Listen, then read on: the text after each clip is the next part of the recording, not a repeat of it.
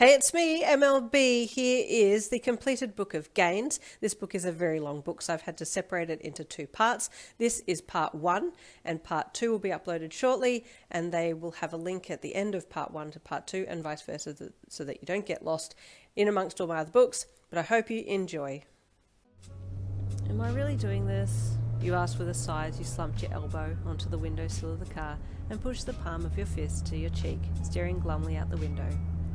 "Oh, honey," your mum said sympathetically, reaching across to pat your knee with her hand, taking it off the steering wheel for a second to give you some reassuring touch. "This will be good for you." "I don't want to go to UA though. This was Dad's idea," you grumbled. "Oh, you know him. He thinks the world of you. He knows you're going to shine," she said with another little pat to your knee, chuckling to herself about her little pun. You were used to the puns and jokes by now. The bullies at your first school had all of them down pat. "Yin doesn't shine like the sun. She's fatter than the sun." "Hey Yin, if you fart, is that like the equivalent of a solar flare?" "Don't get too close to Yin. You might get sucked into her black hole." There's not one joke about being fat or something to do with lights or planets that you hadn't heard. It hurt. You cried often about it. But you had learnt to go and hide first before crying, otherwise it would make the bullying worse. It sucked. Your mum was very sympathetic towards your plight, but she hadn't really helped. She too had suffered the same torture as a kid and as a teen, and her solution was to reach for comfort food, so she taught you to do the same thing. Your dad was thinner than your mum and you, and he always made comments on your weight or the way your clothes fit, using your mum as an example of why you shouldn't eat what you were eating. "If you keep on eating ice cream, you're going to end up the same size as your mum," he'd say. "Why don't you go out for a walk in? You could stand to lose a few kilos." "I'm telling you all this because I love you." "Really, Dad? Is that what love is? Hurting someone with your words?" you'd thought. You didn't want to tell your mum that you had still been awake when her and Dad were talking about moving you to UA. Your mum had just said that it was because he knew that you were going to shine, but that's not what he had said the night that he had pitched the idea to your mum. "She needs to be in a program that's going to make her thin," you heard him say to your mum. "UA isn't a weight loss program," your mum had replied. "No, but it's a hero course. All the female heroes are thin. They'll kick her into shape, and plus, I have connections," your dad had said. Ugh, connections. It's always that damn connections card that gets pulled out. It annoyed the hell out of you that he used it for everything. Who would have thought that a quirk could end up being so annoying? You scowled to yourself while looking out the window. "Oh," your mum suddenly said cheerfully, since you'd been silent for about 10 minutes now. "I know, once you've had your uniform fitting, we can go and get some ice cream. What do you say? Your favourite. That'll cheer you up." Her bright smile only made your guts twist more. "No, I don't feel like ice cream," you said sullenly as you looked from her back out the window. "Oh, what about that new dessert place that opened up at the other end of town? You really enjoyed the chocolate double choc chip with white chocolate drizzle waffles, extra cream, didn't you?" she asked, having memorised your order. You wavered. Those waffles had been god tier. Your mum saw that she had unearthed your weakness and pounced. "Yes, it's settled. Uniform and then off to get some delicious waffles," she said triumphantly. "I mean, what the hell, right? Treat yourself." "Yeah, okay," you agreed glumly. She reached across and patted your knee again. "There's my little sunshine. This is going to be great." And you know what? You were kind of looking forward to going to the uniform shop now, because waffles would follow soon after. Today was pretty okay. After getting lost a few times, your mum finally found parking near the school, and you and her walked to the ridiculously large gates at the entrance of the school. "Oh my," she said as she leaned back a little to look up at the size of the gate. You hummed, looking up as well. Then she pressed the buzzer on the intercom and spoke to someone who'd let you both in. You'd been told to enter the front doors of the school building, and then turn left and head down the hall, and the uniform shop would be on your right at the end. "What a lovely neat schoolyard," your mum commented as you walked side by side towards the front doors of the building. It was all very quiet, and you were grateful for that. You didn't need to deal with people staring at you. Putting your head down, you just followed where your mum went and stayed by her side as you headed down the hall to the door at the end and waited as she did a cheery knock-knock on the door to be let in. A kindly lady opened the door, and after your mum had explained what you needed, you were ushered in to get your UA uniform. "Just jump into the change room," the lady said as she walked to the rack at the back of the room and slid some of the clothes aside to check their size and type. "So you'll need a school uniform and a sports uniform," she said. You'll be getting your own hero costume in due time, but the class you're joining hasn't completed their designs yet, so there's no rush to submit yours. You just nodded from where you were now standing inside the change room. You knew she couldn't hear you if you just nodded, but you figured that she was speaking more to your mum than you anyway. Okay, the lady hummed as she looked at a few more things. What size are you then? She asked. Panic. Oh, 12, I think. That's about right, isn't it, darling? Your mum called to you from outside the change room. I'm pretty sure I've never been a size 12, you thought internally. Before you could say anything, a school uniform was flopped over the stall door onto your side, and you took it and pulled it down. I already know this isn't going to fit, you thought with dread as you started undressing. You purposefully kept your back to the mirror in there. You already knew what you looked like. You didn't need to hate yourself again for the 50th time that morning. Taking the hanger out of the uniform, you unzipped the side of the skirt and stepped into it and pulled it up. Your thighs were already slaying out the sides, and there was no way in hell that zipper was going to close. You said softly, staring down at your hip bulging out the side of the skirt. Could I try the next size up? You said in the softest voice ever. Sorry, love? Your mum asked from the other side. The sizes are out, are they? She turned to the lady. I think the sizing is off. The size 12 probably is more like an 8. Can we try the 14 or 16? I'm pretty sure I'm a 20, you thought with humiliation. While the lady was getting a size or two larger for you, your mum was talking about how all the ladies in her family were all big-boned, a term that you'd heard so many times you may as well have had it branded on your arm. Size 14 and 16 were yeet over the stall door for you, and as you feared, size 16 was still a little too small. When only silence came from your side after being asked how you were going, your mum jumped into action again. Can I see what you have there? She asked the lady, walking over to the rack to see the sizes. I think this one will be more her size. The others have just been labelled wrong, she said dismissively as she pulled the skirt from the end of the rack out and walked back to your stall door to hand it over to you. You took it as she put it over the door and quickly slipped out the other one and then put this one on. It fit. You checked the size. Size 22. Wow. You could hear your mum talking away on the other side to the lady, but they sounded so far away. Your eyes were glued to the number printed on the tag. It felt like the numbers were lifting off the tag and being dragged into your eyeballs. Honey, does it fit? You finally heard your mum ask. Yeah, you replied numbly.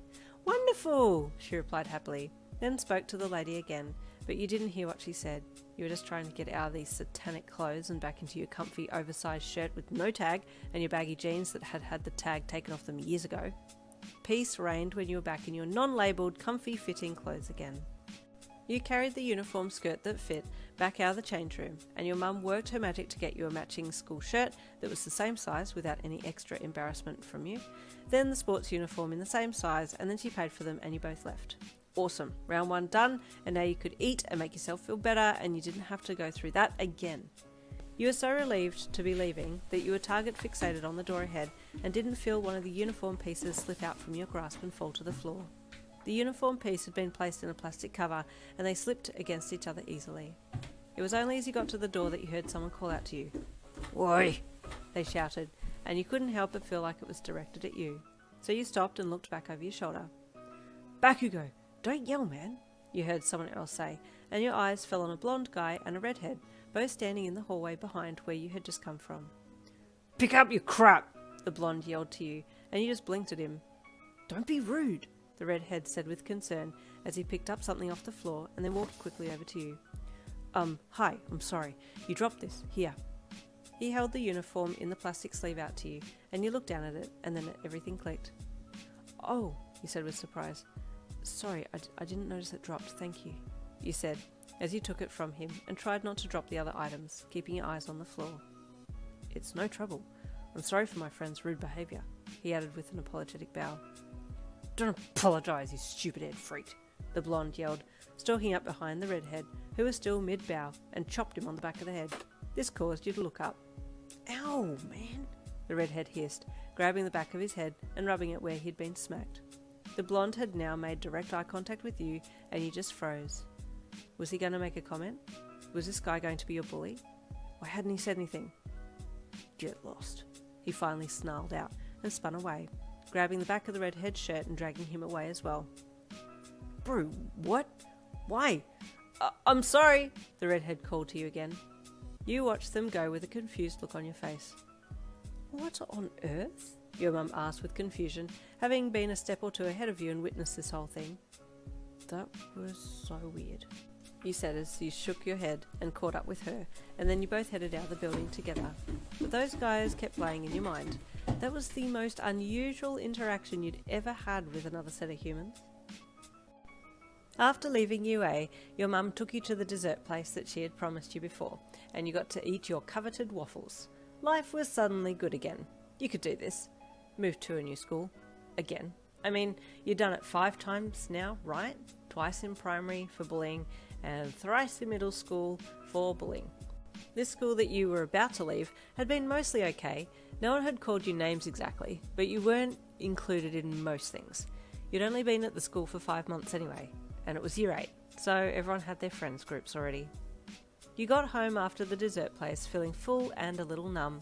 You didn't want to think about what the next 2 days might bring. Before you knew it, D-Day had come, and you were in the car again headed for your new school, UA. You'd gotten in on recommendation. You wondered how that was going to fly with the other students. Getting out of the car a little way away from the gate, you said a hasty goodbye to your mum, and with head down, stepped right out of the car and into a throng of students flowing towards the entrance gates of UA.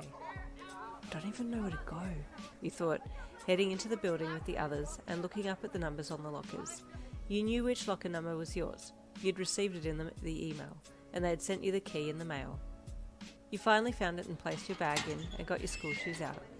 Bending down to put them on was hard. It strained your hamstrings to bend that far. Panting, you got your shoes on, and then got your books out and joined the milling students to find your room. 1A. You looked up at the classroom numbers above each door as you walked the hall, and when you couldn't see the correct numbers on the door, you kept going. Finding classroom 1A further down the corridor, you exited from the busy hallway and slipped into the classroom.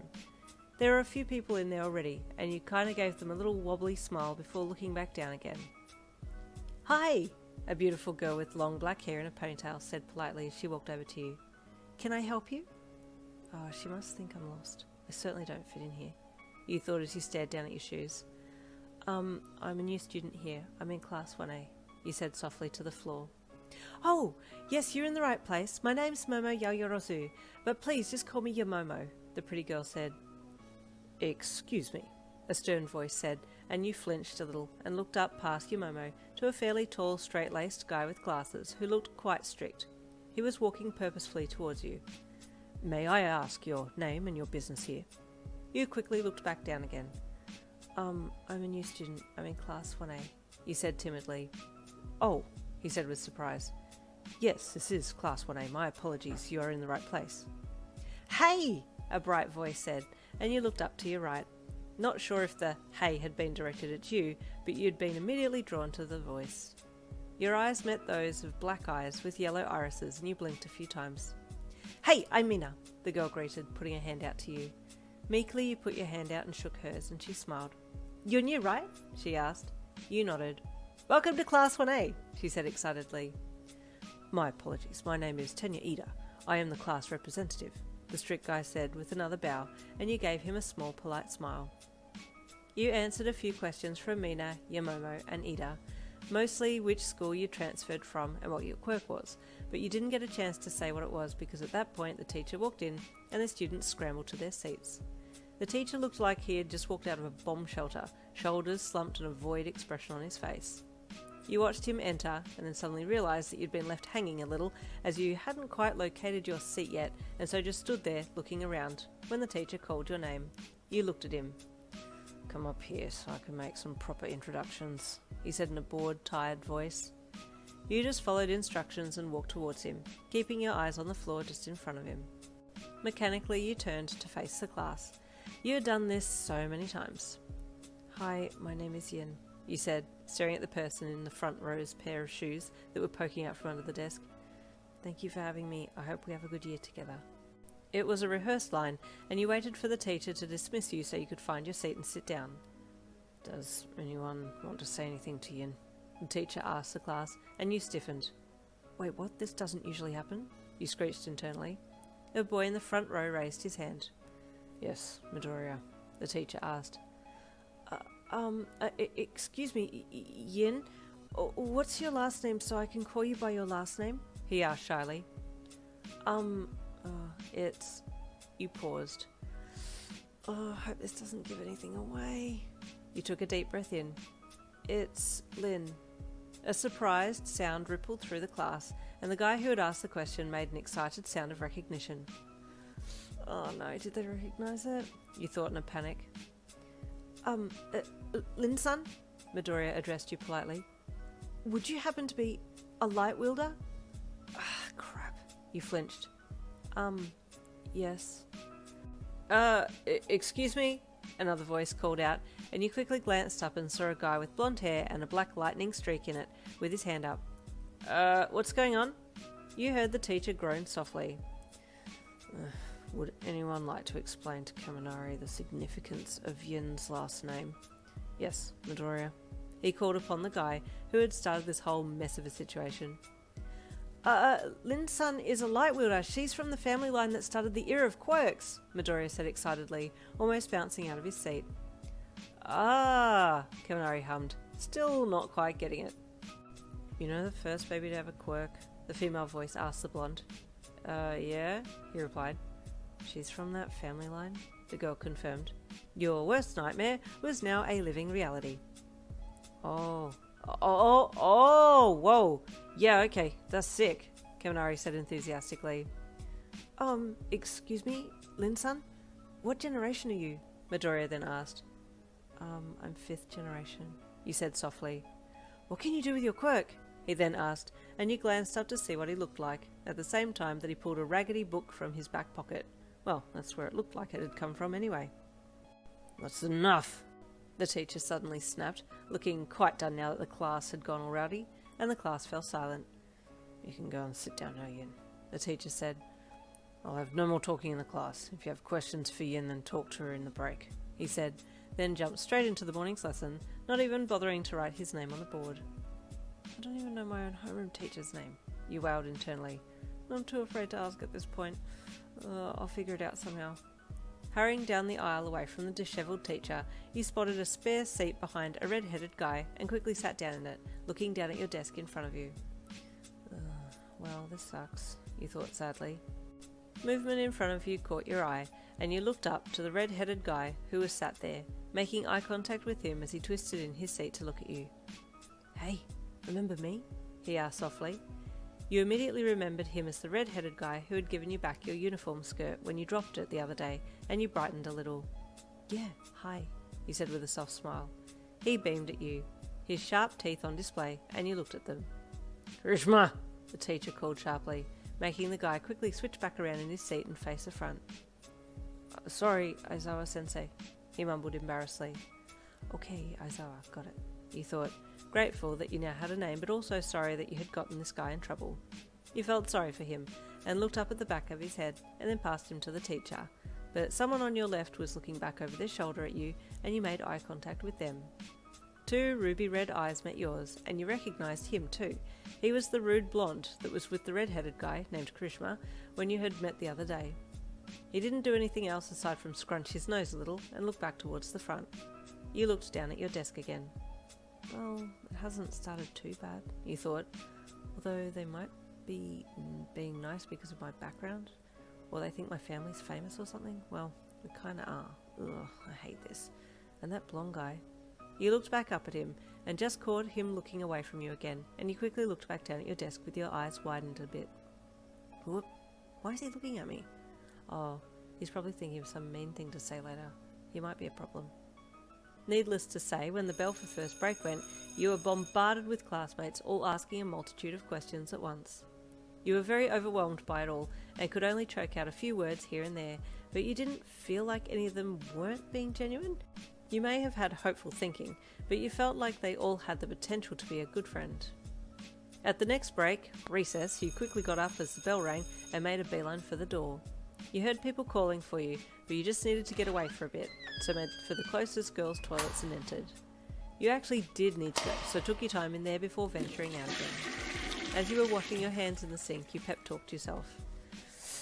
You can do this, Yin. Just answer their questions and maybe ask a few back. It's okay. This is the best time to make friends.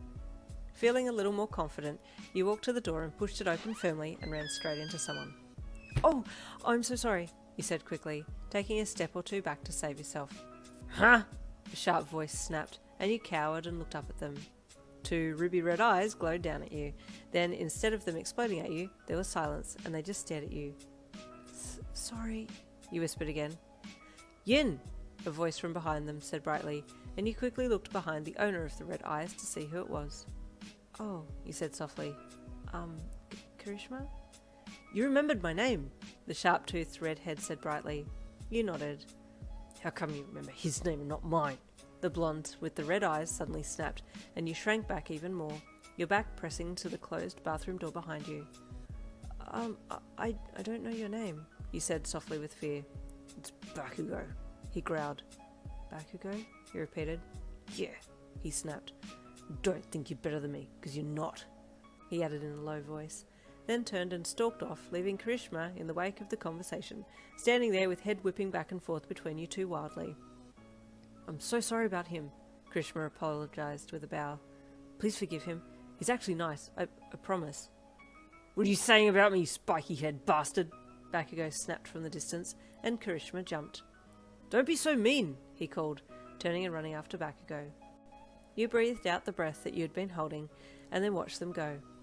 "They're interesting," you thought, as you turned and headed back to the classroom. The rest of that day went quite well. Mina and Yamomo had really taken a liking to you, and had been there to help you with a lot of things that day. You were happy about that. When the final bell rang, you made your way, with Mina and the other girls, out of the classroom and off down to the lockers. "Oh, and then," Mina chuckled, right in the middle of telling you a class story, "he did a front flip and landed on his feet. It was the funniest thing ever." She burst out laughing, and you cracked a small smile. "That's funny," you said with a small giggle. "Hey, so do you want to come with us to the shops?" she then invited. "We're going to do some shopping for new clothes." "Oh, my mum's going to be waiting for me with the car, so, can I come another time?" you asked meekly. "Yeah, of course. Sorry to have asked so suddenly," she apologised, walking down the last of the steps to the locker room with you. "No, it's okay," you said with another small smile. "Okay, I'll see you tomorrow then?" she asked as she started to walk off towards her locker that was a little bit away from yours. "Yeah, see you," you said as you turned and walked towards your own locker. As you rounded the end of the locker set, two ruby red eyes met yours and you froze. Your locker was just underneath Bakugou's. "What?" he snapped. My locker's there." You pointed to it. He grunted, then closed his locker, grabbed his bag from the ground, flung it over his right shoulder, shoved his hands into his ridiculously slack pants, and marched off, knees out to the side like a bloody gremlin. You watched him go with amusement. Such a weird guy, you thought.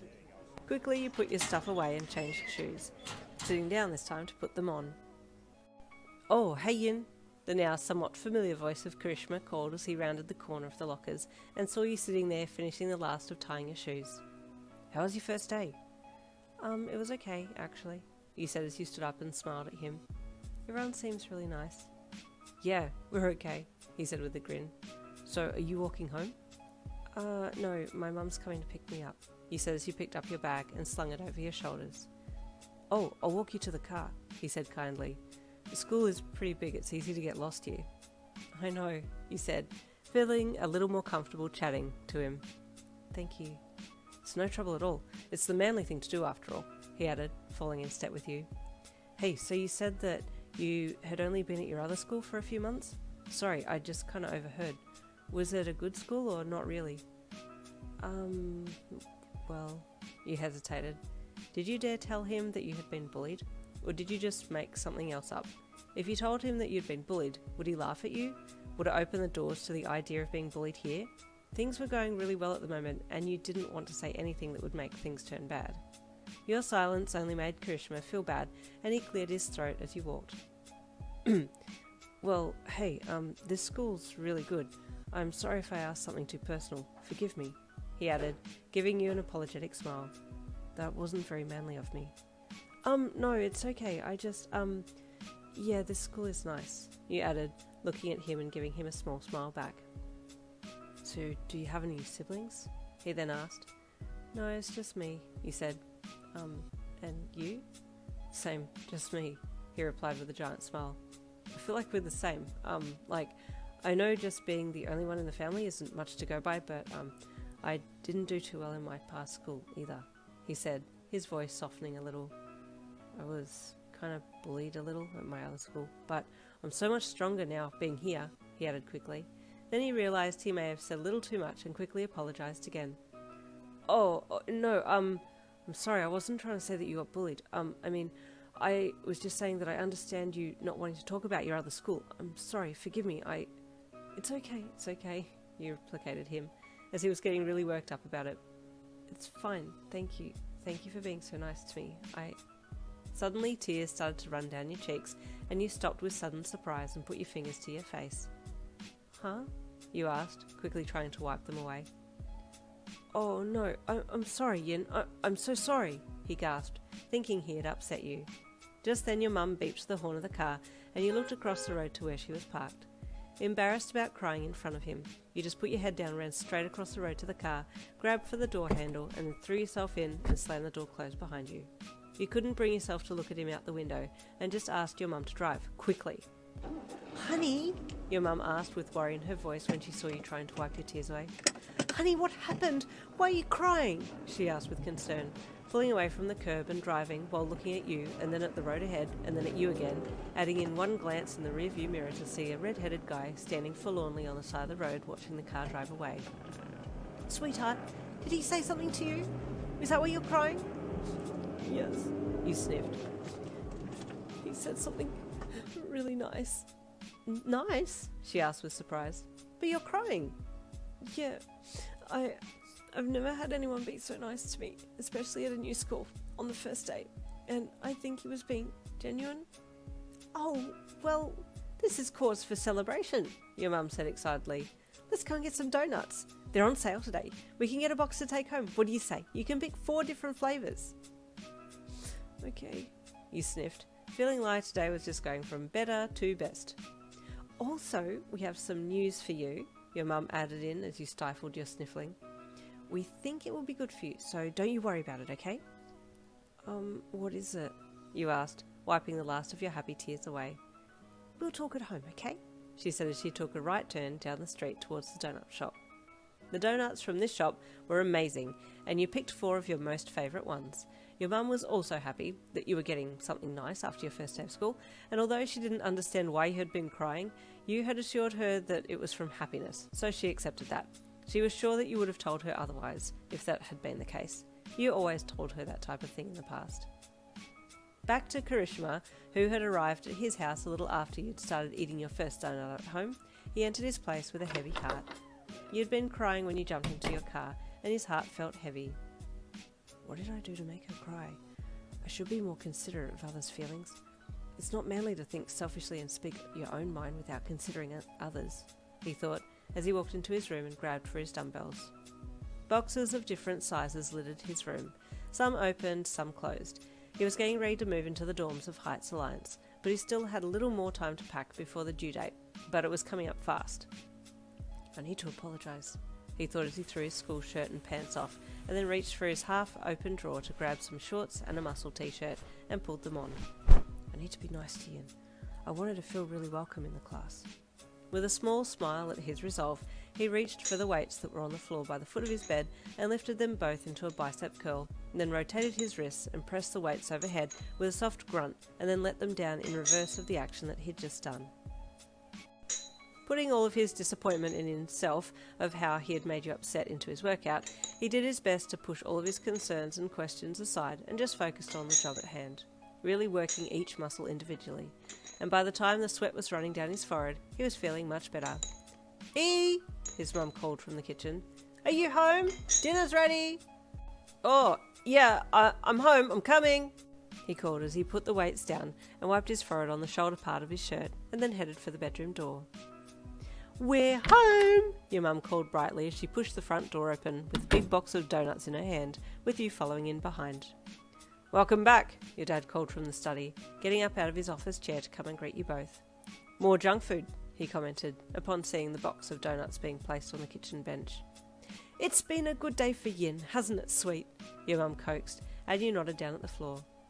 Yeah, it was okay, you confirmed softly. School was good then? Your dad asked. Are you famous now? You tried to hide the unhappy look on your face and just shrugged. No, you mumbled. Oh, but you should be famous now, your dad said with a proud smirk. I mean, this school cares greatly about quirk origins. It's a hero school. They should feel honoured that you've chosen to go there. Without our family line, this world wouldn't have quirks. Pretty sure some other family would have a quirk and that they would share it. It's not that special, you thought with an internal eye roll. Have a donut, lovey, your mum requested of your dad, reaching for the box and opening it and then holding it out towards him. No thanks, he said sharply, holding his hand out in a stop sign to the box. We don't need 3 large people in this house. Ouch. Suddenly you felt too full, like your stomach had just died. You didn't want to eat anything ever again. You had just looked up at that point, but dropped your gaze to your feet again. Your mum quickly interjected into the now cold silence. Honey, she addressed your dad. You had some news. Did you want to be the one to share? She asked as she reached into the box of donuts and shoved a whole one in her mouth. Yes, your dad said, the conversation moving on to a new topic at lightning speed. So, as you heard, UA had a small breach of security earlier this month with a villain attack, so they've decided to move the students into secure on-site dorms. You will also be moving into the dorms, he added happily. What? You asked with surprise, looking up at him. Yes, he confirmed. This will be good for you. You won't just be able to sit around at home eating donuts and chocolates and everything else whenever you want. What? You asked again. You weren't sure what on earth this had to do with food. The move date is on this weekend, so get packing. I've already put the moving boxes in your room, he added. What? You asked again. Everything was happening way too quickly. Stop saying what and go and pack, he said firmly, shooing you with his hand. You stepped back to avoid his shooing hand and turned slowly. But what if I don't want to move? There's nothing more to add to this discussion. Go and pack now, your dad said firmly again, and you had no option but to just leave, putting your head down and walking to your room. You could hear soft talking as you walked away and heard your mum sniff as she shoved another donut in her mouth. Oh, my baby, you heard her mumble sadly. This is the best for all of us. You two are bad news together. All you do is eat and stay fat, he said cruelly. We're just big boned, your mum tried to say, only to be cut off again by him. But by then you had reached your room, and then you entered, closed the door behind you so that you didn't have to listen to his cutting words again. You stood there in the middle of your room and stared at the folded boxes lined up on the wall behind the door. Tears welled in your eyes. But I don't really know anyone in the class yet, and I don't feel comfortable. I don't want to move away, you thought sadly as your bottom lip quivered. A sudden knock on your door behind you made you jump, and you turned and grabbed for the knob and opened the door with your eyes still on the floor. Here! A packing tape strapping item was shoved into your view. You'll need this. And the second you took it, the door was closed and you were on your own again. I don't want to go. You had a fitful sleep that night and felt like death the next day, eyes still feeling puffy and swollen. You looked at your reflection in the mirror after you showered that morning and nearly cried again. Oh well, that was the look for that day, you guessed. Yin, your mum sung as you got into your school uniform. I've made a yummy breakfast for you, she added. You could hear the excitement and happiness in her voice as it floated up the hall to your room. Okay, you called back, grabbing some last-minute things before opening the door and walking down to the kitchen.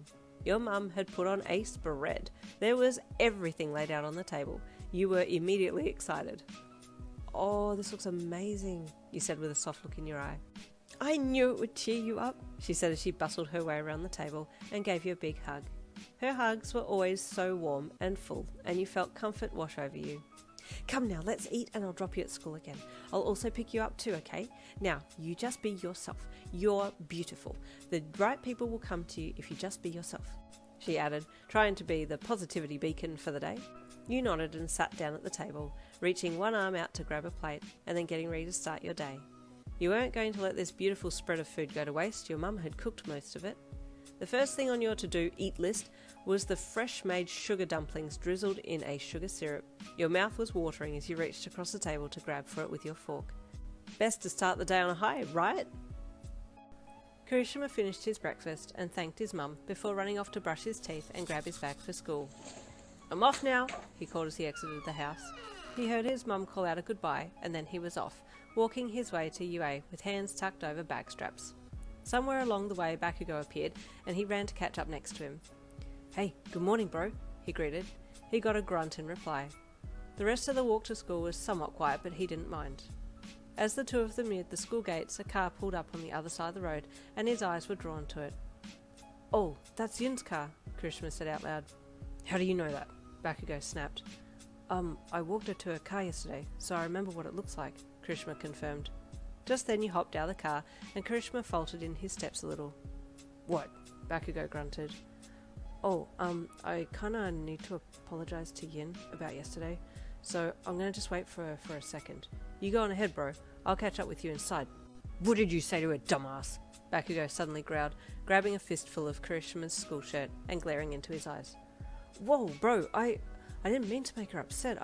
What did you say?" Bakugo yelled.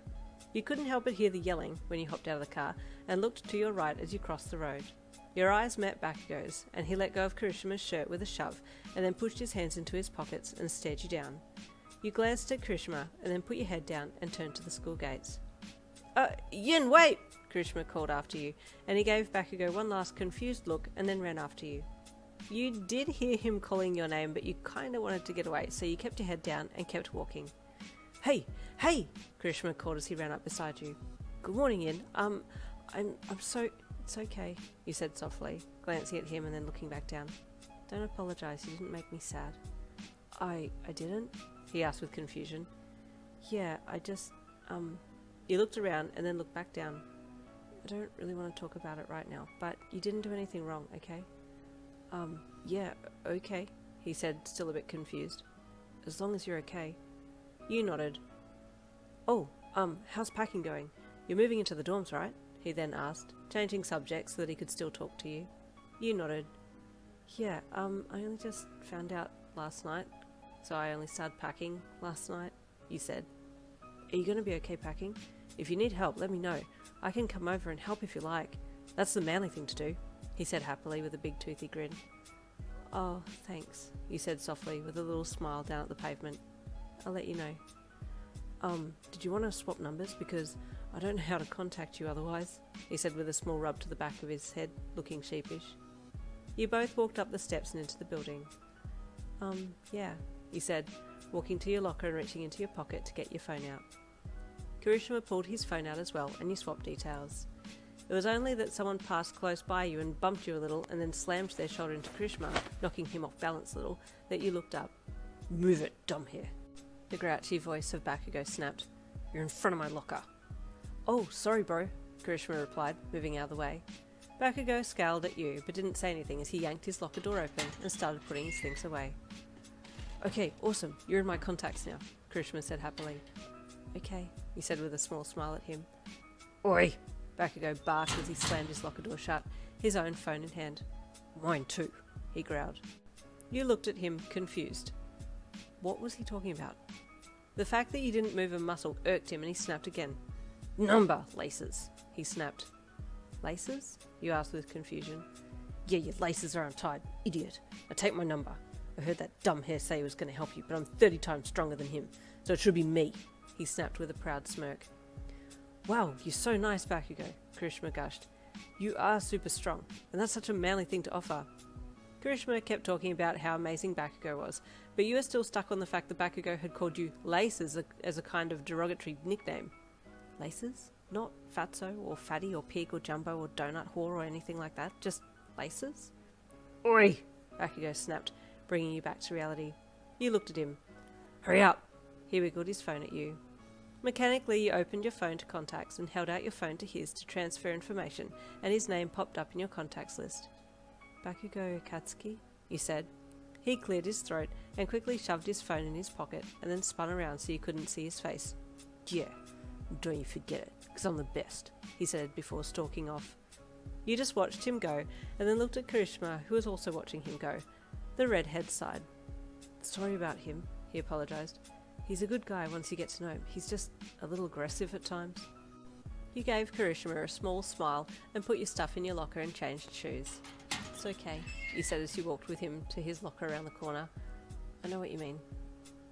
Class was okay that morning. Everyone was happy to see you again, and the girls all seemed really lovely, like genuinely nice to you, and even asked you to sit with them at lunch. Your mum had made you lunch, like always. 3 bentos, but you only pulled out 1 because all the other girls only had 1. You felt embarrassed about bringing out more. "What have you got today, your Momo?" Mina asked the beautiful girl as she opened her box. The food inside was immaculate, and you immediately noticed how healthy everything looked. "Wow," all the other girls gasped, peering into her bento box. "Well, what does everyone else have? I bet everyone's lunch looks delicious," your Momo said happily. I don't have very much," one of the girls, Eureka, said with a slightly saddened face, even though she was still smiling. Shyly she opened her lunchbox and showed that she only had a small portion of rice and seaweed strips down the side. You felt sorry for her. She looked so embarrassed and sad and hungry. Everything that you felt, but for reasons that were on the opposite end of the spectrum. Here I am with 3 bento boxes and she only has rice, you thought sadly. "You can have some of mine," your Momo offered sweetly, sharing some of her tastiest morsels with Eureka, who seemed beyond delighted to be having such yummy food. "What do you have, Yin, Ribbit?" Suyu asked you, looking across to you. I'm not sure. Mum packed my lunch," you said softly. Truth was, you did know what would be in your lunchbox, and you also knew that you'd be judged because of it. The girls all waited expectantly for you to open your box, but you hesitated. "You know what? I really feel like a cream bun," Mina suddenly said. "I'm going to grab one before next class." "The ones from the corner store are the best," Hagakure, the invisible girl, said. You popped your box open while they all talked and quickly looked inside. "Oh, Mina, I have a cream bun in my lunch if you want it," you asked her. "Really?" Mina asked with excitement. "Do you? But you don't want it? Do you like cream buns? We should go and get one together." "Oh, wait, you already have one." She found this funny and laughed at her own silliness, but you had already pulled the bun out and was holding it out to her, still wrapped in its plastic. "I don't want to take it if you want it though," Mina said, still half laughing at herself about how silly she had been. "It's okay," you said with a small smile. "You can have it." "Oh, your lunch looks so yummy, Yin," Eureka said, looking over into your box. You kind of froze up a bit, but you saw that she was genuinely eyeing your food, and you felt bad for assuming that she was being mean and trying to sound nice. Did you want some? I'm not really hungry," you lied. "Really?" she asked. The look in her eye was that of a mix of begging and awe, and you felt for her. "Yeah, take whatever you want," you said. She thanked you again and reached for the cheesecake, and you smiled as she opened the packet and took her first bite, savouring the taste. "Oh, this is so good," she purred. You took out the small packet of egg roll and opened it, eating small bites while you listened to the girls talk around you. These girls seemed different to the rest. Not one of them had made mention about your food choices or the fact that you were bigger than them. It was really nice. After lunch, you were all told to change into your sports clothes and meet in the sports auditorium for track practice. You had been dreading this one. Fitness, as I was stated, is important for every aspect of hero work. You're all lined up listening to his talk before being told what you would be doing that afternoon. All of you standing at ease with hands behind your backs. Not the easiest of manoeuvres for you. You'll be doing laps. Then you'll be assessed on your quirk endurance post-exercise to show where you're at right now and how much you need to improve. Great, you thought, with a depressed look on your face as you stared at the track lanes in front of you. He said a few more things and then you were put into groups and lined up. "Team 1, go!" he called to the first 4 classmates as they started running along the track. He waited for a minute and then sent the next group. You were in group 3 and waited patiently for the others to go and then stepped forwards to wait your turn. "Team 3, go!" he called. The others in your team all took off at a steady jog, but it was painful for you to go at their speed. You tried for the first few seconds, but everything shook with each heavy footfall, and you were embarrassed enough by how you must have looked that you slowed to a kind of walk half-run instead, panting furiously. The stress of not being able to keep up, coupled with the stress of being left behind, thrupled with the humiliation of being the only large person in the class, really put you on the spot and you just wanted to cry and disappear. "This sucks. This sucks. This sucks," you chanted, keeping your eyes down as you made your way slowly around the track. Suddenly, running footsteps behind you caught your attention, and the next group of students flew past you. None of them made comment though, which you appreciated. Usually in sports class there would be the odd insult thrown at you by a passing person. Finally you made it around the track, dead last, and stopped at the finish line where Aizara was standing off to the side. You didn't even look up at him. You didn't want to know what kind of expression he had on his face. "Quirk ready," he said from beside you. "Use maximum output as you walk to the red marker ahead." You held your arms up and faced your palm to the front of you, activating your quirk to make your palms glow. "Brighter," Aizawa snapped, and you grit your teeth and focused as your palms shone a bit brighter. "Maximum output yin," you heard him call, and you scrunched your face and pushed the light brighter. It stung your palms a little, so you took a larger step towards the red marker, panting and straining as you stepped up to it. "Side steps, left hand to the left marker at head height. Step to the right, right hand to the right marker at head height. Markers read output, so if you don't hit maximum, it will zap you. Go," he instructed, walking slowly beside you to keep an eye on you. "Zap me." You stepped to your left and activated your quirk and touched the left marker at head height. It lit up. You then stepped to your right and touched the marker at head height. You really did your best to push your quirk to max, but after having walked quickly, then used your quirk for about 100 metres at your current maximum, your body was starting to tire significantly. A sharp pain stung your right palm and you recoiled quickly, hissing and shaking your palm. "Maximum yin," Aizawa barked. You quickly stepped to the left again and focused. The board lit up. You stepped to the right and focused. You got zapped again. Man, that zap hurt. There were 10 more markers to go. You got zapped another 4 times, 3 on the right and only 1 on the left. Your right hand felt a little numb and tingly. Everything hurt, to be honest. After that, you had to do 10 push-ups and then use your quirk to light up some glow things. It was grueling, and by the time you got to the last item, you could barely get a dim light from your palms. Tears were brimming along your lower lids now. Could the earth just open up and swallow you already? Today sucked. You had kept your head down mostly, so you didn't see where everyone else was in the class. After you had finished your training, the class ended. Everyone had managed to get in before you, so you assumed that they had all seen your performance, or lack thereof. You hung at the back of the group and followed them meekly back to the change rooms. Everyone seemed a little tired, but no one was completely void of energy like you. This wasn't fair at all. Inside the change rooms, the girls took their uniforms off and got back into their school uniforms.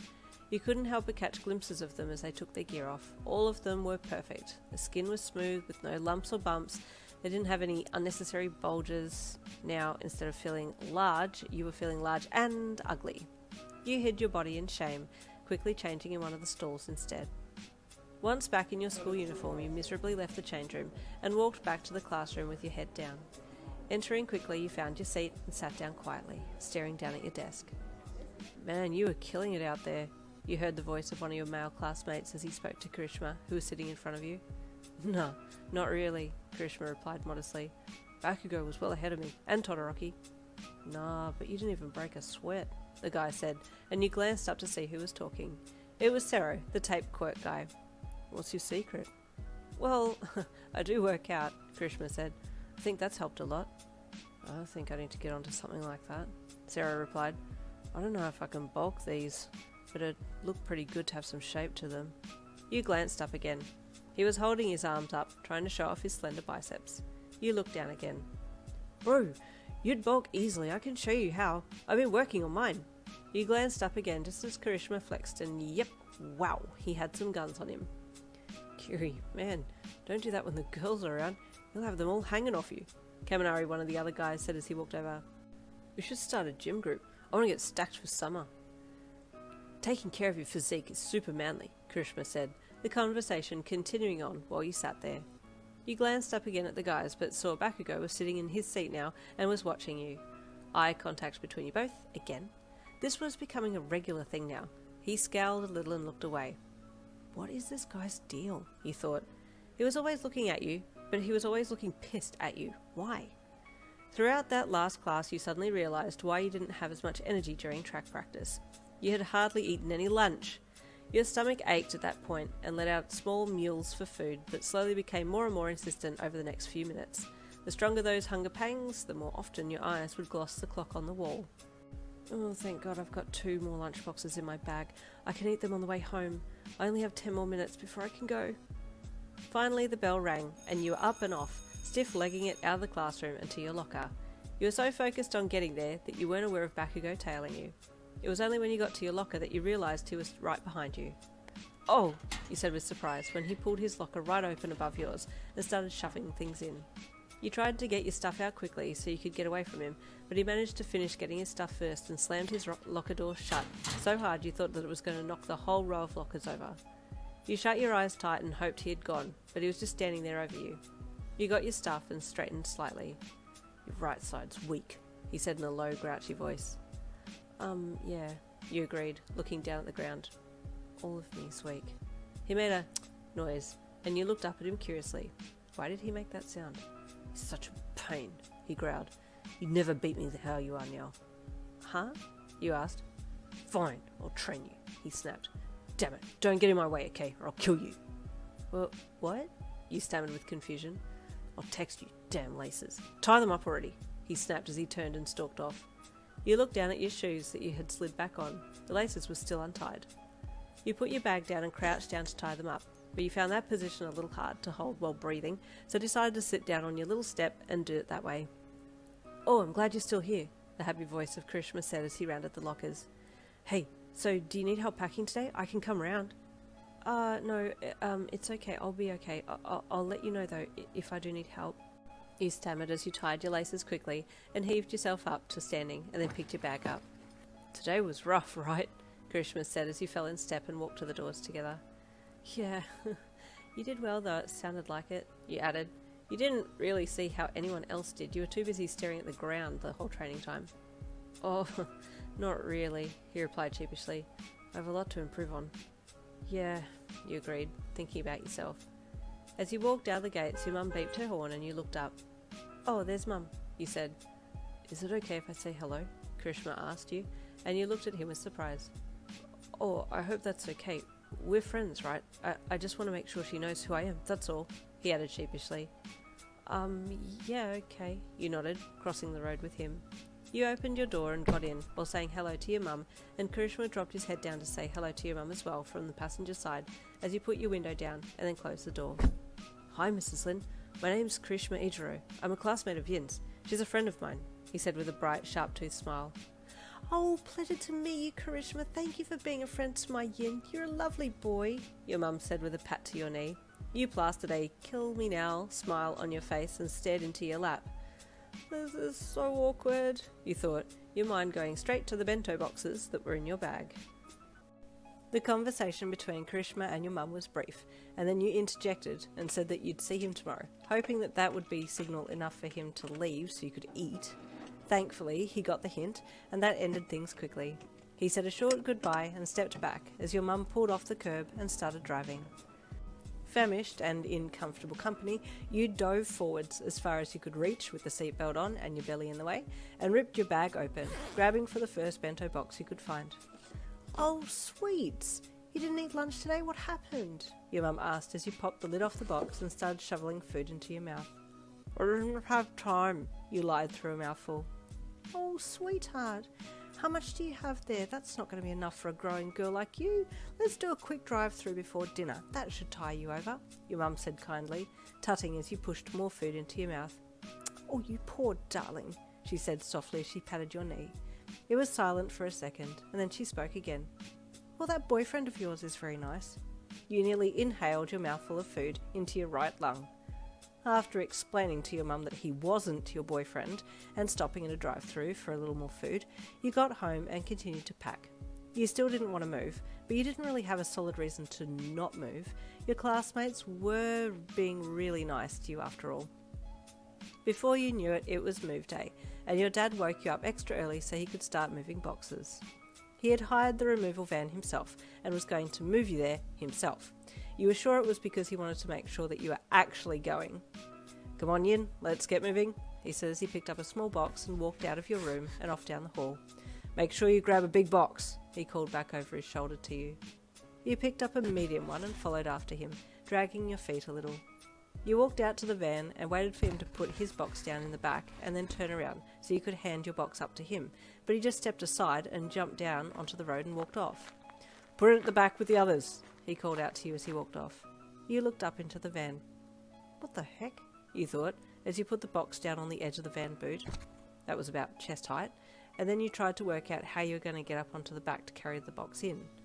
It was while you were trying to work it out that your dad came out with another small box. Come on, hurry up. You haven't even put your box in yet. he chided, placing the small box down next to your one.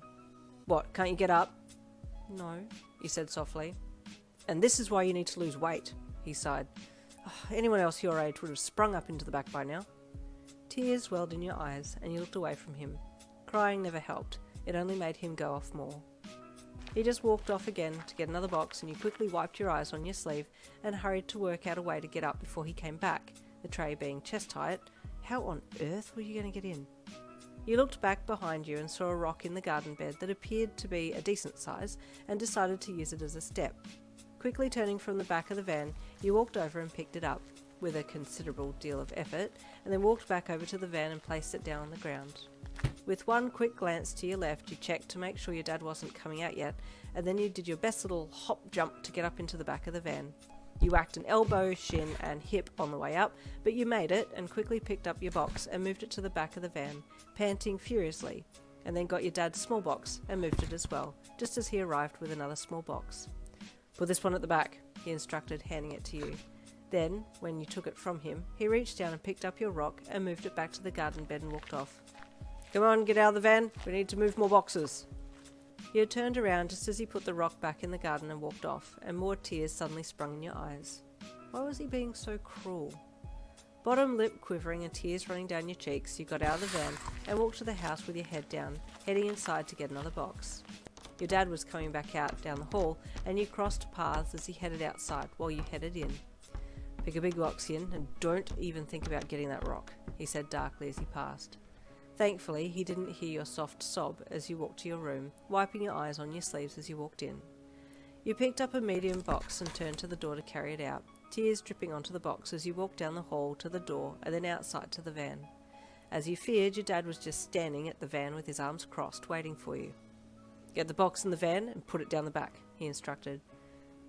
Dad, Your words choked in your throat, and you couldn't get them out, tears flowing a lot more freely than your words were at that point.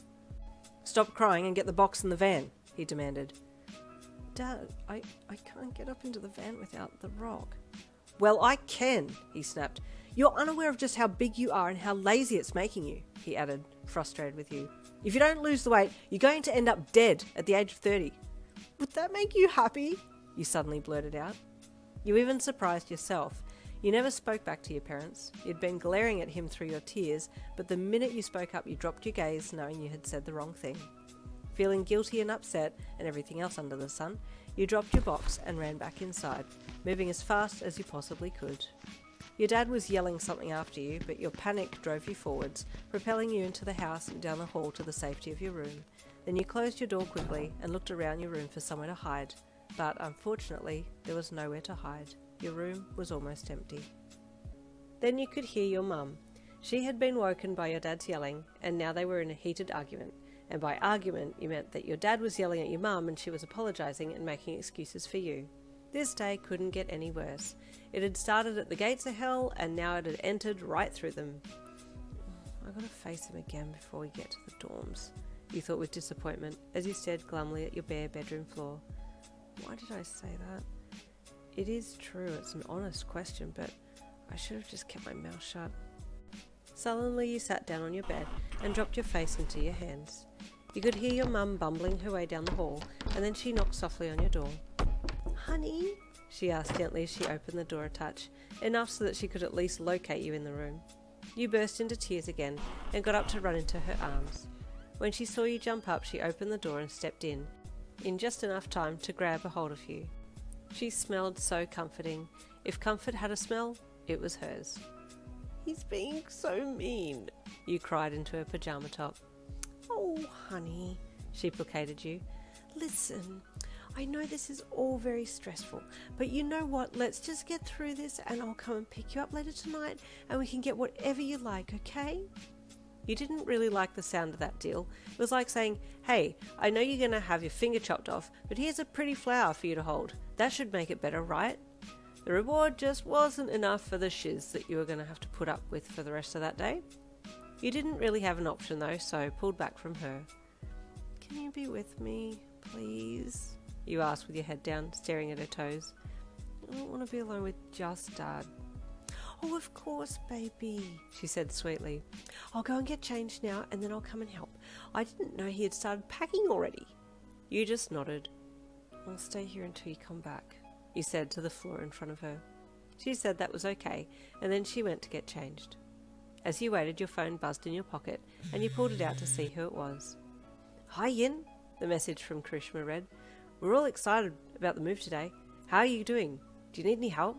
My folks are about to have my stuff delivered at the dorms, and then I could ask them for a lift to your place to help if you need it. You felt a little better after reading his message, but at the same time, no thank you, you did not want him to come over and see how your family really was. Hi, Kirishima, you sent back to him. We're packing the van now. We're almost done, you lied. So I'll, see you at the dorms, okay? Oh, awesome, he sent back with a smiley face emoji. I'll help unpack from the dorms then, okay? See you soon. You felt okay, a little better than before.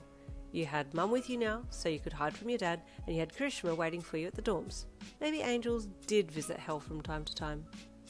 Your dad was still really pissed at what you had said to him, and that you still appeared to be trying to get out of doing the work, but you managed to get everything loaded, and then you got into the back of the van and sat looking out the window while your mum and dad got into the front seats and you were off. Your parents talked while you just remained silent, cheering that you would be getting out soon enough and that there would be help waiting for you on the other side of this messy ride. As your dad turned to the corner to UA, you dragged your eyes away from your safe space window viewing and looked out through the front windscreen. There was UA up ahead, and there were vans and trucks and all kinds of moving vehicles parked up ahead as well. It certainly was a big day. Classmates and family members of those classmates were milling around the gates, carrying items in, greeting newcomers, and just generally helping out. Your van lurched to a stop behind another van, and you got out quickly. Not because you were excited, but because you wanted to get as far away from your dad as possible. As you closed your van door, someone called your name, and you looked up. There was Kirishima in a tank top with arms on show, and Bakugou in a black t-shirt with a skull on it, standing just behind him. Hey, I've already moved most of my stuff in, Kirishima said brightly as he approached you with Bakugou hanging back a little bit behind, but coming in close to at least be able to hear the conversation. Do you need help? I'm ready to go, he added as he flexed his biceps and then activated his quirk to make them go rock hard, complete with bright toothy grin. Yes please, you said gratefully with a small smile, and your dad stepped up beside you. Hello, he said sternly to Kirishima. And who might you be? Oh, hello sir, my name is Kirishima Eijirou. I'm a classmate of Yin's, the smiley redhead replied politely. Then he spotted your mum coming up behind your dad. Oh, hello Mrs. Lin, he added in brightly. Good to see you again, Kirishima, your mum said politely as she walked around the van to join the conversation. You glanced past Kirishima to Bakugou and gave him a small wave of acknowledgement that he was there. Hi, Bakugou, he said softly. He grunted and looked away. Sir? Mr. Lin, sir? I can help if you like. I love helping. It's super manly to assist in moving, your red-headed angel added brightly, drawing your attention back to him. Well, your dad looked at you and you looked down. Don't help out too much. You needs to carry stuff too. Your face fell as you stared at the ground. Kirishima's sweat dropped, not really knowing what to say to that comment. Move, Bakugou growled, pushing past Kirishima and squaring up to your father. Open the damn van, he said darkly. Bakugou, bro, don't be so rude, Kirishima gasped.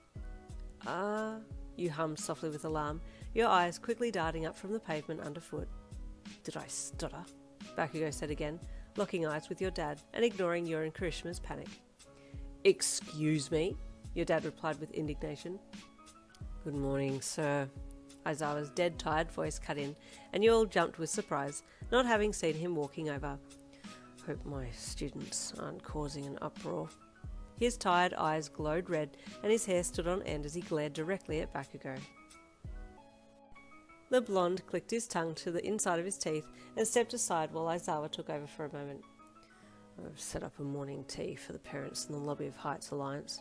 Please feel free to enjoy the refreshments, and my students will take care of their own move. We like to teach independence, he added. I agree with your philosophy, your dad remarked sharply, and although you were looking at the ground again by then and didn't see him, you knew he was making that comment a direct shot at you. Let me take you, Aizawa offered, and your dad took the keys from his pocket and shoved them into your hand. I expect the van to be empty in a timely manner, he said gruffly as he and your mum followed after Aizawa. You breathed out a sigh of relief as they left and finally looked up at Kirishima and Bakugo. I'm really sorry, you said softly with an apologetic look on your face. My dad is a dick, Bakugo growled. Your words, not mine, you said quickly in reply, and then slapped your hand to your mouth. Kirishima looked surprised, and you apologised again. Stop apologising and open the damn van, Bakugo snapped, which made you jump into action, walking to the back to open the roller door. Kirishima was the first to jump up onto the back of the van, closely followed by Bakugo, who used his quirk, of course, and the first few boxes were grabbed and stacked on top of one another and carried out of the van. You were most impressed that they could jump down from the back of the van carrying 2 boxes each, and watched them with awe as they walked off and away from the van. Oi! You need to show us where your dorm room is, idiot!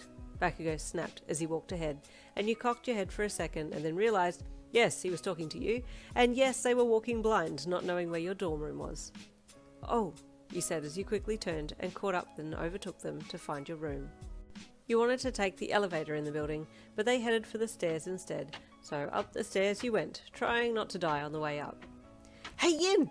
You're next door to me! Mina said brightly when she saw you coming down the hall, red-faced and trying to hold your breath a little so you wouldn't be seen puffing. See? It is your name on the door! You gave her a small smile and nodded, and then reached out for the door handle with the key inside it and twisted it open. It was a medium-sized room with a small ensuite, and you smiled to yourself as you inhaled deeply and then let everything out. When you start, this might be okay, you thought as you walked in and looked around. Bakugo and Kirishima put the boxes down, and then Bakugo walked back out again. Hey, how about you stay up here and arrange the boxes, and we'll carry them up for you, Kirishima offered. Okay, if that's okay. I don't want to make you do all the work though, you said. Nah, it's fine. I love doing this, he said with a bright, toothy smile, and you nodded. Okay, if that's okay. He nodded and left your room, telling you he'd be back in a second. As he walked out, Yurarika walked in. Hey Yin, how exciting's this? She bubbled enthusiastically. Let me know when you want me to move your bed in, and I'll use my quirk to float it up to your window. We've been doing it for everyone else. Oh, that sounds good, you said with a small smile. I've got Bakugo and Kirishima bringing my boxes up, so I'll probably do the big items last. Okay, sounds good. Let me know if you need anything, she added as she turned to go, almost bumping straight into Bakugo as he carried 3 boxes in this time. Watch it, round face, he snapped. Get out of the way or I'll blast you. Jeez, she said as she got out of his way and waited for him to pass before walking out of your room. You fell silent as he walked in and put the boxes down, and then you opened your mouth to thank him, but his eyes locking with yours made you clam up. Thank you, you finally said softly. You didn't need to help me, but thank you.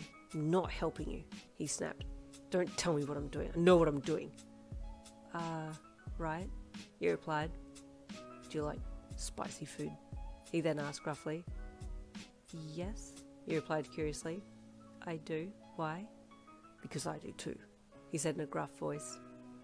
Oh, cool, you said, another lull hanging for a second.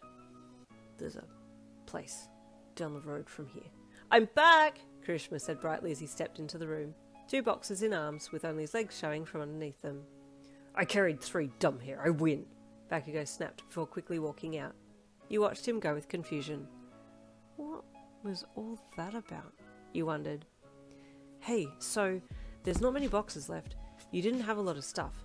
If you need anything, let me know, okay? I might have a spare desk or something back home. Or like, we could go shopping for anything you need, Kirishima added with a smile.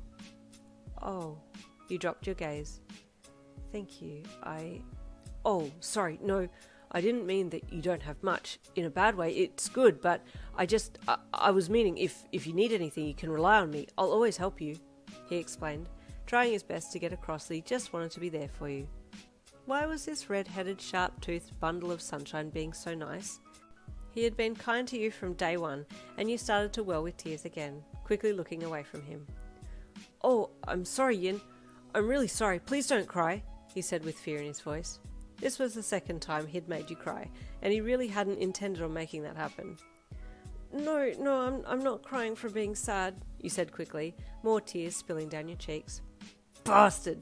A sharp voice said from the doorway, and you looked quickly to see Bakugou had just entered and seen you around the side of the 4 boxes he was carrying. "I'll kill you, dumb hair." "Eh?" Kirishima asked with confusion, his head whipping back and forth from you to Bakugou and then back to you again. But why? Bakugou dropped the boxes down at his feet with a thud and then curled his fingers while the explosions crackled in his palms. "I don't need to tell you what you did," he shouted. "Oh, wait, Bakugou, wait, why?" you asked with confusion, stepping in between the 2 boys, something you weren't known for, getting in between fighting people. "Every time I see him around you, he's making you pull stupid faces," Bakugou grunted angrily, but at least stopping his explosions to reply to you. "Stop making her cry, dumbass," he hollered around you to Kirishima. No, it's not sad tears," you said with embarrassment, wiping your eyes and looking down once more. "It's me, I'm the one that keeps crying." "And stop crying! People get the wrong idea, idiot," he grunted, shoving his hands into his pockets and turning to the door. "If you make her cry for real, I'll kill you, stupid hair. You understand?" And with that, he was gone, leaving you and Kirishima both looking very confused. "He does have a point though, I need to stop crying," you said with a sigh after enough time had lapsed. "It's okay," Kirishima said, reaching out and gently patting you on the shoulder, but you flinched, so he retracted his hand immediately. "Sorry, that was inappropriate. I'm sorry." "No, it's okay. I just wasn't expecting it, that's all," you said as you turned around to face him. "Yin!" Eureka sung as she skipped into the room. "Ready to move your bed and drawers and stuff in? I've got the team waiting downstairs." "Oh, okay," you said, brightening a little with a small smile at her. She had indeed gotten the team ready, and you quickly detailed the group there. Bakugou was standing off to the side, leaning up against the van, watching you, but aside from that, you didn't know what role he had in the move of the heavier items. Eureka was making things float with her quirk, and then Dark Shadow was helping to guide them up the side of the building, while Momo and Midoriya helped bring the items through the sliding doors of the rooms out on the balcony and put them in place before Eureka would release her quirk. The poor girl had helped everyone that day, and her limit had been hit regularly, so she would have to run off and vomit and then come back after a little break, and then keep going. "Oh, I'm kind of glad that I only have a bed and a chest of drawers to go up," you thought as you watched her ready herself for the drawers after having thrown up about 5 minutes ago. She managed to send it up safely, and then quickly ran off to heave in peace while everyone celebrated a job well done. Once everything had been all done, you and the rest of the class met their parents in the lobby to say final goodbyes. Your mum was a mess, but your dad was still in a bad mood, so you didn't say goodbye to him, just hugged your mum while she cried to you about being alone in the house. "I'll come back, I promise," you said to her through teary eyes. "I'm not gone forever." "Okay, my baby. I'll make sure I make your favourite food whenever you come home, okay?" she said with one last long hug. "Okay," you said with a nod, waving as they left. What a relief, seeing them leave. Maybe this was going to be okay after all. "Hey Yin!" Mina called as she bounced over to you and wrapped you in a big hug. "We're going to get pizza to celebrate moving in. The school is covering costs, and they said to get whatever," she added excitedly. "What's your fave?" I'm easy," you replied sheepishly. It was true though, you'd eat anything. "Okay, awesome," she said as she let you go. "I'll tell you Momo and Ida. They're organising it," she added before spinning around and bouncing off towards them. You watched her go and sighed. You'd been starving all day. You had managed to sneak off and grab something in the morning before leaving, while your mum and dad had packed a few things in the van, but aside from that you hadn't eaten anything else for the rest of the day. Right now, you could have easily eaten 3 whole pizzas, 2 whole garlic bread and 1 litre of drink, and possibly some dessert after letting it sit for a second. You were dying. While waiting for the pizzas, everyone went into the common lounge and sat down to chat. Everyone was in high spirits and were discussing rooms and things in rooms. Naturally, the girls were curious to see the boys' rooms and vice versa. So it was decided that after dinner, there would be an open room policy, showing off whose room was whose and what was in those rooms. You were actually kind of curious too to see everyone's setup. It was going to be a good night. Pizzas arrived after another 40 minutes, and you could smell them long before Shoji walked through the door with them balanced on each of his 6 hands. They were very quickly laid out on the table, and everyone grabbed a plate and dug in. Being conscious of yourself, you watched to see how many slices of pizza most people were taking, and it appeared that 2 seemed to be the going number for the girls, and for some of the guys they were taking 3 or 4. You literally wanted to yoink a whole pizza box for yourself, and that was just for starters. With much restraint, you took 2 slices of pizza and 2 slices of garlic bread and a small drink and sat down to eat, trying not to inhale the food on your plate too quickly. Oh, how you wanted more. You so desperately wanted more. But none of the girls were getting back up for seconds. Why the hell weren't they getting back up for seconds? Now you couldn't get back up for seconds. Ah, your Momo said brightly. That was so good. I'm so full now. Really? You screamed internally. How? How are you full? You barely ate anything. The pizzas are so filling, right, Ribbit? Tsuyu said in agreement, which then sparked a conversation amongst the girls about how full they all were. I'm going to eat more, Bakugo suddenly snapped out of nowhere, and you looked at him. All you cowards couldn't handle more. His eyes glossed over everyone and then settled on you. Fight me if you can, he added with a smirking scowl, eyes locked onto you. What? You thought as you looked back at him. Go ahead, Mina said to him as she lounged back. The food in my belly has won this fight. What about you? Bakugo growled, and your eyes shifted from Mina to him, noting that he was still staring directly at you. Me? You asked with fear and surprise. Take another slice, if you're not a coward, he challenged. Leave her alone, Bakugo, Ida suddenly said as he stood up and chopped his hand at Bakugo. If she doesn't want to eat more, then do not force her. Shut up, Four Eyes. I wasn't talking to you, Bakugo growled, throwing a threatening glance at Ida. It's okay, I'm full, you lied. Bakugo shut up and glared at you. You knew that he knew you were lying, but he didn't call you out on it, and Ida sat back down. You had to sit there and wait for another agonising 30 minutes before everyone had chatted and eaten their fill, and then the topic of seeing everyone's rooms came back up and everyone got up to go and see the rooms. Boys first, Eureka chuckled as she skipped ahead. I want to see what your rooms look like. Yes, boys first, Mina agreed, running up beside Eureka to skip with her. And so it was decided, boys first.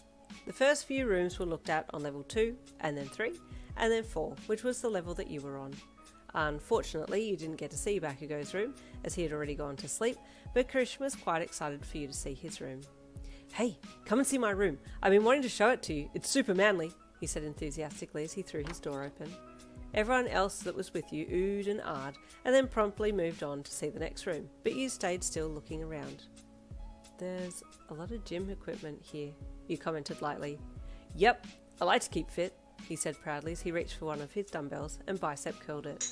You watched him curiously, and he grinned at you. Is it heavy? You asked him, watching him do it with ease. Nah, not really. I've been intending to get heavier ones, but to be honest, you don't need heavier weights. You just need to do more reps, he said, switching the weight to the other arm and pumping that bicep. You kept watching curiously, so much so that he felt like maybe you wanted to try it, so he stopped and held the weight out to you. You want to give it a try? He asked.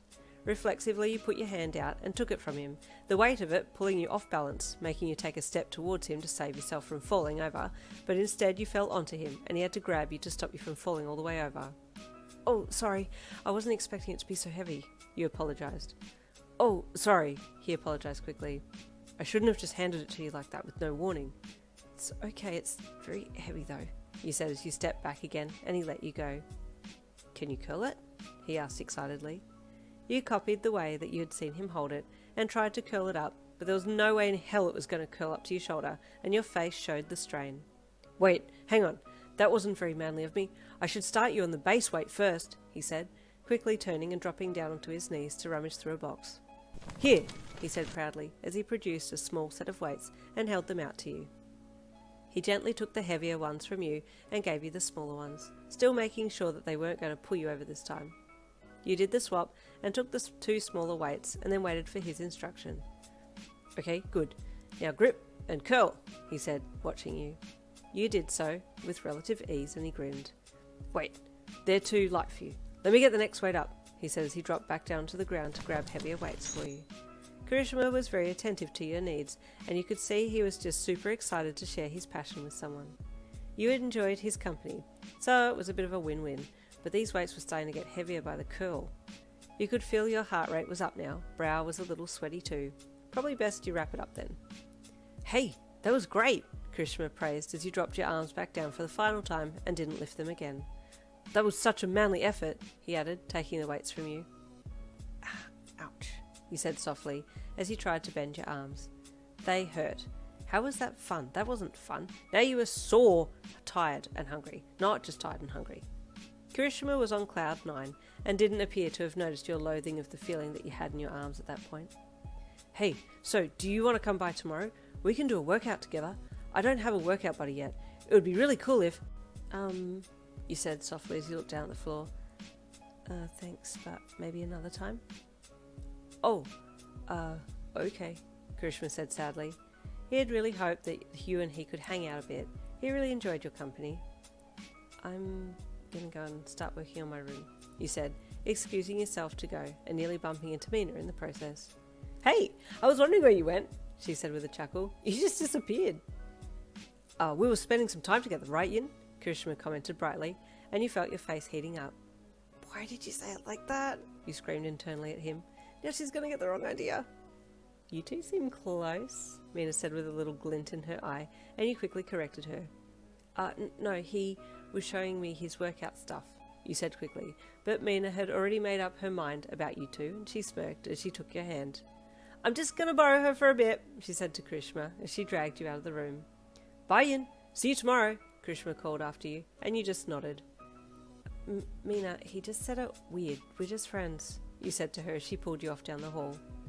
Well, I don't know if he thinks the same thing as you, but he definitely likes being around you, she said with a wink as she looked back at you. But come to think of it, we all like being around you. You're just so calming. Calming? You thought with surprise. No, I think I'm just quiet, you replied. No, you definitely emit a warm but calming aura, she said with a smile as she pulled you to her room. We all just want to make you smile in return. Like now, I really want to show you my room, she said excitedly as she stepped in through her open door. Look, do you like it? I worked really hard on it. Oh, you said as she let go of your hand and you voluntarily followed her in. It's very pink, very bright. Right? It's cool, right? She coaxed. I knew you'd like it. Yeah, you agreed, looking around. I haven't had a chance to start working on my room. I've been so busy with other stuff. Oh, well, I won't keep you then, she said with a smile. You go and set up your room and call me when you're ready. I'm super keen to see the reveal. Okay, you said, giving her a small smile as you walked to the door. I'll see you later. Yep, I'll be here if you need me, neighbour, she said with a grin and a wink as she flopped backwards onto her bed. You left and headed to your room. While it was true that you needed to set up your room, that wasn't what was actually on your mind right then. Target number 1 was to get your wallet and head down to the shops. You needed food. You were keenly aware of your arms as you got into your room, closed the door, and then knelt down to flip box lids open to find your wallet. You knew you had hidden it somewhere. You had a feeling that if your dad had seen your wallet, he would strip it of money so you couldn't go and buy yourself stuff. So you had deliberately tucked it away. Finding it shoved between clothes, you pulled it out and checked the contents. Plenty of money. It was all systems go. You tucked the money-loaded wallet into your pants pocket and then headed for your door. The shops would still be open. It was only 9 p.m.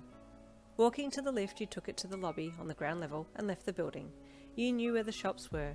You'd seen them multiple times on your drive to school. It wasn't too far of a walk and you entered the store eagerly, walking straight to the flavoured buns section. You grabbed a few and then saw a few more that you wanted, so went to the front of the store to get a basket for your goodies.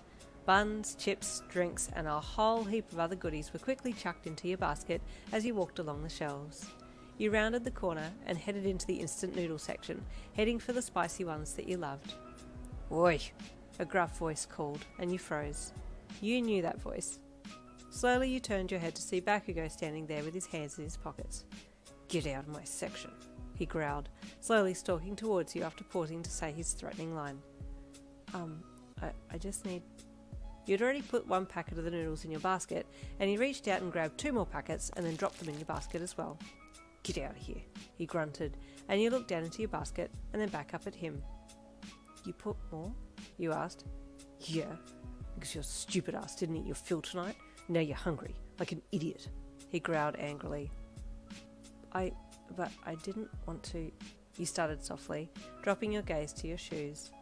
Who cares? He snapped. You eat what you want to eat. Your eyes shot up and you stared at him. Was he really telling you to eat more? You asked, but he had already turned and walked off. Hurry up. You need to get back to the dorms, it's late, he huffed. Weren't you asleep? You suddenly asked him as you followed him out the aisle. I didn't get to see your room because they said you'd already gone to bed. No one's seeing my room. Go and die, he shouted as he spun around and glared at you. Okay, sorry, you said with surprise, avoiding eye contact. Stop saying sorry, dumbass, he grunted, spinning away and walking ahead of you, so you followed gingerly again. You paid for the food while he waited at the door of the shop, and then you headed off side by side back to the dorms. It was a silent walk at first, and then he cleared his throat. What's your stupid quirk, anyway? I saw you can emit light from your palms, like me, but I'm better. What can you do with it? He asked. That's about it, really, you sighed. I don't know why everyone's so obsessed with our family line. The quirk isn't even that good. Then make it good, he grunted. You're in charge of that. I don't know how, you replied. That's why I said I'd train you. But you never messaged me, did you? He sulked with a scowl. I'm sorry. So much was happening, and at that point, your arms gave out from carrying the bags, and you had to drop them down to your side. Ow, man. What? He grunted. I lifted some of Kiri's weights. My arms are dead, you said. So you'll train with him, not me, Bakugou grunted angrily, grabbing the shopping bags from your hands. No, it's not like that. We were looking in everyone's rooms, and then he just handed them to me, and all of a sudden I was being told to lift them, you said sadly. And now my arms hurt. Then if it's not true that you won't train with me, prove it.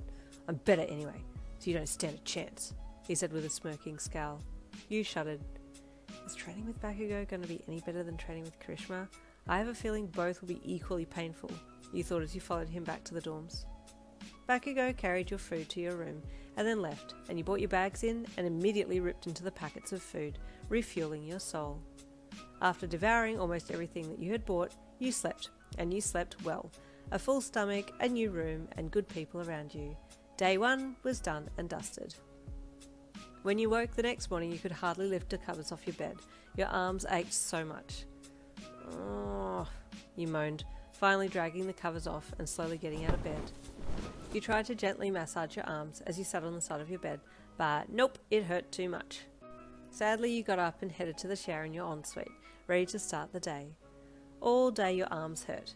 You watched Kirishima that day, and he didn't seem to be in any sort of pain. Was this normal? Had you done something to your arms? You wanted to ask Kirishima if it was normal, but you didn't get a chance.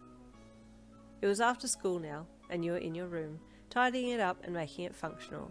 You had just finished unboxing the last of your items when there was a knock on your door, and you got up to see who it was. Oh, hi Mina, you greeted your neighbour. Hey neighbour, she greeted back brightly. I know I said for you to come and get me when your room was done, but I'm so excited to see it. I wanted to see how you were going. Yeah, I'm pretty much done, you said with a small smile. Come in. You opened the door wider, and in she stepped with wide eyes and a complimentary tongue. I love it, she gushed. This is so cool. You smiled bashfully. It was nice to hear someone gushing over your stuff for once. You still had a few things that you wanted to rearrange, but your arms hurt so bad that you thought maybe it would be a bad idea to do it then. After talking to Mina for a little bit, Kirishima suddenly appeared in your open doorway. Oh, hey Mina. I thought I heard talking in here. Hey Yin, he added also, giving you a lovely big toothy smile. Hi Kirishima, you greeted happily, with a little bit bigger smile than you usually did. Mina noticed and quickly excused herself, so you two could talk alone for a bit. Hey, Kirishima said as he stepped into your room. This is pretty neat. What a manly effort you've put into this place. I like it. Thanks, you said as you looked around as well. There are a few things that I want to move, but my arms... Oh, hey, my arms really hurt after lifting those weights yesterday. Is that normal? Kirishima chuckled knowingly. Yes, that's normal. It's called DOMS, delayed onset muscle soreness. It happens when you use a muscle a little beyond what it's used to doing. It's good. It shows you've used that muscle, he said reassuringly. Oh, I see. When will it go away, because I honestly can't lift my arms, you admitted. He chuckled again, and you knew he wasn't laughing at you. He was just having a little chuckle at the situation, and you smiled along with him. No, honestly, I couldn't even write properly today. Your comment made him chuckle again.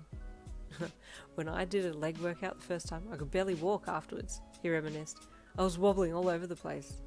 You cracked another smile and let a little giggle escape your lips at the image of him wobbling all over the place, and he looked at you with surprise, and then a giant grin pulled at his cheeks. Oh, sorry, I didn't mean to laugh. You apologised quickly, dropping your gaze to the ground. No, I love your giggles. There was a really nice giggle, a manly giggle. You really like manly things, huh? You asked as you looked back up at him. He was looking at you bashfully, and you had to look away for a second. I'm glad I could make you laugh, Yin, he said gently, and it really made your heart flutter. Yeah, it's nice to laugh, you replied. Anyway, about my noodle arms, you offered, wiggling them to bring the conversation back on track. Oh, yeah, they'll be fine by midweek, he said with a grin and thumbs up. If you need any help until then, let me know. I don't get DOMs as much these days. Kind of miss that feeling though. You miss getting DOMs? You asked with a baffled, surprised look on your face.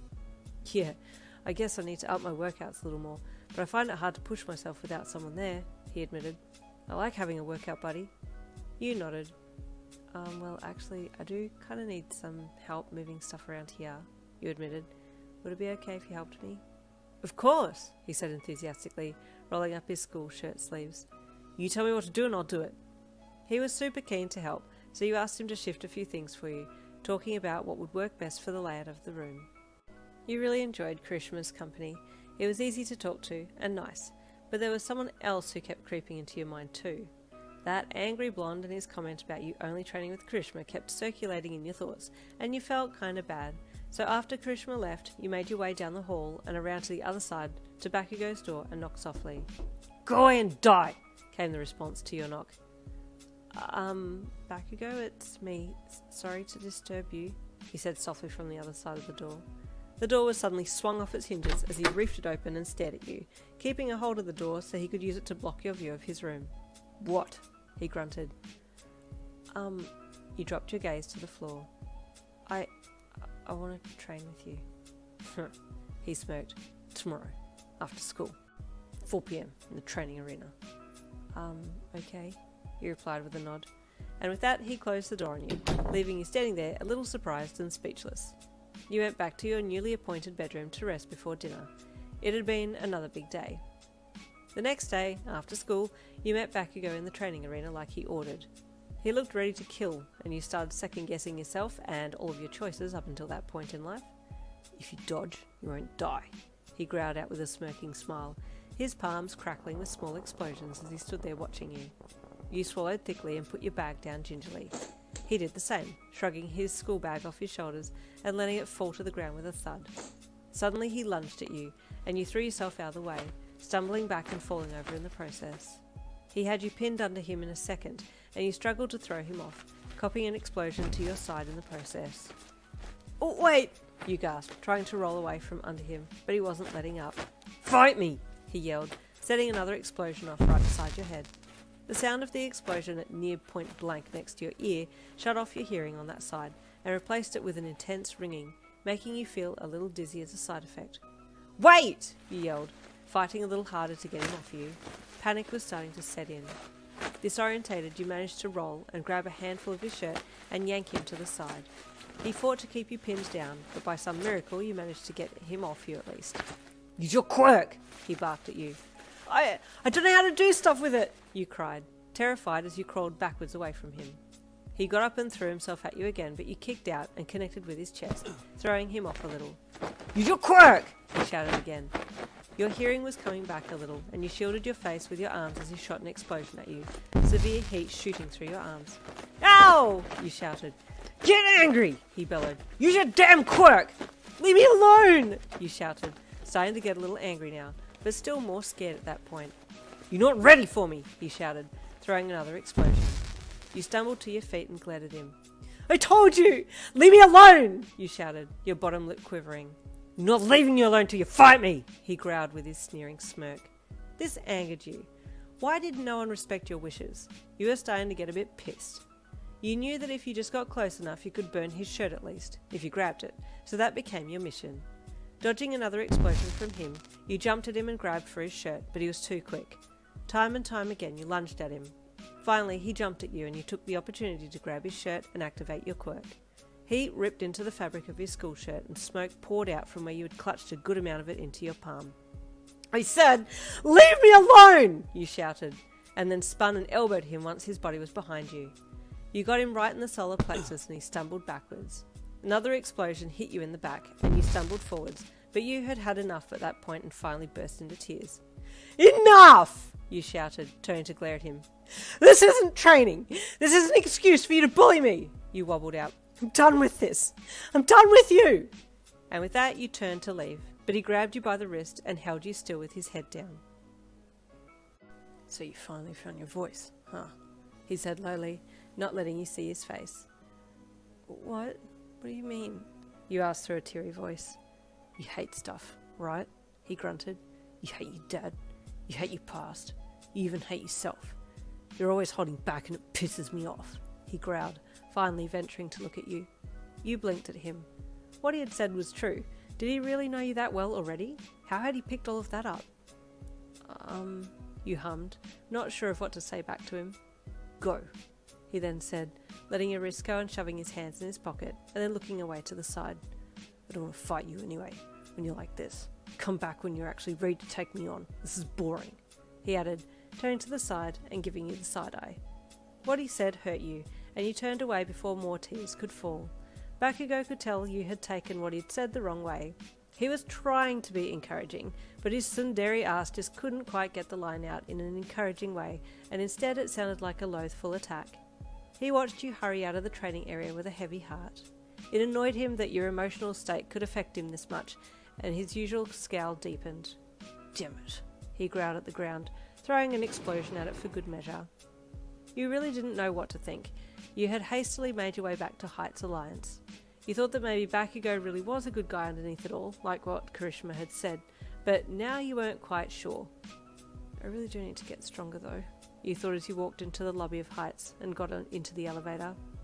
Ah, you hissed as your brain finally caught up with the pain signals that your body had been sending you during that training session. You got to your room without seeing anyone else and let yourself in.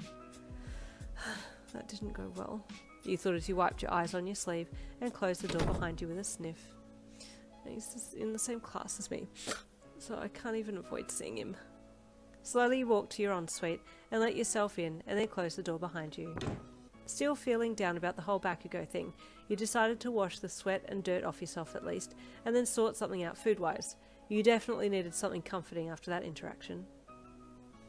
Once Bakugou had let out his frustrations a little, he walked over to pick up his bag and head to his room, but stopped when he saw your bag on the ground there as well. You'd forgotten to get it before leaving. He grunted, picking your bag up as well and slinging it over his other shoulder. She'll be wondering where this is, he thought grumpily as he made his way out of the arena and towards Heights Alliance.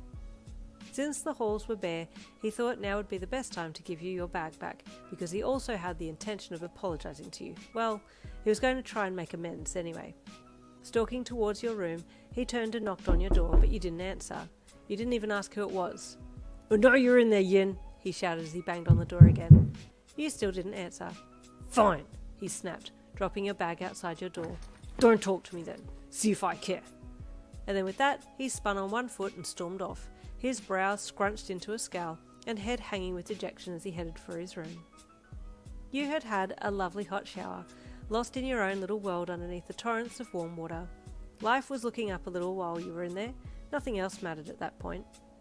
While you were soaking in delicious warmth, Bakugou was banging on your dorm room door, but his knocking had gone unheard by you. While you were drying up post-shower, you thought about what Bakugou had said to you, putting aside your own emotions for a second to take an objective look at his words. He is right, in a way.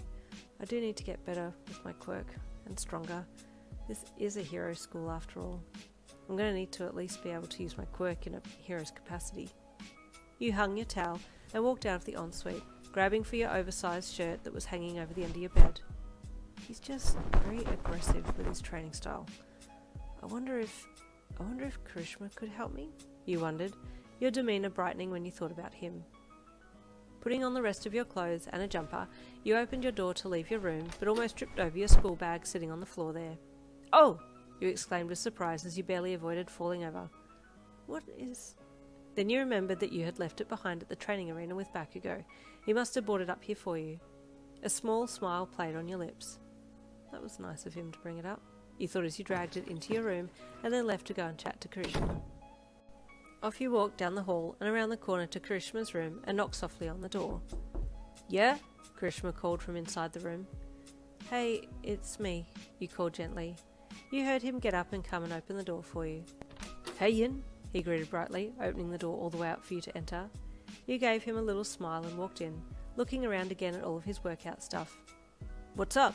he asked, gesturing for you to sit at his desk. I have a question, you mused hesitantly as you sat down on the chair there. "Yeah?" he asked as he sat down on his bed and placed his arms behind him, palms resting on the bed with his legs spread a little. Would doing workouts help with my quirk?" you asked, watching him closely for his reply. Yeah, I think so, he mused, tilting his head up a little as he thought. He brought to mind his own quirk, and checked in his own mind if working out had worked for his quirk, and nodded. "Yup, I think it would," he said confidently with a big toothy grin. "Oh, okay. Would it be okay if I did a workout with you then?" you asked shyly. "Now?" he asked with hopeful excitement, sitting up a little. Maybe not now. I just did a training session with Bakugou and I nearly died," you said sheepishly. "I'm hurting all over." "With Bakugou?" Kirishima asked with a little dejection in his voice, his body slumping back down a little. He hadn't banked on you going for training with Bakugou and not him. Are you okay? I know he can be a little aggressive." His sweat dropped. I got hit a few times by his quirk," you admitted, "and he kind of said some things, so I left. But I do want to get stronger." "What did he say to you?" Kirishima asked, sitting up a little more again, as if he was angry. "Oh, no, it's okay, Kirishima. I'm okay now. I don't think he meant to say it in a mean way," you thought for a second, wondering if you were just trying to protect him with that statement. "Don't let it get you down," Kirishima said gently with a caring voice. "You're welcome to train with me. I won't say anything mean. Well, I hope not anyway. That wouldn't be very manly." You smiled a little and let us chuckle out. "Yeah, it's okay, I know." So when do you want to train? Tomorrow?" Kirishima asked hopefully. You nodded. "I can't believe I'm agreeing to this, but yes, tomorrow after school?" "Yes," Kirishima said brightly, standing up. "I have to write up a workout program. This is going to be fun." You could see he was now super excited and super motivated and felt good that you had at least made him feel good, so you stood up to go. "Okay, thank you, Kirishima. I'll see you tomorrow, okay?" you said as you headed for the door. "Oh, wait, Yin?" he asked, making you stop and look back at him. Could you maybe call me Kiri or something? Kirishima's very formal and I think we're friends, so..." "Okay, Kiri," you said with a smile, and your face brightened in a way that he had never seen before. He stared with awe and then gave you the biggest grin back. "Cool," he replied with a thumbs up. You left feeling happy in your heart. Kiri was such a nice guy. You went back to your room to do homework for a bit before hitting the next thing on your to-do list. Food, because you were starving, but you didn't want to eat when everyone else would be in the kitchen as well. You were already too embarrassed about what you were going to eat, so decided to head into the kitchen around 8 p.m, a time that you thought would be the best time to make up 3 packets of ramen noodles and down them in one bite. It was a little difficult to focus on your homework when your stomach was screaming at you, but eventually your alarm went off and you slammed your book closed and beelined for the dorm room door. It was go time. As you expected, everyone else was in their rooms. You could hear music coming from Mina's room next to yours, and music coming from Kiri's room too as you passed it to go to the kitchen. Bakugou's room was quiet as you snuck past, and you let out a small sigh of relief. "Oh, he's probably asleep," you thought to yourself as you walked into the kitchen and switched the lights on. Walking to the sink, you crouched and got the large pot out from the drawer underneath, and then filled it with water and set it on the stovetop to heat it up while you got the packets ready. You busied yourself locating your food in the pantry, and then came back out to see how your water was going. All was quiet around you as you worked, and you waited for the right amount of time before dropping the solid noodle bundles into the hot water and stirring them while keeping an eye on the time. "Oh, they smell so good," you moaned internally, counting down till you'd get to shove these tasty wigglies into your mouth. In no time you had a bowl out with the noodles and flavour sachets tipped into it and was in the process of stirring it all together in preparation for your first bite. The steam rising from your hot dinner made you salivate. It's true what they said about how you ate with your eyes first. You'd already visually eaten this bowl 3 times over and hadn't even taken an actual bite yet. Sitting down at the table there, you dug your fork into the hot mass of cooked noodles and twisted it around and around, then up and rammed the fork filled with noodly goodness into your mouth. It made your eyes flutter and your saliva glands pinch as the flavour penetrated every corner of your mouth. It was heavenly. It was beyond heavenly. You were so into your dinner that you didn't hear someone enter the kitchen behind you. "What the hell are you doing?" a sharp, gruff voice asked, and your head snapped around so fast it almost spun off its axis. I'm eating dinner," you mumbled out with a mouthful, looking like a chipmunk with its cheek full of nuts. No surprises that it was Bakugou who had entered, and sudden dread hit your stomach when you realised that you had left the 3 empty packets of noodles on the bench for him to see. For everyone to see. Come on, Yin, you knew better than to leave evidence. "Brahmin, huh?" he grunted as he walked over and picked up a packet to look at it. "Mm-hmm," you hummed, your eyes locking onto him to read anything in his body language that would tell you whether or not he was disgusted by the fact that you were eating 3 whole packets of noodles. He smirked with a scowl as he read the packet and then looked up at you. "You don't put extra spice in it? Weak," he huffed. "It's not like I can't handle extra spice, it's just they don't have any more than what's in the packet," you replied defensively.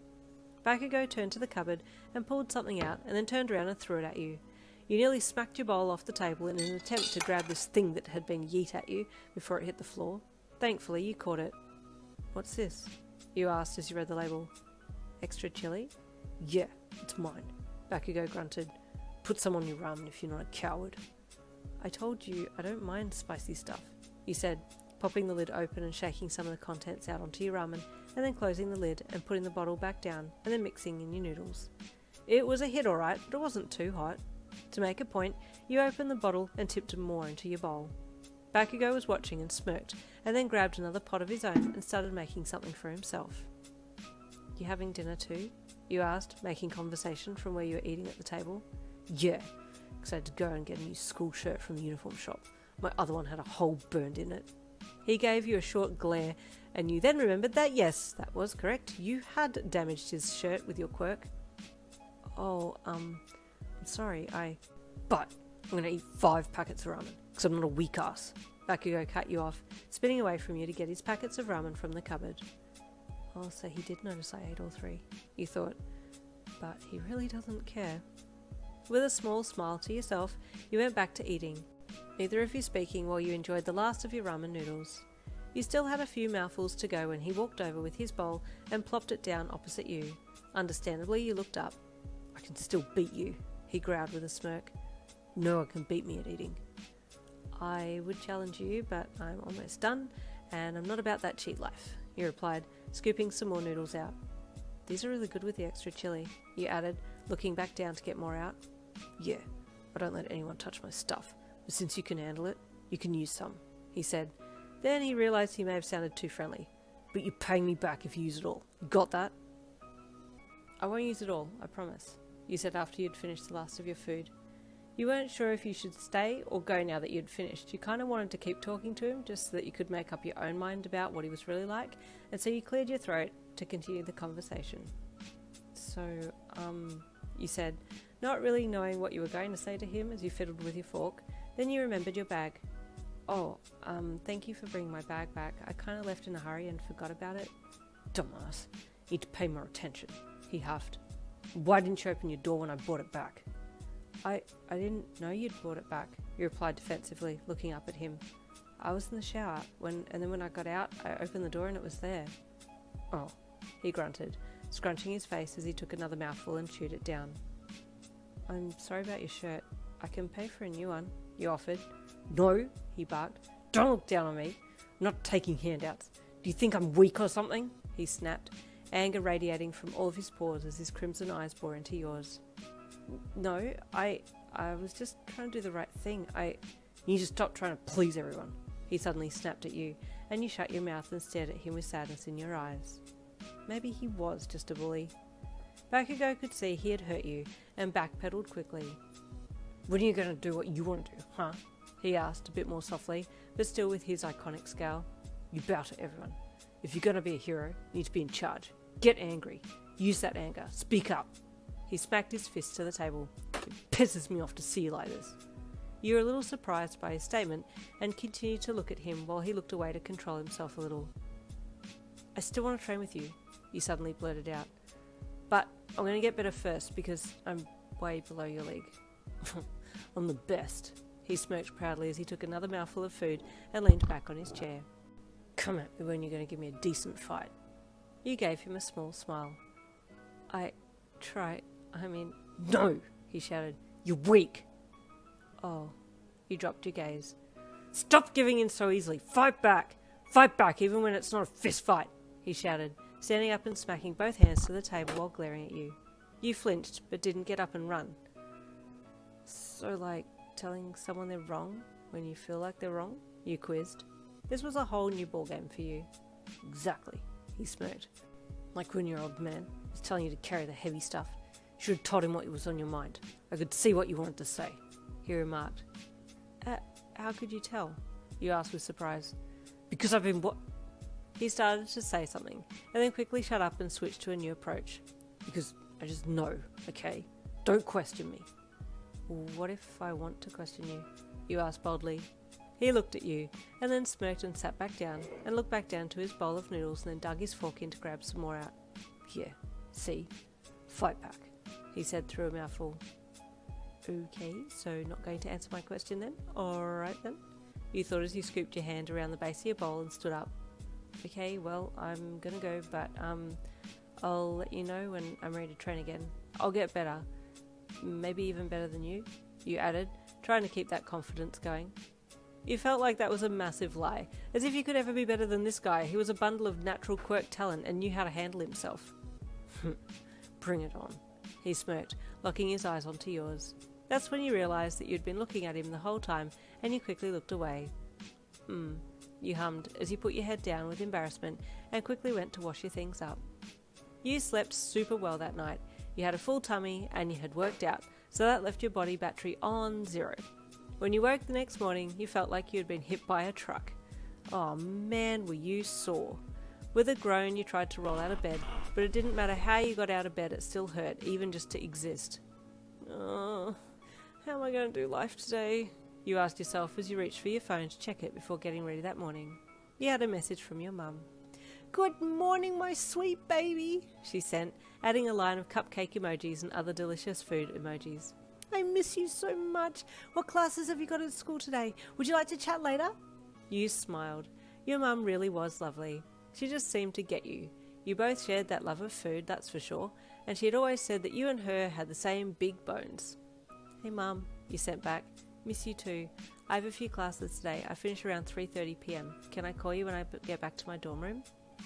You pressed send, and then you put your phone down to get your school uniform on, and by the time you had it on, she had replied. Yes, of course. I'm looking forward to it, she replied. Much love, Mum. You read the message and sent her a heart to let her know that you had seen it, and then grabbed your bag and headed out the door. It was as you got to the lift that you bumped into Kiri, who was also waiting there. Hey, good morning, Yin, he greeted you brightly. How are you this morning? Honestly, sore, but you said that's normal, so I'll be okay, he replied with a grimaced smile. That's the spirit, he replied enthusiastically, putting his fist out for you to bump it. You did so delicately, and then the lift doors opened, and in you got.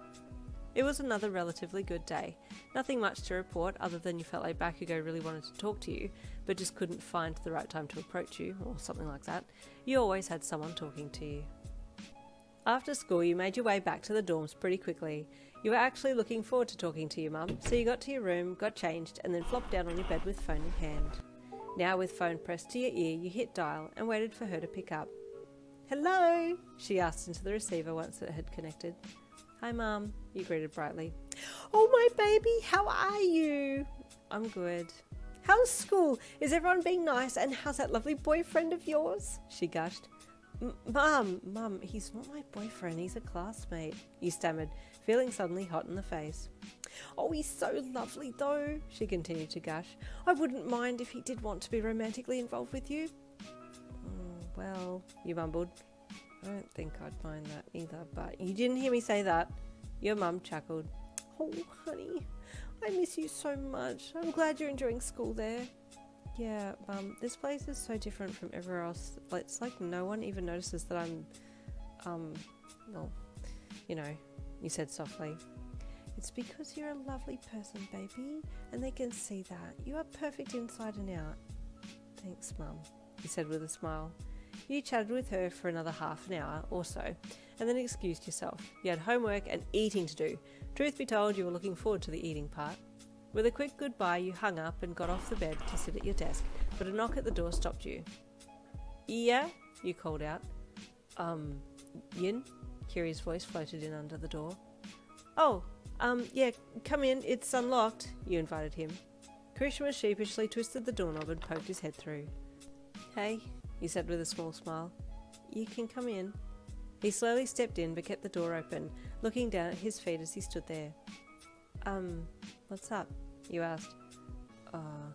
Sorry, I didn't mean to be waiting at your door. I wasn't eavesdropping, I promise, he said as he looked up at you with big pleading eyes, begging you to believe him.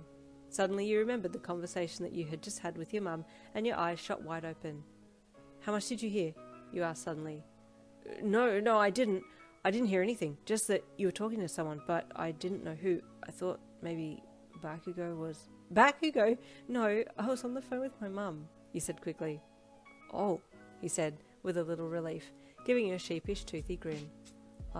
Okay, well, I was going to ask if you wanted to come to the gym with me. I really want to get back into it, but I don't want to train on my own. Would you come? Right now? You asked. Well, yeah, if it's not too sudden, he asked, now feeling self-conscious about his request. You looked down at your clothes and then back to him. I'm not really dressed for the gym, you said, looking back down at the floor. That's okay. I can wait for you to change, he offered hopefully. Actually, what do you wear at the gym? Because, I don't really have anything that would be appropriate, you admitted, wringing your hands bashfully together in front of you. Oh, that's fine. You could just wear the school track pants and a shirt. That'd be okay, he said with a nod. You hummed unsurely, focusing on your clothes as you continued to stare down. Please? He asked gently. I really like being with you. Sorry, I didn't mean it like that. I didn't mean it to sound like that. I just, he babbled, putting his hands out in a stop sign and waving them to try and get you to forget about the potentially odd thing he'd just said.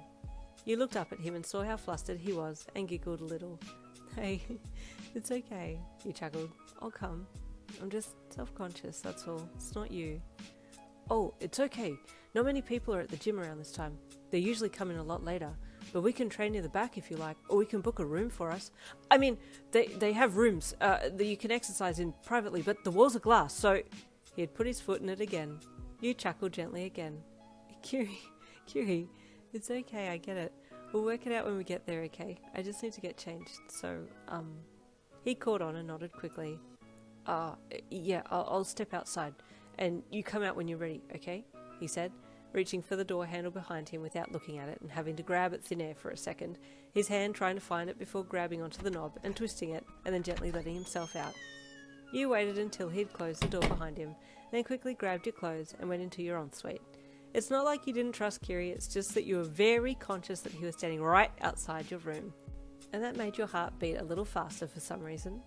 Now changed, you grabbed your duffel bag and a towel for wiping the sweat off during the workout, and then walked to the door. It was as you reached your door that you remembered what you were about to do, your homework, and looked back at it sitting on your desk. You paused. Are you ready, Yin? Kiri asked from the other side of your door, having felt the door shift for a second as you grabbed the knob. You pulled the door open and looked at him with a small smile, and then looked down at the ground. I hope this is okay, you asked, looking down your front. Perfect, he said with a big toothy grin and a thumbs up. Let's go. You closed your door and headed off down the hall, still wondering if you'd done the right thing here.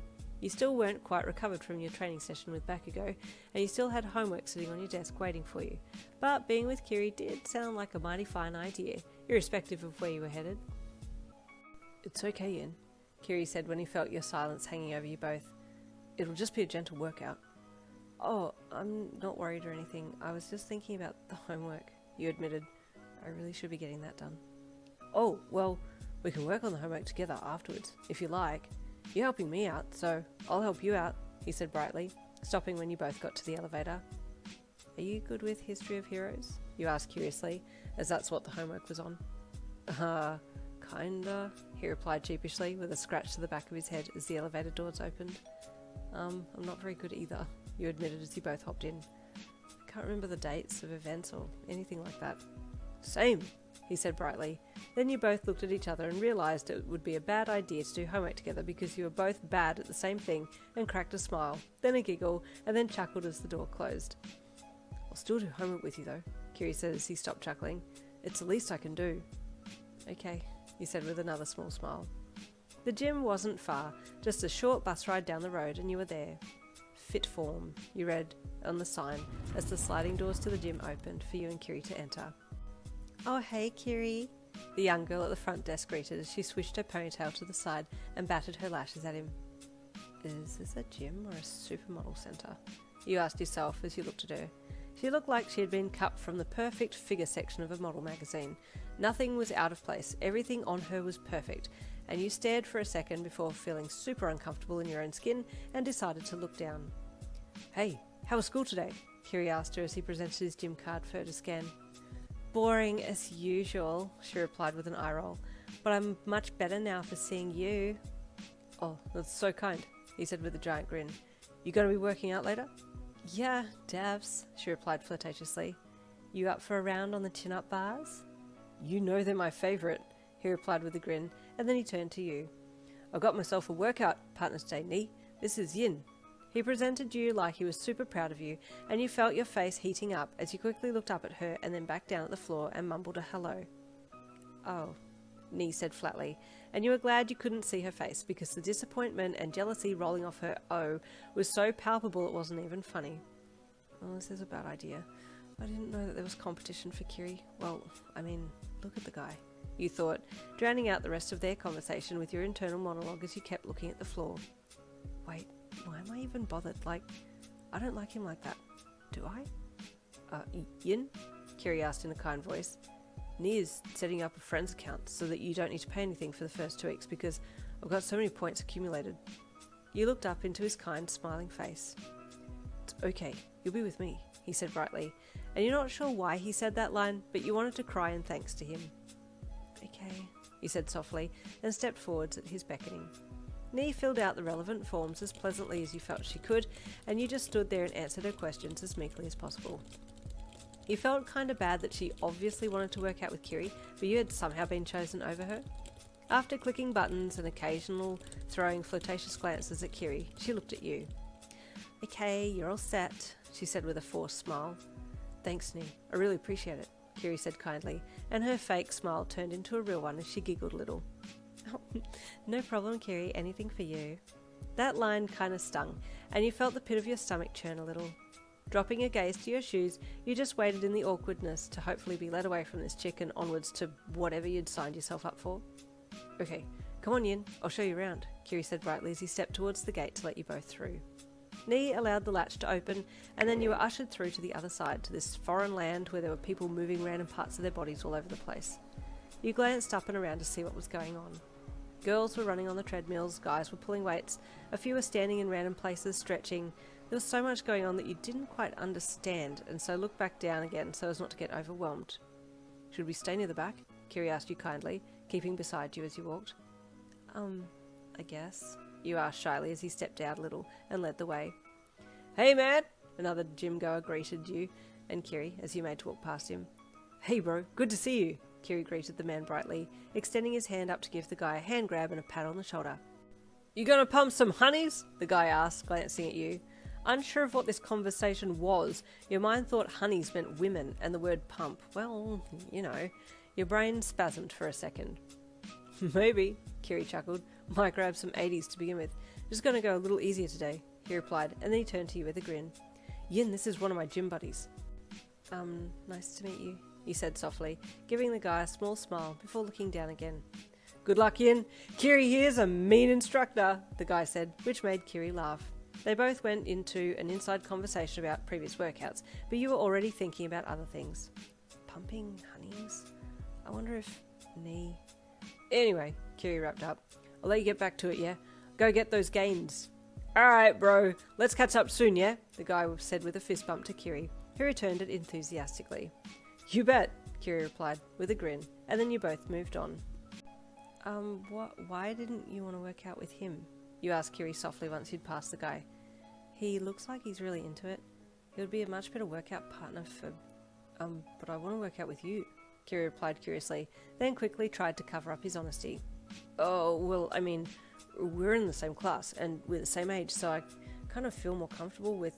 Oh, no, it's okay, sorry, you don't need to explain yourself, yeah, I don't know, he replied, dropping a gaze once again and fiddling with your shirt. Hey, Kiri said gently to get you to look at him. Don't worry. I know you feel a little uncomfortable because you've never been here, but just focus on me and you'll forget all about everyone else. They're all busy doing their own thing anyway, he said kindly. It's not that I'm uncomfortable with being here, it's just I don't feel like I fit in at all. Everyone's so... You looked up and around at everyone. Fit. You looked back to Kiri, who was getting set up and picked up some dumbbells from the rack to check their weights. So... Knee? You paused. I don't know how to approach this one, you thought, waiting for Kiri to look up at you. Yeah? He asked. She wanted to work out with you too. You left your sentence open-ended. Oh, yeah, we work out sometimes, he replied with a smile. I think she really likes you, you commented, feeling a stab in your heart as the words came out. Kiri shrugged. I don't know, he replied as he picked up a weight and passed it to you. She's nice, I guess, but we don't really have that much in common. You took the weight from him and looked at him in disbelief. How can you not have anything in common? You both gym, you're both hot. What's there to not have in common? You thought. Anyway, Kiri said, I feel comfortable with you. You get me. I mean, like, I know we haven't really spoken much about stuff, but I can feel it, he said, sheepishly. Sorry if that's weird. You shook your head and held the weight. No, not weird at all. I feel the same, you replied shyly. Great, he replied with relief, giving you the biggest, toothiest grin. You gave him a shy smile back, and then he cleared his throat and focused on the lesson at hand. Okay, so, we're going to do some basic bicep curls. Gotta get them guns, he said excitedly, lifting his arm and pumping up his own bicep. You stared at it. He really had some nice arm muscles. Okay, so this is how you work this muscle, he said, pointing to his bicep and then placing his hand on yours and showing you how to do the motion of the bicep curl, guiding you with his hand as you hinged the weight to your shoulder and then straightened your arm back out again. Yeah, that's perfect form. So manly, Kiri praised. How's that weight? Is it okay? Yeah, I guess, you replied. How many do I have to do? Let's go with 10 reps, and then if you can do 10, I'll give you another weight and we'll do 5 to failure, he said. You blinked at him. Oh, what does that mean? You asked. What does what mean? He asked curiously. Rep to fail the test something, you replied. Oh, sorry, they're gym terms. A rep is one up and down of that movement you just did, Kiri said with a smile. One repetition of the move. Oh, okay, so 10 up and down, you said with a nod, looking at your arm that was hanging by your side. And to failure means that you do that repetition until you can't do it anymore. Your muscles have failed. You grimaced as you looked back up at him. Is that gonna make me hurt tomorrow? You asked. Ah, he chuckled and scratched the back of his head sheepishly. Yep, most probably. Your face fell. But don't give up now. It's good for you, I promise, he said quickly. I'll be doing them with you, okay? You nodded slowly. Okay, you said softly. Okay, you ready? Let me get mine ready and we can do the reps together, okay? He said brightly, quickly grabbing some heavier dumbbells from the rack and setting himself up. Okay, 1, he said, and you both curled your arms watching the other. Good. Now 2. And you went again. You followed Kiri's instructions, and by about the 8th rep you could feel yourself sweating. Ready for the other arm? He asked. It's harder when it's unilateral. I mean, one-sided. Sorry I started you on the hard stuff first. I'm tired already, but I guess we need to do both sides, right? You said to him. Yeah, he replied with a grin, turning and reaching for his water bottle. Grab a quick drink, Ian. You earned it, he said as he lifted the bottle to his lips and pulled the tip of it with his teeth so he could suck the water down. You watched for a second and then walked to your bag, but as soon as you opened it, you realised you forgot your water bottle.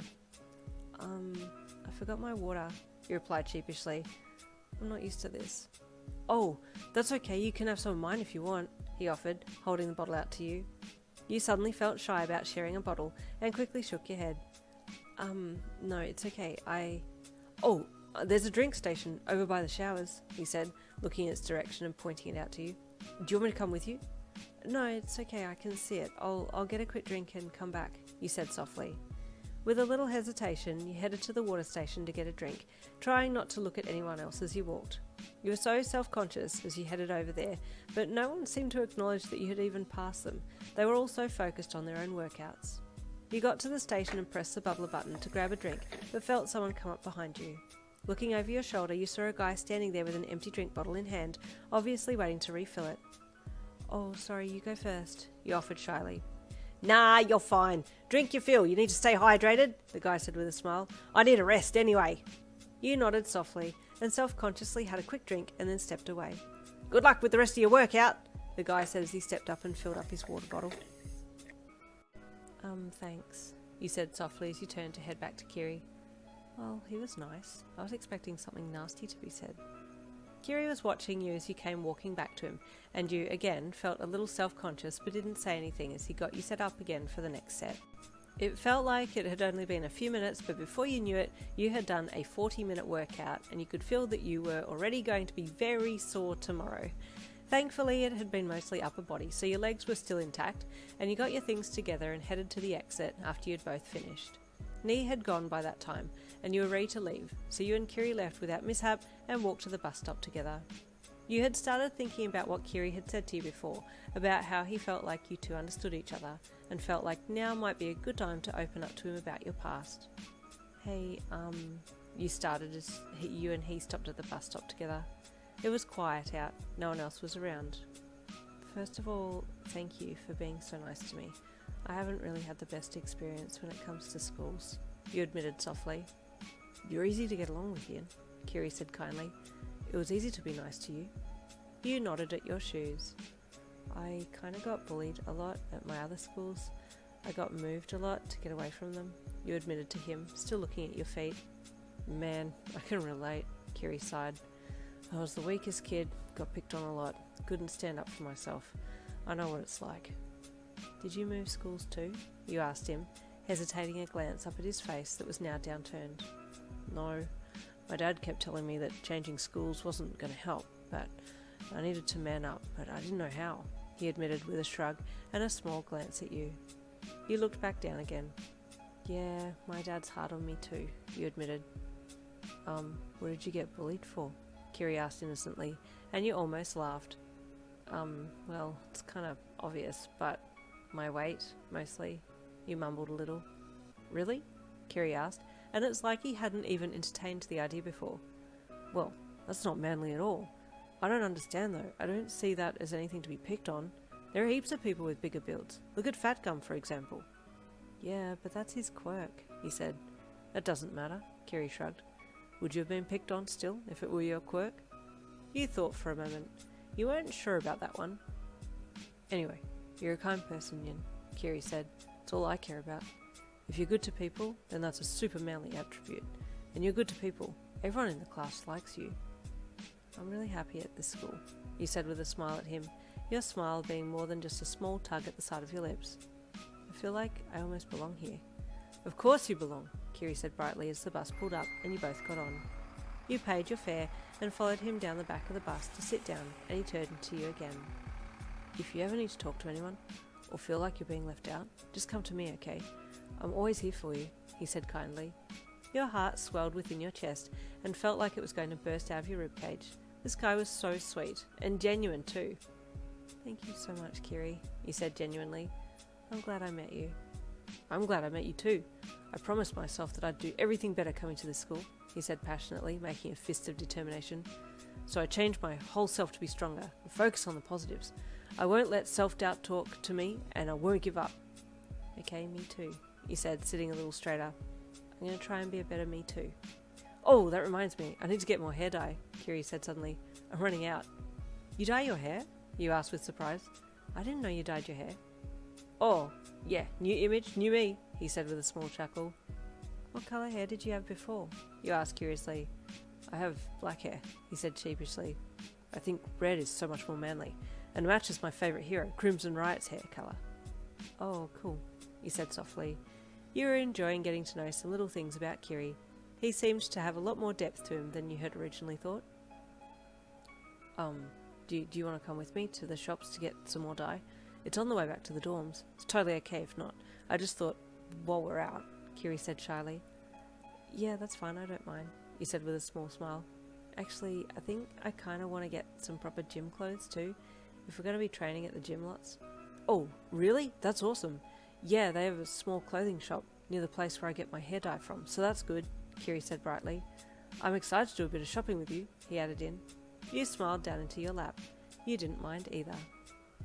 Now off the bus, you got Kiri his hair dye and then headed to the clothing store across the walkway, still making small talk as you walked together. I'm a little self-conscious about my size, you said softly to Kiri as you headed to the shop, so I might just have a look and buy something and then try it on at the dorms and take it back if it doesn't fit, you admitted. Hey, it's okay. Don't feel that way. I don't mind waiting for you to try it on in the shops. That must be really inconvenient trying stuff on at another place and having to take it back, Kiri commented. It is, but it's kind of just what I do, you said with a shrug, looking down at the ground as you headed to the shop. Hey, we're friends, right? Kiri said as he stopped you at the door of the shop. Friends trust each other and talk freely, right? I don't want you to feel like you have to hold anything back from me, okay? You just speak up whenever you feel like you need to say something, okay? I'm here for you. You looked up at him. Was this guy even real? This felt like a dream, and you just stared at him, not knowing what to say. Oh, sorry, did I say something weird? He asked when he saw you just staring at him. No, not at all. You're just too nice and I'm trying to figure out if you're actually real or not, you said. I just want to be there for you, he said with a gentle look in his eye. We understand each other, he added, giving you the softest look you had ever seen. Your heart melted, and you just gave him puppy dog eyes, both of you standing there looking at each other for a little too long. Finally, he blinked a few times, and then looked away with a small blush on his cheeks. Let's get you some gym clothes then, he said with a little sheepish scratch to the back of his head, and fumbled for the door handle to open the door for you. Please, after you, he said kindly, still averting his eyes a bit. You nodded shyly, and entered the shop, looking around for the gymwear section. Thankfully, they had a small section at the back of the shop, and you headed there to look through some of the outfits on the rack. As luck would have it, the larger sizes were still on sale, and you pulled out 2 tops that you liked the look of. Hey, those are super manly, Kiri said as he walked over. He had gotten caught up in the hero shirt section looking for a t-shirt with Crimson Riot on it. Yeah, he said as you looked at the 2 shirts. I don't know which I like better. I think they might fit me. Try them on, Kiri said. Sometimes you don't know if something looks good on you until you try it on. Are you okay if I try them on? I'll be quick, you replied, dropping the shirts down to your side. Yeah, he nodded, giving you a toothy grin. You can show me them if you like. Or, please don't feel like you need to if you don't want to. Sorry, that was a weird thing to say. I wouldn't mind your opinion, you asked, looking at him. Okay, he said, looking around for the change rooms. You followed his searching eyes and saw the change rooms at the end of the store, so made your way over there with him. You had also picked out 2 black gym pants, 2 different sizes, that you'd try on as well, but he didn't need to know about those. You entered the change room and started to change, being very conscious of a Kiri standing on the other side of the door. Kinda feels like a date, you thought as you stripped your shirt off and reached for the first gym shirt. No, you don't go clothes shopping on a date, but this is kind of something that you'd do with a boyfriend, you thought, slipping the first shirt on and checking it in the mirror. You didn't really like how it hugged all of your curves and showed off everything, but you really liked the colour. Okay, well, I'll put the black pants on and see if they help make me look slimmer on the bottom half. You quickly got into the gym pants and tugged them up, doing a few little hops and jumps to get your thick, dumpy and trimmed jeans. After doing a few more wiggles or leg stretches, you were into them, and once they were on, they didn't feel too bad or too tight. Okay, time for the reveal, I guess, you thought as you checked yourself in the mirror once more. Actually, the pants have pulled everything in a bit. Unlocking the change room door, you opened it and stepped out to Kiri, who was sat down in a chair nearby. Hey, he said as he stood up and walked over. I love this colour on you. Oh, you said shyly, feeling a little bit of heat rush to your face. Thanks, I like it too. It looks great. I haven't seen the other one on you yet, but I think this might be my favourite. Oh, really? You asked as you looked down at it. Yeah, but try the other one, see if you like it, he offered. Okay, you said as you turned and walked back to the change room. He watched you walk away and then went back to his seat to sit down. Man, that really did look good on her, Kiri thought as he sat back down. I wonder if the other shirt will look just as nice. Yuna has a really pretty face, so anything will suit her, he thought as he sat there. He could hear vague sounds of clothes being moved around and taken off, and his male mind wandered into a territory that could only be described as mildly explicit, his brain conjuring up the thought of you without your shirt on. His eyes wandered down from your face, following the contours of your bra line down between your... The latch unlocking the change room doors snapped him back to reality, but the image of you, in only your bra, was still front and centre in his mind, and he blushed heavily as you stepped out. Even the tips of his ears were red. What about this one? You asked, looking down at your shirt and not seeing how flustered he was. The writing on the shirt was motivational and cute, but it was right across your ample chest and his eyes were drawn to it. He coughed heavily a few times and had to look away. Kiri? You asked with concern, when you saw he seemed to be struggling with something. Look at you, he replied, smacking his chest with the palm of his hands. You sure? You asked with concern. He hummed, still half choking. What do you think? Do you like the other one better? I think I kind of like the other one better, he said out loud. Yeah, the other one was very nice, he replied, still refusing to look at you. You felt like he was being a little odd, but thought that maybe it was just because he had suddenly had a coughing attack. Okay, I'll change back into my normal clothes and I'll be out in a second. Did you need some water? You asked with concern. No, I'm good, promise, he replied, finally looking at you still with a small blush on his cheeks. You caught the look and felt funny in your tummy. Okay, you said softly as you quickly went back to the change room and locked yourself inside. Why did he look like he was blushing? If this shirt made him blush, why did he ask for the other one? Was he okay? Maybe it wasn't me that he was blushing about. You weren't really sure what had happened, so just shrugged and changed back into your normal clothes, then collected the gymwear that you wanted to buy and stepped out again. Kiri had had time to collect himself by the time you stepped out and gave you a warm smile. Then you headed to the counter to pay. It was a lot later by the time you got back to the dorms, but you and Kiri did do homework together like you promised. It ended up being you teaching him more than anything else, but you still learned a lot. Well, you felt like you did anyway. Hey, thanks so much for today, he said gratefully as he stepped out of your room later. We achieved a lot today. I think we did too, you said with a small smile. I learned a lot anyway. Yeah, he said with a soft smile. I'll see you in class tomorrow. Yeah, see you, Kiri, he said with a small wave. He nodded and awkwardly backed away, and then left, and you stepped back into your room and closed the door.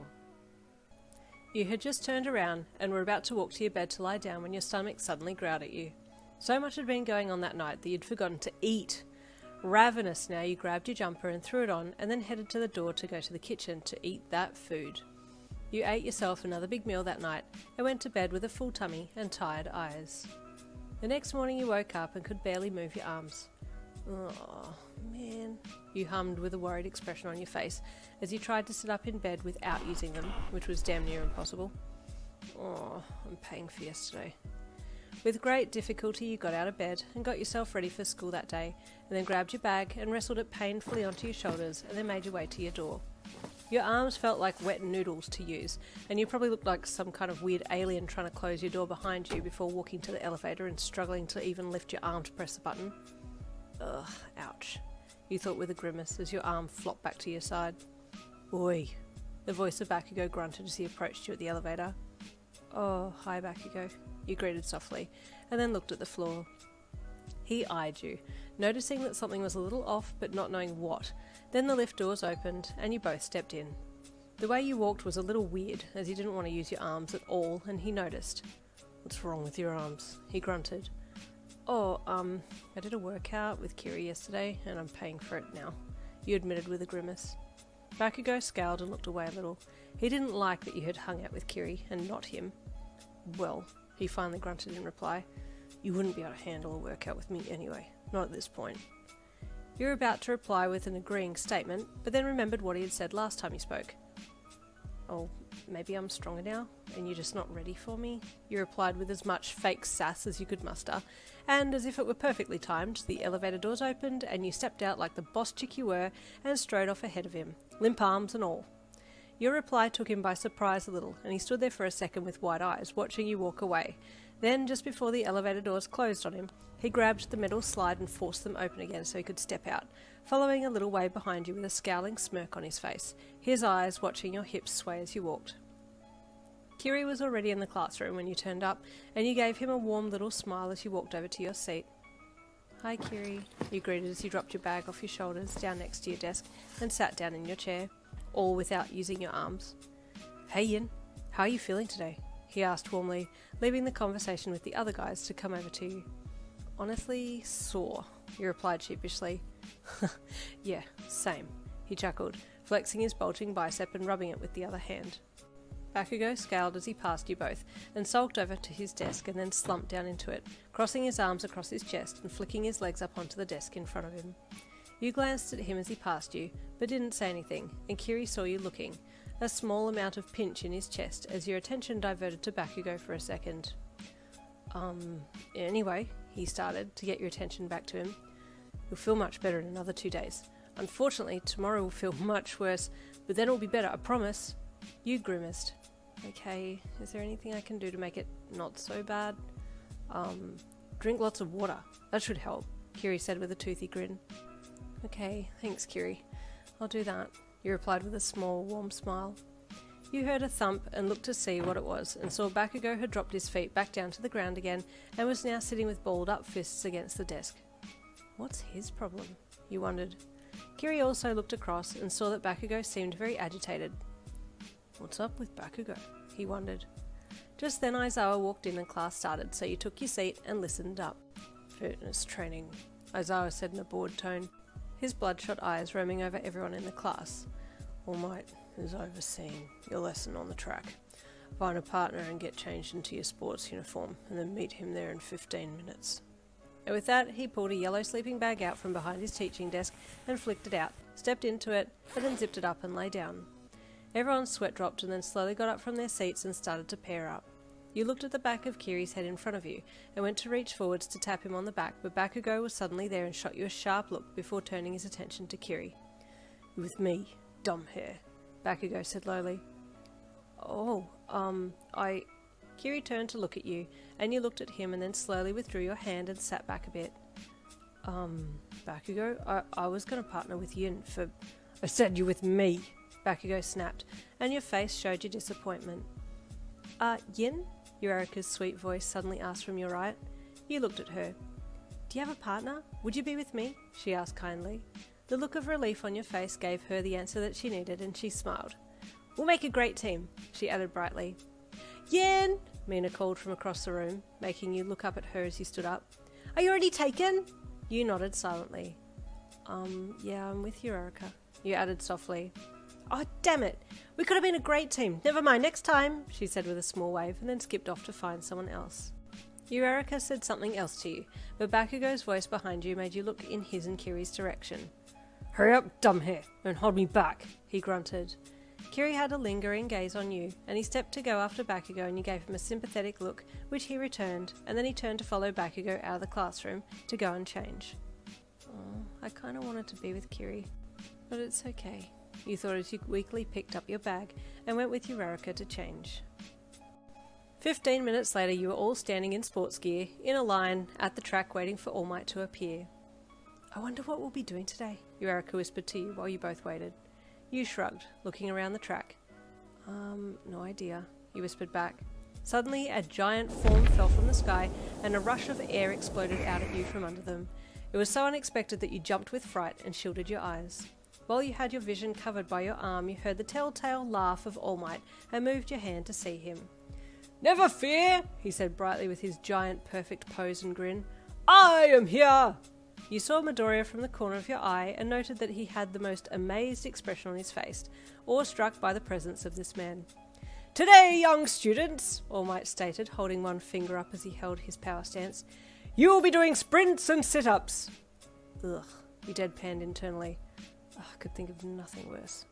Show me your stamina, show me your style, show me what it means to be a hero. You can all do it, All Might encouraged. Some of the students seemed to be on board after that rousing speech, but you were still unenthused. We will start with sprints, All Might directed, explaining where you would be starting from and ending. Then you would do 20 sit-ups and get up to sprint again. alternating who would be doing the sit-ups at each stop. "I'll do the first set of sit-ups," Eureka offered in a soft tone to you. "Okay," you whispered back. "I will treat the winners to ice cream," All Might suddenly added, and your interest piqued. "Well, it's not like I'll win, but ice cream does sound good," you thought hungrily. Everyone was then sent to line up at the start of the track, and Kiri sidled up next to you with Bakugo on the other side of him. "It's a good thing that we did arms and not legs," Kiri whispered to you. You chuckled softly. "Yeah, true," you replied, giving him a small smile while he grinned away. Bakugo scowled with jealousy on the other side of his red-headed friend and shifted his focused gaze from his left to in front of him. "Good luck, Yin," Kiri offered, holding out a fist for you to bump it. You smiled bigger and bumped him back. "Yeah, good luck to you too," you added. "Everyone ready!" All Might called from his position on the side of the track, and you set yourself for the run. "Set!" he called loudly, and you focused in on him while looking down at the track in front of you. "Go!" he shouted, and you tried to take off running. You weren't really expecting to get anywhere fast, but off the start line you found you were quicker than what you'd been expecting, and Kaminari and Minetto were even slower than you.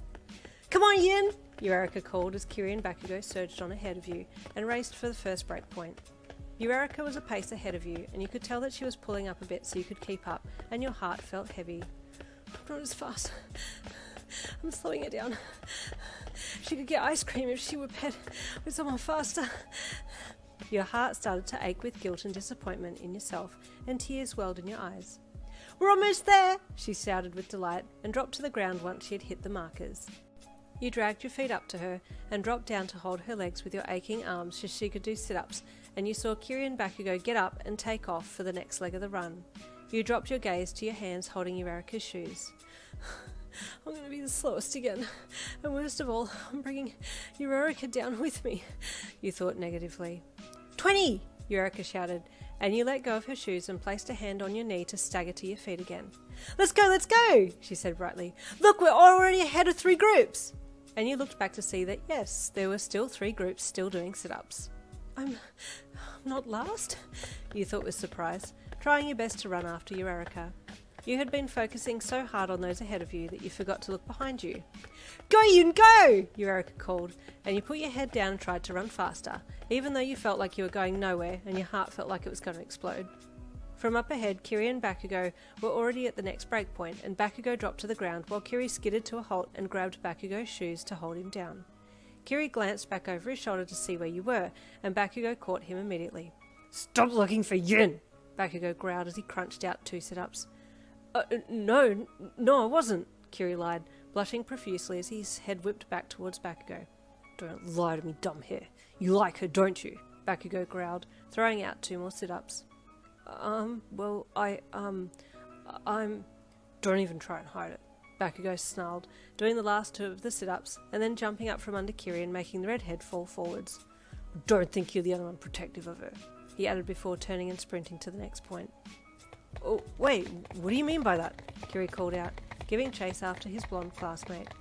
"I won't lose to you," Bakugo growled out as he ran, making Kiri chase him to the next point, and then waiting for the redhead to catch up and drop down to do his sit-ups while he held his feet. Do you like Yin?" Kiri panted, doing 2 crunches. "Dumbass," Bakugo grunted with a small blush on his cheeks. "You don't just ask a question like that out loud." But you just asked me," Kiri panted with confusion, doing more of his sit-ups. "I don't need to answer your questions. All you need to know is that you'd better be doing the best for her. You understand?" Bakugo growled threateningly. Yeah, of course," Kiri panted, doing the last sit-up before they both jumped up and made a run for the next line. "Like I said before, I won't lose to you," Bakugo snapped before sprinting ahead. Kirishima's heart sank. Bakugo was the best looking and strongest guy in the class, as far as he was concerned, and you had already done some training with Bakugo too. What would be the chances of you falling for him? His face fell as he ran. Do I like Yin like that? Would I be able to handle it if she and Bakugo started dating? The aching in his heart was telling him that the answer to that question was a no. Needless to say, Bakugo and Kiri finished first. You and Eureka came in second last this time, but that was something. You were proud of yourself for getting across the line before Mineta and Kaminari. In your excitement, you looked for Kiri to share this happy experience with him, but saw he was sitting with his head resting on his knees, still breathing somewhat heavily, and you suddenly felt very worried for him. He didn't seem to be acting like his usual self. He looked defeated. Was he okay? Your face went from elated to worried, and you were about to walk over to ask if he was okay when Bakugou suddenly appeared beside you. "Didn't come in last," he commented without looking at you, hands shoved into his pockets. I'm going to be first next time," you shot back without thinking, your tongue writing checks that you knew were going to bounce. He didn't have time to reply to that because at that point, All Might started his finishing speech and then you were all let go to go back and change into your school uniforms. Kiri was still down about what Bakugou had said and retreated into himself that day. You could feel something was off about him, but never got a chance to get him alone to ask if he was truly okay. It was at the end of the class that the bell rang and everyone got up to leave, giving you a chance to grab for Kiri, but he was up and out of his seat pretty quickly, and you frowned with frustration as he zipped out of the classroom to his locker before you could stop him. "I'll corner him at his locker then," you thought with determination as you got up and followed after him. As you got out into the hallway, you saw someone else was talking to him and suddenly got shy. I don't really know what I'm going to say when I get there anyway," you thought as you slowly passed them to go to your locker. "I'll wait till they're done and then come back and talk to him." You got your locker key out of your pocket and crouched slowly to unlock your locker, keeping one eye's vision unobstructed by the locker door so you could see Kiri still and find the right time to strike. He and the other person were still chatting, so you stayed there, watching from behind the locker door until you could feel the circulation start to get restricted in your legs. Thinking it best to stand up, you closed your locker and pushed yourself slowly to standing with hands on knees. As you did so, you found yourself suddenly yanked back a bit and spun around and then pushed up against the locker behind you. You grunted as your back hit the metal behind you and your eyes peered into some crimson red ones. "There's a spicy rum place down the road. You're the only other one who likes hot food," Bakugou grunted, pinning you to the locker with one hand on your shoulder. You whispered, a little shocked. "We go now or we go later? You choose," he grunted, averting his gaze for a second. Are we going together?" you asked, still trying to work out what was going on here. "Now or later?" he barked in a low voice, his eyes flicking back to match your gaze. "Now?" you said softly. "Good. Let's go then," he said, letting his shoulder go and stepping back. You blinked at him. What on earth was that? Was that his way of asking you to get food with him? What was wrong with this guy? Couldn't he just ask normally? He turned to walk off, so you quickly stole a glance in the direction of Kiri, still remembering your original plan, but unsure of what to do now. To your surprise, Kiri was alone now and already looking at you, but then he quickly looked away when you looked at him. You were about to abandon the follow Bakugou immediately plan and quickly talk to Kiri, but faltered when Bakugou called out to you. "Oi, you coming?" he barked. Your head swiveled between him and Kiri for a second before you caved, grabbed your bag, and then followed Bakugou, much to Kiri's dismay. "I'll talk to Kiri later," you thought as you followed Bakugou out of the school building and off down the front steps. Once outside, you finally caught up with him and walked beside him, not really knowing what to say. You started. "Congrats on coming first in the track and field thing today." "Huh?" Bakugou scoffed. "Wasn't even a competition. I'm always going to be first." "Are you always this cocky?" you asked honestly, feeling a little irked that he always put up a front like this. You did think the guy was kind of cute, but he seemed a little one-dimensional at this moment. "It's not cockiness, it's the truth," he replied with a smirking scowl, glancing at you beside him. You were looking at him, and had been since you asked your question, and you'd just noticed how spiky his hair was. "Is your hair always that spiky?" you asked randomly. "Huh?" he replied, caught off guard by your change in topic. "Your hair," you said again. "What kind of a question's that?" he snarked. "It's a genuine question. I want to know. I'm just trying to get to... You stopped then. Was it too soon to say you wanted to get to know him more? Forget it. Where is this place?" you asked, dropping your gaze with about the same rate as what your heart fell. "Style it like that," Bakugou grunted softly after you two had walked for a bit in uncomfortable silence. "Oh, okay. It suits you," you said softly, and Bakugou's cheeks tinged pink, but you never saw because he looked away and you kept looking down. "Yeah, well, I didn't ask you to come to eat with me, so we could talk about hair," Bakugou grunted. "Was there something you did want to talk to me about?" you asked, hesitating a look at him. Bakugou pursed his lips together. He really wanted to learn about you, find out what made you tick, find out about your background. But how was he supposed to ask all that without looking like a pussy? This really wasn't his style. Which school did you go to before coming here? He asked bluntly, trying to keep his voice as uninterested sounding as possible. The one before I came here, you asked. Shizuoka Gakuen? He grunted. But I was only there for like a few months before being transferred here, you added. Is that because of your old man? He asked. Yeah, that, and I just didn't get along real well with some of the people at that school, you admitted, keeping details to a minimum. He grunted. You asked. Aldira, junior high, he replied. Oh, okay, well, that's sorted then, you said with a small kind of half chuckle. Why don't you get along with them at the other school? He asked gruffly as he put an arm out to stop you from walking any further. It's here, he pointed to a building to your left. You were stopped right in front of the door. Oh, you said with surprise when you looked to your left. He stepped in front of you and grabbed for the door to yank it open, stepping in but holding the door open a little more so that you could get in behind him before it closed. You didn't say anything, but whatever happened to chivalry? Guess it didn't really matter. It's not like you're a couple or anything. He looked around for a second and then jerked his head to the right. That seat, he grunted, and you looked to see where he had nodded his head. Okay, you said softly, and walked over to it, taking your bag off your shoulder and sitting down. He followed suit and sat down as well. Menus, Bakugo grunted, gesturing to a menu set nearby, and you looked across and then brought a hand up from under the table to get one and drag it across in front of you. That hand's mission completed, you then allowed it to return immediately to join your other hand under the table again to rest in your lap. Bakugo picked up a menu too, but he knew exactly what he wanted to eat, so was more just using it to cover his face a bit while he thought. I need to find out something to talk about, he thought, scowling into the menu pages in front of him. Dumb hair's already ahead of me. Can't lose to him. What are you going to get? You asked him, still looking through the delicious-looking food items. Every picture next to the names of the dishes made your mouth water, and you were pretty sure you could have eaten about everything that they had to offer. Extra spicy katsu udon, fried chili on top, Bakugo said proudly. Large. Where's that? You asked, your eyes scanning the menu for it. Next page, he grunted. You turned the page and scanned down the items to the udon section until you found it. Yeah, that one looked pretty good. You hummed, eyeing the image next to the name of the food. You gonna get it too? He asked, and you thought about it for a second. Yeah, okay, I'll give it a go, you said, looking up at him. He gave you a proud, snarling smirk, and then turned his attention to one of the waitstaff nearby. Oi! He shouted.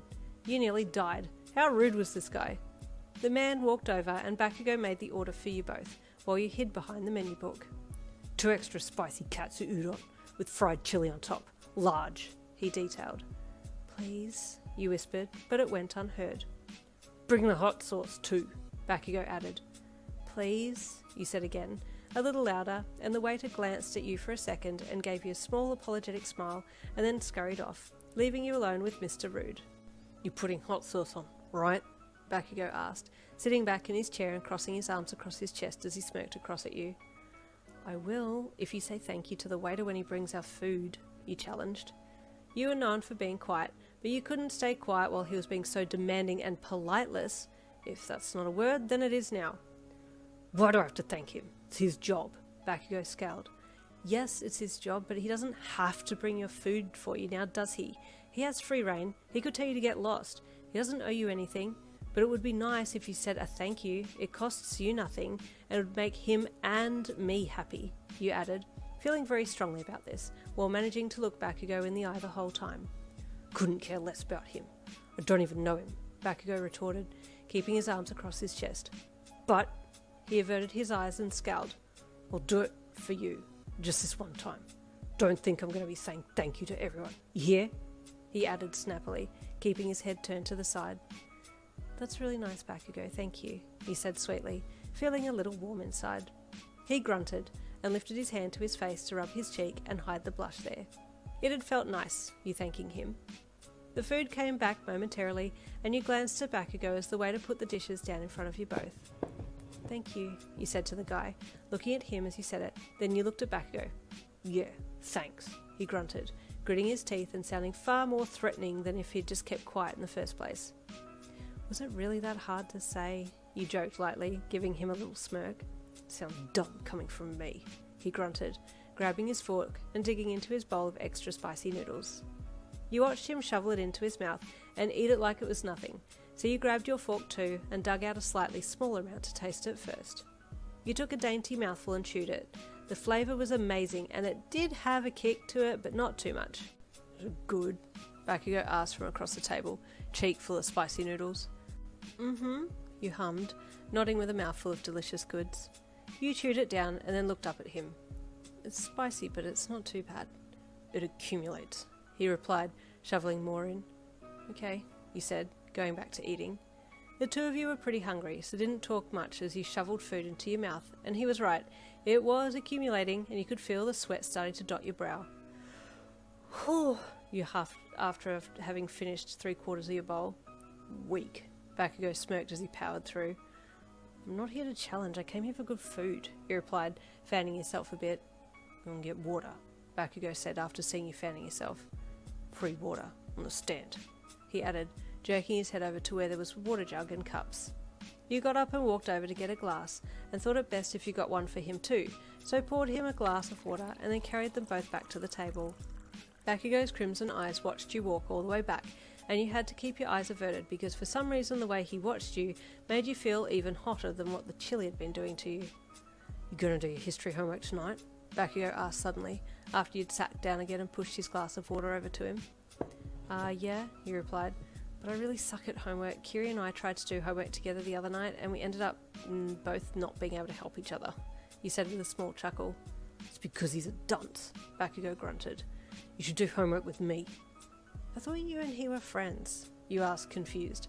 I saw you two together a lot before, but how come things aren't good between you now? Sometimes, Bakugo said sharply. Two people go after the same thing, and it pulls them apart. Is he talking about being number one in the class, or being the best with quirks? You thought, giving him a confused look. So you're going to let competitiveness get in the way of a friendship? You added. In this case, yes, because I won't lose, Bakugo added, giving you a look that made you shiver to your core. Well, I think you're being silly, you stated boldly. Friends are important. When you haven't had friends before and then suddenly find yourself surrounded by good people, you shouldn't do anything to push them away or let petty things get between you and them. This isn't petty, he snapped. Being best in the class or best with quirks is a petty thing, you said sharply. Well, as sharply as you could muster. Who said anything about quirks? Bakugo asked with a scowl of confusion. But now it was your turn to be confused. Wait, what are we talking about then? You asked. Bakugo opened and then closed his mouth again. Nothing. I asked you about your homework. After here, we'll meet in the lounge and do the homework together, yeah? You hummed, still confused about what was going on. What were they talking about track and field then? Maybe Kiri might be able to tell me what's going on. I still want to make sure he's okay. I'll have you understanding the homework within 15 minutes, Bakugo said proudly. Well, now that was an offer you couldn't refuse. It was now a half hour later and you were tits deep in homework, struggling and confused. But this part doesn't make sense, you asked, pointing to a paragraph in the homework that you were supposed to elaborate on. You're supposed to write what it means to you as a hero, Bakugo snapped. How many times do I need to tell you? I told you, I don't get it, you whined, starting to get a little agitated that it still wasn't making any sense. If you don't pay attention, I'm going to whack you with this, Bakugo threatened, rolling up his book into a tube-like shape. That's mean, you replied. You take me to eat, pay for it, and then smack me with that when I don't understand homework? Focus, he barked. Where was the first quirk holder born? Ching Ching City, you replied quickly. Now write what it means to you, he said. What has the city got to do with me wanting to be a hero? You asked pointedly, earning yourself a sharp smack to the head with the rolled up paper. Ow! It's your damn quirk line. You should have plenty to say, damn it, Bakugo snapped. But I don't understand what the city has to do with it. Bakugo paused and looked over at your book, reading the questions again and then scowling. Two separate questions, idiot, he snapped, smacking you again, and you let out another ow and then burst out laughing, seeing your own shortcoming. Bakugo was surprised to hear you laugh, and for a second he thought you might have been crying. I really am an idiot, you chuckled, wiping a few tears from your eyes that had sprung up from a mixture of light pain, embarrassment, and joy from finding the situation funny. Now hurry up, Bakugo snapped, putting his rolled paper back down. It's getting late. You smiled at your paper and nodded. Okay, I'll finish this and then we're done. Good, he grunted, writing something down on his page. It wasn't much later after that you packed your things away and said goodnight to him, thanking him for a nice afternoon and then heading back to your room. It was while you were walking down the hall to your room that you saw light seeping out into the darkened hall from under Kiri's door. Oh, he's still awake, you thought as you approached the door and paused. Oh, do I knock? What time is it? You went to pull your phone out to see the time, but heard a chair creak from inside Kiri's room and froze. What if he comes to the door and sees me here? Spurred by that fear, you reflexively knocked on his door, grimacing as soon as you'd done that. Oh, oops. Now what? Yeah? Kiri called from inside his room. Hey, he replied. It's me. Sorry, it's late. The door was suddenly swung wide open and Kiri was standing there looking at you with some kind of look of relief on his face. Hey, come in, he gestured, opening the door wider so as to make it perfectly clear that you should enter. You did so, giving him a shy smile as you walked in past him. Sorry if I interrupted, you apologised. No, it's fine. I wasn't doing anything anyway, Kiri replied, closing the door behind you. So, what brings you here? Oh, I just wanted to make sure you were okay. You seemed a little down after track and field today. Me? Kiri asked, pointing to himself. No, He looked away shyly and scratched the back of his head. No, I'm good. You sure? Because it looked like you and Bakugo had had a fight or something, you queried, trying to catch his eye. Did we? He asked, showing signs of evading the question. I didn't think we did. I'm fine. He didn't elaborate, just kept his eyes down, and you felt like pushing for an answer wasn't going to get you anywhere, so decided to just tell him about the rest of your day instead to break the awkwardness. Oh, okay, well, Bakugo insisted that I get food with him, so I did, you said randomly. Oh, Kiri said flatly, rubbing the back of his neck while staring down at the floor. Yeah, he's kind of weird, but nice, I guess. Kiri hummed, and you felt like the awkwardness was growing. So my arms still hurt, but I kind of want to wear my new gym clothes. Do you think we could do a workout maybe tomorrow? You asked hesitantly. Really? Kiri asked eagerly, all the awkwardness washing away in the wake of this sudden new approach you took. Yeah, but can we do something that's not going to impact class? Like, I'm just glad we didn't do a leg workout. That would have been brutal. Right? Kiri laughed, appearing much more lively now. Yeah, sure. How about core? I haven't done core in a while, he said as he took a hold of the bottom of his shirt with his right hand and pulled it up to see his own abs. You almost had a nosebleed. How was his physique even possible? Definitely won't be lifting my shirt to show you my belly, Kiri, you thought as you stared at his killer abs. You say you haven't done abs for a while, but you look pretty fit to me, you said firmly. Really? He asked, looking up at you and dropping his shirt down again. Yeah, definitely, you said with a solemn head nod. Oh, well, thanks, he said with a small, shy smile. So tomorrow, gym, after school? You want to meet me here before going? Yeah, I'll change and I'll come to your room and then we can go together, he said with a warm smile. He smiled back in return, that soft look in his eye making you feel warm and fuzzy inside. Hey, he said gently, I like that you're smiling more. Am I? You asked with a little surprise, then touched your fingers to your lips. Oh, I guess I am. I'm feeling really happy here at this school, and I'm happy that we're close. I mean, friends, you added. Yeah, same, he said, that softness still remaining in his eyes. Thank you for being my gym buddy. Anytime, thank you for taking a slob like me on, you replied a little apologetically. Hey now, I don't want to hear you call yourself that ever again. You're perfect. Not in a weird way, sorry if that was weird, but you're not a slob at all, Kiri said quickly. Okay, you replied bashfully, sidestepping to the door a little. It's late, so I'd better go, but thank you again, Kiri. I'll see you tomorrow. Yeah, sleep well, he said, as he reached for the door handle and pulled the door open to see you off. You left then with a warm feeling in your heart, a full stomach, and a soft smile on your lips. Life here was pretty good. The next day after school, you dragged yourself and your super heavy sore arms back to the dorm to get changed into your new gym gear. Ugh, this was not a smart idea. This was very unsmart.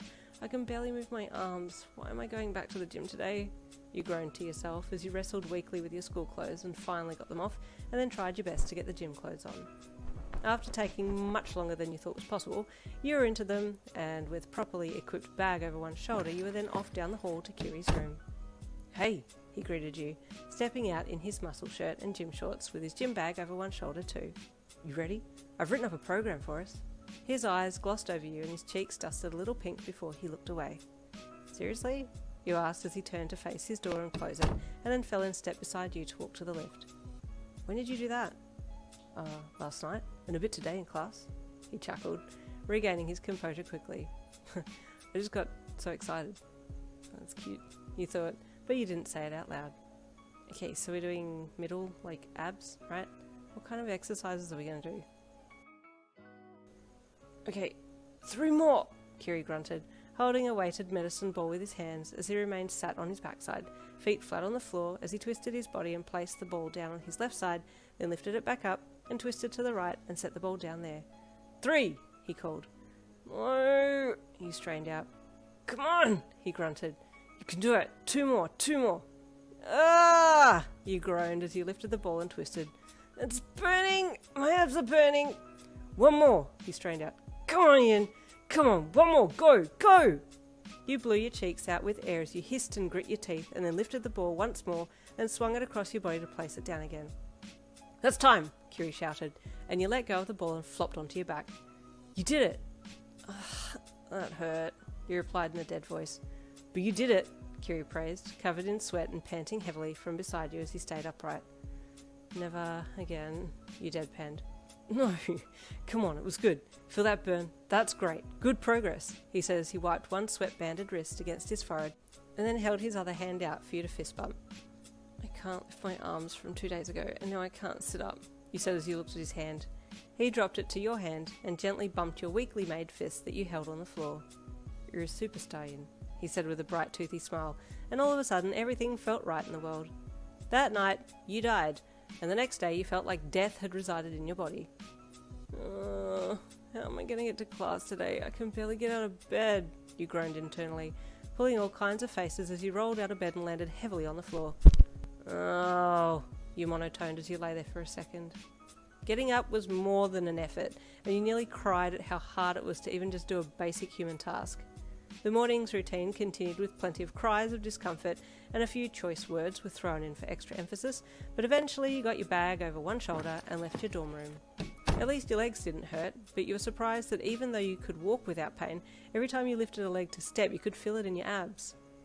Wow, everything really is connected, you thought as you got into the elevator, got down to the bottom level of the building, and then headed out of the doors and across to UA.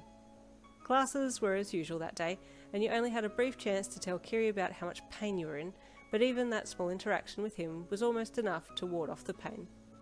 Being in his bright, cheery presence had an amazing healing effect on you, and you smiled to yourself as you sat back down at your desk before the next class started.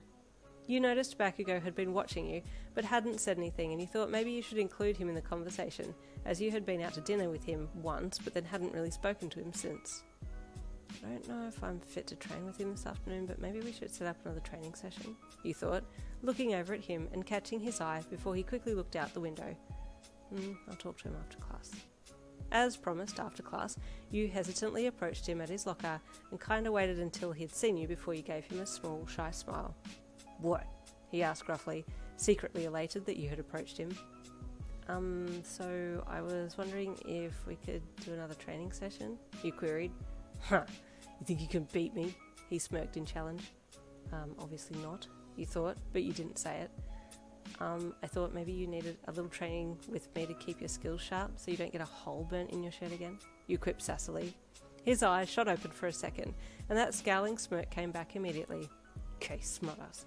How about we settle it this afternoon then? 4 p.m, training grounds," he challenged, closing his locker to square up to you. Today? This afternoon? I'm kinda sore from..." "What? You backing out on me? Scared you'll lose?" he teased, still smirking as he pushed his hands into his pockets and stood there with confidence written all over his smug face. No, well, I mean..." you fumbled, looking to the side and shrugging as you wrung one hand into your school shirt. 4 p.m, he said again as he spun away from you. "Don't keep me waiting." You looked at the back of him as he stalked off down the hall, knees out and school pants hanging so low you thought they might fall down. Well, this is the day I die, you thought with a sigh and a frown on your face. But I can't back down now. With one more pensive look at the back of the disappearing Bakugo, you turned back to your locker to get your bag and then head to your room to change into your funeral clothes. I mean, the clothes that you'd be dueling him in before heading to your doom. With nervous butterflies flitting around in your still sore abdomen, you headed across the campus to the training ground. You had decided to wear your new gym clothes as they felt the most appropriate for this occasion. That, and you secretly wanted to show them off to Bakugo too. New clothes always made you feel good. Stepping into the training grounds, you saw him standing in the middle with just a black tank top on and shorts on. Your eyes immediately glossed his arm muscles and compared them to Kiri's.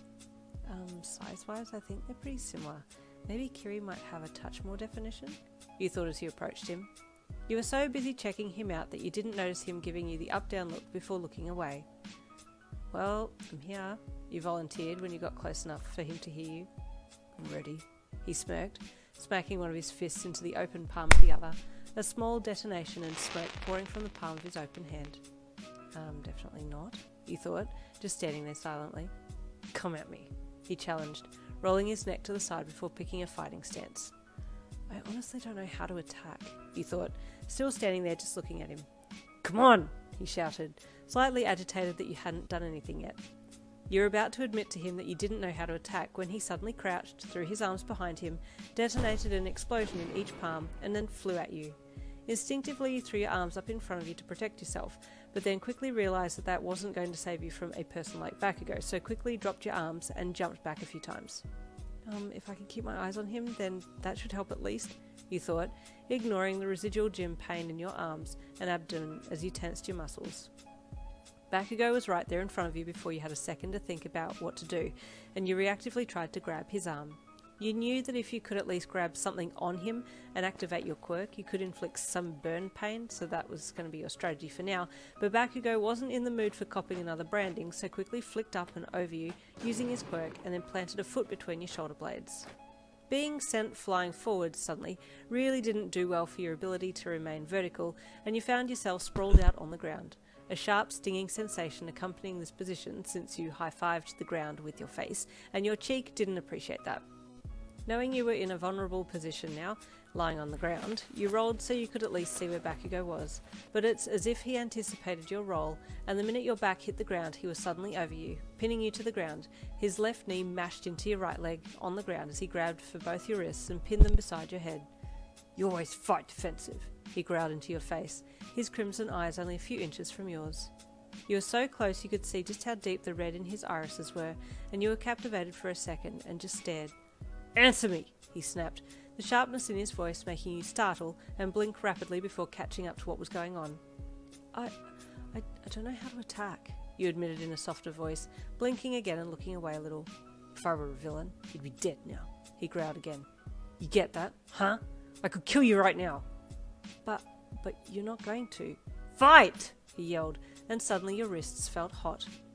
Ah, you hissed, looking at your right wrist that he was holding you down with, and struggling a little to get it free. The pain increased, and you saw black smoke starting to curl out from under his palm that was sandwiching your wrist to the ground. Ow, you said a little louder, and a little more panicked now. Fight me, he bellowed, his yell being accompanied by more pain in your wrists. Bakugo, you suddenly said a little more urgently, starting to fight more now to get him off since the pain was getting worse. Die, he screamed into your face, still pinning you there under him. Suddenly you wondered, is he actually trying to kill me?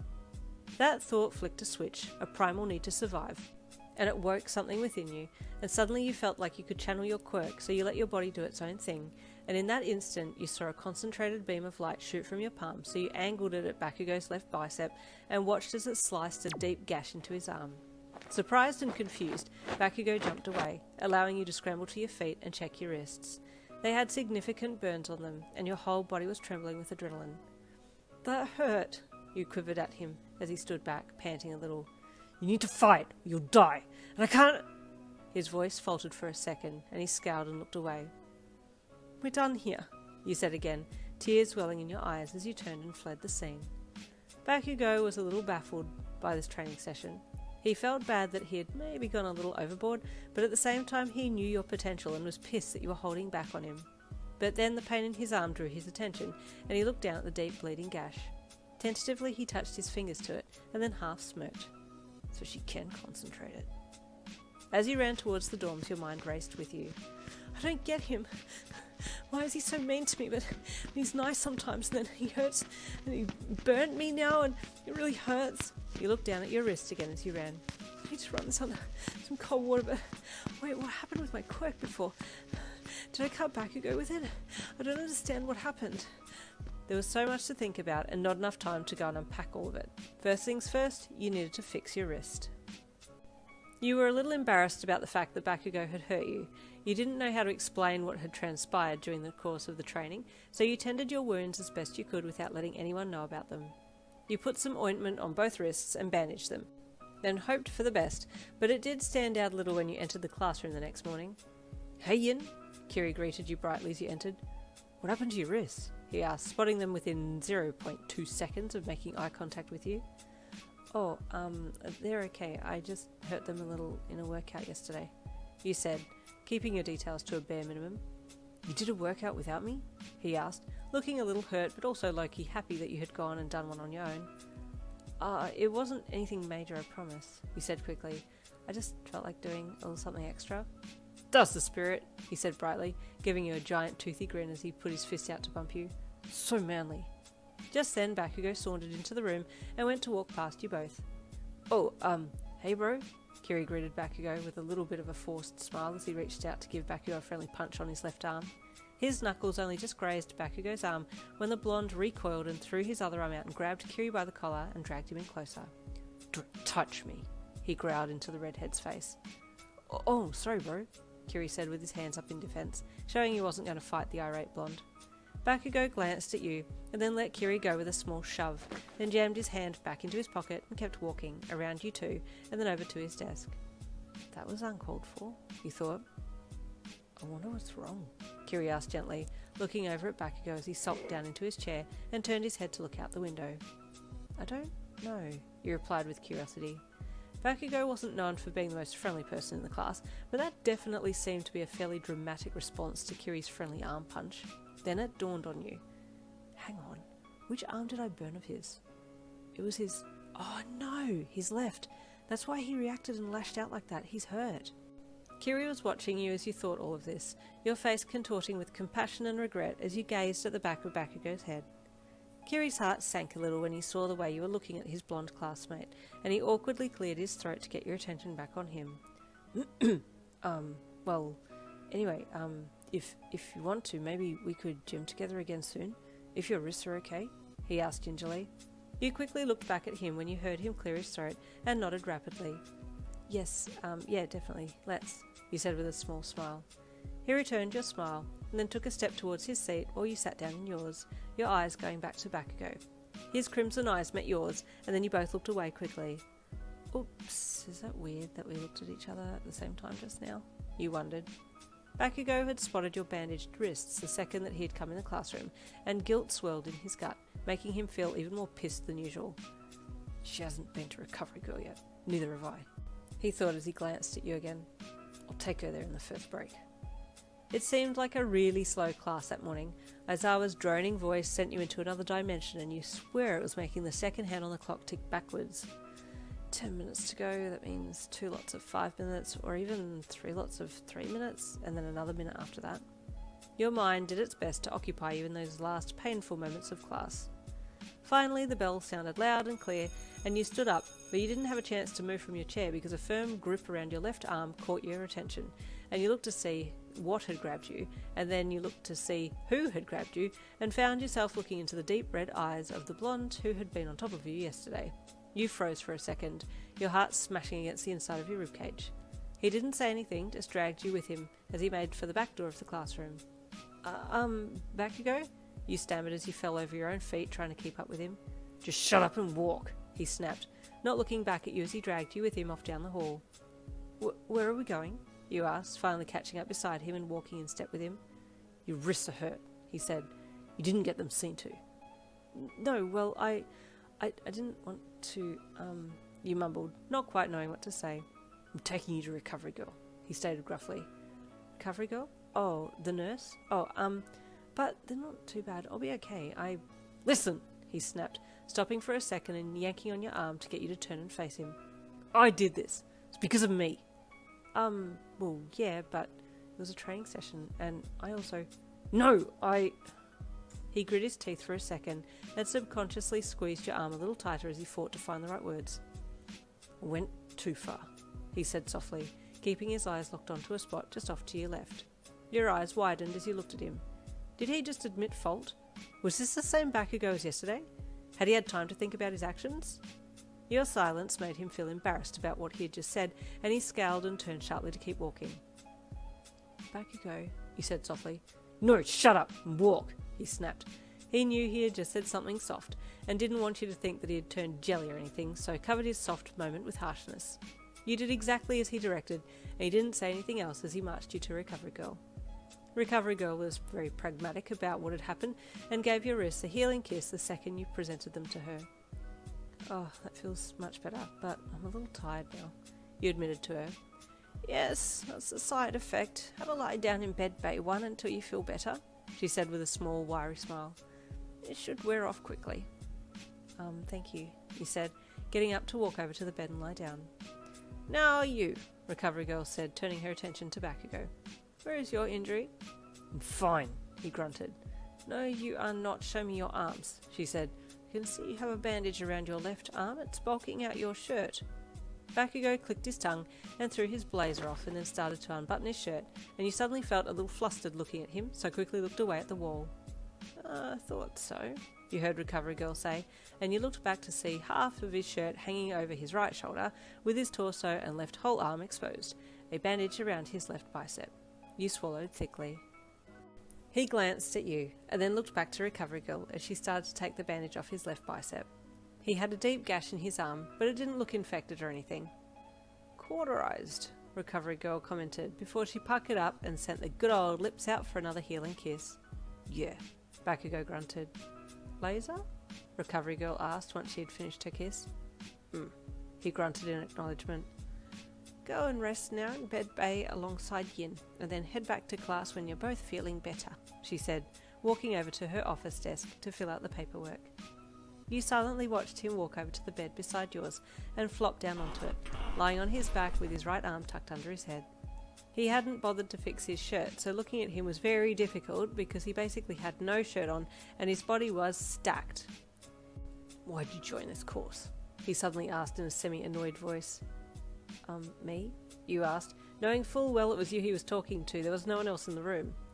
Answer my question, damn it, he grunted. He obviously wasn't in the mood for your stalling.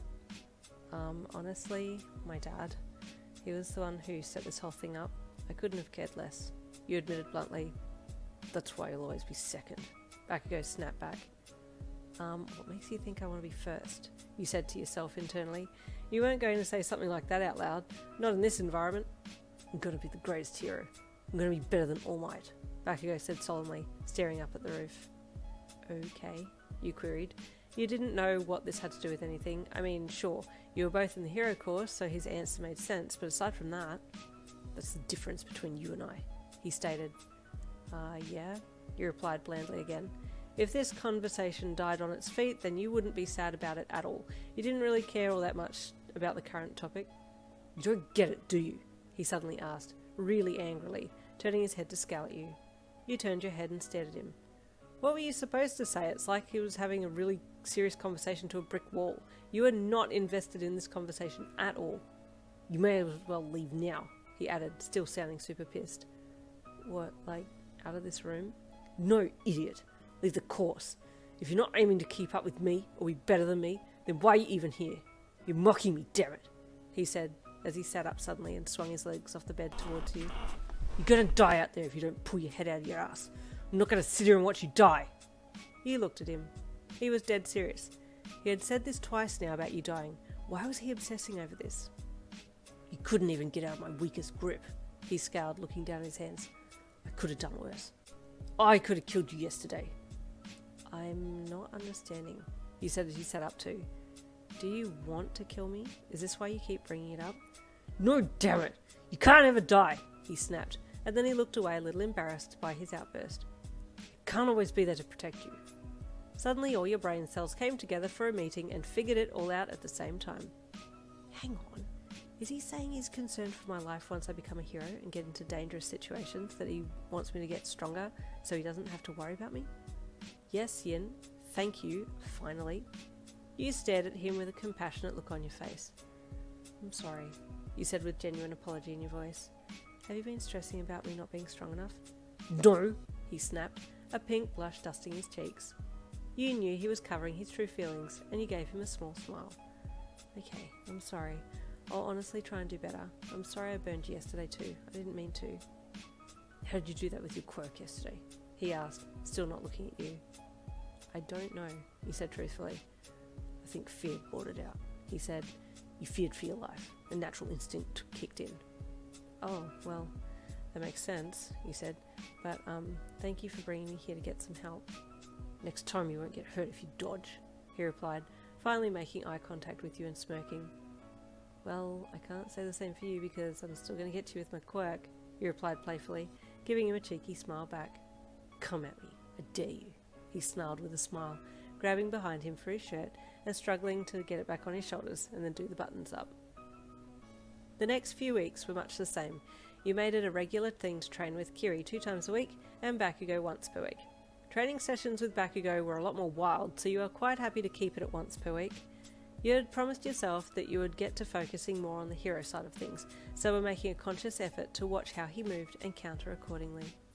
All the training with Kiri was starting to pay off as well, and you were feeling a little stronger and slightly more agile. You had spoken with your mum on the phone a few more times in that time period, and she was so happy to hear that you were enjoying the new school and had fit in well.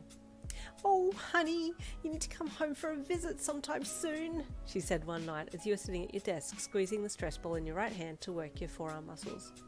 I will, you said with a smile into the phone. I'll let you know when though, okay? I have a few assignments and tests coming up that I really need to study for, so I can't waste my weekends. Oh, of course, sweetheart, your mum said kindly. You just tell me when and I'll make sure there's a special dinner here for you of anything you want. You switched your phone to the other hand and put the stress ball in your left hand and started to squeeze away. Yum, you said in a hunger-filled voice. I can't wait. Alright, sweets, I'll let you go now. Hugs and kisses. Love you lots and lots, she said, making kissy noises on the other end of the phone. Love you, Mum, you said happily as you hung up. You smiled to yourself as you put the phone down on your desk, and no sooner had you done that, there was a knock at the door. Yeah? You called happily. Hey, it's me! Mina called from the other side of the door. Hey, come in, you invited her. She threw your door open and bounced in, taking a flying leap onto your bed. Oh, your bed is so comfy, and can I sleep in your bed with you? She asked as she snuggled down into the fluffy doona. Mina, you're so weird, you chuckled. If you were a cat, I'd totally keep you as a pet and snuggle with you all night. But why not snuggle with me all night as a human? She asked with her tongue poking out. You giggled. Okay, maybe, you said with a smile. Yay! Okay, anyway, so the reason why I came in was to ask you if you wanted to come on a hike with us on the weekend. It's just a girl's thing. We wanted to hike the local mountains and have a picnic dinner and watch the sunset and then walk back in the dark. Don't worry. Aizawa knows where we are and we're going to have good reception, so if there's anything to go not how we planned, we'll still be fine. Are you jinxing us, Mina? You asked cheekily. I hope not, but we're all heroes in training, right? We'll be fine. We can handle anything. Okay, well, there's going to be a group of us, so that should be okay, you said dubiously, feeling like something was definitely going to go wrong now that it had been put out there in the universe. Sweet! Okay, I'll go tell the others that you're in. I'm so pumped! Mina said excitedly as she jumped off your bed and ran for the door. See you later! Bye, you waved to the door as it was closed, and you heard her running footsteps slowly disappearing down the hall. Oh, sunset dinner, you thought with a slightly crestfallen face. I still feel a little self-conscious about what I eat in front of people. Maybe I need to take some healthier things. But what do I take? Pondering this, your mind pulled up Kiri and your heart felt warm. Yeah, I'll talk to Kiri about it. He gets me. After finishing your homework, you went to Kiri's room and knocked on the door. Is that you, Yin? He asked from the other side. Is it bad that it's always me? You asked back. You heard him chuckle from inside his room, and then the door was opened for you, and he was standing there in a tank top and shorts. I'm always super happy to see you. Come on in, he greeted you. You gave him a smile and stepped into his room, then beelined for his desk chair and sat down in it. He closed his door and walked over to his bed to sit down. So, what's up? he asked as he relaxed back on his palms, placing them behind him on the bed. You said softly, dropping your gaze to the floor. So, the girls want to do a hike this weekend? Oh, cool! I'm in! He said straight away, and you quickly corrected yourself. Oh, I'm so sorry. No, it's just for the girls. Sorry, Kiri. What I came to ask was for some advice on food. Oh, he said, a little saddened. He was hoping for an invite to hang out with you, but it looked like he had lucked out this time. Food. What do you mean? Well, he sighed, still looking at the floor. I probably don't eat the healthiest, and I feel a little self-conscious about that. I love sweets and donuts and pies and all the yummy things, but when I compare with what I'm eating to what the others are eating, it's always something healthier or well-balanced, and I've never really been shown how to do that. Eat well. Mum always took me to wherever I wanted to go when it came to food places. She always said, eat what makes you happy, so I've always done just that. I don't know any other way. Hey, Kiri said gently, giving you a soft smile once you looked up at him. I can help. I know lots of healthy, yummy food options. Let's go to the shops tomorrow, together, and I'll show you the different things. Okay, he said with a look of relief on your face. Thank you, Kiri. You know, he said, I used to be a really weak kid that ate whatever. Really? You asked. You haven't been a fit kid your whole life? He shook his head. I didn't eat healthy at all when I was little. My mum said I was a fussy eater. So, what changed? You asked. When I saw Crimson Riot, I wanted to be just like him, so I started reading about what he did for his daily routine, and that's how I got into fitness and stuff. Oh, that's cool, he said with a small smile. Well, yeah, can we go tomorrow? I want to get some things that I'll feel good about pulling out to eat with the girls. Okay, deal, he said with a smile. But, hey, do you think maybe on another weekend? He sat up and moved his hands into his lap and fiddled with his fingers as he looked down. We could go for a hike together. I think that'd be really fun. Yes, he replied immediately. Yes, let's do that. Oh, okay, awesome, he replied, his bright, relieved eyes shooting up to meet yours. Okay, we can work out which weekend later, but tomorrow is a definite. After school? Done, you said with a head nod. These are so good. Low carb, high protein. Keeps you feeling fuller for longer, Kiri said as he grabbed 2 protein bars and dropped them into your shopping basket. You hummed as you looked down at them and about 5 other protein bars. Oh, and same goes for these ones. Do you like double chocolate or white chocolate and raspberry? He asked, flipping the bars over to read the contents on the back. These are only 2 grams of carbs, and wow, 24 grams of protein? They must have redone the recipe on these. I don't remember the protein being so high. I don't know what any of this means, you suddenly wailed. Kiri stopped and looked at you, and then started to chuckle. Oh, I'm sorry, Yin. I've just been rambling away, not explaining anything. That's not very manly of me. It's okay, but please tell me what's going on here, you begged. Okay, he said, putting one of the bars back and walking over to you. These are protein bars. They help you keep your metabolism up and keep you feeling full, so that you're not hungry all the time and snack on high carb foods. What's a carb? You asked innocently. It's short for carbohydrates. That's your body's preferred energy source. Main carb foods are bread, cake, donuts. Okay, so I love carbs, you stated. Yeah, so do I though. They're so good. But we need a balance, he said with a smile. So you need to have a balance of carbs, protein, and fat in your diet. Okay, what's protein then? You asked, following him as he turned and walked down the aisle. Protein is your muscles' building blocks. Things like meat, eggs, protein bars. Okay, you said, and it keeps you feeling full? Yeah, and then fats are good for your brain, but they need to be good fats, from like nuts, avocados, coconut oil. He continued to talk and educate you on different foods and nutrients, and you took it all in. This was all so new to you. No one had ever told you anything about this stuff. Kiri even showed you how to read the nutritional panels on food packets so you could make good choices, looking for foods that weren't overly high in carbs and sugars, and by the end of the shopping trip you were very happy with the items in your basket. Oh, this is going to be really good, you thought as you pulled the packets out and put them on the conveyor belt to scan and pay. You had bought a lot of stuff and started to mentally work out if you even had enough money for all this food, but before you could pull your wallet out to pay, Kiri had reached out with his card and paid for everything. Wait, you gasped. No, you can't pay for all of this. But I really want to, he protested lightly. I'm the one who made you buy all this, so please let me pay. You can try everything and work out what you like, so when you buy again, it'll be the things you definitely want to eat, and not things I've kind of forced you to buy. You didn't force me to buy anything. You've been such a big help to me, Kiri. Thank you so much for coming with me today. You know so much about food. I had no idea that there was that much to it, you said gratefully. He gave you a soft smile and then just got to helping pack the food into the bags on the other side of the conveyor belt, along with the help of the attendant, and then you were headed back home, a bag in each hand. I don't know if the community fridge will hold all of this, you joked as you waited for the bus with him. I have a small fridge in my room. If you want to keep some of the things in there, I'm more than happy to share. Thank you, Kiri. You've been so kind to me. I really don't know how to repay you, he said with a warm smile, one he hadn't seen before, and it made his heart flip. He paused for a second, his mind pushing forward a request that he had been toying with, but his tongue refused to say the line. Instead, the bus turned up and took your attention from him, leaving him standing there gazing longingly at your side profile as the echo in his brain subsided. Maybe we could go on a date? Back at the dorms, you got to packing all your new items into the various places they would be staying. Bars were stashed in your room, protein shakes were put in the kitchen pantry in your section, protein puddings and salads and other bits and pieces were put in the fridge, and other healthy snacks were placed in the snack bin with your name on it. You were so proud of yourself. It felt like you had gotten a new clean piece of paper and a freshly sharpened pencil, the illusion of productivity.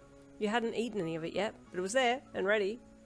All that work had you kinda hungry, so you made your way back to your room and opened the drawer with all of your protein bars in it. Should I try one? I wonder if they're nice, you thought, as your eyes roamed the selection there. Seeing one that had a flavour that you felt like, you reached into the drawer and pulled it out. It felt just like a chocolate bar was in your hand, and your mouth watered in anticipation. Opening the bar, you took a good look at it before tentatively taking a bite. Well, it wasn't exactly a chocolate bar, but it was okay. You took another bite and chewed it down. Wasn't too bad, actually. Pulling a not bad face, you continued to eat it, and to your surprise, you almost couldn't finish it. You suddenly felt really full. What sorcery is this? You asked yourself as you read the side of the empty wrapper. Why do I feel so full after just one bar? The wrapper did say that the bar had a whopping 24 grams of protein, but that didn't mean anything to you at that point. But you had a feeling it was an important part to understanding how this bar was able to fill you up so quickly. Having finished that bar off, you crawled into bed, satisfied and done. The weekend came all too quickly, and you were both excited and nervous to be heading out with the rest of the girls. You had your mental checklist of all the foods you needed to take with you and carried your bag to the kitchen to pack your things for the day. As you walked in, you saw Bakugou was standing there eating a banana and stopped for a second. He eyed you but didn't say hi, so you had to be the one to approach the conversation first. Hi Bakugou, you said quietly as you walked in and over to your snack bin. He grunted in reply and watched you while you got some snacks from your collection and then got a salad from the fridge. He noticed the different foods immediately and pinned Kirishima correctly as the one who had influenced you to change things up a bit. You felt quite self-conscious as his red eyes watched you, and you glanced at him as you turned to go. Do you even like that stuff? Bakugou grunted as you passed him. I don't know yet, but I'm going to try it. Protein bars are nice, you said nonchalantly as you kept walking. Where are you going? He called out after you. On a hike with the girls, you called back, not stopping. What was it to him anyway, nosy Parker? Back to your room you walked, then changed into your gym gear and then headed downstairs to the lobby to meet with the other girls. They were all there and ready to go, so with one last check to make sure everyone had everything, you left as a group, walking out of the school grounds and off towards the bus stop that would take you to the mountains. It was a fun trip on the bus. Everyone chatted and joked, the vibe was just right, and you were all looking forward to a good walk. At the start of the track, everyone did a check of their bags and shoes, and then you were all off. Surprisingly, you were somewhere in the middle of the group when the track narrowed and everyone had to go single file. As it got steeper, you did find you were panting a lot more, but you were doing far better than you thought you would. Your legs hadn't completely given up on you yet. Drink break! Eureka called from the back of the group, making you all sigh with relief that someone had called it. And in a split second, everyone had stopped and was sitting down under the trees there, pulling water and snacks out of their bags. You had packed that protein bar that you liked from yesterday in your bag today, so after a good guzzle of water, you pulled it out to have a bite. Ooh, what's that, Yin? Mina asked as she bounced over and dropped down beside you. It's a protein bar, you said with a smile. I went shopping with Kiri and, well, yeah. It was inevitable, Mina ended for you. You chuckled knowingly. Yep. Is it any good? Mina asked. Actually, yeah, and it's really filling. I tried this flavour last night and really enjoyed it, you said with a smile. So I don't mind eating it today at all. You and Kiri spend a lot of time together, hey? Mina said with a sly smirk. Any reason for that? You hummed shyly, feeling your heart rate suddenly increase as you avoided eye contact. I don't know what you mean. Of course you do, Mina teased with a nudge to your arm. Do you like him? He's pretty cute. You felt your face go a little warm and coughed as a small piece of protein bar suddenly took a left turn into Lung Street. What are we talking about? What are we talking about? Hagakure asked, her shorts and top floating over to get in on the gossip. You had clammed up by then. You actually really did like Kiri, but you certainly didn't want that to get out. What if he didn't like you back like that, and it completely terminated this cool thing that you had going on? You didn't want to jeopardise that.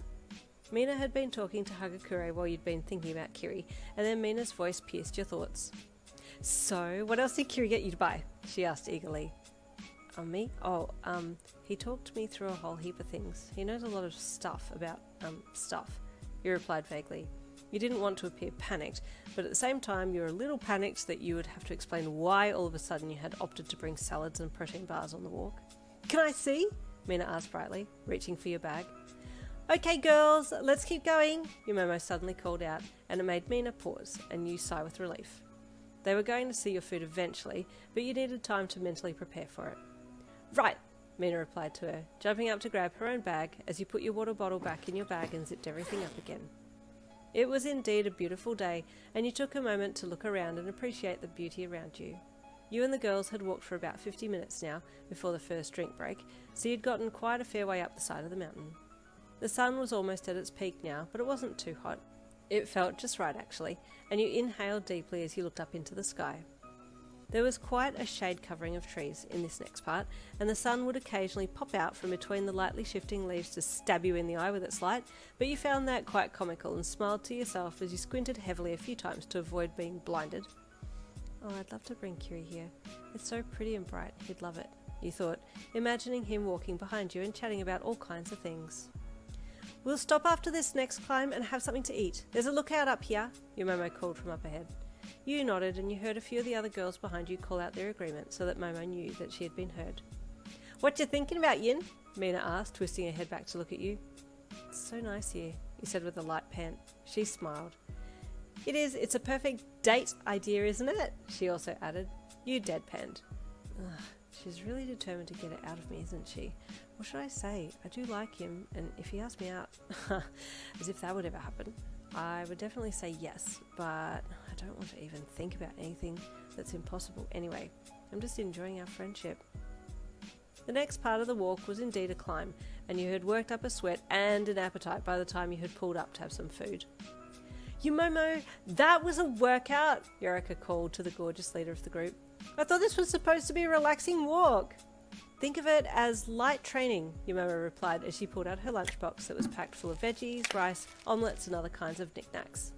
Every eye in the immediate vicinity was on her lunch, and a few made sounds of envious delight when they saw it. Oh, that looks so good, Yorika drooled. Yumomo, you always have the perfect lunches, Ribbit, Tsuyu said, pulling out a sushi roll and swallowing it down. Oh, you're all welcome to have some, Yumomo offered graciously. I made sure to bring plenty.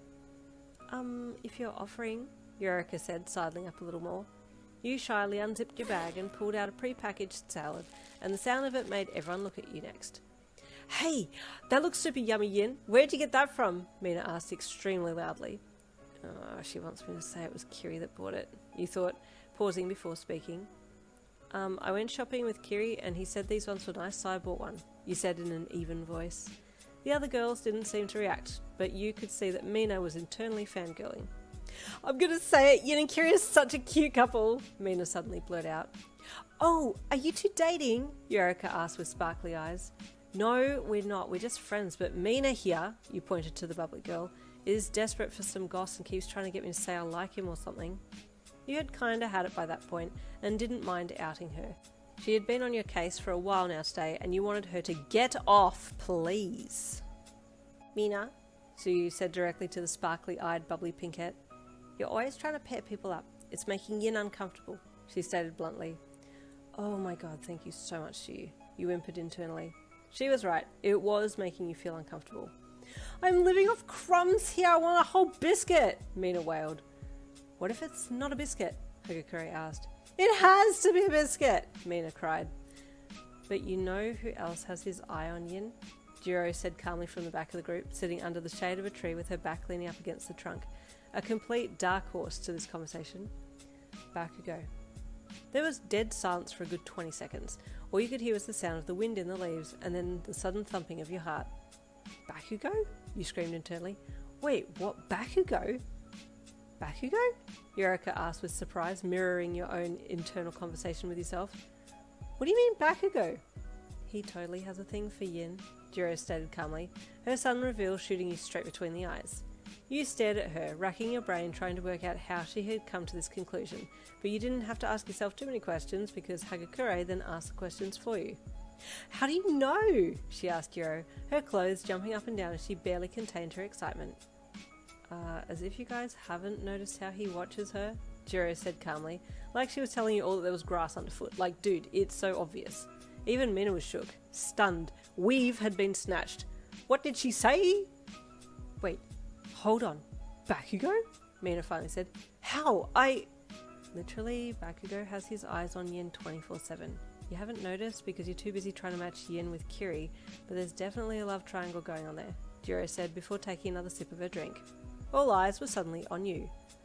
I didn't even notice myself.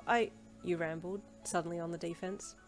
Yin, what's your secret? Mina gushed, falling onto you and giving you a hug. You're so magnetic! I think you got it all wrong. I don't know if either of them are looking at me in that way, you pleaded. But kind of feels nice to think that maybe they might like me, you added internally. I have to keep a closer arm Bakugo now, Mina said slyly as she sat back down and let you go. Same, Yorika added in mischievously. Guys, you wailed in a sing-song voice, which led to the girls having a little giggle and chuckle about this whole thing. There was more sparse conversation about it, and then it shifted to Yorika and Jiro and their potential love interests, but your mind was still reeling at what Jiro had said. Well, he's sometimes mean to me, but I don't think he actually means to be mean, you thought, thinking about Bakugo. He did ask me to come and get food with him too, though. You wouldn't ask someone to get food with you if you didn't at least tolerate their presence, you wondered. After ample time had passed, you all got up again and made the final hike to the lookout at the top. There at the peak of the mountain, in the fresh air watching as the sun slowly sank towards the mountaintops in the distance, you all had dinner. The colours in the sky were gorgeous, soft pinks that blended to orange, blues and yellows.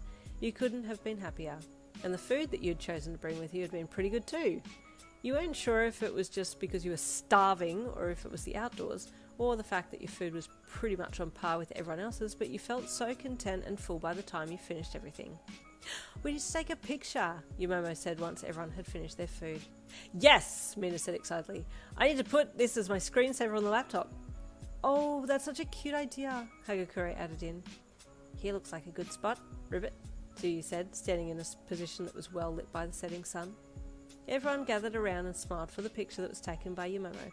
Then everyone swapped around so they all had a picture of the group, including multiple funny selfies and other random pictures which were fun.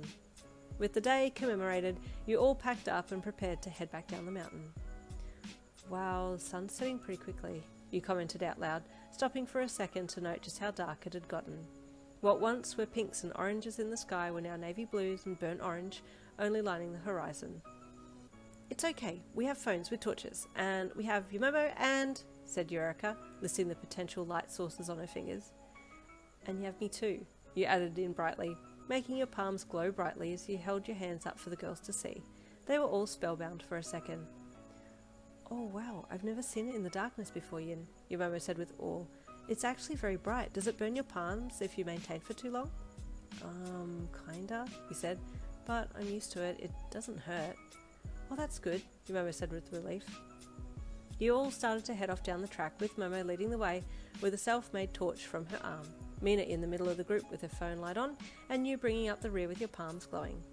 It was enough light to keep everyone well lit, and you had gotten about 20 minutes into the downhill descent when you heard a little whimper. At first you weren't sure if it was just a combination of sounds from the girls in front of you, all blending in together, but then you heard it again and noted that it sounded like it was coming from just off the side of the trail. Instinctively, you turned your hands to the side to shine your light over to where you had heard the sound come from, and the girl in front of you, Hagakure, stopped when her light source disappeared. Jiro, too, looked back, as she felt like something had happened. "What is it, Yin?" Hagakure asked when she saw you had stopped. "Shh." You hushed her gently so you could listen. The other girls kept moving on a little way, as they hadn't quite realised that you had stopped, so their voices moved away a bit and allowed you to hear a small cry again. "There's someone," you whispered to Hagakure. "Over there, they sound little." "I didn't hear anything," Hagakure whispered. "Hello?" you called gently ahead, holding your light higher to see into the bushland ahead. There was no reply, and you stepped forwards to get a little closer. The other girls in the group had now seen that something was up and came back quietly to see if they could help. "What is it, Yin?" Mina asked as she snuck up beside you. I heard a small whimper and it sounds human," you whispered to her, "but I'm not sure if I should go right in and investigate." Mina looked up ahead into the bush lit by your palm and stepped forwards. "I'll check it out, cover me," she said. No, I don't want to be left behind. I need to be brave as well," you thought. "Yumomo," you whispered, "cover us." Yumomo did, making herself a staff to use in case she needed to fight someone, and stepped in as backup as you and Mina crept forwards. With Mina just ahead of you, you followed on behind, keeping as close to her, if not equal to her, as you both kept inching towards the bush. You heard the sound again and felt pretty sure that it was a small human, but you were still wary. "Hello?" you called again, and again there was another small whimper. Mina and yourself pushed through the small bushes and trees, looking around as you moved. Then up ahead you saw movement and squinted to see what it was better. "Is that a little kid?"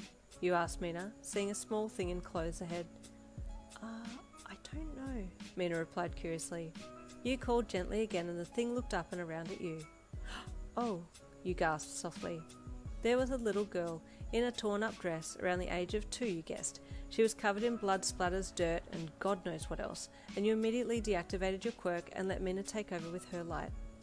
"Hey, little one," you said softly as you gently stepped forwards and crouched down, extending your arms out to her. "Are you okay? You look hurt." The little girl looked at you with fear in her eyes, but at the same time she must have known that you were there to help her, as after a few seconds of coaching, she got to her feet, wobbling terribly, and fell into your hands. "Oh wow, she's badly hurt," Mina said when she saw the little girl. No, I think she's okay, but I don't know where the blood is from. She doesn't have any wounds," you said, being very gentle as you looked her over in the torchlight, trying not to move her too much as you held her close. "Oh, yeah, true," Mina said once she had come over to you to have a look. "Hey beautiful, where's Mummy? Where's Daddy?" Mina asked the little petrified girl. She just stared at Mina with a worried look on her face but didn't say anything. "She's shaking," you said softly to Mina. "I think we need to get her out of here as soon as possible." Something was telling you that this area wasn't safe anyway, so you wanted to get out as quickly as possible. Carrying the little girl in your arms, you walked back to the other girls and, once they saw you holding a little one covered in dirt and blood, they too flew into action. Yumomo called the emergency services and told them about the situation and where you were all headed to. It was probably going to be another hour and a bit to get back to civilization, so she told the people on the other end of the line which trail you had chosen to walk on so they could come up and meet you all sooner if they got to the start of the track before you got back. The little girl refused to let go of you, so now you had to carry her and your bag on your back, which you were only so happy to do. Something primal awoke in you on that walk down the mountain. What had happened to this darling little thing? If you hadn't heard her, what would have happened? How long had she been out here for? Your mind was swirling with questions, so much so that you didn't hear your phone ding. "Someone got a message," Hagakure called. "I heard a ding." It's not mine, my phone's in my hand," Mina said. Not mine either," Jiro added. "My battery died," Yorika said with a sweat drop. "Hey, mine too," Hagakure added excitedly. "Not mine," Momo called from the back of the group. "It isn't mine. That's not the sound I have for messages," Suyu said from somewhere in the group. Yin?" Mina asked, turning to you. I wouldn't know, my phone's in my bag and I'm holding onto this little girl." "Do you want me to get it? It's getting late. It might be someone asking where you are," she said slyly, and you knew immediately that she meant Bakugou or Kirishima. Yeah, I guess. Yeah, get it," you said, stopping for a second for her to get behind you and unzip your bag to get it out. She did so and the screen of your phone lit up. "Aha! Yes, I was right. It's Kiri, asking where you are," she said with a smirk. her face being illuminated by your glowing screen. Text him back and tell him what's going on. Tell him we're all okay, you added. With instruction from you, she unlocked your phone and eagerly replied, telling him that it was her on your phone. Once she sent the message, he called straight away and you chuckled a little. Oh, he really is worried. Can I answer? Can I answer?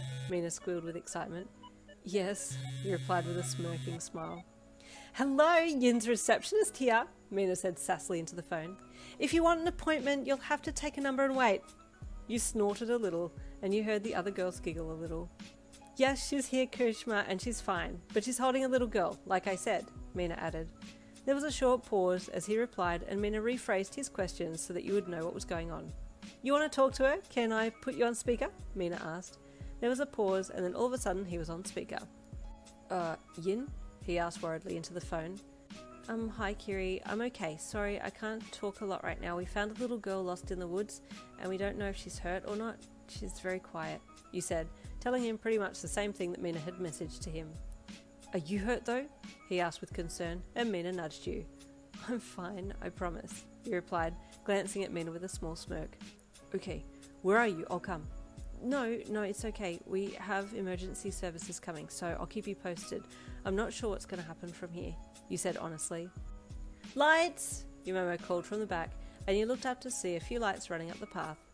Oh, I think the paramedics are here, Kiri. Can I call you back, okay? You said to Kiri. Okay, be careful, okay? Call me if you need anything. I'm right here, he said.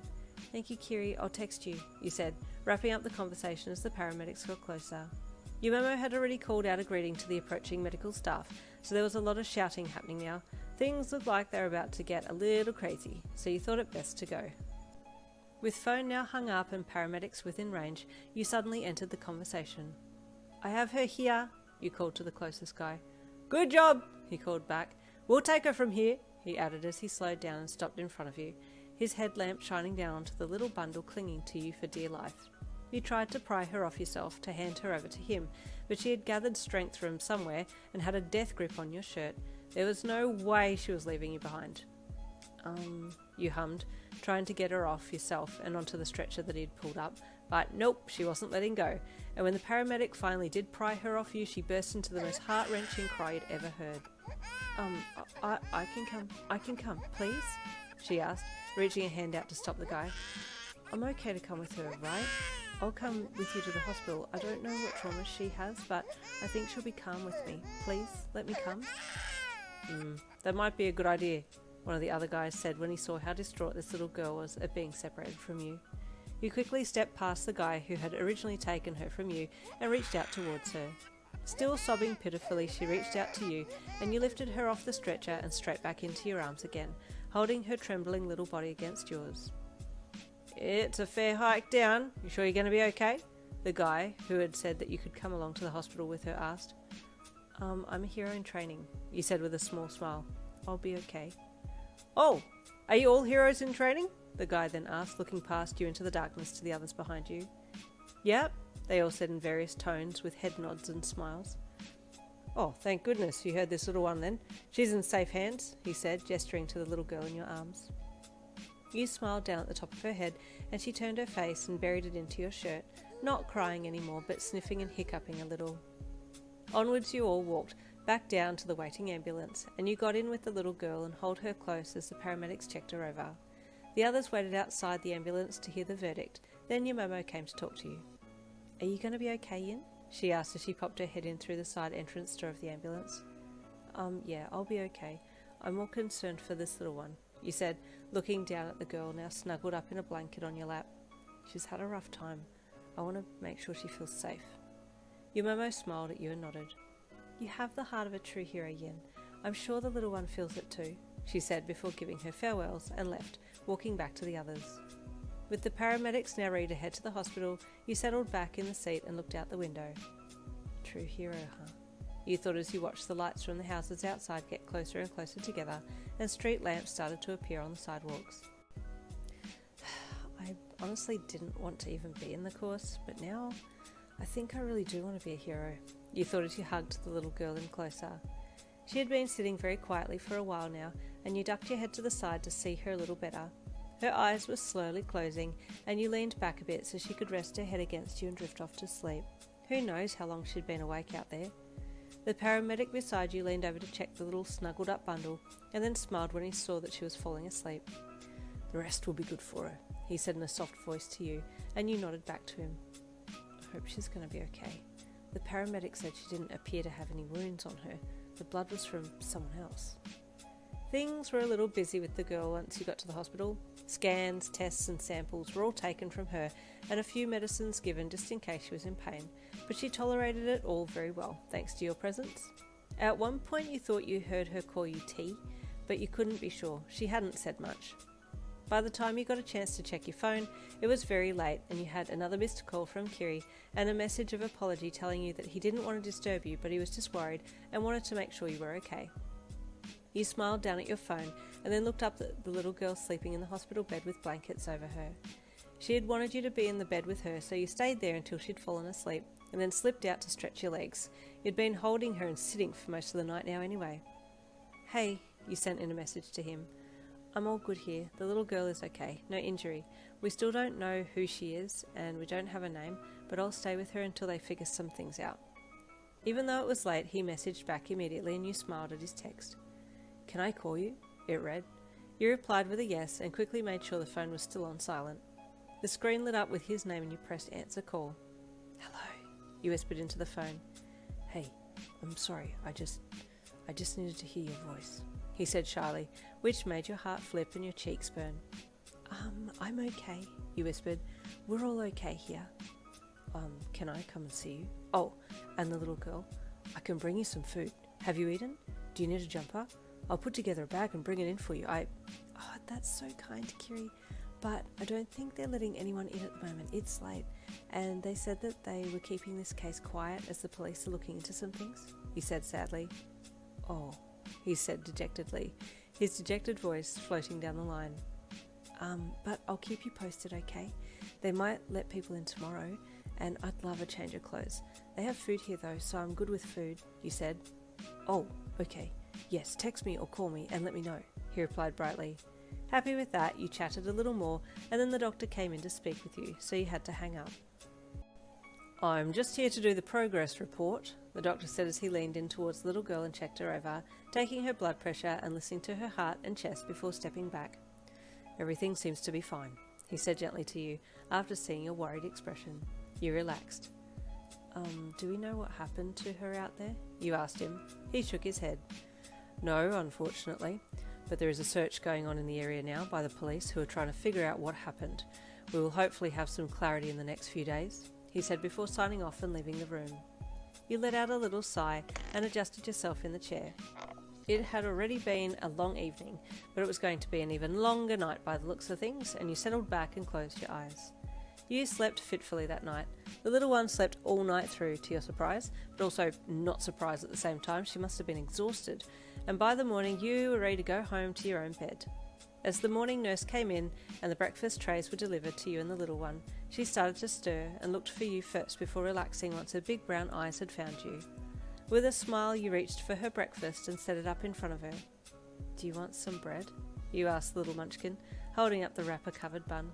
She shook her head, so you put it back down on the tray and reached for the peaches and syrup. "This one?" you asked, showing it to her.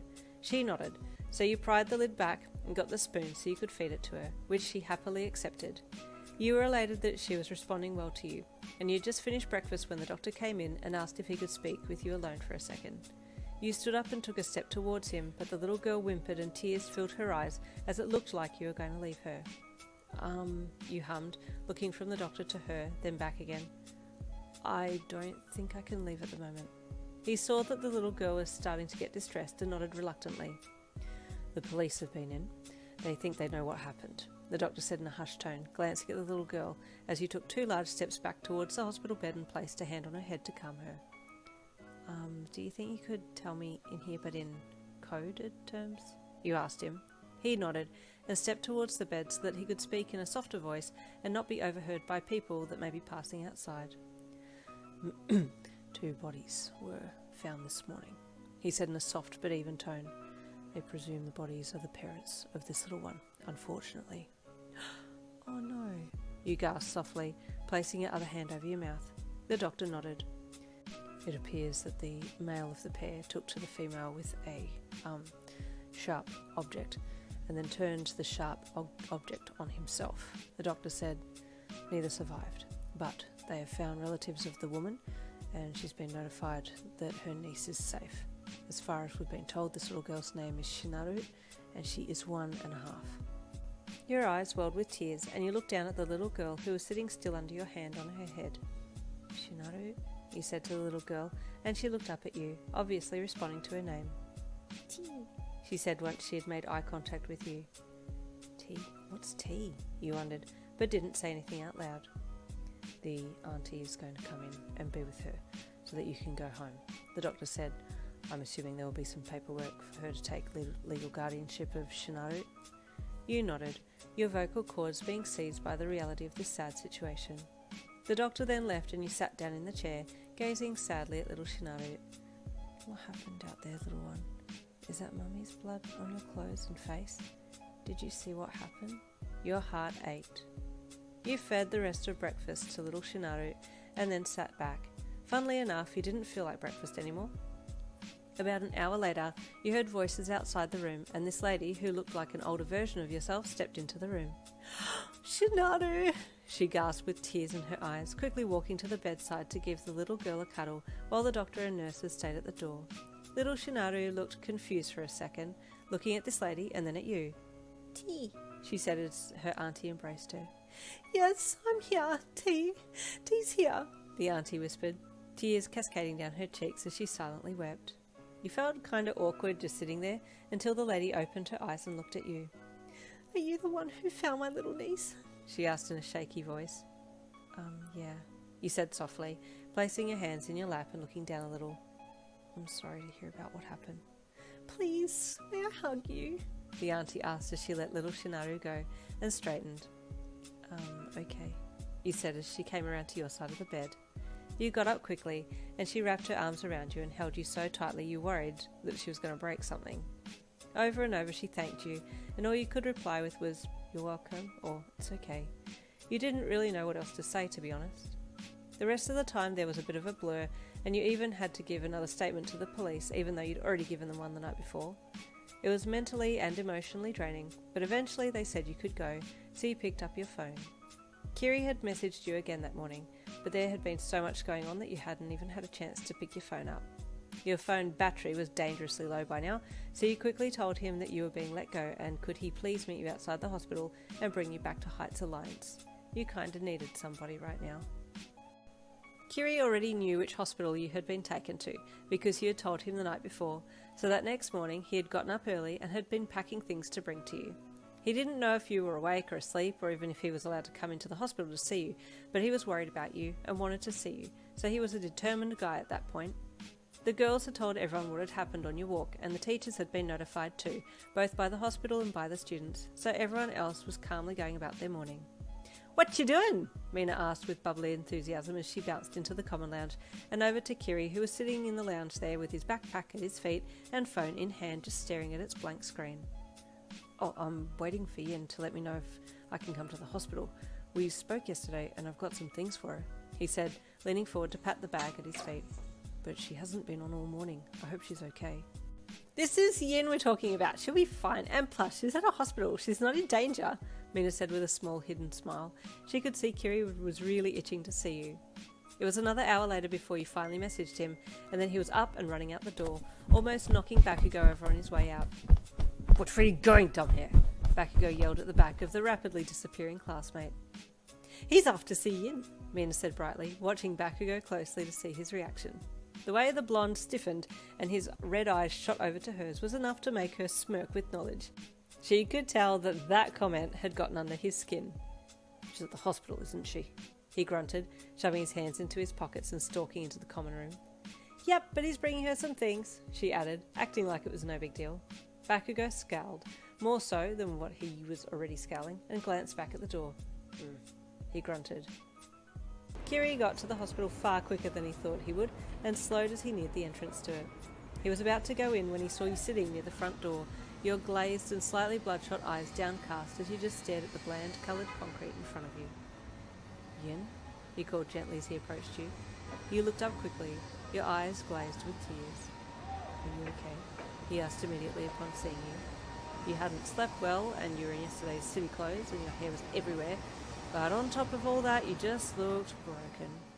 You stood up, and he just instinctively wrapped his arms around you, holding on to you as you buried your face into the crook of his neck. Sudden sobs racked your body, and you wrapped your arms back around him, crying for reasons you didn't quite understand yourself.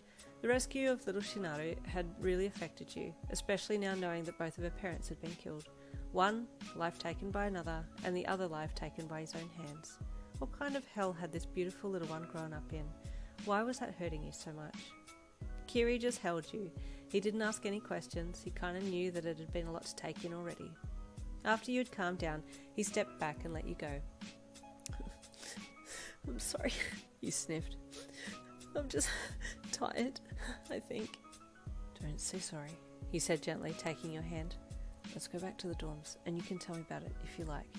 You need to talk these things out. It's not manly to keep your emotions in. You nodded sullenly and kept your eyes on the ground as he led you by the hand back towards the station. You were indeed super tired and didn't remember much of the trip back to the dorms. You were, however, keenly aware of Kiri holding your hand, and you didn't let go the whole trip back. It was comforting, though. You felt his warmth connecting you to something bigger than yourself, and for a few moments you saw that everything was going to be okay, before your mind went back to little Shinaru and how she was when you found her alone and scared in the bush. Back in the dorms, Kiri took you to your room and waited outside the door for you to have a shower and get changed, then eagerly entered when you opened the door. Have you eaten Yin? He asked as he entered your room. You shook your head. No, I think I just want to sleep, you admitted, eyes still puffy and bloodshot as you glanced up at him and then looked down again. Oh, I see, he said softly. Did you want to talk about it? You shrugged and then yawned. I want to sleep first, you said sadly. Oh, okay, he said kind of sadly. He had been wanting to listen to your story and hold you and support you, but he also knew that letting you get some much needed sleep would be a much better idea. He took a step backwards towards the door, and you turned and face planted onto the bed. I'll come and check on you later, he said as he got to the door and turned back to look at you. You still hadn't moved from where you'd fallen, and he waited. I'll come back after school. It's almost lunchtime now, so I'll see you after, he said. You mumbled into the pillow, and he took that as the ending of the conversation and closed the door, then headed off to the afternoon classes. You pretty much passed out then, and the next thing you remember hearing was a soft knocking on your door. Yeah, you rasped, popping an eye open and rolling over to see the door. Yin? Kiri's voice came floating in under the closed door. Yeah. Come in, Kiri, you said through a yawn.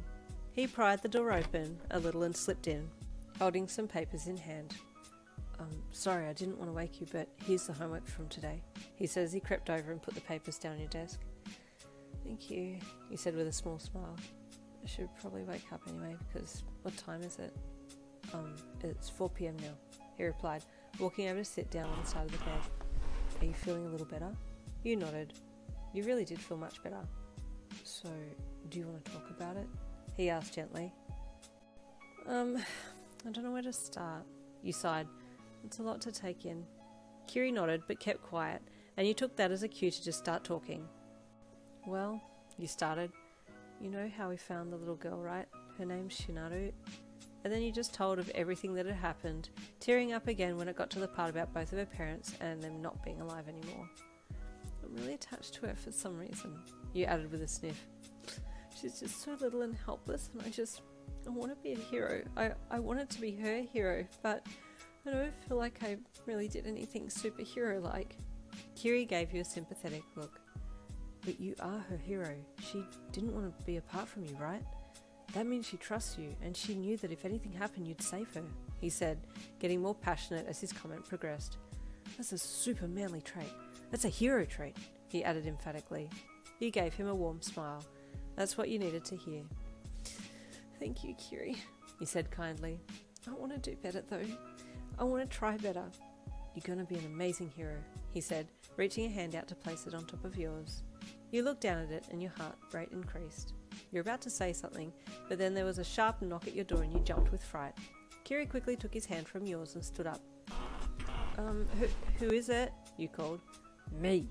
Bakugo's grumpy voice pierced your wooden door. You looked at Kiri, and he looked at you while you quickly got out of bed and walked to the door. You pulled the door open and Bakugo's eyes shifted from you to Kiri sitting on your bed behind you. Hey, you greeted him. I bought your homework, he said gruffly, pushing the papers out towards you. Oh, thank you. You didn't want to tell him that you already had the homework from Kiri, so I thought maybe you should just accept it and put it on the desk. While you were silently pondering this, Kiri spoke up behind you. I bought Yin's homework, Bakugo, he said calmly. Huh? Bakugo snarled, scowling deeply at the redhead. I bought it earlier, Kiri added. I don't care, dumbhair. I bought it for Yin, Bakugo snapped. And thank you, both of you, for bringing me something I don't want to do, you said, trying to make a little joke, but the boys had locked eyes now and the tension was building. Thank you for coming to bring my homework, Kiri. I think I should make a start on it now. And thank you, Bakugo, for also bringing me my work. I'll just take some time for myself now, you added, stepping back and gesturing to the door for Kiri to leave. The redhead nodded at you, but then looked at the blonde standing in the doorway and slowly walked towards him. Bakugo didn't move at all and Kiri had to squish himself past the blonde, slightly bumping his shoulder as he passed. Don't bump into me, dumbass. I'll kill you, Bakugo seethed, almost growling into his throat as the redhead passed and made off quickly to his room. Once Kiri had gone, Bakugo looked at you. You okay? He grunted, looking away. Yeah, I'm okay, you replied. He grunted. Don't talk to anyone about it. If you need to talk, come to me. Got it? Oh, yeah, sure, you said. He grunted again and then left, his signature hand shoved in pockets and hunched over gremlin march as he stalked off back down the hall to his room. You watched him go for a bit and then sighed and closed your door. I guess I should do a little homework, you thought as you walked to your desk. It was a few hours later that your stomach finally growled and you clutched it before looking at the time. Whoa, when was the last time I ate? You wondered. No wonder I'm starving. You stopped writing the response to question 12 and got up from the desk. Better go and make some food, you thought, heading for the door to go to the kitchen. As usual, it was much later than everyone else's dinner time, so you found yourself alone in there. What should I make? You wondered, looking through things in the pantry. I do feel like noodles, but maybe I should also crack an egg or two in there as well, like what Kiri said. You busily plucked the items off the shelf and turned to walk out of the pantry, but Bakugo was blocking your way. Oh, you said with surprise when you saw him standing there silently. I told you to use my chilies, didn't I? He grumped. Yeah, you did. I'm just getting stuff together to cook, you replied. I'll put some on the end, okay? He grunted in reply and waited for you to come out before walking in. Noodles, he called out to you. Yeah, and 2 eggs, you called back, walking to the stove drawer to get the pots out. You could hear Bakugo getting stuff behind you, but didn't think much of it until he came out and put his own noodle packet down next to yours along with 2 eggs. Oh, twins, you said with a small smile at him, looking up into his eyes. He grunted, standing there looking at you. You looked away and got to cooking, but he kept stepping around you and you felt like he was trying to get your attention, so you stopped when he finally had had enough and smacked his hands down on the bench to demand you look at him. So you did. You need to look up more, he said, leaning on the bench top. Stop staring at the ground. Stare at me instead, idiot. Eh? You thought with surprise as you looked at him. Was that a demand for attention? But then he called me an idiot. Your brows furrowed with confusion. What? He growled. I don't know if you're being nice or not because you just said something nice, but then you also called me an idiot, he said honestly. He clicked his tongue to his teeth and scowled at you. What do I call you then? How about my name? You asked, semi-sarcastically. Only if you call me Katsuki, he replied in a low voice, and your heart rate spiked. You call him Kiri, don't you? So you can call me Katsuki, he said firmly. Okay, Katsuki, you replied.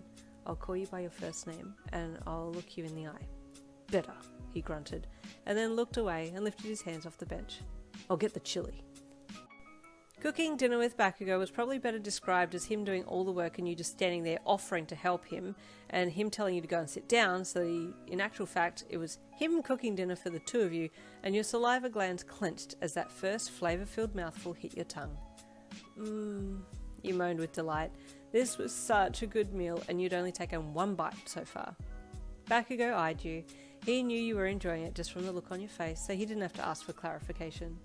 You both ate in silence for a bit before he spoke again. What happened to the girl? He asked. You knew he was talking about the little girl Shinaru, and you chewed that mouthful down before answering him. I don't have any updates on how she's doing now, but we found her in the bush alone, so took her to the hospital. She was covered in dried blood, and we thought that maybe she was injured, but it turns out the blood was someone else's. The doctor told me the police found her parents' bodies. The mother's life was taken, and the father took his own after he took his wife's. You said, your stomach shutting down a little now that you were reliving that tale. Bakugou didn't say anything after that. He just kept eating as he watched you. You sighed and looked down. I don't know why it was me that found her. I'm really affected by it. You admitted. I keep seeing her covered in blood and that scared look on her face. Does it make you want to protect her? He suddenly asked. You nodded emphatically. Yeah, definitely. I think this experience has been my awakening in a way. I really want to be a hero. I don't want to see anyone go through that again. When you fight me, Bakugou stated, getting his next mouthful ready. Fight me like you're protecting her. You thought about it for a second, your eyes widening. Yeah, that's a good idea. Thank you, Katsuki. He smirked and looked down to his bowl to put the next lot of noodles in his mouth. Eat, he said through his next mouthful. Then we're going out. Out? Out where? You asked curiously. Outside, dumbass, he grunted. You promised you'd call me Yin, you said with an eyebrow raised. I'll go back to calling you Bakugou if you don't call me Yin. Fine, he grunted. Outside, Yin. Much better, you said, then looked down to your bowl. You said you'd look at me more, he added in a half-grumpy, half-sooky voice. I am, you said, looking back up at him. I just looked down so I could get some food in my mouth, because I'm starving. You said all of this while looking him dead in the eye, and he smirked again. Good, now eat. You wanted to poke your tongue out at him, but refrained, and then went back to eating with minimal words being spoken between the two of you. After you had eaten your fill and washed up, you and Bakugou headed out for a walk around the Heights Alliance building. So why are we out here walking? You asked him. You need to clear your head, he stated calmly as he strode out beside you, hands shoved into his pockets. Well, I think it's only going to be a matter of time before I'm okay again. This literally happened yesterday, so I'm still processing it, he replied, looking across to him as you walked. You won't always get time to process it, he grunted, staring straight ahead. You just have to keep your cool and push it aside. Isn't that a bad thing? You asked. Isn't it better to take time to process it and work through it so it doesn't affect you? Listen, he said sharply, turning to grab your shirt so that you would stop and look at him. This is the reality of a hero. You push it into your quirk, force those feelings to become the drive behind you. Never make the same mistake twice. Never let anyone see your weaknesses. You stared into his eyes. This guy was something else, completely different to Kiri, but you liked it. That was such a manly thing for him to have said right there and then. Kiri would have been proud. Wow, you finally breathed in awe, and the look of admiration in your eyes made him let you go and look away. No, seriously, that's an amazing stance to have. Is that what you do? You asked incredulously. Yeah, because I'm going to be the #1 hero. Heroes always win, idiot. He grunted with a smirk, shoving his hands into his pockets. Sure thing, Bakugou, you replied. He was about to remind you to call him Katsuki, then he remembered he had just called you an idiot and made a sound. Yin, he said softly. Your heart leapt in your chest and you made a small cough sound as you looked away. Sorry, you said as you covered your face a little. I gotta look away for a sec. It's like he kinda knew why and just stayed silent as you both turned and kept walking together. Have you seen that damn father of yours since coming here? He asked out of nowhere. No, actually, you replied with surprise yourself. You'd completely forgotten to text your parents about any of this, but then again, you didn't want to worry them. I should go and see them again, but I'm so happy here.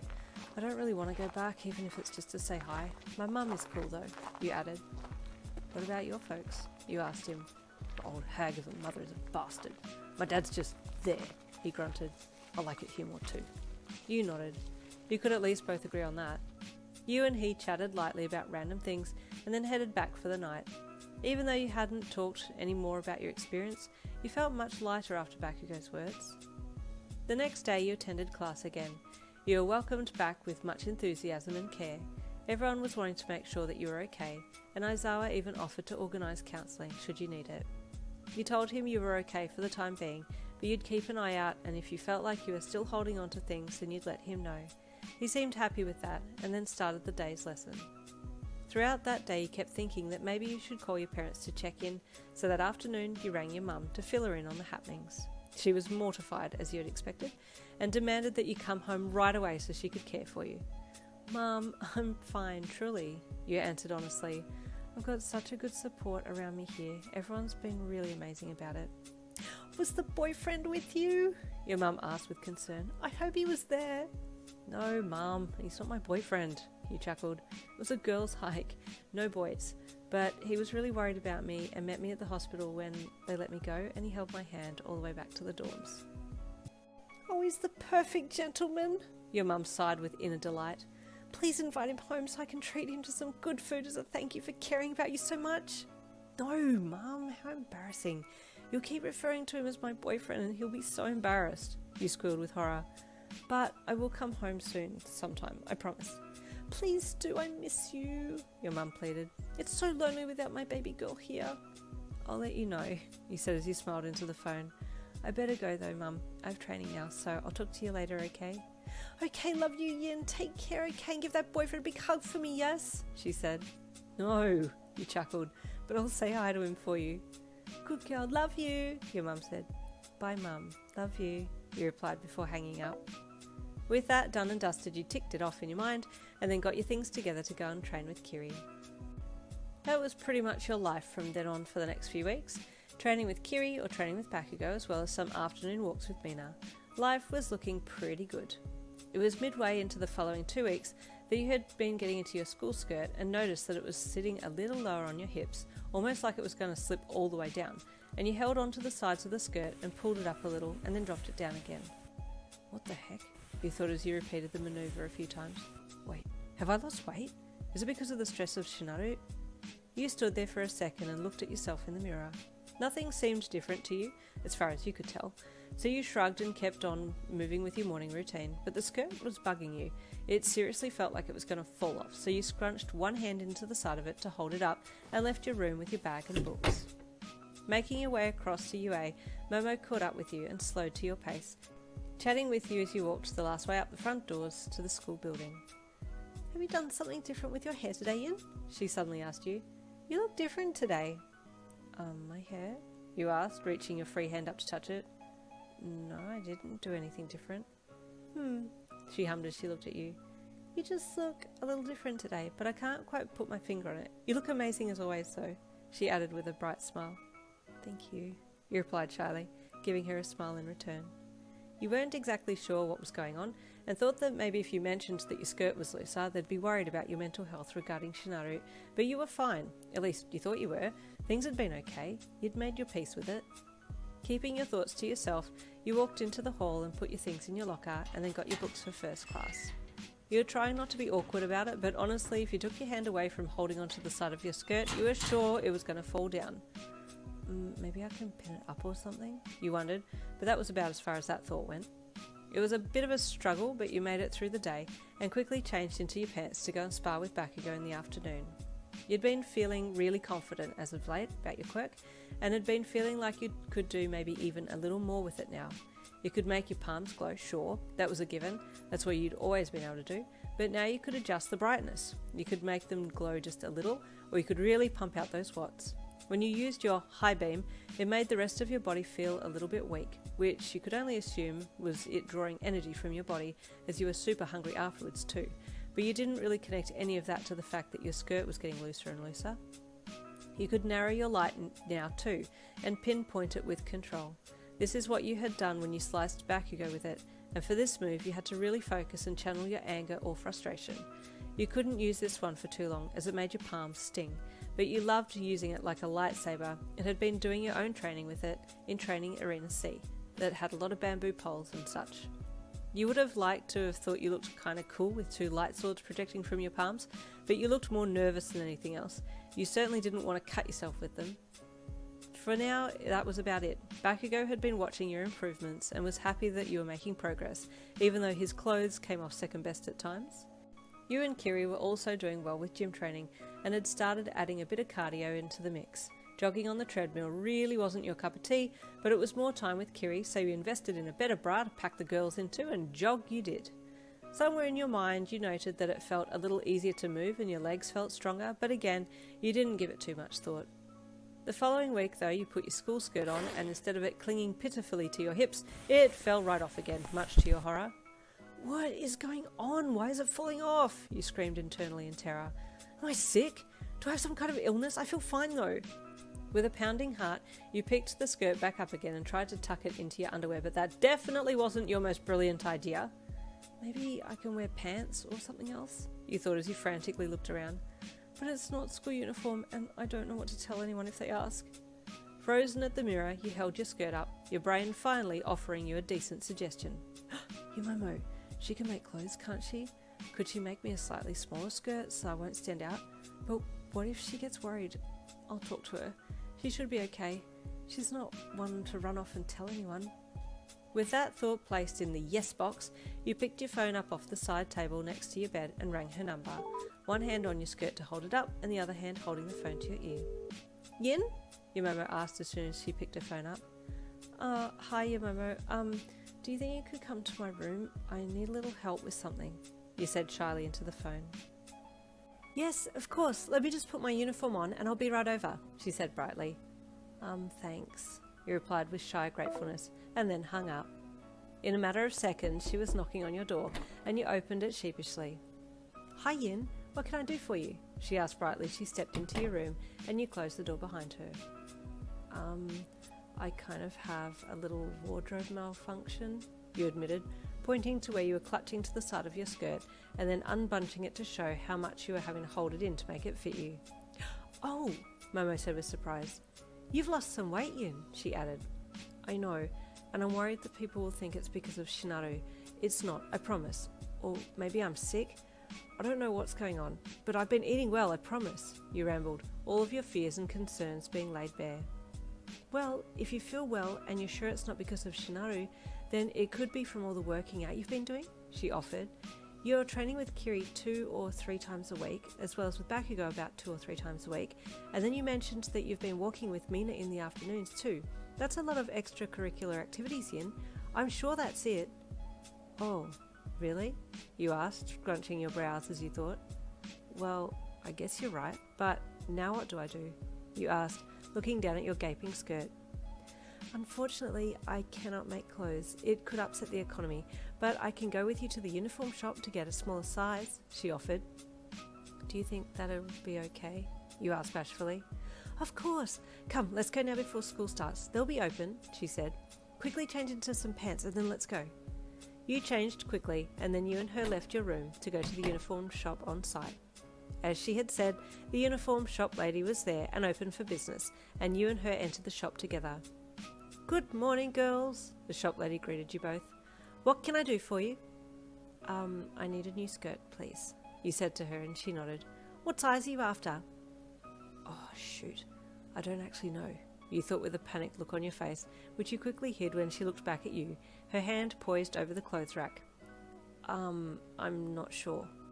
Unable to give her a size, you then offered up a size smaller than what you had originally had when you started UA, as well as the next size under that. "No problem," she replied, plucking the sizes off the rack and handing them to you, then gesturing to the change room nearby. "Thank you," you said politely before entering the change room. "Let me know if you need anything, Yin," Momo called encouragingly from the other side of the door. "Thank you, I think I'm okay," you said, taking your pants off to try the new skirts on. The larger size was still too large, and you looked down in shock. "It's still too big?" And so you tried the next size down. It fit, for now, but you could tell it was probably going to be a matter of time before that one was loose too, if you kept losing the weight. You called out. "Is there a chance I could try the next size down?" "I'll get it," Momo offered, quickly turning to the uniform shop lady and getting the next size down for you from her. She had heard the sizes that you had asked for, so knew what the next size down was. With the next skirt in hand, she slung it over the door of your change room, and you took it and tried it on. It was a bit of a squeeze to get it on, but it wasn't too tight. It held your stomach in a bit too. You actually liked how it fit. I'll take this one, I think," you said as you stepped out to show Momo. "Yin," she gasped, "you look amazing." "Really?" you asked with a shy smile. "Thanks, I feel good too." After changing back into your pants and then carrying your new skirt to the counter, you and Momo left to get ready for school. You and her were walking down the hall when the bell rang to signal the start of school. Oh gosh, Momo gasped. I thought we had more time. Quick, Yin, you run to the bathrooms near Class 1A's room and change into your new skirt, and I'll sprint back and get our bags. Is your door still unlocked? Yeah, it is, you said, nodding at her. And everything's in my bag, so it just needs to be brought here. Okay, good, I'll be back, she said before sprinting off ahead of you. You two started to run, taking the left around the corner to head to the stairs and up to your level, while she took the right-hand turn and headed back to Heights Alliance. Oh, I hope we're not too late, you thought as you ran for the bathroom and raced into change. It was a matter of seconds before you were in with the right skirt on, correct school shirt on, right shoes on, and then you folded your pants and tucked them under one arm and walked out. What had been an empty hall was now swarming with students, and you had to step back for a second to let people past. Whoa, it suddenly got busy, you thought as you turned and walked to your classroom. As you turned, you looked up and there was Bakugou standing there staring at you. Oh, Katsuki, hi, you said quickly. You saw his eyes quickly shift down your body and then back to your face and your cheeks heated up. Did he just check me out? You screamed internally, feeling very put on the spot. Hey, he finally grunted before stepping around you and walking off towards the lockers. Whoa, man, that was intense, you thought as you headed to class. Thankfully, Momo was the fifth person to enter the classroom and gave you your bag, which you took with a grateful thank you to her and quickly put your pants in there before sitting it down beside your desk and sitting down yourself. Hey, good morning, Yin, Kiri greeted you as he walked to his desk. Hey, Kiri, you replied with a smile. You ready for training this afternoon? He asked as he plopped down in his chair, one arm slung over the back of the chair as he twisted to talk to you. You bet, you said with a smile, but I won't be able to do the day after tomorrow because I'm going to go home to see my parents. I've got leave to have dinner at theirs and I'm staying the night and then I'll come back the next day. Did you need someone to escort you? He asked with a worried look on his face. I'll happily escort you to your place. Are you catching the train? Oh, no, Mum's coming to pick me up and then she'll be dropping me back, you said with a smile. Oh, okay. Well, I'll wait with you until she comes to get you. I wouldn't want anything to happen to you, he said worriedly. That's very kind, thank you. I'm pretty sure I'll be okay though, you added. But Mum wants to see you again though, you chuckled. She keeps calling you... You stopped. Oh, no, I can't tell him that. She calls him my boyfriend. She calls me what? He asked innocently with a toothy grin. A very good friend of mine. You lied with a fake smile on your face. And it's true, you are, you also added. He beamed. I'll always be here for you, he said, before reaching a fist out for you to fist bump him back. You did so, and then sat back, since Aizawa had now entered the classroom and you didn't dare interrupt when he was speaking. There have been some changes in today's curriculum, he stated in a bored tone with his eyes half-lidded. There will be training this afternoon, instead of tomorrow. So after lunch, go back to your rooms and get your sports clothes for classes 5 and 6. You brightened. Oh, I might be able to keep up this time. We haven't done any more serious training since that last time, you thought with excitement. And I'm a little slimmer too. Feeling happy, you listened to what he had to say and then the morning's class began. The training for the afternoon was going to be in pairs of 3. 1 hero, 1 villain and 1 double agent. And you had to work out who each other were. That sounded like fun. You were excited to see who you'd be paired with. The rules were simple. You couldn't tell each other who you were. That was it. And pretty much the rest was up to you to figure out and catch the villain and point out the double agent. Afternoon came and you were lined up with the rest of the class waiting to be put in groups of 3. We will be pairing you all based on pulling names from a hat so that it's fair, All Might said as he stood there in hero form, looking very intimidatingly impressive. He turned to 13, who was standing beside him with a bucket, presumably with everyone's names in it. First, he called as he reached his hand into the bucket. Suspense held everyone captivated as he opened the small piece of paper and read the name on it. Miss Yin, he called. You're up first, Hagakure gasped from beside you. Small murmurs rustled through the group of onlooking classmates. And with her will be, All Might then called, pulling out 2 more names, young Kirishima and young Bakugou. What? You said loudly, immediately covering your mouth with your hand when you realised that you just said that out loud. Oh wow, that's a tough spot to be in, Mina said, and you shot her a look. No, for reals, jokes aside, good luck, she said sympathetically. You sweat dropped, looking past her to a beaming Kirishima and a smirking Bakugou. Boy, this is not going to be good, you thought. The rest of the students were paired, with 2 sitting this one out, but they had to pick another group of 3 that they liked and write a report on the techniques they witnessed and how they could apply it to themselves in real life. Once everyone was ready, they were all sent to the observatory, and you, Kirishima, and Bakugou were told who you were, separately of course, and then told to hide until you had heard the buzzer, and then you could come out of hiding and commence the test. You had been told that you were playing the hero today. Who were the other 2 playing? You ran to hide behind a pillar of a half-fallen building in the middle of the arena and waited, keeping an eye out just in case either of the other 2 were lurking around you, but all was quiet. Suddenly, a loud siren sounded and your heartbeat increased. Okay, best thing to do would be to remain hidden and see if I can find the other 2 without them seeing me first, you thought, turning towards the fallen building and climbing in through one of the half-crushed windows. If Bakugou is the villain, he's going to come out strong and try and take me and Kiri both out as soon as possible. But if he's the double agent, well, he'd probably adopt the same plan, to be honest. He's just going to go all out. As soon as you thought that, you heard his telltale boom in the distance, off to your right, and smirked to yourself. Yep, there he is, unafraid and full of confidence. But where is Kiri, and what would he do as a villain? You wondered. He'd probably try and do some kind of sneak attack if he were the villain, and he'd probably try and befriend you if he was a double agent, only revealing himself at the end, you thought, climbing your way through the building in the direction of Bakugou's explosion. Wait, though, maybe Bakugou's trying to flush us out? You stopped. How can I win this? Standing for a second, you then changed directions and went off parallel to where you had heard the boom, thinking that maybe skirting the perimeter would be better. Still best to stay out of sight, you thought. Climbing out of one of the windows, you dropped down and crouched beside the wall and looked around. Coast was clear, so you kept low and ran to another building close by and snuck in through a door and then ran across the landing to another door on the other side and peeked out. Coast was clear again. You were about to step out, but another boom sounded and it was closer this time. Maybe I should hide? I think Bakugou might be the villain, you thought as you ducked back into the building and crouched behind a low wall. Crouched there with bated breath, you waited, mind going on overdrive to work out the best plan of action. Okay, he doesn't sound like he's trying to be quiet. Maybe he already knows he's the villain, so he's out to hunt us down first. In that case, it's probably better to keep hiding and maybe try and get around behind him. With that thought in mind, you got up and kept low, running in the direction of the boom this time, knowing that by the time you heard that boom, he'd be gone from that spot anyway. In and out of the buildings you ran, making sure to try and not run between places that were too open. Anything more than a few steps could lead to devastating consequences if Bakugou spotted you. Back inside the observatory room, the other students were watching you. Yin seems to be running towards where Bakugou is now, whereas it looked like she was trying to avoid him before, Momo commented out loud. That's a clever move though. On her part, if she's trying to keep Bakugou in her sights, then she can see what he's trying to achieve, Yorika added in. Midoriya was just standing there with fist pressed under his chin and a scowl of concentration on his face, his mind muttering things to him about what you could be doing.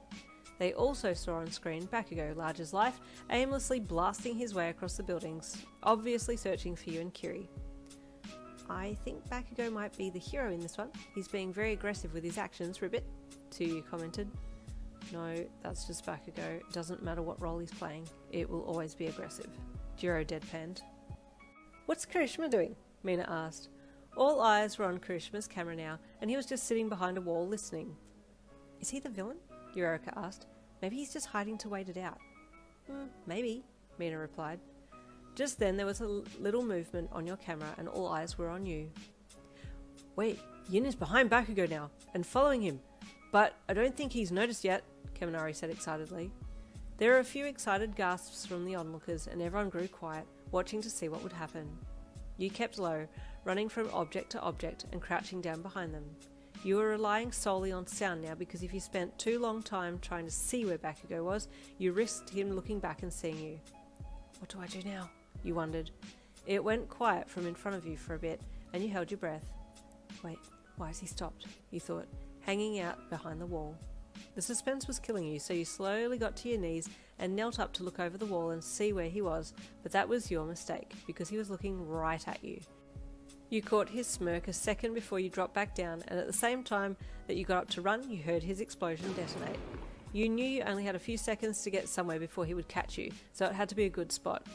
Blinded, you ran towards another building and ducked through the door, but he was right on your tail now, and in a panic you activated your quirk and spun around to project your beam at him, slicing into the side of the pylon as you did so. He dodged and jumped your beam, but you had a little more control of it now, and activated it again and shot it out again, which just missed his boot this time. Trying something new, you kept your right hand with the concentrated light beam projecting from it, but activated the glow in your palm from your left hand and ramped it right up to blind him. This threw him, as he hadn't seen you do that before. Truth be told, you didn't even know that you could do it. It was just a spur-of-the-moment thought, and it worked. Although your arms were aching like hell trying to hold two different facets of your quirk in an activated state. You knew you had to just keep him on his toes, so kept swinging your beam at him and trying to catch his leg. At least you could slow him down that way. But he just kept evading you. Never let them know your next move, you thought, as you then switched your beam to the left hand and light beam to the right hand. This did throw Bakugou, as he'd been focusing on your right side now, but then had to think about your left. Both, you thought suddenly, turning the light off on your right palm and projecting the beam from there as well. Both arms were near exhaustion now, but you couldn't give up, not now that he was so close. You couldn't afford to get caught, otherwise it was over for you. Just then, out of nowhere, Kirishima came flying in and launched, grabbing Bakugou mid-air and tackling him to the ground. There was a mad scuffle and you thought that Kiri might just have gotten the upper hand, but it was only a moment before Bakugou had suddenly flipped the tables and Kiri was pinned under him. You panicked as soon as you saw Bakugou rear his right hand back and his palms start to glow. "Don't!" you shouted, throwing your right hand up just as you activated your light aspect, and just with the force at which you threw your hand, the light actually detached from you and flew at Bakugou with speed, like a glowing bowling ball of light that was headed for the bowling pin that was Bakugou. He saw it coming, and in a last-second attempt to save himself, fired his stored explosion at your ball of light instead of at Kiri, but the kinetic energy from your light coupled with his energy from the explosion caused an even bigger explosion that sent you flying backwards as the shockwave hit you. He too copped a lot of his own fire since the explosion happened closer to him than you, and he got charred down his right side. The split second that his attention wavered, Kiri broke out from underneath him and bolted, running out of your line of sight. Is Kiri the double agent? If he were the villain, then he would have tried to have captured Bakugou, wouldn't he? Or he would have had at least tried to help stop me. But Bakugou was up on his feet now, staggering a little, and you put your hand up threateningly, holding it out in front of you. "Wait!" you shouted. "I'm on your side!" You knew it was a lie, but you had to stall for a second. Bakugou glared at you and then raised his arm to wipe his brow. "So you're the double agent?" he asked in a gruff voice. Okay. I now know that he's the villain, you thought. He's the villain, and Kiri's the double agent. But he thinks I'm the double agent, so he'll think Kiri's the hero, you quickly deducted. Shall we team up? You called to him. He eyed you for a second. He wasn't 100% sure if he could trust you. You had no idea where Kiri had gone, but if you could just get close enough to put the cuffs on Bakugou, then that was game match, and you had to do it before the timer went off. "Let's team up!" you called, slowly lowering your hand. You had the cuffs in your back pocket. How could you get them out without him noticing or hearing, and then slap them on one wrist? You had to be on your guard. Is Kiri nearby? Would he come to help? You thought. Slowly you walked towards Bakugou. He was breathing hard, but aside from that, he made no other movement. "Where do you think he is?" you asked, referring to Kiri to try and play into Bakugou's hand.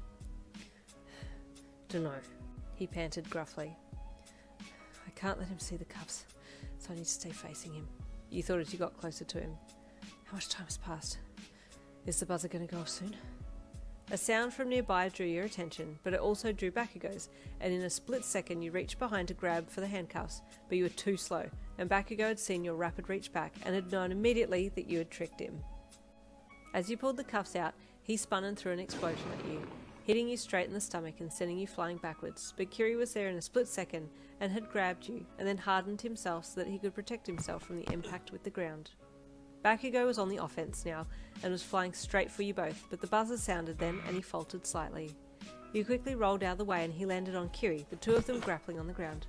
"It's done! It's over!" you shouted, trying to break through their scuffle with your words, but Bakugou was still at Kiri, trying to grab and punch him. "Hoi!" you screamed, creating a light in your palm and then releasing it, hurling it at Bakugou's back. It hit him square between the shoulder blades and he grunted, his attention being thrown enough for Kiri to kick him off and get away a bit. You all sat in a triangle formation, panting furiously. Well done, first team! No one won, but perseverance is a good trait to have, the voice of Present Mike called over the arena's intercom. You dropped your head and groaned. Oh, I was so close. I reacted too slowly and also let my guard down. I need to constantly think that they always see through my plans and be one step ahead, you thought. Getting to your feet, you walked towards Kiri. You okay? You panted, extending a hand to him. Yeah, he panted back as he let you pull him up. Katsuki, you called to the other person in the arena. He had his head down, shoulders rising and falling with his breathing as sweat dripped down his arms. Slowly he raised his head, glowing red eyes piercing into Kirishima's beside you. I haven't lost to you, he growled out to Kiri. We all lost, you called back in confusion. Why did he have to be so competitive all the time? I'll never lose, he growled again as he pulled himself to his feet. I'll be standing where you are. You just looked at Kiri, confused, but Kiri had a look on his face that he seemed to have understood what was being said, and you cocked your head curiously. What on earth was going on with these two boys? Another call came over the intercom for you all to come to the observatory so that the next team could come out, and you did so, all walking back towards the building. You knew you were going to feel this tomorrow, everything was aching already. Inside the building, it was revealed to you that you were all a little worse off than you had expected, and after a quick inspection from Present Mike and All Might, you were all sent to the infirmary to get some healing from Recovery Girl, as well as to rest there for a bit. You had come off the worst, so the second your head hit the pillow after being seen to by Recovery Girl, you passed out. Kirishima was in the bay next to you and watched you sleep peacefully while Bakugou lay on his back, staring at the ceiling with a scowl on his face. He needed to up his game. Once you had recovered, you all went to All Might to have a talk about how the training had gone. You already knew what you needed to improve on and entered the staff room with a polite smile on your face. Have a seat, Miss Yin, he said politely, still maintaining his form, with a big smile on his face. Mr. All Might, you greeted politely with a bow, taking a seat opposite him. You seemed a little rushed out there, he commented, opening the conversation for you. Yes, sir. I didn't really have a game plan, but once I figured out that it was Bakugou that I needed to capture, I had a goal. But even then I wasn't prepared well enough. I was rushed, and I acted too slowly, but I will improve, you added. I already have reflected on my actions. Well done, he said with thumbs up. Self-reflection is good. We have your tape ready if you want to go and have a watch. Oh, yes please, you said eagerly. Wonderful, you can go now. Also, your quirk ability has improved. Commendations for that, he added. I was unaware that you could release the light from your body and suspend it. Sir, to be honest, I didn't know I could do that either. Your sweat dropped. But I'm committed to improving, so I will continue to work on my quirk and its abilities. Well said, he said at the end, and then dismissed you. You went to see your tape then, while Kiri and then Bakugou were brought in to talk with All Might, but Bakugou was kept in there the longest. All Might had noticed that there appeared to be more going on than just a training exercise. Watching your video was good. You did indeed look very lost, but you were surprised at how good you looked on camera using your quirk. Dang, I actually look kind of cool using my quirk, you thought, and my legs look slimmer too. Watching the tape back made you feel better about yourself as a whole more than anything else, and needless to say that was about as much training as you could handle for that day, so you and Kiri had to postpone your gym training that was supposed to happen in the afternoon until a much better time. That next morning, when you woke up, you thought that you had been stabbed and punched multiple times overnight. Sure, the wounds from Bakugou's attack had gone, but the muscle aches still remained. With a groan, you rolled out of bed and onto the floor. Why is it like this? You huffed as you hauled ass off the floor. It's a good thing I'm heading home tomorrow. I'll treat myself to some good food for all this idiocracy. Why do I do this to myself? You wobbled to your feet and then got to the shower to try and ease your aches and pains with some hot water, but it was only temporary. Getting into your school uniform, you headed to the door and off to school. Things were a little steely between Bakugou and Kiri, and you couldn't help notice that Bakugou was a little sulky, looking out the window with his chin slumped into his hand and a band-aid across his nose. As you sat down, you remembered Jiro talking about how Bakugou had a thing for you, and it suddenly all clicked. Wait, is he a little jealous of Kiri? Is that what this whole thing's about? You sat there looking at the side of his head, but then looked at Kiri when he turned around to say hi to you. Bakugou never looked over. Once Aizawa had entered the classroom, you quietened down and paid attention as he spoke. Well, you looked like you were paying attention, but your mind wandered a little. What if I was the one to ask Bakugou out? Like, just to get some food or something? You wondered. You definitely did hang out with Kiri more outside of training at the gym with him. That much was certain. I'm going home tomorrow night, so maybe I'll ask him if he's free tonight, you thought. Content with that, you settled into class and made your plans to approach Bakugou at his locker later. It was later now, and you were determinedly making your way towards Bakugou. He had his head buried in the open locker and didn't see you coming, so he was a little surprised when he closed the metal door to find you standing right there. Move, he grunted suddenly. What? You asked. What do you want? He snapped. Do you want to get some food with me later? You asked bluntly, almost mechanically, since you'd been rehearsing the line all that afternoon, and more so on the walk from the classroom to his locker. He stopped and stared at you, and then smirked with that scowl he always had on his face. Fine, I'll go with you, he replied before stepping around you. 4 p.m, meet in the common room, don't be late. Wait, I'm the one that invited you, you replied in your head. Well, anyway, you were now looking forward to going out with him, so 4 p.m, you were in the common room, waiting patiently. While you sat there on the lounge, you thought that maybe you should go shopping for some new clothes, and these ones were starting to feel a little loose as well. You didn't so much mind the tops being loose, but the pants were a problem. If they ever fell down, it was curtains for you. You heard the elevator ding and looked up to see Bakugou emerging in ripped jeans and his favourite black t-shirt with skull on it, and nearly had a nosebleed. Yep, he was fine. Let's go, he grunted, jerking his head in the direction of the door, since his hands were already cemented in his pockets, and he didn't want to pull them out as he was sweating bullets at getting to be alone with you again. You left together then, heading off down the road towards the curry place. You hadn't said it was the curry place, but somehow he just knew. That, or he just wanted curry and that's where he was headed, irrespective of if you had other plans or not. So what did you want to get food? He asked, once you had sat down in the place. No reason, I just wanted to hang out, that's all. You replied honestly. You weren't going to try and make up some story as to why you wanted to be with him. He grunted, then looked down at the menu. Is this a good idea? Have I ticked him off now? Maybe he feels like I've wasted his time. Your anxiety hustled your intrusive thoughts into action. I'm sorry, it was a selfish request. Did you have better things to do? You asked worriedly. Don't look at me like that, he snapped lightly, even though he was still looking down the menu. Don't pity me. I wanted to come, so I came. You relaxed and smiled at him, possibly your most natural smile you'd ever given him.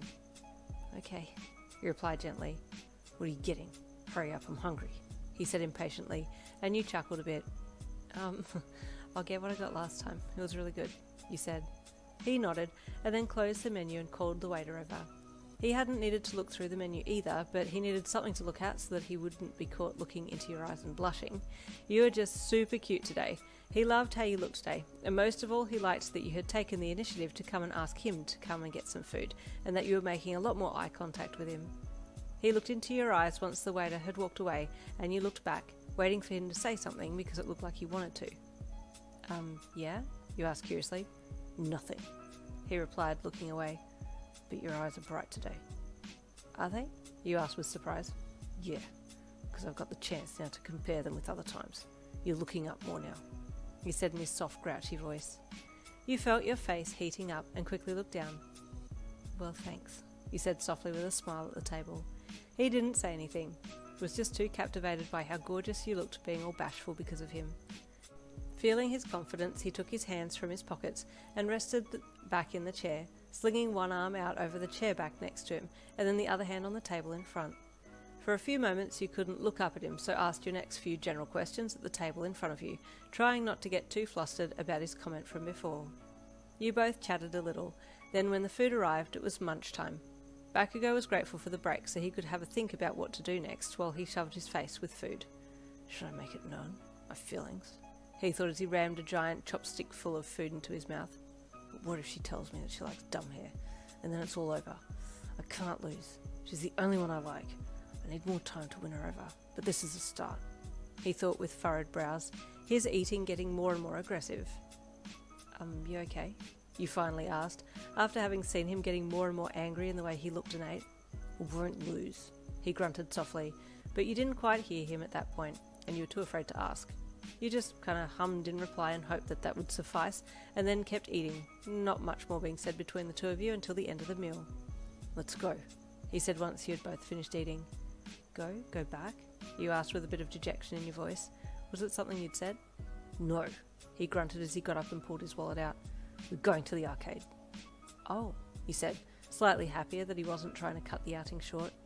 You were so happy and in your own mind that you didn't notice him paying for both your meals until he had turned around to face you. Then and only then did you realise. "Wait, I need to pay," you said suddenly. "It's already done. Let's go, hurry up," he replied gruffly, shoving his hands back into his pockets, with wallet as well, as he stalked past you. "But wait!" "Hurry up," he snapped, making you abandon the argument and follow him out the door.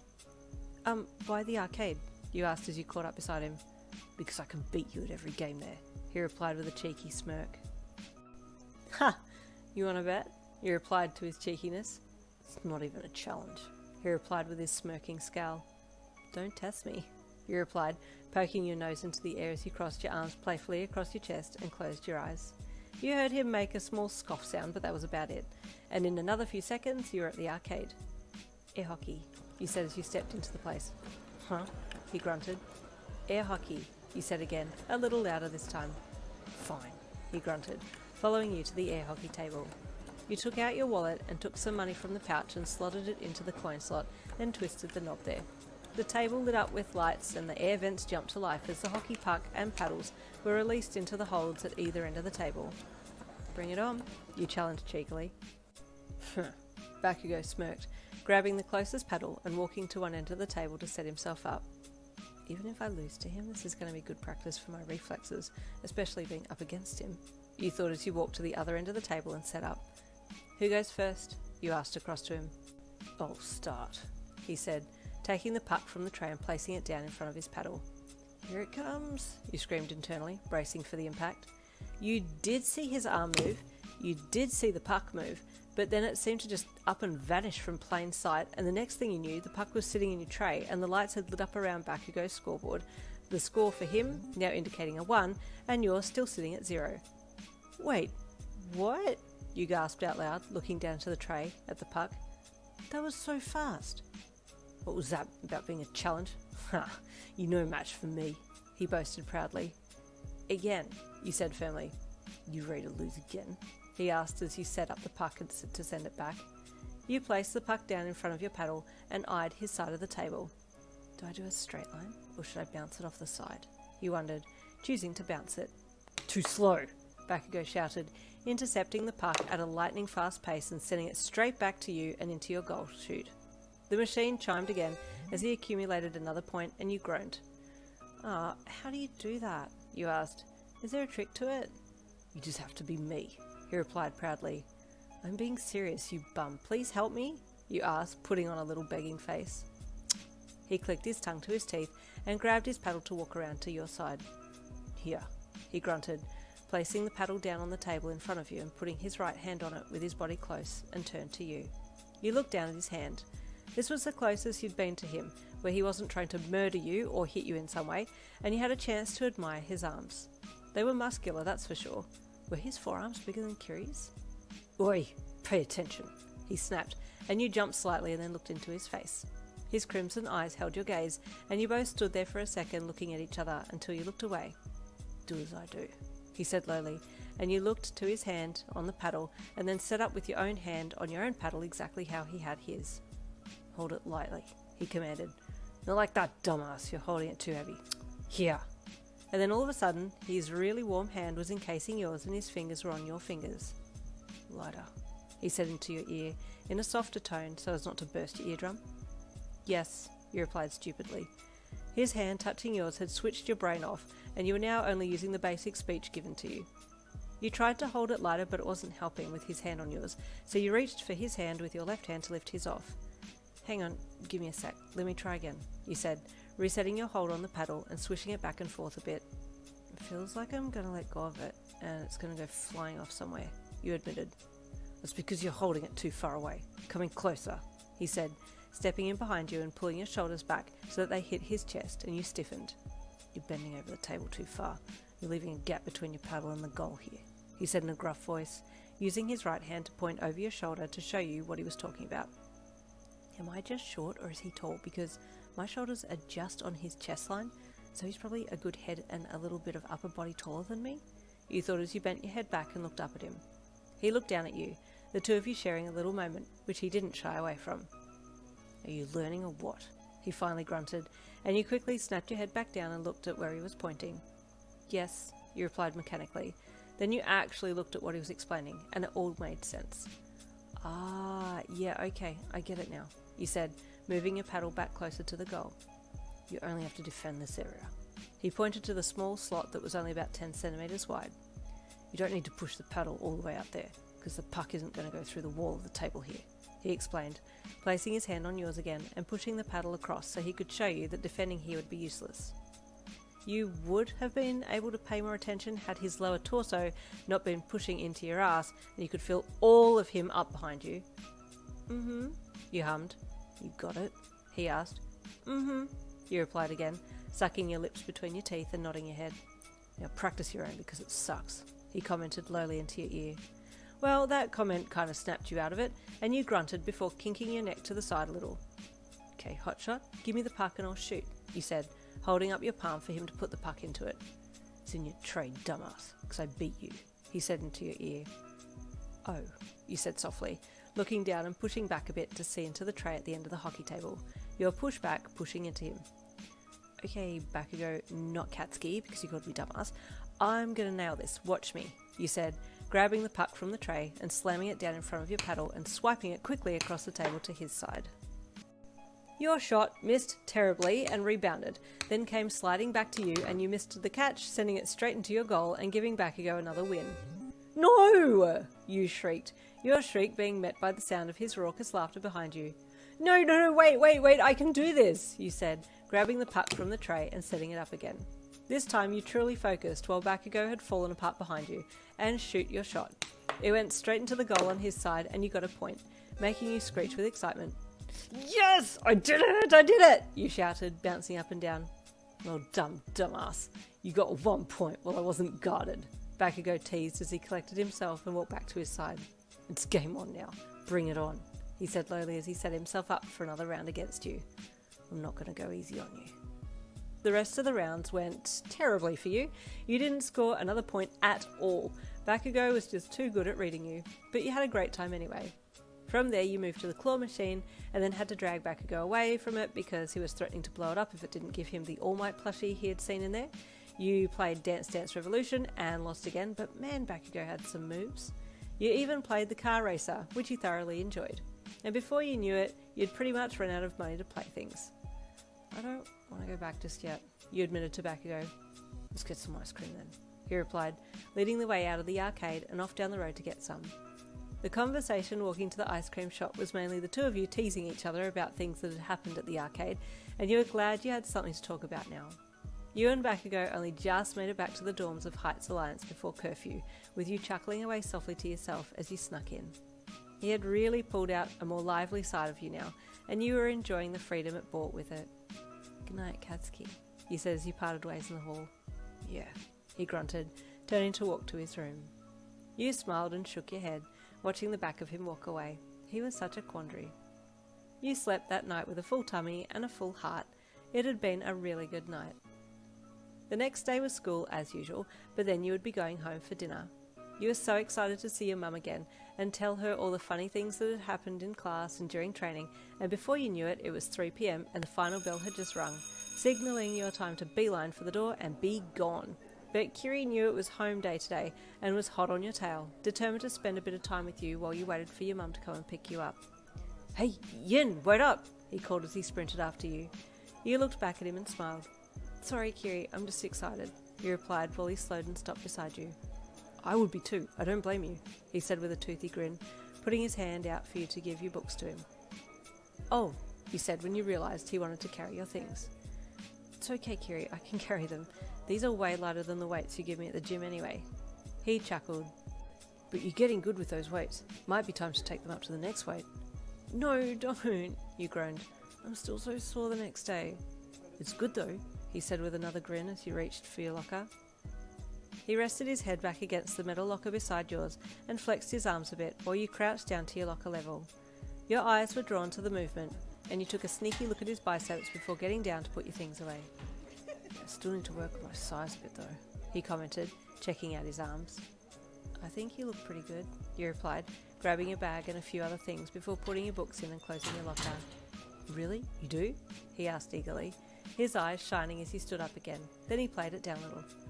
So, this size looks okay? You nodded. Yeah, of course, you're already super stacked. Kiri blushed excitedly and scratched the back of his head bashfully, unable to say anything back to your casual compliment. He was really stoked that you'd said that. You headed out of the school building with him, chatting as you walked down to the front gates of the school. Are you going to change first before heading home? He asked, noticing that you were still in your school uniform. Nah, I still have clothes at home, so I was going to change there as well as bring some of the clothes with me. It's starting to get a little warmer these days, so I thought I'd bring some of my cutoffs, the shorts, dresses and stuff. I don't know. You replied idly. Oh, okay, yeah, that makes sense, he said, his mind pulling forth an image of you with those curves and a dress, or maybe you in a pair of shorts that hugged your dumpy just right, and... you okay? You asked, having turned your head to look at him and say something, but the boy looked like he was about to blow a fuse, and you were shocked for a second. What could he be thinking about to have made him make that face? Yeah, no, I'm cool, I'm good, he stammered, coughing and clearing his throat. Okay, he replied dubiously. What have you got on tonight? Nothing really, he replied. Just a small workout, homework and dinner, that's all. Sounds chill, you replied. It was silent for a second, and you were about to say something else, but then you heard a car approaching, and you faced it up. Here's Mum, you said brightly. Kiri looked too, and smiled as the car pulled up. Oh, my baby! Your mum cried as she rolled up with the passenger window down so she could talk to you. Wait, don't get in just yet, I want to give my baby a hug! And with that she pulled the car in park, but left it running, and then undid her seatbelt and swung her door open. It took her a little while to actually get out of the car, and you noticed her stomach was pressing into the steering wheel, preventing her from getting out quickly, and once she was out, she hobbled like a cripple around the front of the car to come and hug you, both thick arms out in front of her as she made her way over to you. You could tell she was in pain just by the way she was moving, and you felt sorry for her as she embraced you. Oh my word! She gasped as soon as she put her arms around you. Then she recoiled and looked at you, holding onto your shoulders as she stared into your eyes. Yin, she gasped softly, her eyes starting to fill with tears. The smile that had been on your face slowly faded into a concerned look, and you switched your focus on her, looking from her left eye into her right eye and then back again, your worry increasing when she didn't say anything more. Mum, what's wrong? You asked with concern. Mrs. Lin? Kirishima asked from behind you, seeing that she was just staring at your face. His voice snapped her out of her trance, and for a second she looked at him and then recognised who he was and let you go. Oh, Kirishima, Yin talks about you all the time. I'm so glad I got to see you again, she said happily, stepping past you to give him a hug. Kirishima was completely smothered by her, only his red spiky hair showing over the top of her arm. It's good to see you again too, he grunted, with as much politeness as he could muster, considering his lungs were being squished. Thank you for being such a good boyfriend to my Yin and waiting with her while I was on my way. Mom, he hissed, not boyfriend. Oh, it's my pleasure, Kirishima replied with delight. I'm sure anyone would have done the same thing in my stead, but I'm glad I got to be the one to stand with her. You know, boyfriends have got to do what boyfriends have got to do. You were stunned for a second. Did Kirishima just call himself your boyfriend? Yes, your mum nodded. Not many left like you, dear. I'm a very proud mother-in-law, she chuckled happily. Any time, he replied with a grin. Then he looked at you. It's my job to make sure that Yin's happy and content as she can be. Oh, sweetheart, your mum gushed. Okay, there seems to be a few misunderstandings here, but thank you, Kiri, for not freaking out. I'll explain that. And Mum, okay, let's go, you said quickly, pushing into your mum's side to get her to start walking around the back of the car and around to the driver's side. I hope to see you again soon, Kirishima. Please come to us for dinner one night. I'll make sure Yin extends the invite. You tell me what you like and I'll make sure it's there, okay? She said as she was forced to walk around the back of the car by you, and then you ran around to your side and opened the door to get in. I'm so sorry, you hissed at him. Thank you for playing along with that. I'll text you, you added. Let me know when you get home, okay? He asked, leaning down on the sill of the car window and in a little. Yep, I will. Bye, you said quickly, turning your head to your mum to give her wide eyes as if to say, can you start driving now, please? Are you gonna give him a little kiss goodbye? Your mum asked you, and you gasped and shot your hands over your mouth and then swung your head back towards him. He looked surprised, but was blushing as well. I'm so sorry, Kiri. Bye. Mum, drive! You hollered. She started to pull away slowly, and Kiri stepped back onto the sidewalk as your car pulled away, watching it as it disappeared off into the distance. Oh, he's such a sweet boy, your mum gushed. Mum, he's not my boyfriend. Although it sounded like he wasn't fazed by what you said, that's still so embarrassing, you wailed. But I also like that he didn't get repulsed by it. You smiled to yourself. Your mum looked at you, and her expression grew serious again. Yin, she said in a strong voice, tell me the truth, sweet. Is everything okay at school? Yes, it's amazing at this school. Everyone is so nice. I haven't even been bullied once, you said with surprise at your own words. This was a world first. Don't hide things from me, Yin. Have you been avoiding eating? Are you bulimic? She asked pointedly. What? No? Why would you even ask that? You asked with surprise. Yin, you are so gaunt, you're beyond thin. How much weight have you lost? She suddenly blurted out, tears filling her eyes and falling freely as soon as she'd let that comment roll off her tongue. What? What do you mean? I'm fine, I promise, you replied in shock.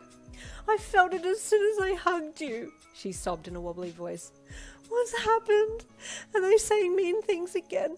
I'll tell your father that we're moving you again. I won't have you starving yourself. Mum, please calm down, you begged, reaching across to place a hand on her arm. Mum, I'm so healthy and well, you have no idea. I'm happy. I'm actually happy. And I have friends. Believe me, Mum, I hate to admit it, but this has been the best thing for me. And I also don't like to say that he's right, but Dad was right. This school is really good, and it has pulled out the best in me. Okay, granted, he worded it super terribly, but I don't want to leave this school. I don't want to leave my friends. But honey, your weight. Mum, I'm not focusing on my weight. I'm focusing on myself as a person, as a whole unit. My quirk. Mum, get this. My quirk has evolved. Like, I can actually do stuff with it now. I could actually end up being a hero now, you said excitedly. Your mum wiped her eyes and kept glancing across at you. You actually did seem genuinely happy. She hadn't seen you like this in such a long time, and for a second she saw you as a happy little 4-year-old who hadn't been subject to the cruel realities of the human world. Do you promise me that everything's okay? She sniffed. Mum, I 100% promise. I can even send you pictures every time I eat. I thought something was wrong with me too at first because I haven't been trying to lose weight, but I've just changed my diet a little and I've been training with Kirishima at the gym. Oh, how sweet you train with your boyfriend, your mum interjected. You just pursed your lips and blinked your eyes silently for a second or two before continuing. Anyway, and then I also train with Bakugou as well. Actually, he insisted I call him Katsuki.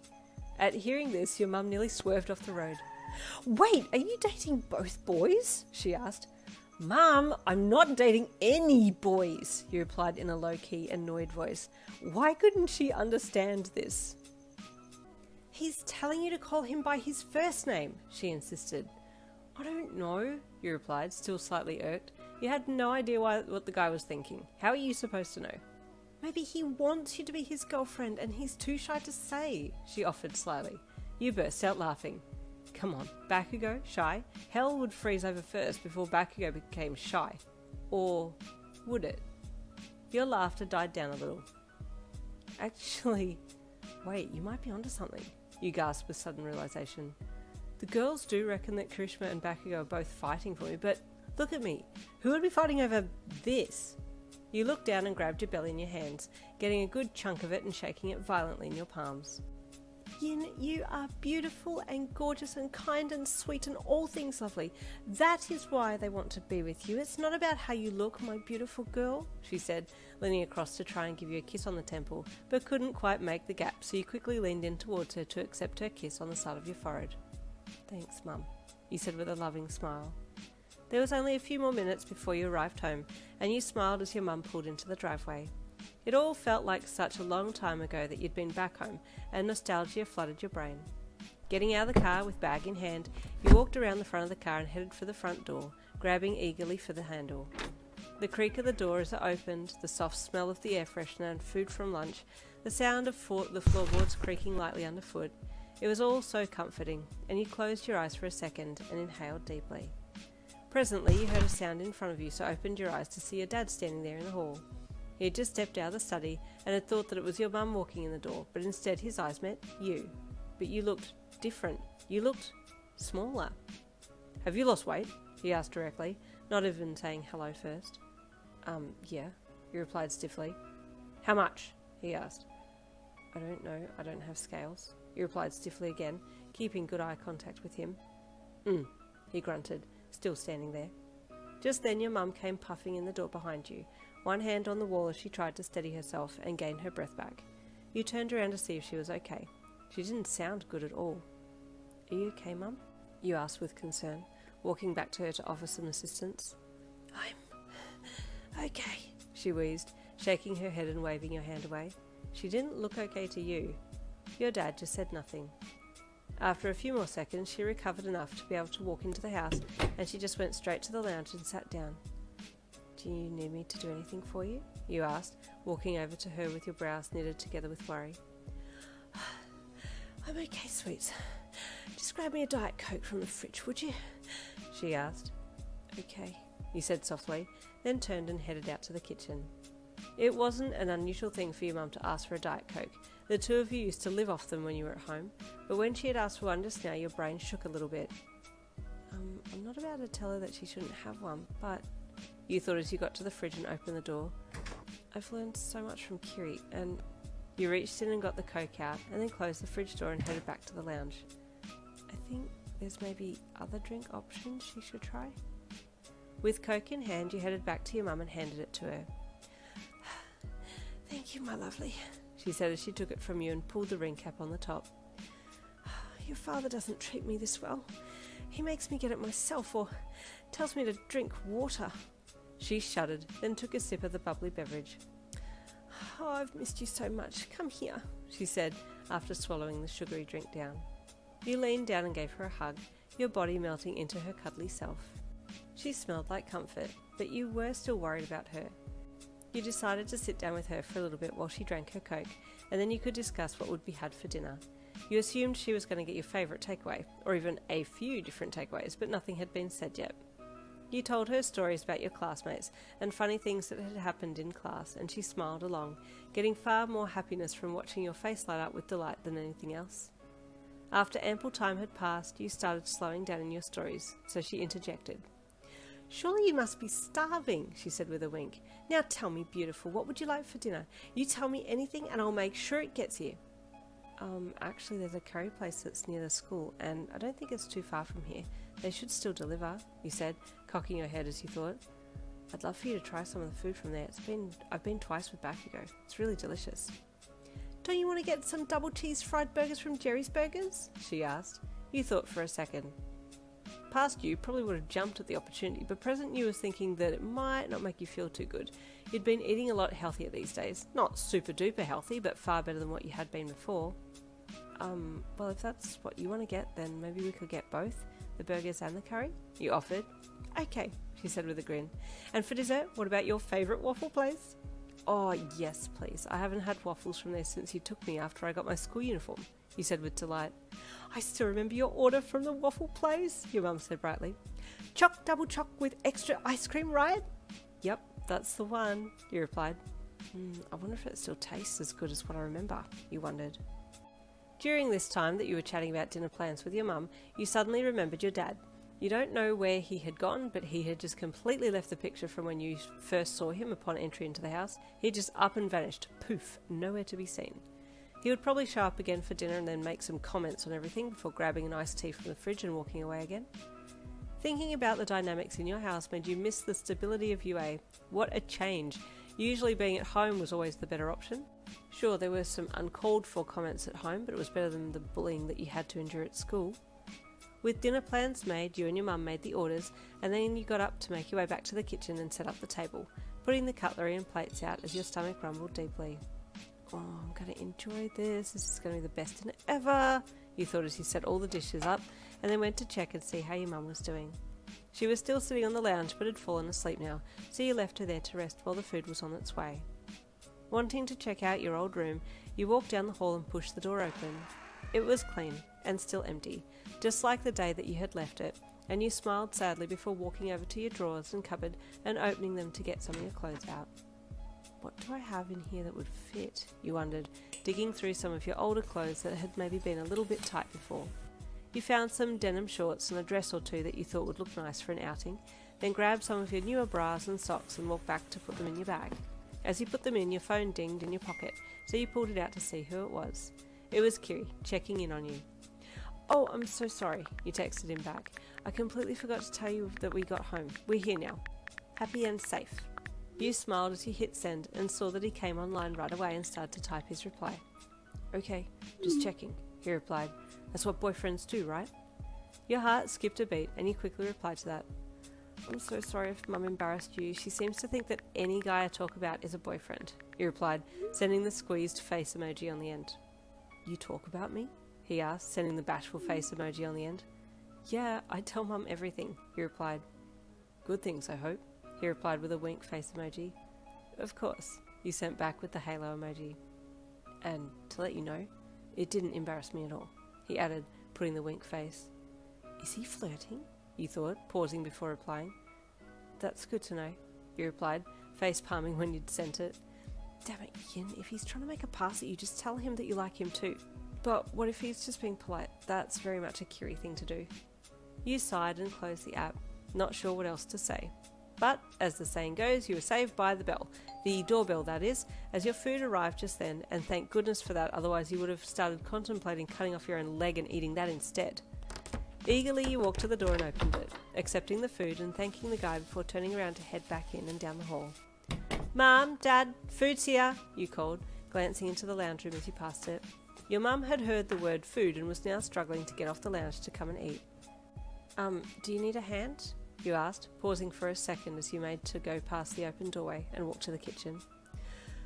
"I've got it," she puffed. So you kept going so you could set up before she came out, so that all she had to do was walk out to the table and sit down again. Your dad may or may not have heard you. You weren't sure, as he didn't come out of the study, but you didn't think much of it. Quickly setting the boxes and packets of food down in the centre of the table, you opened them up. The burgers looked so much more greasy than you remembered, and same with the waffles too. They didn't look as appetizing as what you remembered, but the smell wafting from them was pretty good. You took a seat just as your mum came hobbling around the corner, and she beelined for the table and sat down heavily in one of the chairs. "Let's eat," she said excitedly. "Hun, are you coming?" she called to your dad, while reaching across the table to get a burger from the box. You did hear a muffled reply come from his study, but your mum just insisted that you start eating, so you did. You grabbed a burger, loaded fries, waffles, anything within your sight was fair game, and you placed it all down on your plate and then started eating. Cheese and oil oozed out from the burger as you took a bite, and the first few bites were heavenly, until the grease caught up to you, and then you had to set the burger down and get a glass of water. "Would you like a Diet Coke, my love?" your mum asked. "It'll help wash it down." No, it's okay, I'll have a sip of water, that'll be fine," you replied with a smile. Having had your sip, you returned to maybe have some fries, but they were just as greasy, and you had to stop there too. "Is everything okay?" your mum asked when she saw that you'd only eaten half of your burger and then picked at the fries. "Oh, yeah, it's fine. It's just a lot of food," you said with a sweat drop look on your face. You then reached for the curry bowl and popped the lid off, inhaling deeply the rich curry aroma that swelled out from it. "Have you tried the curry, Mum?" you asked her. "No, heavens, no, too healthy for me," she said with a mouthful of burger. Her statement threw you for a second. "Too healthy?" you thought as you started to dish yourself out some of the delicious curry. "I didn't think it was too healthy." As you finished serving yourself, you went to put the dish back on the table, but your mum coughing and wheezing caught your attention. "You okay, Mum?" you asked her with concern. She nodded as she continued to choke and splutter, reaching for another can of Coke on the table. You watched her. Something was definitely off. Her health was definitely deteriorating. Just then, your dad walked out of the study and into the kitchen area, taking one look at the food and wrinkling his nose in disgust. This irked you. You had come home to spend time with them, and he didn't even have the decency to come and eat dinner with you. All he could do is stand there and judge. "Are you going to eat?" you asked him, baiting him into a reply so you could let rip. You had been bottling all of this up for a while now. If there's anything that Bakugou had taught you, it was to stand up and use your voice. You think I'm going to eat that? He scoffed, gesturing to everything on the table. Look at it! Your face darkened and your hands clenched around your eating utensils. Say it. I dare you to say it, you seethed, staring him directly in the eye. His lips opened and closed a few times as he looked at you. You knew he wanted to make some comment about either you or your mum, but the way that you were staring him down with confidence threw him. First off, you were looking him dead in the eye and not backing down. That was a new thing for him to witness. The past you would have been keeping your eyes downcast and your head lowered, waiting for him to say something mean so that you could burst into tears. Well, as far as what he thought. And secondly, you looked like you were about to jump up and throttle him. He'd never seen you fight before, but he figured that since you were in the hero program, you would have been taught a thing or two about how to hold your own. Deciding not to say what he wanted to say, he just grunted and turned to walk away. I've come home to see you and Mum, you said firmly to his back. The least you could do is sit down and enjoy my company. If you would prefer not to see me, then I'll make sure that I don't come back home and I'll meet Mum somewhere else. He turned and looked at you. Excuse me? He replied with surprise. I'm not being rude, I'm stating the truth. You haven't even welcomed me home since I've been here, you said, standing up. I've been working hard to... He started. Dad, respectfully, I need you to answer me. You haven't spoken properly to me since I got home. Is there a reason? You asked. Because I can leave if you don't feel comfortable with me being here. He was floored. Who was this yin? Certainly not the same one who he'd sent off to UA a month or so ago. Welcome home. It's nice to see you again, he finally said, stiffly, but he still said it. Would you at least join us at the table, even if you're not going to eat? You offered, gesturing to the seat beside you. He hesitated for a second and then walked over and sat down. So, work's been busy? You asked, feeling very much in control of the situation. Yes, it has, he replied stiffly, but trying to relax into the conversation. I'm sorry to hear it. I'm assuming it's causing a bit of stress, you said, taking a small mouthful of the delicious curry. Yes, he sighed, and that sigh told you everything. It's not like he wanted to be a horrible person, he just had a lot of weight on his shoulders right now with work and possibly your mum's health, and instead of dealing with it properly, he was just storing it up as anger and letting fly at your mum, and what used to be you too, but you weren't playing his games anymore. Sorry, Dad, you said softly, reaching across to place a hand on his leg, and you watched his face soften, and then he stood abruptly and made a hasty apology before rushing off to the study. I think he might have needed to cry, you thought sadly, staring off in the direction that he had gone. He doesn't even come to bed anymore, your mum said sadly, shoving more food into her mouth. It's like we only see each other in passing. I'm sorry, Mum, you said sadly. Is he okay? Are you okay? Your mum shook her head. Yin, honey, I don't want to burden you with things that concern your father and I, but there's a lot of room for improvement, she sighed. But don't you worry, we both love you very much, and I'm so proud of you for everything you've achieved up until this point, she said, giving you an endearing smile and reaching across the table to hold your hand for a second. You gave her a warm smile back. I love you, Mum, you said softly. That night, you stayed in the spare room and felt sick. All that greasy food was catching up to you and your head swam with nausea. I don't feel good at all, you thought as you rolled over in bed and felt the food slosh from one side to the other. This is going to sound like heresy, but I really want something healthy right now to cover all that terrible food I just had. The next morning you were up early. You wanted to spend as much time with your mum as possible before heading back to school. You got out of bed and grabbed your school uniform to get changed into, then opened the door and walked out. All was quiet in the house, and this surprised you. Usually Mum would be in the kitchen by now, moving about and asking what you wanted to have for breakfast so she could make it. You looked at the time on your phone. It read 6:50 a.m, and that was maybe a little bit early, but you still thought that she'd be up by then. Deciding to help, you walked to the fridge to see what food there was there and work out some kind of breakfast menu. If Mum wasn't up and cooking already, then maybe you could cook for her. There was a ton of half-finished takeaway containers in there, along with a million Coke cans, but not much else. Are there any eggs? I could do some scrambled eggs, you thought as you bobbed your head up and down, looking between the shelves. You looked around for quite a while, finally finding some eggs in a carton way down the back of the fridge, but you weren't sure how long they'd been there, so you pulled them out to read the use-by date on the side of the carton. It had expired earlier this year, around the same time that you had started at UA. Has Mum not been cooking since I left? You wondered, saddened by the thought that your leaving had really upset her that much. Not knowing what else to do, you stood there for a second and then closed the fridge door quietly. Does Mum just buy takeaway food all the time now? You wondered. But what does Dad do? You were still standing there when you heard someone in the hallway and looked up as that someone approached the kitchen. Your mum came hobbling slowly around the corner and you gave her a sad smile. Hi Mum. Are you okay? You asked. You look like you're in pain. She gave you a sad smile back and stopped by the wall so she could rest a hand against it, panting heavily as she did so. Mum, really, you don't look well. Are you sure you're okay? You asked a little more pointedly now. She shook her head slowly. My baby. I've missed you so much. I don't really have a purpose in life now, she admitted, sudden tears springing into the corners of her eyes. Mum, don't say that, you said softly, walking over to hug her. Don't give up. I'm still here. I still need you. I love you. I love you so much, and I want you to be okay. I know that I'm still a hero in training, and I have a long way to go, but please, let me help you. Oh, my sweet. I don't know if you can. I don't even know how to help myself, she said sadly, wrapping one arm around you, but still supporting herself against the wall with the other. Have you just been getting takeaway food these days, Mum? I was going to make breakfast for us, but there's nothing in the fridge to make breakfast with. I remember you always had heaps of stuff in there to make. Oh, love, I don't have the energy to cook anymore, your mum admitted, and it's so much easier getting takeaway. It's just me eating anyway. Wait, where is Dad getting his food from? You asked with surprise, pulling back a bit to look her in the face. I don't know, she sighed. Like I said before, there's a lot of room for improvement, but baby, don't you worry your sweet little mind about us. I just want to enjoy my last few hours with you. Let's go and get something special for breakfast. Your stomach didn't really like the idea of more rich food, but your heart did, so you agreed, and then it was you and her back in the car with all your gear, heading off to the breakfast place of choice for your last meal with her before going back to the dorms.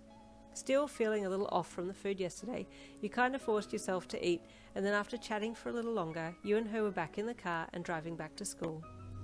Oh, it's been so lovely having you home, your mum said with a happy, sad look on her face, reaching across to pat your leg. Same, Mum, you replied gently, giving her a soft smile. Now you will eat well, you hear? Your mum ordered lovingly. I don't want to see you looking all skin and bone again when I see you next. Mum, I have plenty of meat on my bones, you said as you looked down at yourself.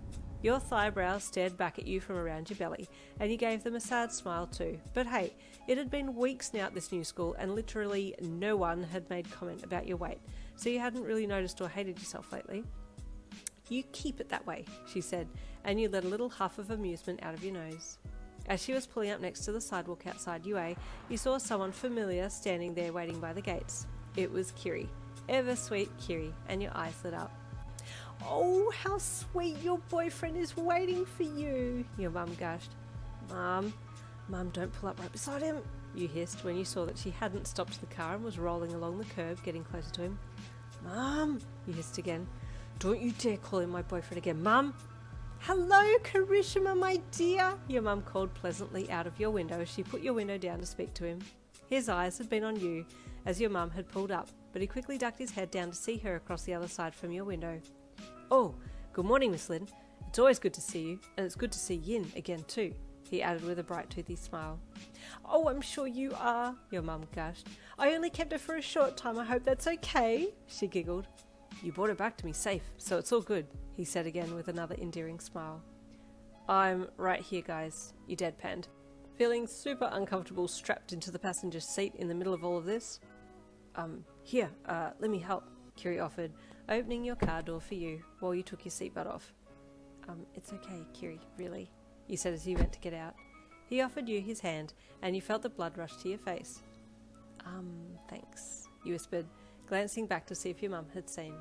She was busy trying to get out of the car herself, so didn't see you being gently helped out from the car by the hand. Do you have extra bags in? Kiri asked with a smile. You said you'd be bringing more bags back to the dorms. Oh, yeah, you said as you let his hand go. They're in the trunk. I'll get them, he offered brightly, walking to the boot of the car and pressing the button to unlock it. With ease, he grabbed the 3 bags that were in there and placed them over his arms. Okay, we're all set, he said with a grin, his biceps bulging out of his shirt as he held the bags in a half bicep curl. "Oh, you're so strong," your mum gushed when she saw him holding the bags for you. You had to keep your eye roll in check. Mum was doing too much. "Okay, I think I better go," you said softly, and your mum's eyes welled with tears. "Mum, I'll come back home, I promise. You promise me that you'll look after yourself, okay? I'll look after myself and you look after yourself, okay? Deal?" You stepped over to her and was engulfed in the world's warmest hug. "Oh, my girl," you heard her whisper into the top of your head. You hugged her tightly and then stepped back with a sad smile. "I'll call you after school, okay?" you said, stepping back beside Kiri. "Okay. And Kirishima, you look after my girl, yes?" your mum said, wiping her eyes but giving him a cheeky smile. "Oh, of course, Miss Lynn. She's my girl too, remember?" he replied without skipping a beat. Your soul spun around inside you like a spinning top. How were you supposed to respond to that? You couldn't. It was impossible to reply, so you just hummed with bashful embarrassment and looked down. Your mum made some sounds of total and utter infatuation with the whole situation, and you just prayed that this would all be over soon. Okay, Mum, I'll call you and let's go." "Kiri," you said in one short sentence, rolling all of your words together before turning and heading off towards the gate. "Bye, my love," your mum called, and you raised a hand up and waved while still keeping your head down, walking straight to the school gates without looking back. You assumed Kiri was smiling and waving back to your mum, as she still seemed to be making sounds of elation behind you, but you didn't dare look back. "Hey, Kiri called as he ran to catch up beside you a little, moving the bags around to be able to carry them easier. "Your mum is embarrassing, I'm so sorry," you blurted out, finally venturing to look at him. "I love her to bits, but wow, I've never had this happen before, so I had no idea that she was going to be like that around guys." Kiri chuckled. What do you mean, never had this before?" Well, like having a close guy friend, like a guy being around me," you said, unsure of how to word it as you looked back down to the ground in front of you. "Really?" he asked with genuine surprise. "Yeah," you said, looking back up at him again. "Why do you sound surprised?" "Oh, sorry, I just, he mumbled, suddenly going quiet. "What?" you probed. I guess I should have checked first if you're with someone," he said softly, now looking down at the ground. "What? No, I'm not with anyone. No one wants any of this," you said, pointing to yourself and looking down. "I've never had a close guy friend, or any guy friend for that matter. Perish the thought of having a boyfriend like that would ever happen." You laughed. "You're the only guy friend I have, Kiri," you added, giving him a smile as you looked at him again. He had a strange expression on his face, and you blinked at him, trying to read what that expression was. "Oh, yeah, friend, I see," he finally said, sounding a little dejected. "What did I say?" you wondered, picking up that something had changed between when you had met him at the car and now. Then you suddenly remembered that there was maybe a super slim chance that he might be into you, and you quickly tried to correct yourself as you both headed across the lawn to Heights Alliance.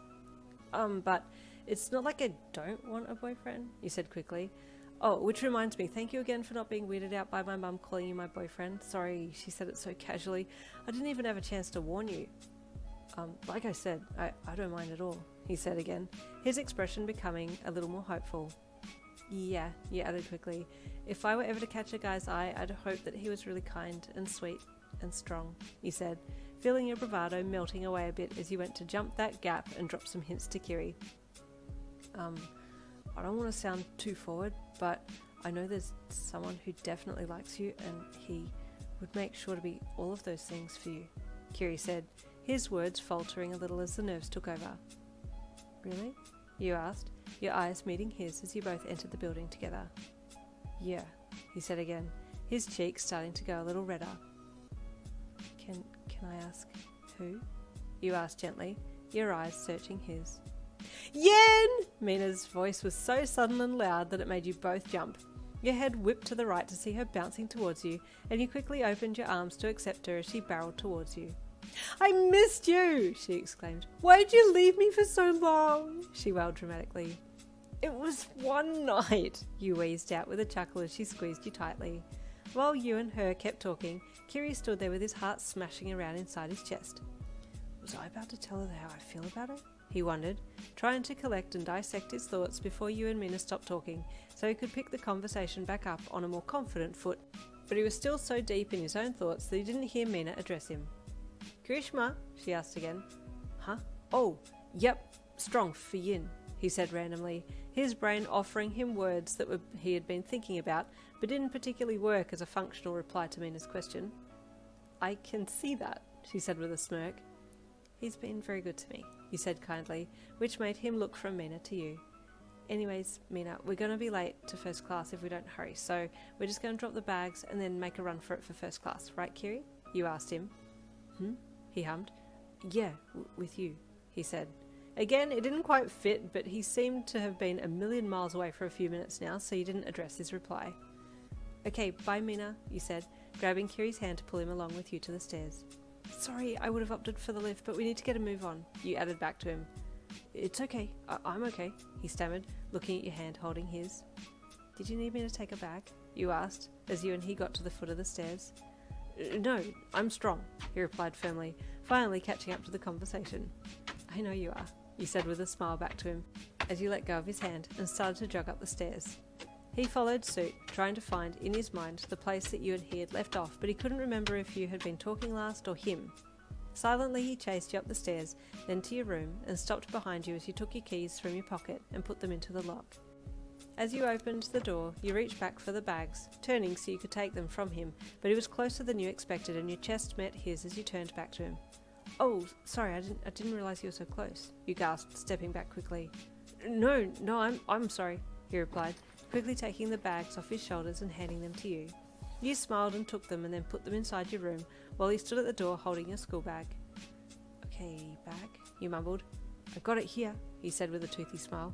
Oh, thank you, Kiri. What would I do without you? You said with another smile at him as you put your hand out to take it from him.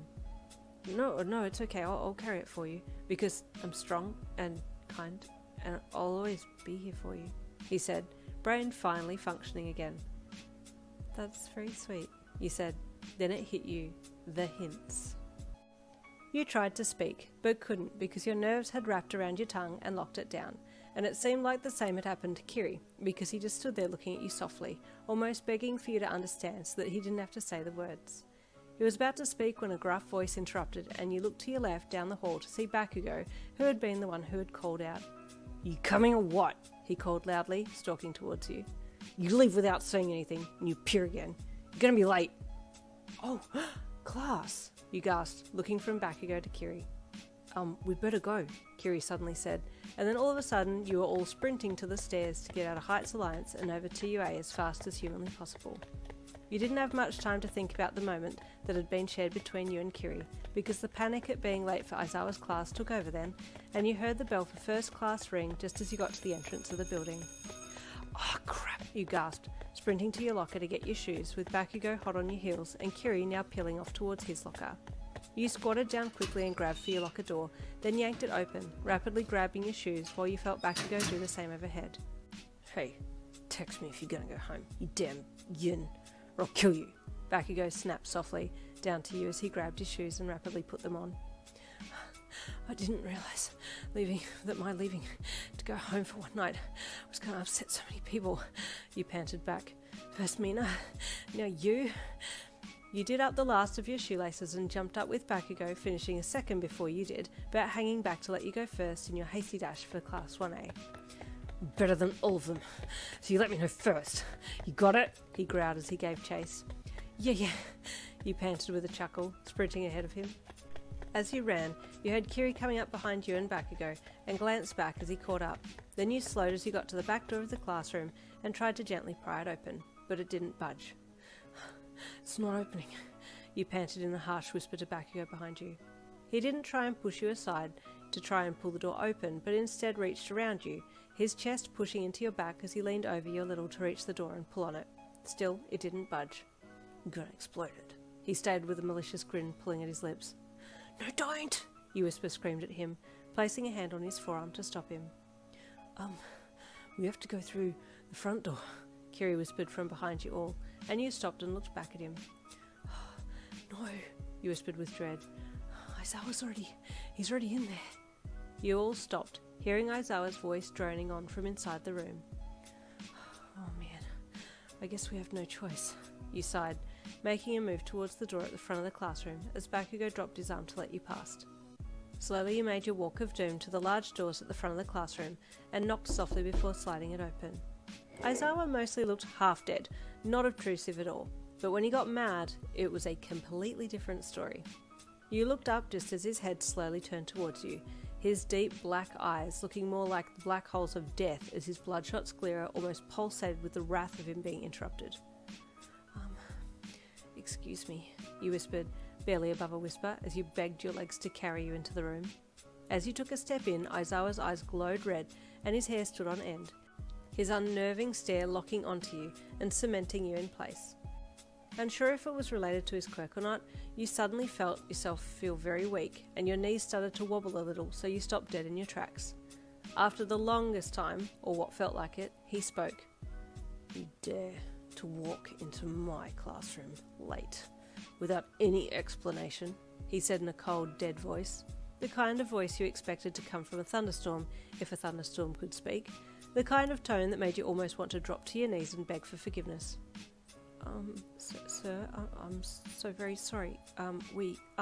Silence! Take your seats now, he said, and it was as if your legs had heard him directly without the aid of your ears and just carried you straight there without any further instruction. The two boys behind you followed orders instantly, and in a matter of milliseconds you were all sat down in your respective seats, hands together perfectly on the desk in front of you and sitting straight like model students. Kiri was the last to enter the room and sat down meekly in front of you to listen to the rest of the lesson. You dared not move, eyes watching Aizawa as he started to speak again. Oh man, I thought I was going to die. You sighed internally, letting your breath out slowly so that you could take another one in. No sooner had you settled a little, Kiri turned his head to speak to you. Hey, Jim, with me after class today? He whispered to you. Kirishima! Aizawa barked at the redhead. You enter my classroom late, interrupt my lesson, and then you talk when I'm talking. Stay back after class. Oops, you thought, feeling sorry for Kiri as he meekly nodded his head and turned slowly to be facing the front again, and then kept still in his seat. Oh, I'll tell him in the first break that, I'll train with him, if he doesn't die after school ends today. The rest of that class went well, and as you had promised yourself in first break, you let Kiri know that you were keen to train, which seemed to make him really happy. The poor guy needed something happy to happen to him today. He hadn't been having the best of luck, to be honest. End of school came, and you, Bakugo and Kiri were kept back to explain yourself to Aizawa, but you and Bakugo were let go first before your red-headed interest, but you gave him a small look of sympathy before you left, hoping he was going to be okay. Whoa, Aizawa was not happy. You commented to Bakugo as you walked together back to your lockers. He grunted, giving off his signature "don't touch me" vibes as he strode out beside you, hands shoved into his pockets. Hey, so I had some of the curry from our usual curry place when I went home yesterday, you said to Bakugo. I tried to get Mum to try it, but she didn't, unfortunately, but it was still super yummy, you added. Come with me again tomorrow then, he said as you both got to your lockers. And dress up. Dress up? You asked as you crouched to get your shoes out of your locker. Yeah, he said as he opened his locker above yours. It's a date, dumbass. You froze. That was way too obvious. A date? You asked, just to clarify as you stood up with your shoes in hand. Yeah, so don't keep me waiting, he grunted, throwing his shoes down on the ground to change them over. You're very confident in your words though, aren't you, Bakugo? You're not supposed to use words like date so lightly if you don't have romantic feelings for the other person, you stated, looking down at him as he crouched down and did his shoelaces up. He straightened and looked you dead in the eye, then stepped towards you. The look on his face made you step back and turn against the lockers, and he placed a hand up beside your head and held strong eye contact with you. I know what I said, he said lowly to you, his red eyes switching from your left to your right. And I also know that he's going to make his move. I'm better than he is, and you know that. That's why you should be with me, he said. You did hear him. You heard every word, but it left you speechless.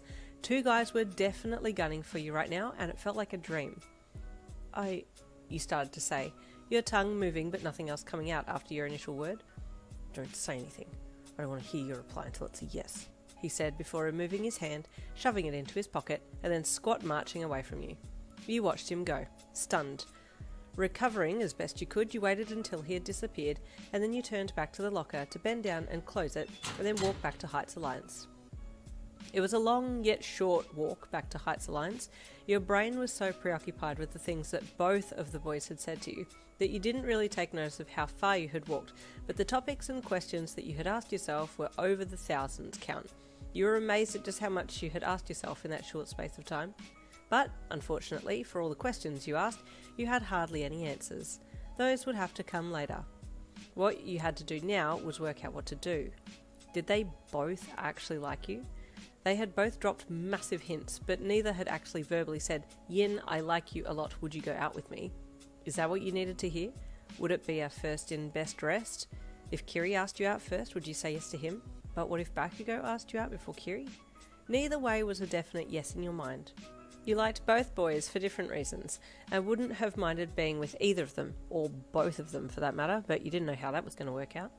If you could have cloned yourself, that would have solved all of your problems to your left and your right, but unfortunately that wasn't within the realms of your quirk's capacity, so you'd have to leave that thought for now.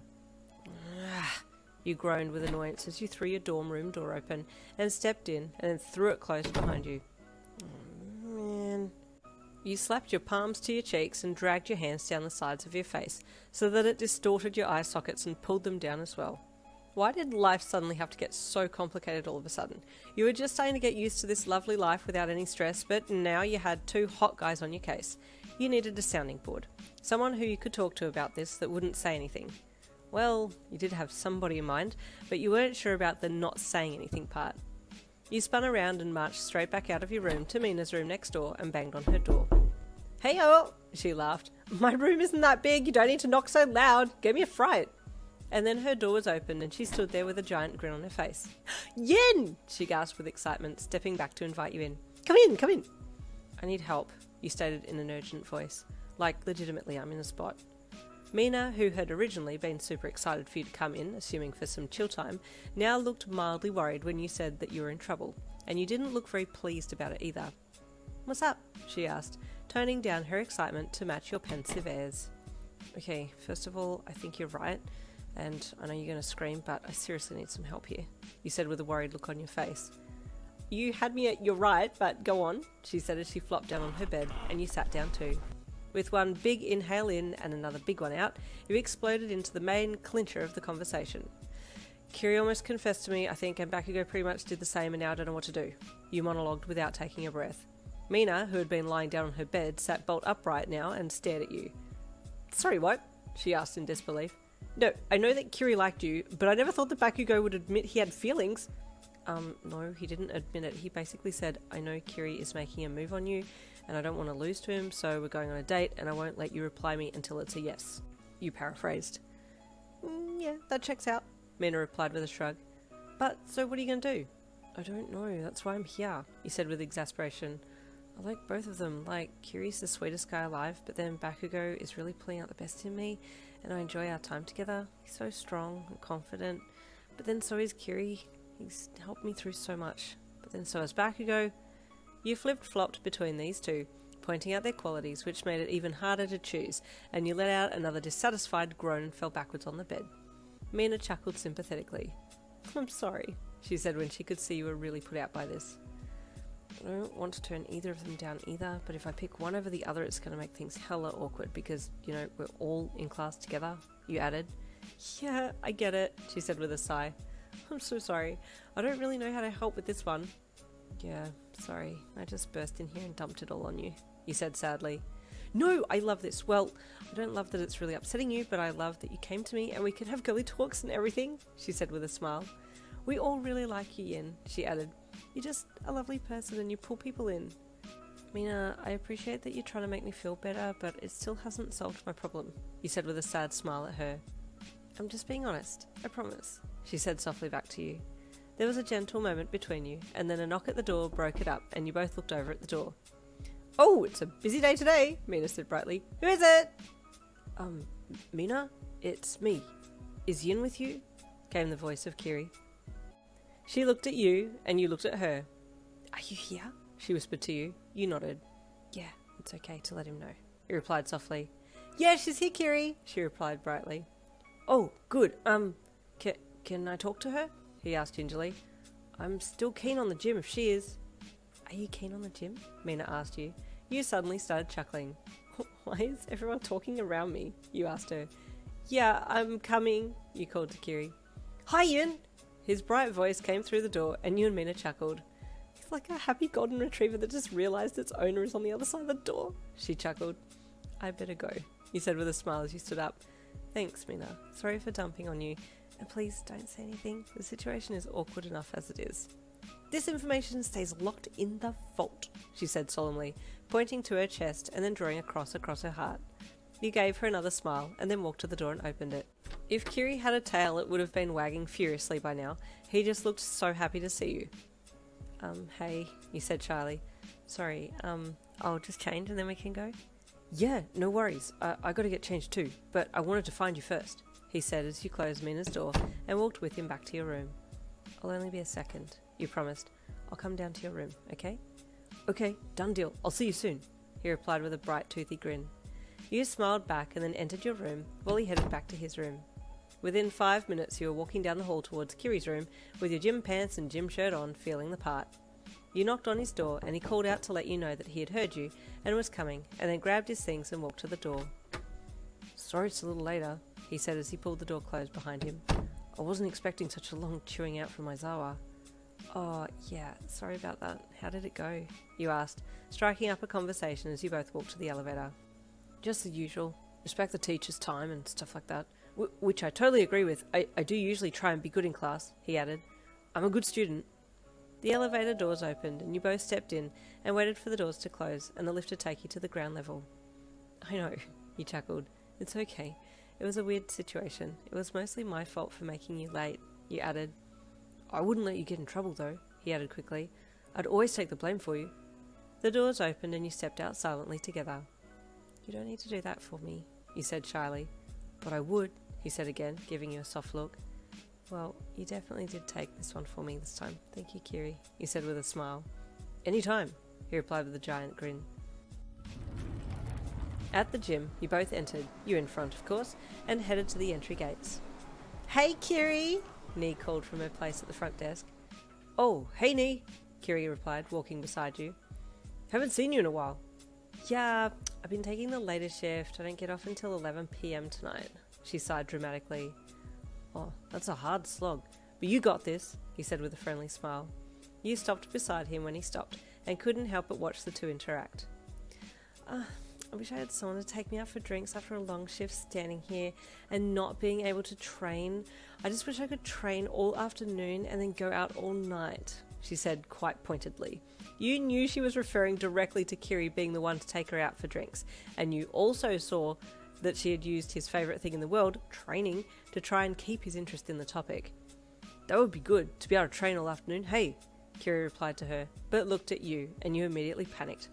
No, don't bring me into this, she's going to really hate me now, you thought. It super helps when you train with someone that you like too, Kiri said, still looking at you, and then back to Nee. Nee's eyes flashed across to you, and you could feel the fire in them, almost singeing your eyebrows off. She hummed. She couldn't bring herself to say anything else, as that would give her true feelings away.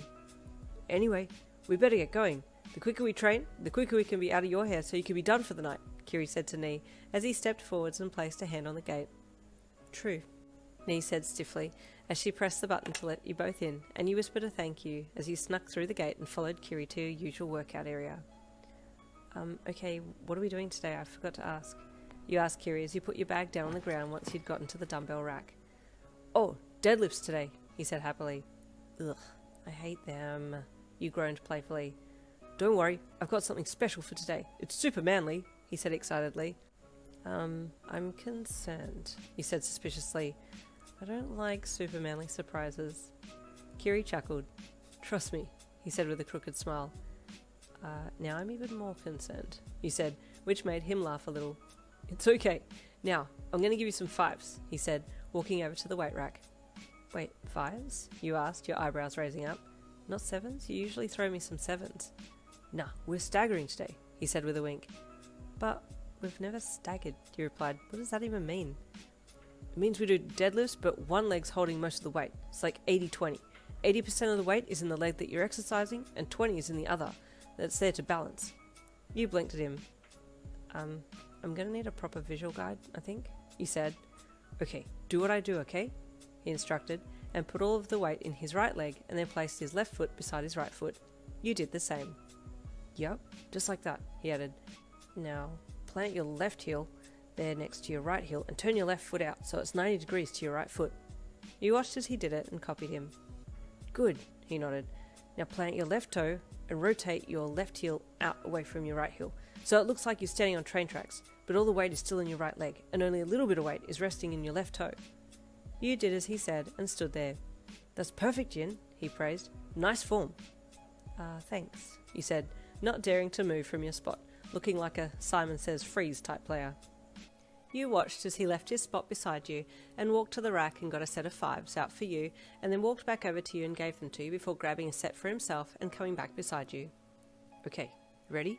Copy what I do, he instructed, setting his feet up quickly and then hinging from the hips and running the weights close down either side of his right leg, keeping most of his weight in that leg, and then his left was just there for balance.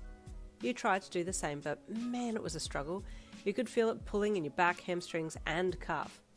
Ow, you monotoned as you let the weights down towards the floor and then struggled to pull them back up again to standing. Okay, stop for a sec, Kiri said, quickly putting his weights down and stepping over to you. That was really good form, Yin. You started well, but you seemed to fall out of form a bit during the movement. But that's okay, we can fix that, he said with a giant grin. Yeah, everything hurts, you cringed. It's okay, now, remember to keep your back and spine neutral when you start to hinge, he said. Mostly focus into your lower back. He raised his hand to your lower back and then hesitated to touch you. Is it okay if I put my hand on your back to show you? Yeah, you nodded, your body feeling immediately warmer now that his hand was gently placed on your lower back. Okay, he said again in another hesitant sounding voice. Just hinge from the hips? You did so, but it felt like your body was going to snap in two from your lower spine, and you grunted as the weights were lowered slowly towards the ground. Wait, he said when he saw you were still struggling. I think I might need to drop you to a lower weight. Just wait for a second, put the weights on the floor. You still were bent over, and you did exactly that and placed your hands on your thighs to straighten back up again. Kiri still had his hand on your back, and you straightened up and looked at him. It took him a second to remember that he was still touching you and pulled his hand back quickly. Oh, sorry, let me just... He fumbled, walking over to the weights rack and looking for something lighter. He seemed a little off, but you knew it had something to do with the fact that he'd almost confessed to you earlier, and you wondered if he was going to follow through with that later. While you waited for him, you reached back and rubbed the back of your legs. The one that you'd been placing all your weight on definitely felt like it was being dragged through it. Oh, these hurt, especially this one, you said when he turned around and was looking at you. Oh, yeah, your hamstrings? Yeah, I think they might need a little strengthening, he said, finally giving you his signature grin. You smiled back and then took the lighter weights from him. Okay, so do I just hinge again? You asked as you set yourself up with the toe thing and then placed all of your weight on the right leg. Yeah, now, slowly now, don't rush it. It's not manly to rush the training, Kiri said with solemnity, and you chuckled a little. I don't want to be unmanly now, do I? You said cheekily as you lowered the weights down your leg. Kiri had replaced his hand on your lower back, and you focused as you hinged down and then came back up. That wasn't so bad that time, you said, looking him in the eye. That was good. Remember to keep your core tight when you do this one. You want to protect your spine at all costs, he said, and you nodded, tensing your deep abdominal muscles as you went to do the move again. This time, Yin, when you lower the weights down, think about there being a car behind you and you want to close the car door with your, backside, Kiri said, suddenly remembering something that he had heard in a training video once. Oh, okay, that makes sense. Here I go, you said, holding your core as you hinged down and pressed your backside back, keeping your spine straight and then pulling back up. Kiri had been watching your form, but his gaze was stolen by the side of your backside rounding out as you moved the weights to the ground, and he couldn't help but appreciate its roundness. Even if he was standing from the side, he could tell that it was a very nice sight to behold, and his cheeks flushed pink as he watched you come back up. Good job. Great job, he praised with embarrassment, blinking furiously and looking off to the side. How many do I do? You asked, looking at him. 10 reps. Then I'll put you up to the next weight and see if you can do a few more of them, he said, half covering his face to hide his blush. Okay, you said, eyeing him since he seemed to be acting a little weirdly, but you didn't want to ask at that point. You set yourself up again to drop down, but this time he stepped in behind you and you kind of flinched and stepped forwards. What's up? You asked. He was looking around a bit, then realised that you had stopped and were now looking over your shoulder at him. No, nothing. He said, glancing around again. What's up? You asked again. He hummed, obviously distracted. Should I do a different exercise now? You asked. No, keep going. I'm just gonna, stand here because, yeah, he mumbled shyly, obviously not wanting to tell you what was on his mind. Do I just start? You asked. Yep, keep going. I'll keep an eye out, he said, then quickly retracted his statement. I mean, I'll make sure you're okay from here. You hummed unsurely, but still set yourself up to complete your reps. He's acting a little weird, you thought as you hinged from your hips and let the weights go down the front of your right shin, being mindful to keep your spine neutral and push your backside back. Kiri, from behind you, had been thinking that if he liked how your ass looked, then there was a high possibility that other guys in the gym could also like how your ass looked, and he didn't like that, not one bit. So he did the only manly thing he could think of do, and that was to stand behind you to block their potential view of your ass. But you had no idea that this was the reason. He was just acting strangely and not telling you anything. You felt kind of self-conscious with him right behind you, and even tried not to push your ass out too much, just in case you pushed back into him. Wow, that would have been awkward. But thankfully, none of that happened, and you managed to awkwardly finish your reps on that leg and then switch to the other. Your other leg, your left leg, was definitely struggling through it, and you could feel it shaking like crazy as you were trying to do the reps. Kiri, you panted, blowing into your cheeks as you tried to straighten back up from the hinge down. Yeah, what is it? Are you okay? He asked with concern, coming around to the side to see what was up. I think I'm weaker on this side for sure. I'm really struggling with this one, you said sadly. No, you can do it. Just give me 3 more reps on that side. The weight is okay. I'll help you. Just make sure you keep form, yeah? He reassured you, stepping around behind you with his hands gently on your hips. There must have been an invisible shutdown button on your hips as the second he touched you, you could no longer function properly and just stood there blank for a second. When you're ready, he suggested gently. Okay, ready, you finally said, coming back to reality quickly. You started to hinge slowly, keeping your form as best you could, but man, it was hard not to think about him behind you. Hips back, Kiri said softly, and you pushed your backside out a bit. Perfect, he said, and the way he said it made your face jump to boiling point. How can he be so calm? You screamed internally. Those 3 reps were the hardest you ever had to do for multiple reasons. It's not like you didn't want to be pushed up against Kiri, but wow, this was definitely a jump into the deep end, wasn't it? Finally, after what felt like all eternity, you completed those last 3 reps and handed the weights back to Kiri once he had praised your efforts and stepped up to your side again. That was super manly, Yin. Well done, he said proudly as he carried the weights back to the rack. I hope you don't mind coming to visit me at the gym, you said as he turned back towards you after putting the weights back on the rack. Visit you at the gym? Why? He asked, confused as he walked back to you. Because my legs literally cannot move and this is where I'm staying from now on, you said, keeping both feet planted on the ground. Kiri cracked a little smirk and chuckled. Hey, you could be stuck on Mars and I'd still come to visit you, he said, holding his hand out to you. You looked down at it, but didn't give him your hand in return, so he wiggled his fingers a bit to show you that, yes please, take my hand. So you shook your head. I'm not taking your hand, you replied defiantly. Why? He asked, looking a little dejected. Because you're going to pull me out of this standing position and I'm going to fall over. I'm telling you, my legs are like jelly. 1 step and I'll collapse. Well then, collapse onto me, he said brightly, closing that gap and reaching for your hand despite your protests. No, don't, Kiri. You're going to be fine, he promised you. No, you begged as he took a gentle grip of your wrist and pulled you towards himself, your centre of balance shifting and forcing you to take a step to keep yourself upright. But you knew your body and you knew that your freshly avocado smashed on toast vibe type legs couldn't hold you at all, and as you suspected, your knees turned to jelly and your hamstrings frayed and down you crumpled like a sad sack of overworked disappointment, straight into Kiri's arms. Thank goodness Kiri was ready for you and caught you easily. Then he pulled your body against his. Instinctively you wrapped your arms up around his neck. This happened the second that he let go of your wrist to catch you, so you clung to him like Mufasa to the rock. Is it too soon? Did I make it too soon? It's too soon. Definitely too soon. Sorry. I can't move, you wailed pitifully. I've got you, don't worry, he said softly into the side of your neck, adjusting his grip on you so that he was holding onto you in a bear hug.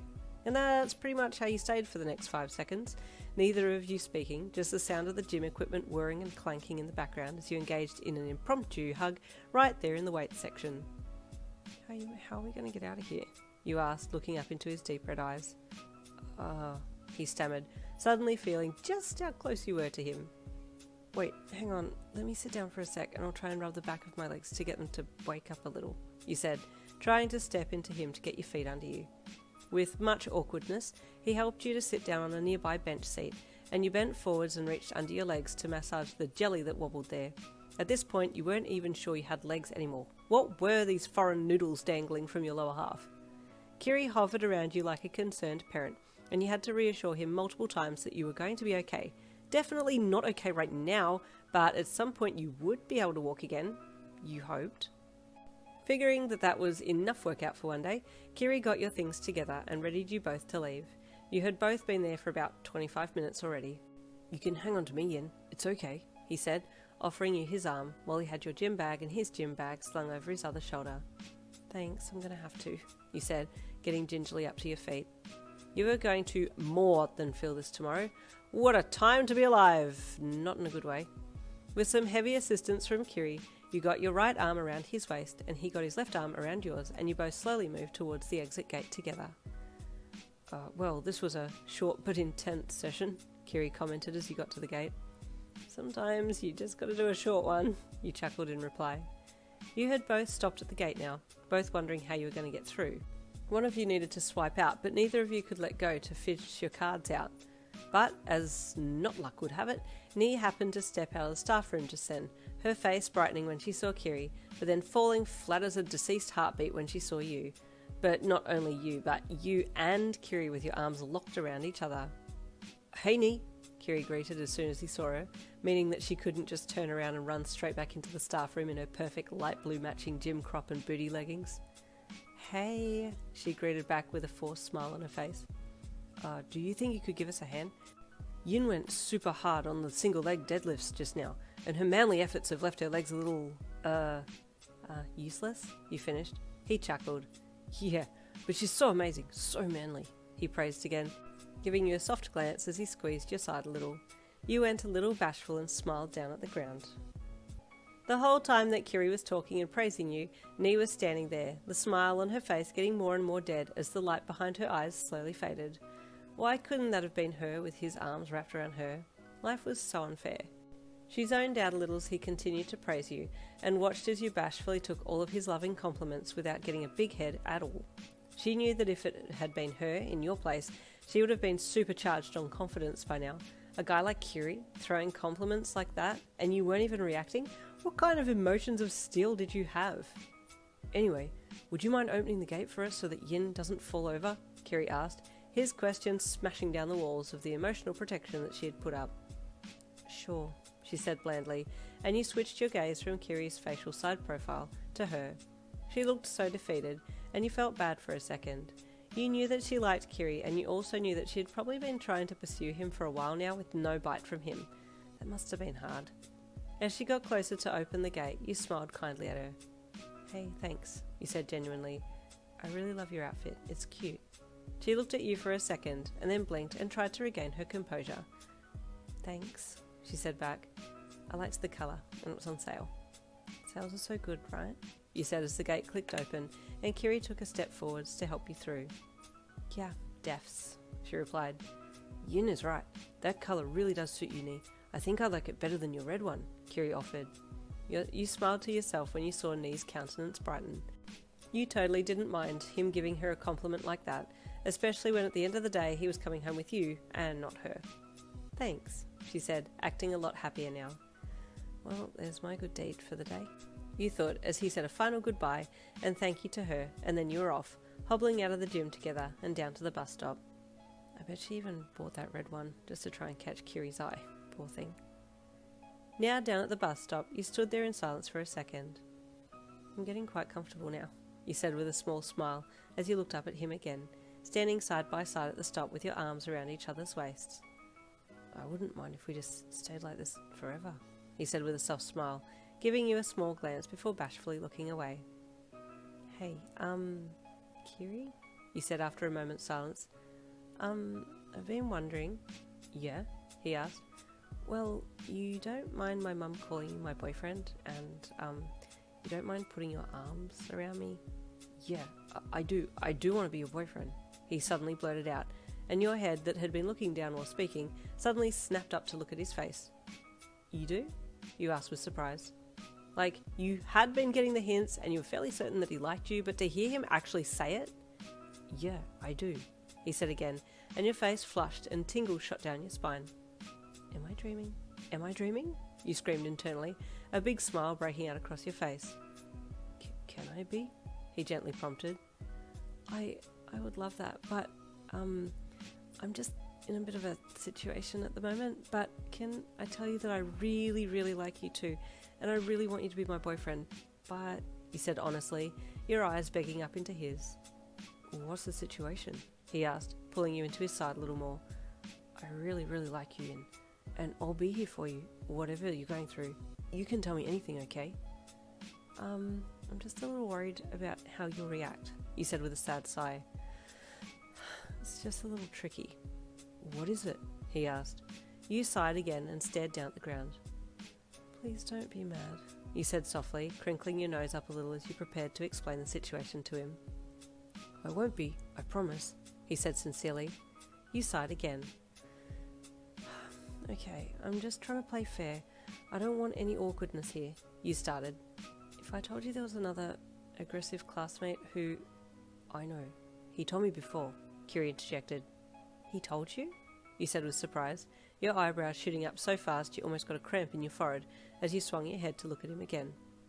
Yeah, Kiri said with a little sigh. I don't know if you remember, but there was a time when you came to my room to ask if I was okay. It was after that class training thing, where I was paired with Bakugou. He told me then. I felt really defeated. He's so amazing and manly. I can't compete with him, he said, his arm around you going a little slack as his gaze fell to the ground. Hey now, you're super manly, you're super amazing, and you're the sweetest guy I know.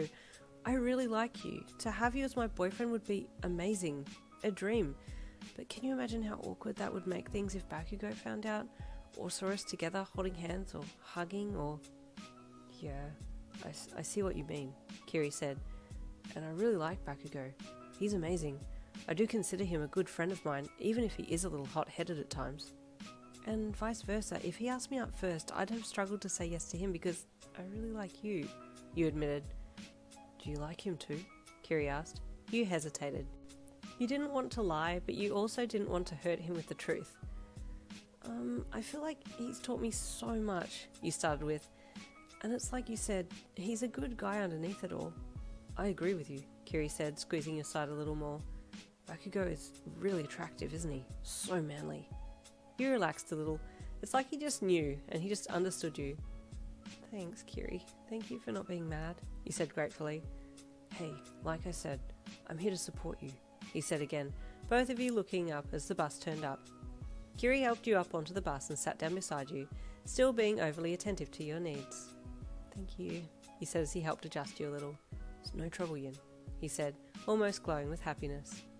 You reached across and patted the back of his hand, and he immediately flipped it so his palm was facing up so that you could rest your hand in his.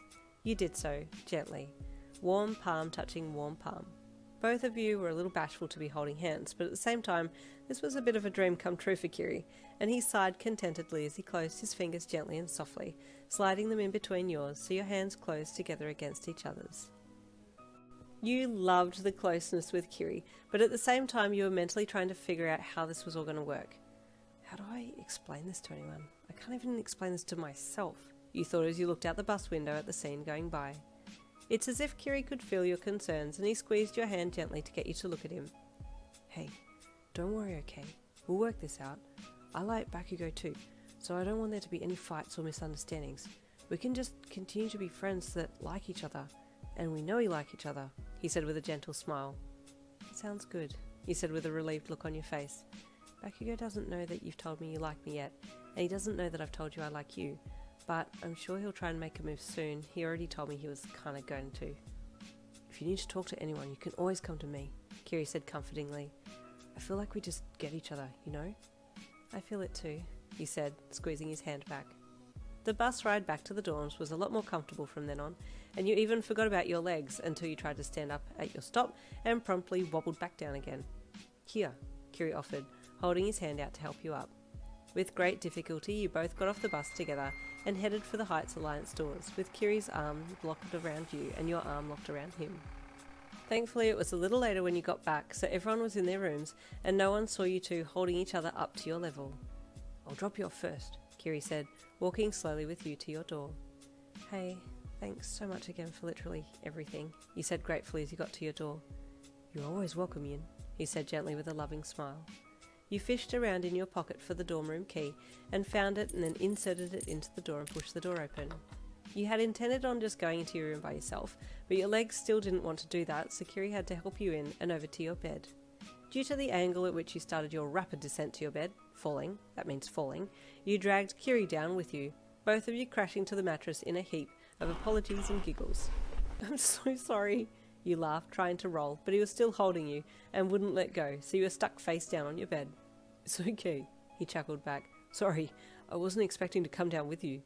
I don't mind, you laughed as you got your arms out and adjusted yourself. Kiri let you go so you could roll, but made no efforts to get off the bed and shifted around so that he was lying next to you on the bed once you'd gotten yourself settled. What a night, you said to him, looking into his beautiful red eyes. Yeah, he replied softly, his gaze looking over your face. You hadn't been this close to him before, so you got to see his face in detail. His skin was so clear, with maybe the tiniest of freckles just across his nose and cheeks. He even had a scar. Hey, I've never really noticed this, you said suddenly, reaching your hand up to run your fingers over the small scar that was etched into and above his right eyebrow. Oh, yeah, that's a scar from when my quirk first manifested, he said, allowing you to gently run your fingers over it. You cut yourself? You asked, feeling the difference between his scar and the skin around it.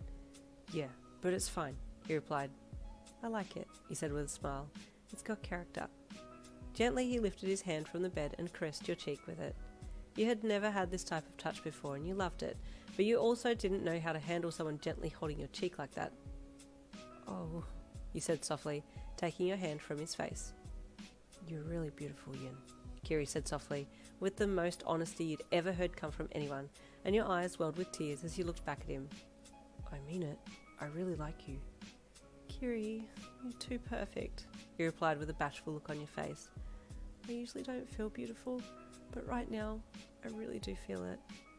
I'm going to keep telling you the truth, until you believe it, he said, and your heart melted. You would have stayed that way a little longer, but the sound of someone else's dorm room door closing made you both look over and realise your door was still wide open. Whoops, I think I should go. I'm not supposed to be in here, Kiri whispered. I'm already on warning with Aizawa-sensei. Oh, good point, you whispered back. Okay, go, I'll see you tomorrow. And with that, he scrambled off the bed, grabbed his bag, wished you one more farewell, and then closed the door on his way out. You let out a big, contented sigh. What was going to happen now?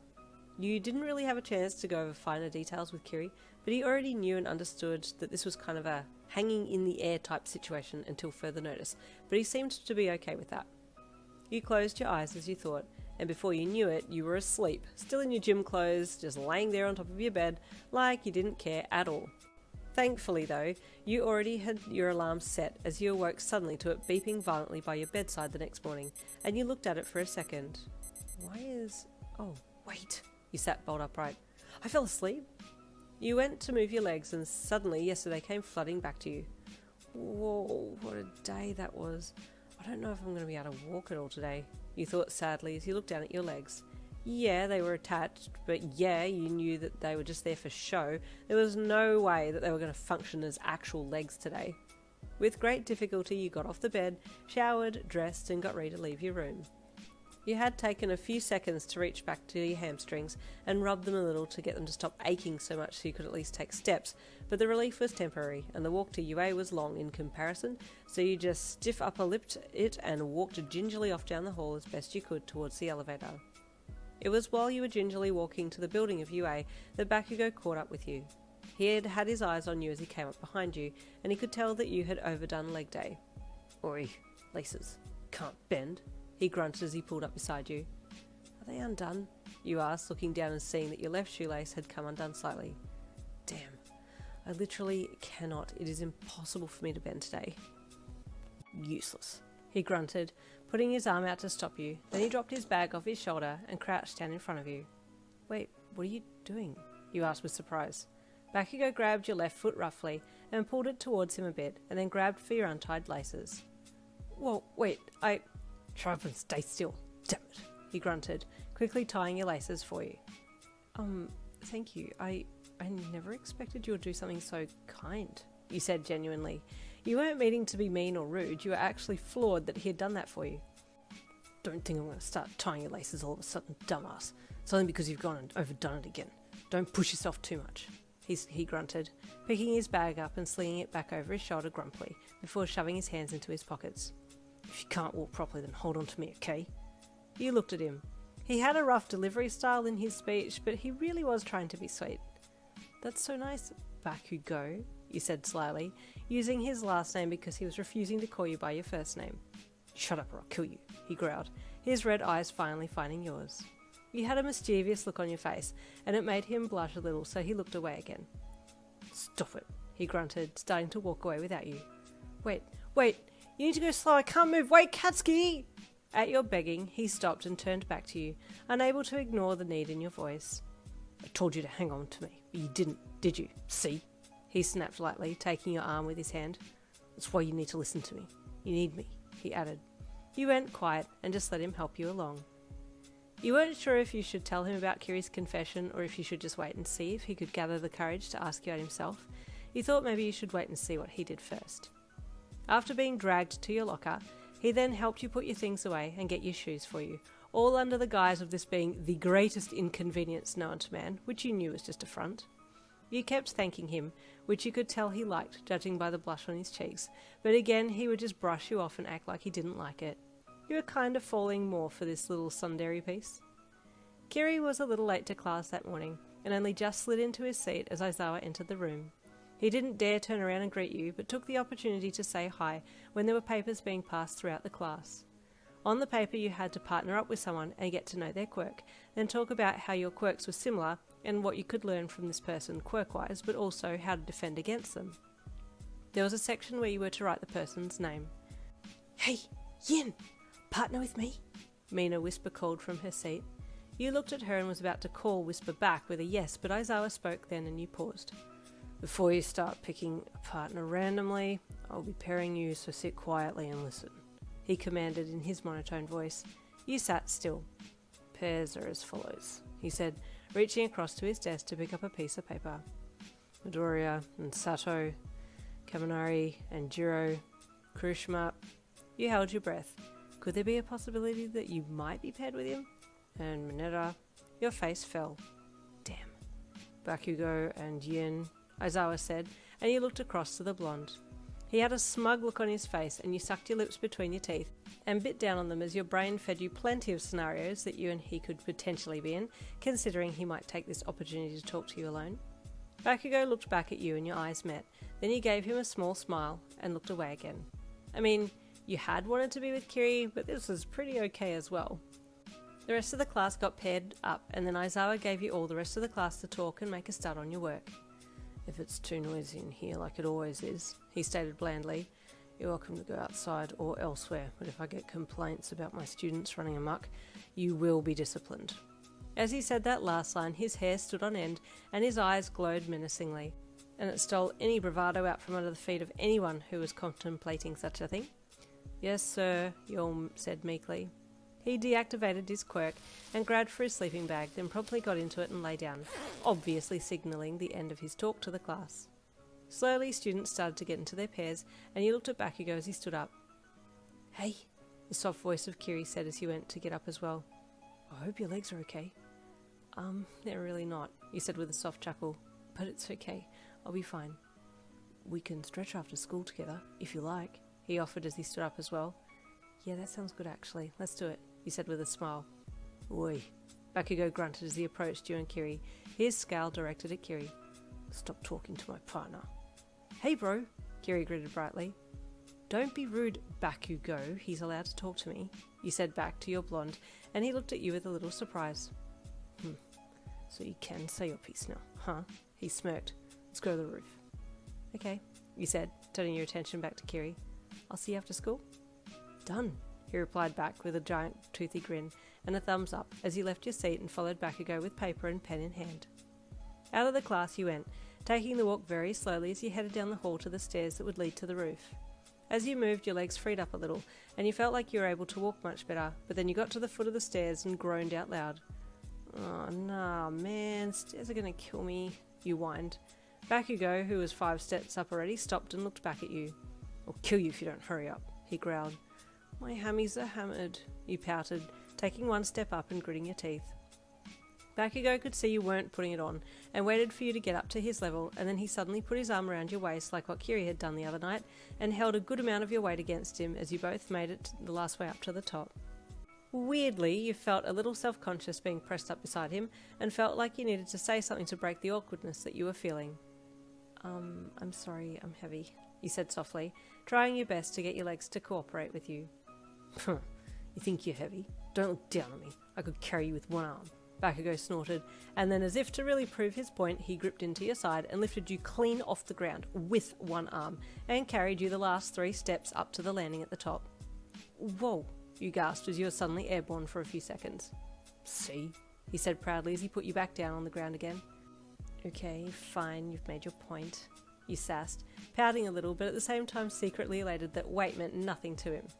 He grabbed for the door handle and pushed it open, stepping through as you did your best to follow close behind. The sun was bright out today, and there was a light breeze. It felt so good to be up there on the roof and out in the open than being stuck in the classroom for the rest of the period.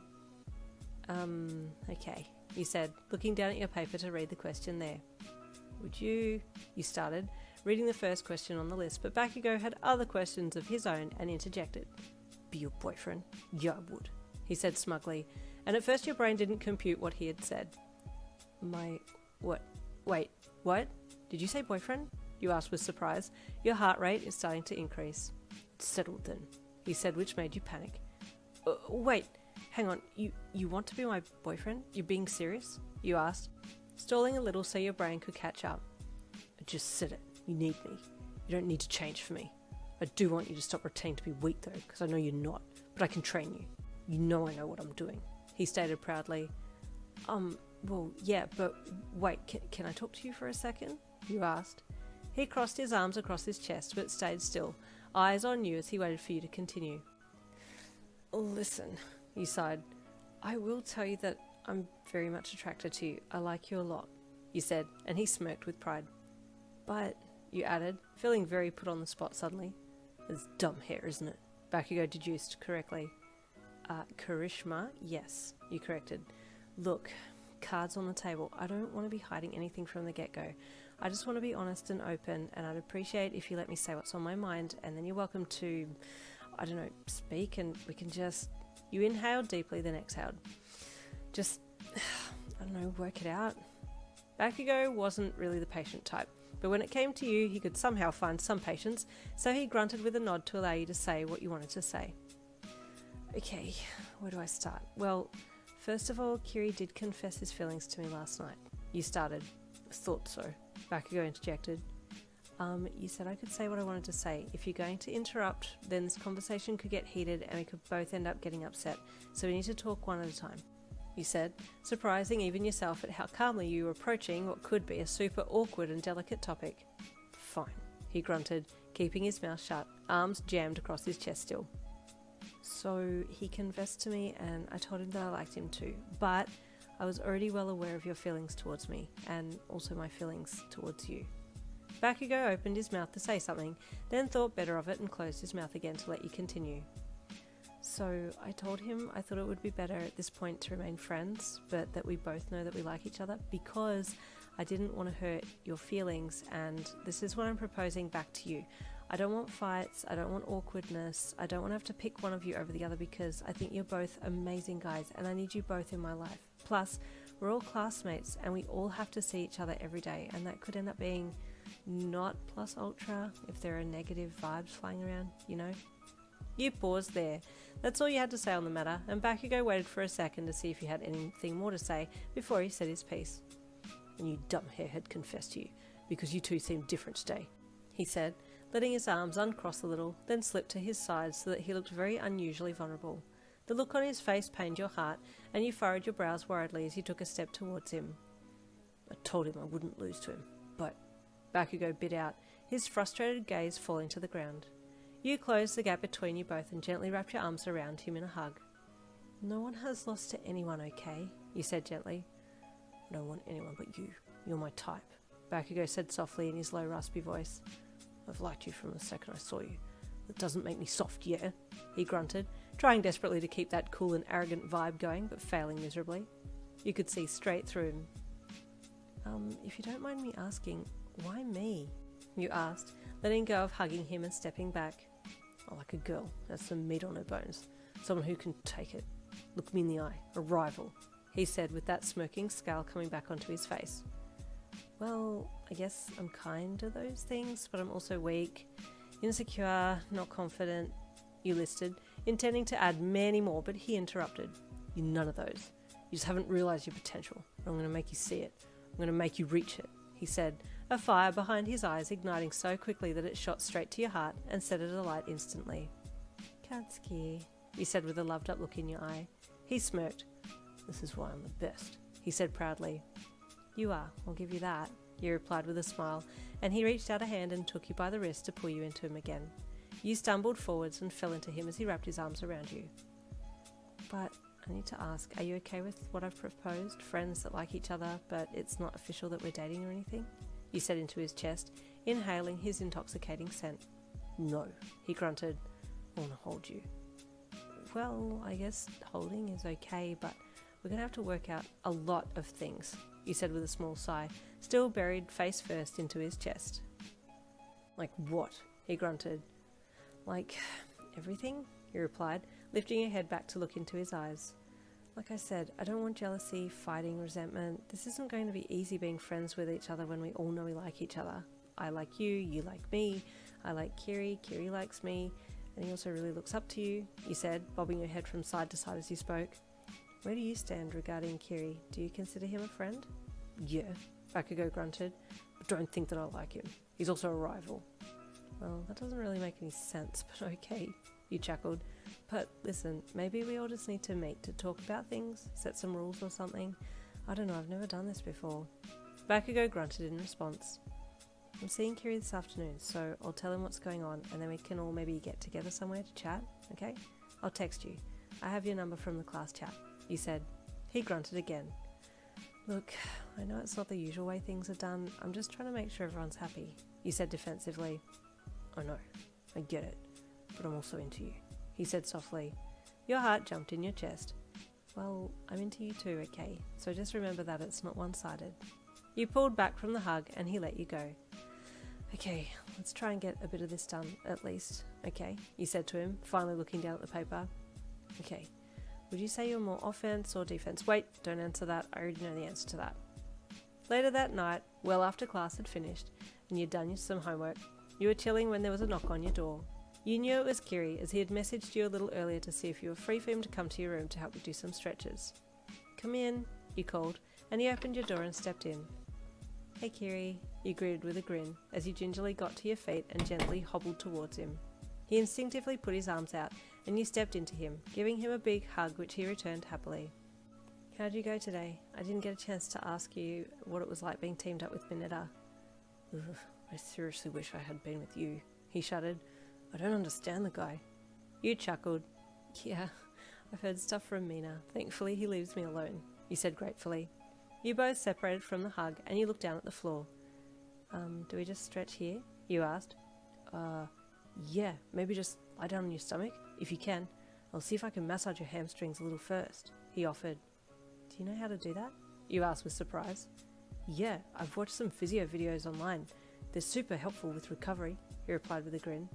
Okay, I trust you, you said as you struggled to get down on your front. Finally down, you let Kiri set your legs out, and then he knelt beside your left leg and placed both hands on your hamstrings and started to knead them like a cat would when it's getting comfy. Oh, it feels so good, you moaned lightly. Let me know if I'm pushing too hard, okay? He said. So, how did it go with Bakugo? Oh, well, good, but, can I talk to you? you asked, turning your head to the side to look at him while he worked on you. Of course, he said brightly. So he told me he wanted to be my boyfriend, you said, feeling Kiri pause for a split second while massaging your leg. I see, he said. Are you okay? You asked him, worried about what he might be feeling right now. I knew he liked you, and I know you like him, and we talked about this last night, but it still hits kind of hard, he said honestly, keeping his eyes on his work, unable to look at you. I told him I didn't want to choose either of you over the other, and that you and I had an agreement of friends who like each other, but he doesn't seem to be happy with that as his arrangement and wants to be able to hug me and stuff, you said. Yeah, I want that too, Kiri said without skipping a beat, finally looking at you. But how do we work that? I don't know. What is going on right now? Like, literally all the other girls in the class are so gorgeous, and you're both wanting me. Like, I don't understand at all, you said honestly. But you're just such a warm and comforting person, Kiri said gently as he continued to squeeze and massage your left hamstring. I need you around. I want you around. Well, I feel the same way about you too. That's why I don't want to stuff anything up, you said back to him. The last thing I want to do is upset either of you. Well, I do admire Bakugou. I like him a lot, Kiri said, reaching across to gently rub your right leg. So, I'd like to hear his thoughts. Well, I feel like you and I are open to seeing what this could be, you offered. Yeah, he replied, nodding as he gauged the tension in your right hamstring and massaged accordingly. Okay, what if we have a meeting, the three of us, and just talk this out, terms and conditions and whatnot, you said. I like the sound of that. If it means I get to spend time with you and maybe hold your hand, or he stammered, blushing furiously. You could feel his flusteredness rubbing off on you, and you hid your face a little so he couldn't see the look on your face while you hummed a reply to him. Yeah, okay. I'll make a group chat with just you and me and Bakugou and we'll talk tomorrow, you said, giving him a smile, which he finally looked at you and returned your smile gently. Kiri was surprisingly good at his massage of your legs, and you chatted about other random things until curfew. Then he went back to his room before he got in trouble. Couldn't afford to be on detention tomorrow. There were big things about to happen. Naturally, you messaged Bakugou, and naturally he didn't reply until the next morning. All you got from your lengthy text to him was "Meet in Arena 2", which you read as soon as you woke up. You yawned and rubbed an eye, and then sent the thumbs up emoji before putting your phone down and contemplating how to exist for that day. You hadn't attempted to move yet, but you already knew your legs were cactus, like more cactus than yesterday. But you also knew that it was day 2 of DOMS, and that was the worst day. Help, you rasped out into the empty room. You honestly contemplated just lying there and crying for the rest of the day, but that wasn't going to do anyone any good, so with a lot of reenacting of The Walking Dead, you finally got up and stiff-legged it to the shower. The hot water did help a small bit, but you just knew that you were going to have to just deal with this for today and pray that tomorrow would be better. If I could just chop these legs off, you mumbled to yourself, bending awkwardly to get your school bag off the ground before walking to the door. You weren't expecting anybody to be right outside your door, so you can imagine your surprise when you opened it to a blonde-haired hottie with red eyes just standing there glaring at you. Yeah! You screamed. Oh my god, Katsuki, what the heck are you doing here? Waiting for you, because you can't move. It's day 2 of DOMS, he pointed out. Well, yeah, it is. I'm surprised you even remembered, you said back in surprise. He clicked, holding his hand out for you to take it. You did so, and he ducked down a little and pulled your arm across his shoulders, then placed his left hand around your waist and held your body against his side. There, let's go, he grunted, only giving you 0.3 seconds to pull your door closed before you were marched off to school.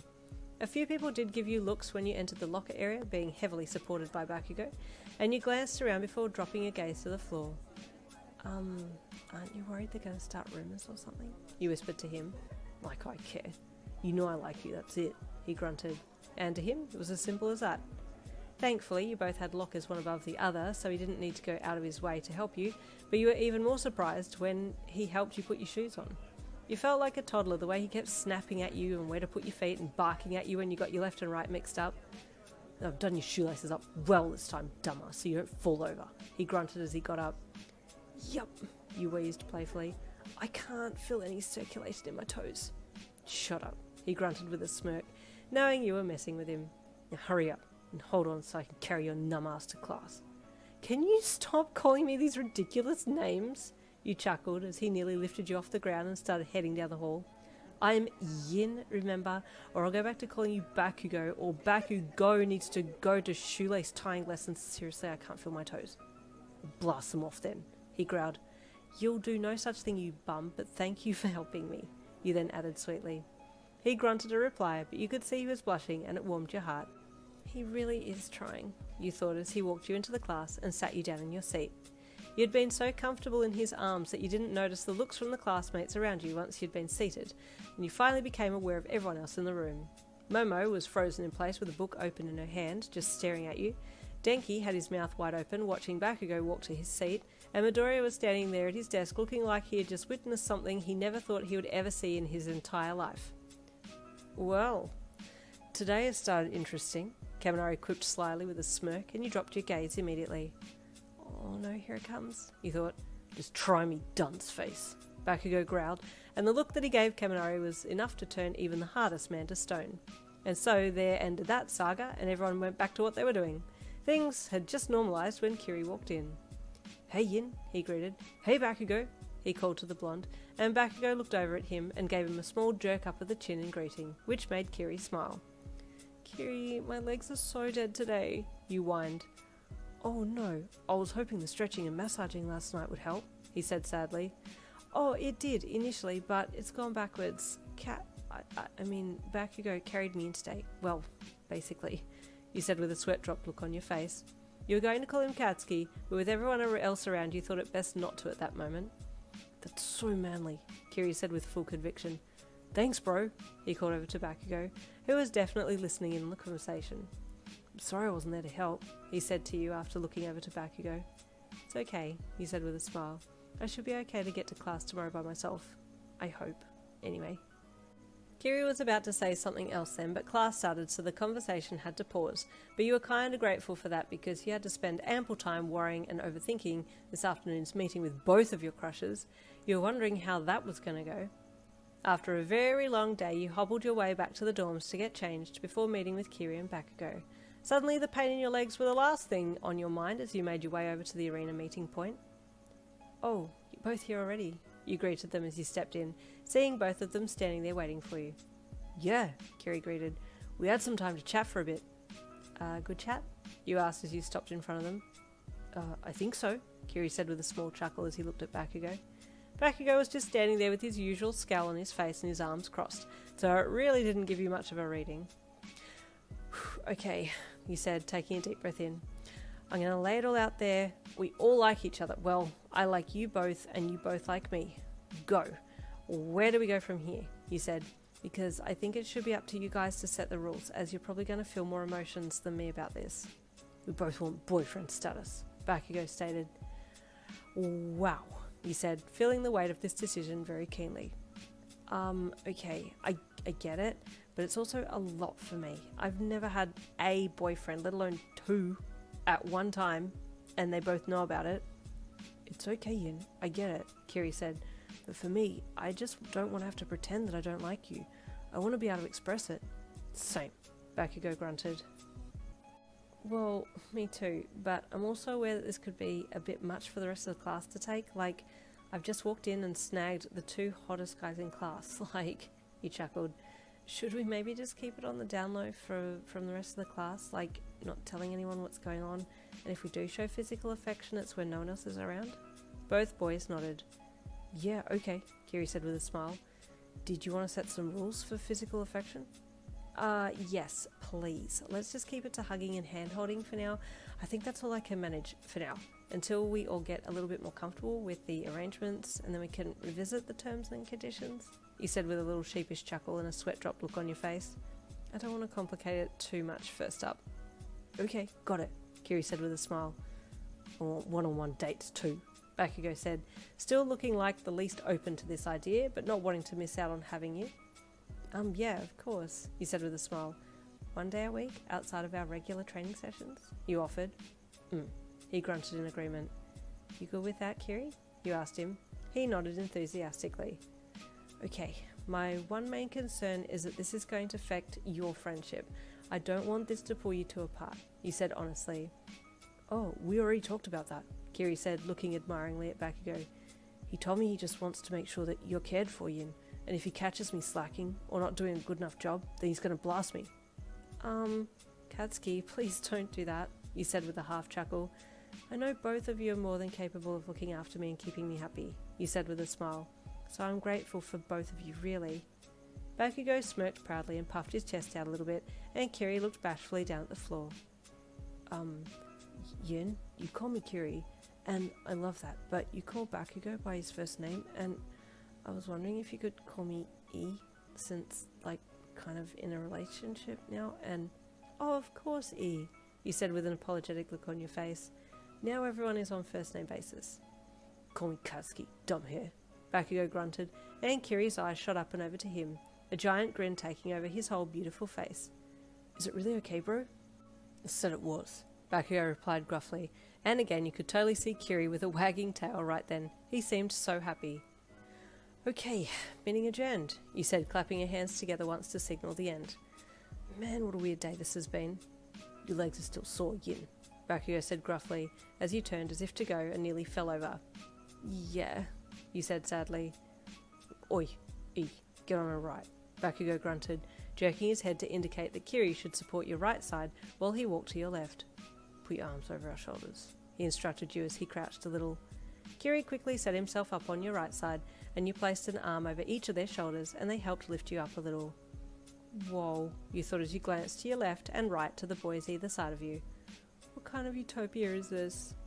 The boys basically carried you safely back to your dorm room and set you down, and then they said their goodbyes and left, leaving you to flop backwards down onto your bed and stare up at the ceiling, mentally filing the paperwork from today. And man, what paperwork that was! Life was going to be very interesting from now on. That next morning you awoke to your legs acting more appropriately like legs, and you got up to get the day started. After having a shower, you came back to your phone, having received 2 good morning messages from your newly appointed boyfriends. Good morning, Yin. How are your legs today? Kiri asked brightly. If you need help to class, I'm going to carry you over one shoulder, so you'd better be able to walk if you don't want people to be staring, Bakugou sent. Hi boys, you replied. My legs are okay today, they can carry me to class, you sent back. Lucky legs, Kiri sent with a wink face. Damn, Bakugou sent. You smiled down at your phone, feeling very giddy about this. Just then, each of the boys sent you a private message.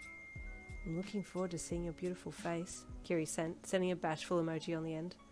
I'm going to hold your hand today, so be ready, Bakugou sent. Oh my god, you thought, your heart beating out of your chest at this attention. I'm looking forward to seeing you too, cutie Kiri. Wait, I mean E? I need a word that works with E, you sent back to him. I'll be ready, you sent to Bakugou with a wink emoji. When though? When I'm ready, he replied with, and he had to snort at just how Bakugou of a reply that was. How about squishy? Kiri sent back to you. I know my quirk is hardening, but you make me squishy and soft. You snorted and smacked a hand over your mouth as you read his text. Oh my god, that's so cheesy, but it's so cute, you thought as you formulated a reply to send back. Okay, squishy, I'll call you that, you sent with a loved up emoji. He sent back a heart, and you squeezed your phone to your chest and then let out a big contented sigh as you got your bag to head to school. You were excited about the day. No surprises that when you approached your locker, Bakugou was there just chilling with his back to it, like he hadn't totally been waiting there for the past 20 minutes. His eyes locked with yours as you walked up, and you gave him a little bashful smile as you stopped in front of him. Well, good morning, Katsuki, you greeted shyly. You're in front of my locker. Am I? He replied with a smirk, knowing full well that he was blocking it. Better move me then. Do I need to resort to violence so early in the morning? You asked with a playful sigh. He glanced around, and then when he could see no one else was around, he reached for your hand, which you allowed, and he held it for a second as you stepped in a little closer. Oh, is that all you wanted? You asked cheekily. No, he snapped with a blush. I'm not weak. I didn't say you were. Holding hands is a strength, you said with honesty. Only weak people don't hold hands. You weren't sure if that line was true or not, but you needed to say something to get Bakugou on side. You didn't get to hold hands for very long, as more students started to file into the locker room, so you let go and sheepishly got your stuff together while Bakugou waited for you. Hey, good morning you two, Kiri greeted as he rounded the corner of the lockers and walked over. He opened his arms for a hug, so you stepped in to accept it and return it, and Bakugou waited for you both to finish before greeting Kiri back. Hey, he grunted. Oh, you actually got a hey, you said to Kiri, teasing Bakugo a little. The blonde clicked his tongue to the inside of his cheek and shoved his hands deeper into his pockets and looked away, which made you giggle a little. Okay, should we go to class? You asked, starting to walk off in that direction. Kiri fell in step behind you, but off to your left, and Bakugo did the same but on your right, making it look like you had 2 bodyguards as you headed off to class. You didn't really think much of it until you saw people moving quickly out of your way, and when you looked back you saw the boys there. Bakugo looked like he was about to blast anyone who looked at you for more than 2 seconds, and Kiri didn't look as threatening, but he wasn't smiling, so he did have a look of intimidation about him. Wow, I feel like I have privileges, you thought as you headed to Class 1A. You felt quite badass as you stepped in with both boys in tow, but played it cool as you took your seat and the boys took theirs. Hey Yin! Mina greeted as she bounced over, then she lowered her voice and put her lips closer to your ear. The boys seem to be getting along, she baited. It's all settled for now. No advancements, just friends. You lied. You didn't want to have to do that, but you really didn't need any more drama on top of what you were having to mentally sift through right now. So it appears, she mused before pulling back. Anyway, we have Pratt coming up soon. I heard the teachers talking about the work experience. Who are you going to pick? Oh, I hadn't even thought about that, you replied honestly. No, literally. There was a lot more going on in the background than you ever thought there would be, so this had completely slipped your mind. Just then Aizawa entered, and the remaining standing students got to their seats as quickly as possible. As a few of you have probably already heard, Prac is starting in a few weeks. You'll be given the opportunity to work alongside a pro hero and see what life as a hero is like, which means you'll also need to have your hero outfit and hero name chosen and pre-registered before you commence your work experience. If you have not already submitted your applications, I suggest you complete it by the end of this week. Oh shoot, I haven't even thought about my hero outfit, you yelped internally. I did get the form when I enrolled, but it's just been sitting in my drawer in the dorms. I haven't touched it since. Maybe I could get the boys to help me? Aizawa then commenced teaching the class, and the rest of the day went quite well. You had lunch with the girls again, and then watched the boys play football. It was nice to see your boys getting along, and by getting along, it was Kiri loving the fact that he could be close to Bakugo, and Bakugo tolerating him. But there were a few high fives shared between them during the game, so you were happy about that. And then there was even more glances towards you though during the game, just to make sure you were watching. At the end of school, you were getting your things from your locker, and so was Bakugo, when you remembered the hero outfit application form. Oh, hey, you said, getting Bakugo's attention. I need to submit my hero costume design, but I haven't even started. Could you maybe help me? My design's the best. Bakugo smirked back to you. So yeah, I will. Okay, cool. I was going to ask Kiri too, that way you can both play a part in helping, you said with a smile. I'm getting the final say in your piece, he said, stepping closer to you as you straightened from your locker. It can't look too good. What do you mean? You asked, genuinely confused. I don't want anyone else staring at you. I have enough on my plate with E, Bakugo said lowly. Katsuki, no one even cares how I look. I still don't even know why you are looking at this, you pointed to yourself. If you could see yourself through my eyes, you'd understand, he grunted, before grabbing your arm and turning around and heading to the building doors. Hey, guys, wait up, you heard Kiri call, and you looked back over your shoulder as you were dragged away. Hey, E, you called back, smiling as he caught up. We're going to start working on my hero outfit. You want help? Yeah, of course, he replied as he got up along beside you. Then he saw that you were being pulled along by Bakugo. Hey, bro, be nice to Yin. Don't pull her so much. I'm not. Don't tell me what to do, Bakugo snapped. You need to be gentle, bro. It's not manly. We're supposed to be looking after Yin, right? Kiri reminded him. Bakugo grunted in reply and slowed a little, heeding Kiri's words without wanting to show that he actually agreed. Can I hold your other hand? Kiri asked you shyly. Yeah, of course, but aren't people going to see? You asked, looking around. Just quickly, he pleaded. Okay, then I'm going to let both of your hands go, okay? You said to both of them. They both nodded, and you held Kiri's hand as you walked across the lawn to Heights Alliance. As you got to the walkway to the doors, you let both their hands go and walked between them. It's okay, we can all cuddle and stuff when we're working on my outfit design, okay? You offered as consolation to them both. They both appeared to be okay with that. It was 2 hours later now, and you were in Kiri's room with Bakugo as well, sitting on Kiri's bed, cross-legged with your application on a sturdy book sitting in your lap. Now, you hummed. I don't really know where to start, you admitted. You start with the style first, Bakugo offered. He was sitting on your right and Kiri was sitting on your left, both watching you. Yeah, but do I do full suit or cut off, loose, tight? You said, wavering between your options. If you do it too tight, I'll kill you, Bakugo threatened. What? Why? You asked. You looked from him to Kiri, who was blushing a little. Well, you do have nice things to look at, Kiri said shyly. Stop staring at her, Bakugo growled. Hey bro, like you haven't, Kiri quipped back. What? You asked. What do you mean? Your... Bakugo paused, his intense red eyes trailing down your front and stopping when they got to your ample chest. Feeling bashful, you quickly raised a hand to cover them, even though they were well covered by t-shirt and bra. Yeah, those, Kiri coughed, looking away a bit. But they're just lumps of fatty tissue and they're frumpy and no one's going to be looking there. Listen, the quicker you wake up and realise how attractive you are, the better it's going to be for all of us, Bakugo snapped. When are you going to understand that? Yin, you really are beautiful, inside and out. You're very attractive and I like your curves. There, Kiri said, stumbling through his sentence, getting more and more flustered as he tried to tell you how much he liked you without coming across too crass. Watch it, Bakugo warned with a jealous glint in his eye. Sure, he was being sharing, but he wasn't about to let another man disrespect you in front of him. To him, your body was his. Anyone who spoke anything about it had to be down on one knee. This conversation was leaving you way out of your depth, and you felt very flustered, trying to work out what you were going to say back.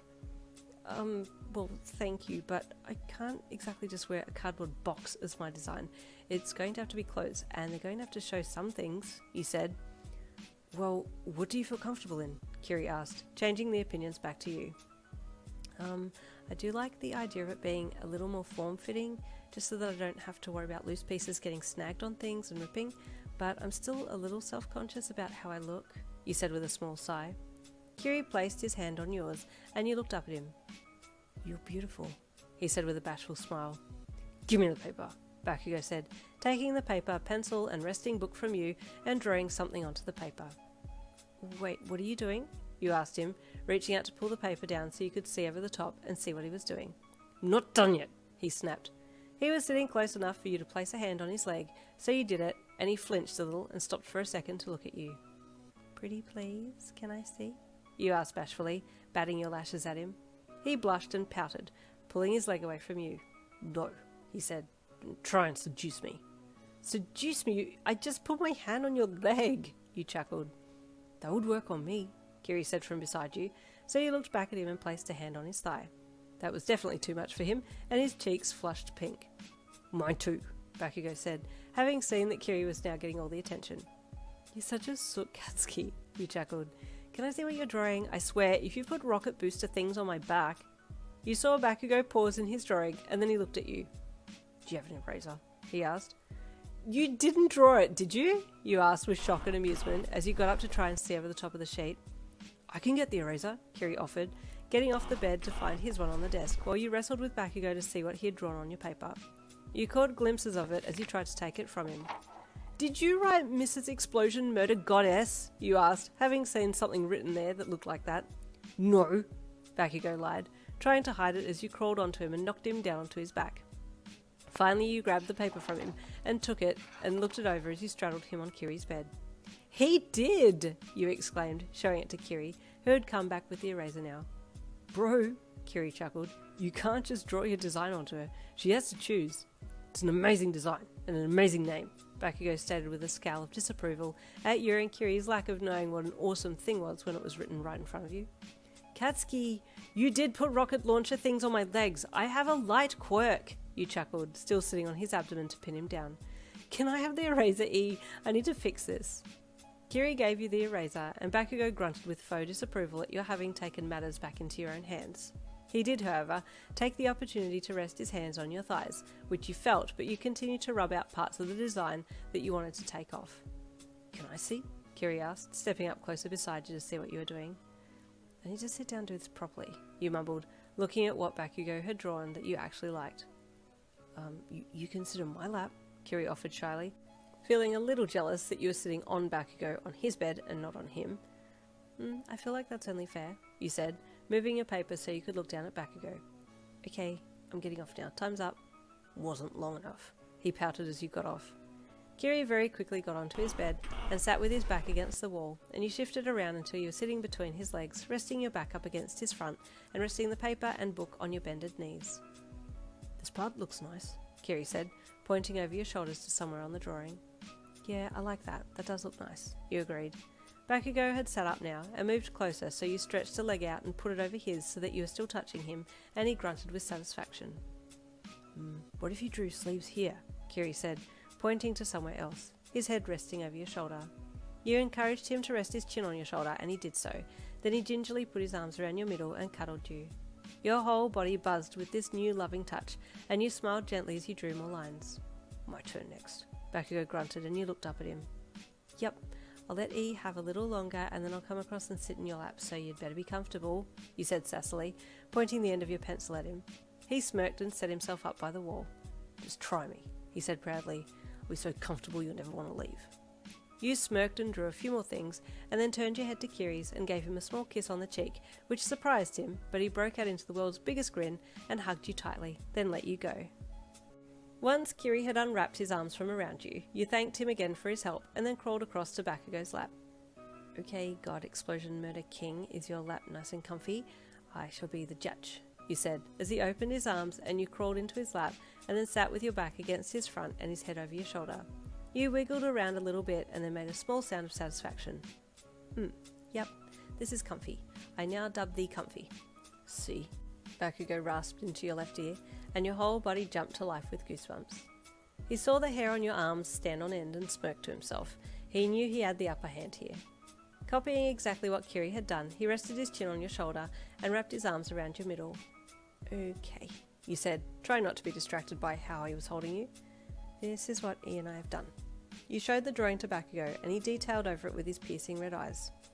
Okay, he grunted. We got an okay, you said excitedly, looking up at Kiri, who was watching on curiously. That was a very manly okay too, Kiri said with a smile. Bakugo grunted. You're making fun of me. We're not, promise, you said with a quick kiss to his cheek. He couldn't argue with that, and so shut his mouth and sat there blushing. You swapped places a few times for the next half an hour so that both boys got to share you evenly. Then, after finishing your application, you got the envelope for it and put it in. I'll post this later, you said with a smile. Thank you, both of you, for your help. It's no problem, Yin, Kiri said brightly. You won't have finished it if it weren't for me, Bakugo grunted. You mean you and E, you corrected him. You both helped me so much. Oh, hey, speaking of help, are we still good for gym tomorrow? Kiri asked you brightly. Yeah, defs, you said as you got off the bed. Katsuki, are we training on Friday? Yeah, he grunted. Be ready for me. I always am, you replied. I think I'm doing much better these days. Not as good as me, though, Bakugo quipped. I'll get there, he replied with a smirk. You're definitely getting there, Yin. I believe in you, Kiri said encouragingly. Thanks, E, you said as you reached for the door handle and opened the door to leave. Any time, he replied brightly. You gave them each one last smile and then left, walking on cloud 9 as you headed back to your room. Once you had left, Kiri closed his door again and turned to Bakugo. Hey, bro, how are you doing? Kiri asked vaguely. What? Bakugo grunted in reply. Like, with you, and me, and Yin? He asked shyly.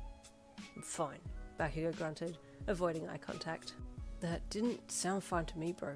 You can talk to me. It's not manly to avoid talking about things that might be upsetting or irritating you, Kiri said kindly. You and Yin are a lot closer than she and I are, he said, looking down as he let his expression soften. I don't want to lose. I can't lose. Bro, you're not losing, Kiri said encouragingly. Then his face fell a little. I kind of feel the same way about you and Yin. She looks like she gets a little more happy when you hold her. How do you do that? I want her to feel that way with me too, but I feel like we're more just friends. But with you and her, you actually look like a boyfriend and a girlfriend. This surprised Bakugo, but he didn't say anything. This whole time he had been wanting the relationship that you had with Kiri, and Kiri had been wanting the same relationship that you had with Bakugo, and then he smirked.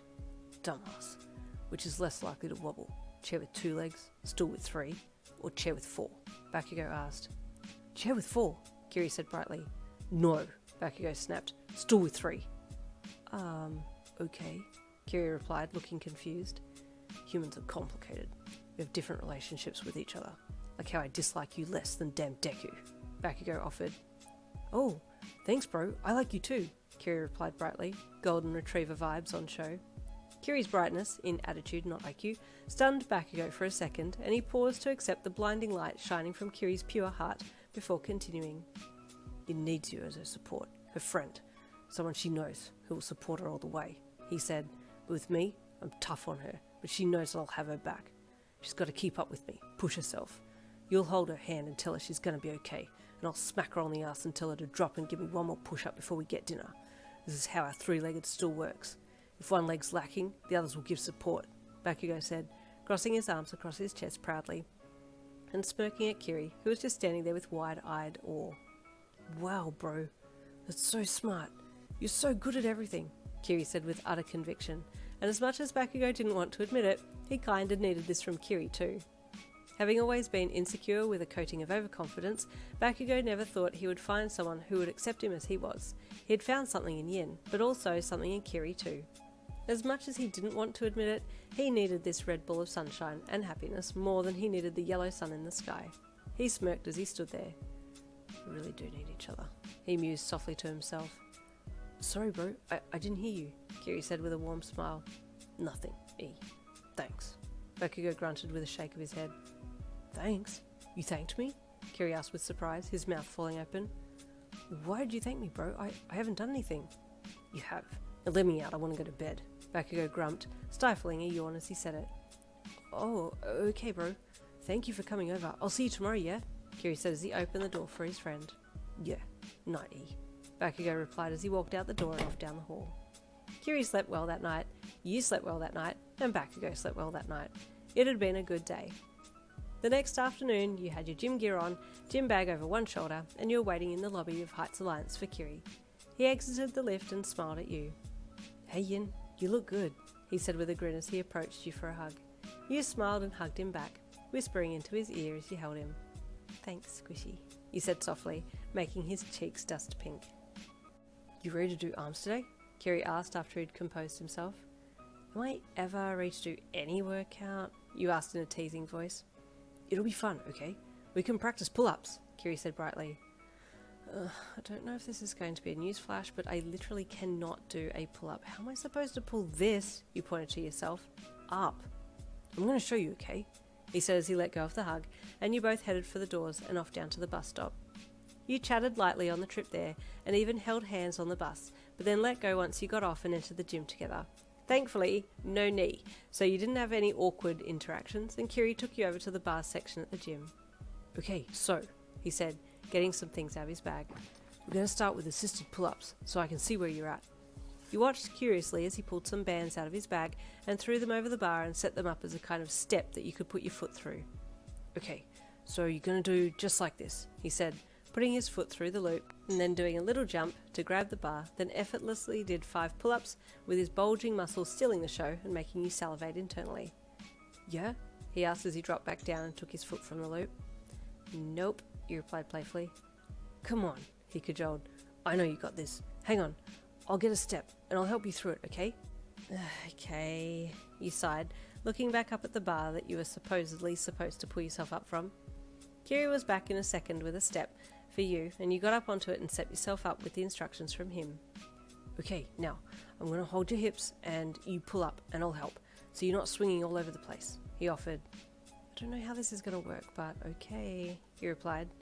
You did as Kiri said, and found, to your surprise, that you could actually do 1 pull-up.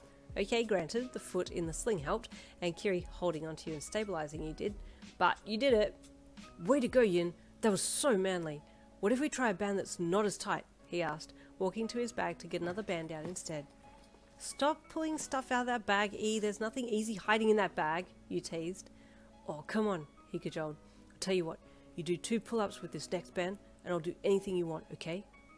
Anything? You asked with surprise. Yep, he replied with a grin. Okay, done, you said. I don't know what I want you to do for me, but I'll keep that card in my top pocket and I'll pull it out when I need it, okay? You said with a sly little grin. Okay, I'll be ready, he said with a toothy smile back. Okay, let's do this. The next 45 minutes went quite quickly.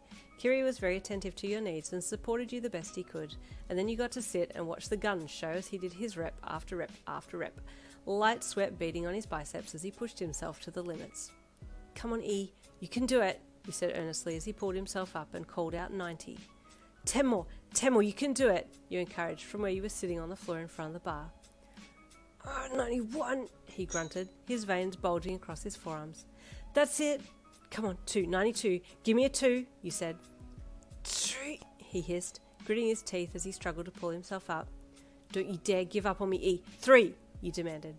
Kiri crinkled his nose and you could see the determination on his face. He was going to make it to 100 for sure. He pulled a 3 and a 4 in quick succession and then hung for a bit before going for 95, then 6, then 7, then 98. You were on your feet now, excitedly encouraging his final 2 reps, and when he finally hit 100 and dropped off the bar, you were right there to grab him in a sweaty hug and congratulate him heartily. "Now that is the most manliest effort I've ever seen," you exclaimed, pulling back from the hug. "That was amazing, E. Well done." He was grinning from ear to ear, puffing slightly, but just so excited that he had pulled 100 and you'd been there to encourage him to the very end. "I'm so glad I chose you as my gym buddy," he said through heavy breaths. "You're so bright and encouraging. I don't think I would have been able to get 100 if you hadn't been supporting me," he said honestly. "It's a two-way street, E. You've done so much for me. I've come such a long way, and that's thanks to you for that," you replied lovingly. A soft moment was shared between you two, and then you smiled bashfully and looked down, needing to break eye contact before you completely turned to Jelly in front of him. "Hey, he said to get you to look at him again. "Do you want to go out after this? We could chill somewhere. I don't know, I just want to spend a bit of time alone with you, talking," he admitted, sheepishly rubbing the back of his neck while looking off to the side a bit. "Yeah, sure, I'd like that as well," you said with a smile. "Let's shower and change here and then we can go somewhere." "Yeah, sounds good," he said brightly. "I'm super sweaty after that workout, so I'd better shower. I don't want to smell bad." "You always smell amazing, I like your smell," you said, walking over to get your bag. Then you separated to go to the locker room and shower rooms, and then once you had both finished you met at the gate and left. Thankfully, a lot of shops were still open at that time, so you and E wandered through a few of the pop stores and then got some mochi and headed to the park nearby. There were kids happily playing on the equipment there, but further away under the trees you and E could be alone a bit. "My arms feel a little sore, but not too bad," you commented, feeling them. "I think I'll be okay tomorrow. I'm not going to have noodle arms." "I really do hope you'll be okay," Kiri said, reaching over to gently massage your arm and then sliding his hand down your forearm to your hand where your palms met and fingers interlaced. You smiled at him and shifted closer so that you were side by side, sitting and holding hands. Life was pretty darn perfect right about then. Kiri and you chatted the afternoon away, enjoying each other's company, sitting close and holding hands, and just generally feeling comfortable being next to each other. It didn't matter the topic of conversation, everything just flowed, and you caught yourself wondering why you hadn't moved schools sooner. "So you really like it at UA?" Kiri asked, letting go of your hand so that he could wrap an arm around you and pull you into his side. "Yeah, I really do," you said with a content little sigh, resting your head on his chest while he placed his chin on top of your head. "I can't believe everyone here is so nice and supportive, and then there's you and Katsuki. Okay, so the schoolwork's a bit intense, but that's what life of a hero is going to be like. I can't take this lightly." "I agree," Kiri said. "Hey, who are you going to pick to do work experience with?" he asked. I don't really know. I don't know if this might sound unfair, but I don't care. It's not that I don't care about the hero, it's more that I don't care who it is, because I'm sure I can learn something from everyone." "That's a really good point," Kiri said. "Personally, there are a few that I'd like to work under, just because I really admire them. But like you said, it doesn't matter who really. They're all so amazing and manly." "Which ones do you want to work under?" you asked, lifting your head off his chest to look at him. He adjusted as you moved, and you looked into each other's eyes for a bit. Well, fourth kind is super manly, and also Fat Gum is really amazing, so it," Kiri said. "Oh, yeah, I love Fat Gum. I used to look up to him a lot when I was younger, and Mum told me she actually met him one day at the shops. She said he's really nice, and he treated her so kindly. That really stuck with me," you said brightly. "Let's both put Fat Gum down as the one we want to intern with," Kiri said with shining eyes. "I'll tell Katsuki. We can all intern with him." "Hey, that'd be pretty cool," you said with a grin. "All of us patrolling together and looking super cool in our hero outfits." "So manly," Kiri said with passion, imagining all of you boss walking down the street in your gear, helping people and just generally being amazing. I'm keen to see your outfit, as well as Katsuki's, he said. I didn't even ask you what it looked like. That's going to be a surprise then, Kiri said with a smile. His smile making his eyes crease up as his toothy grin took over his face.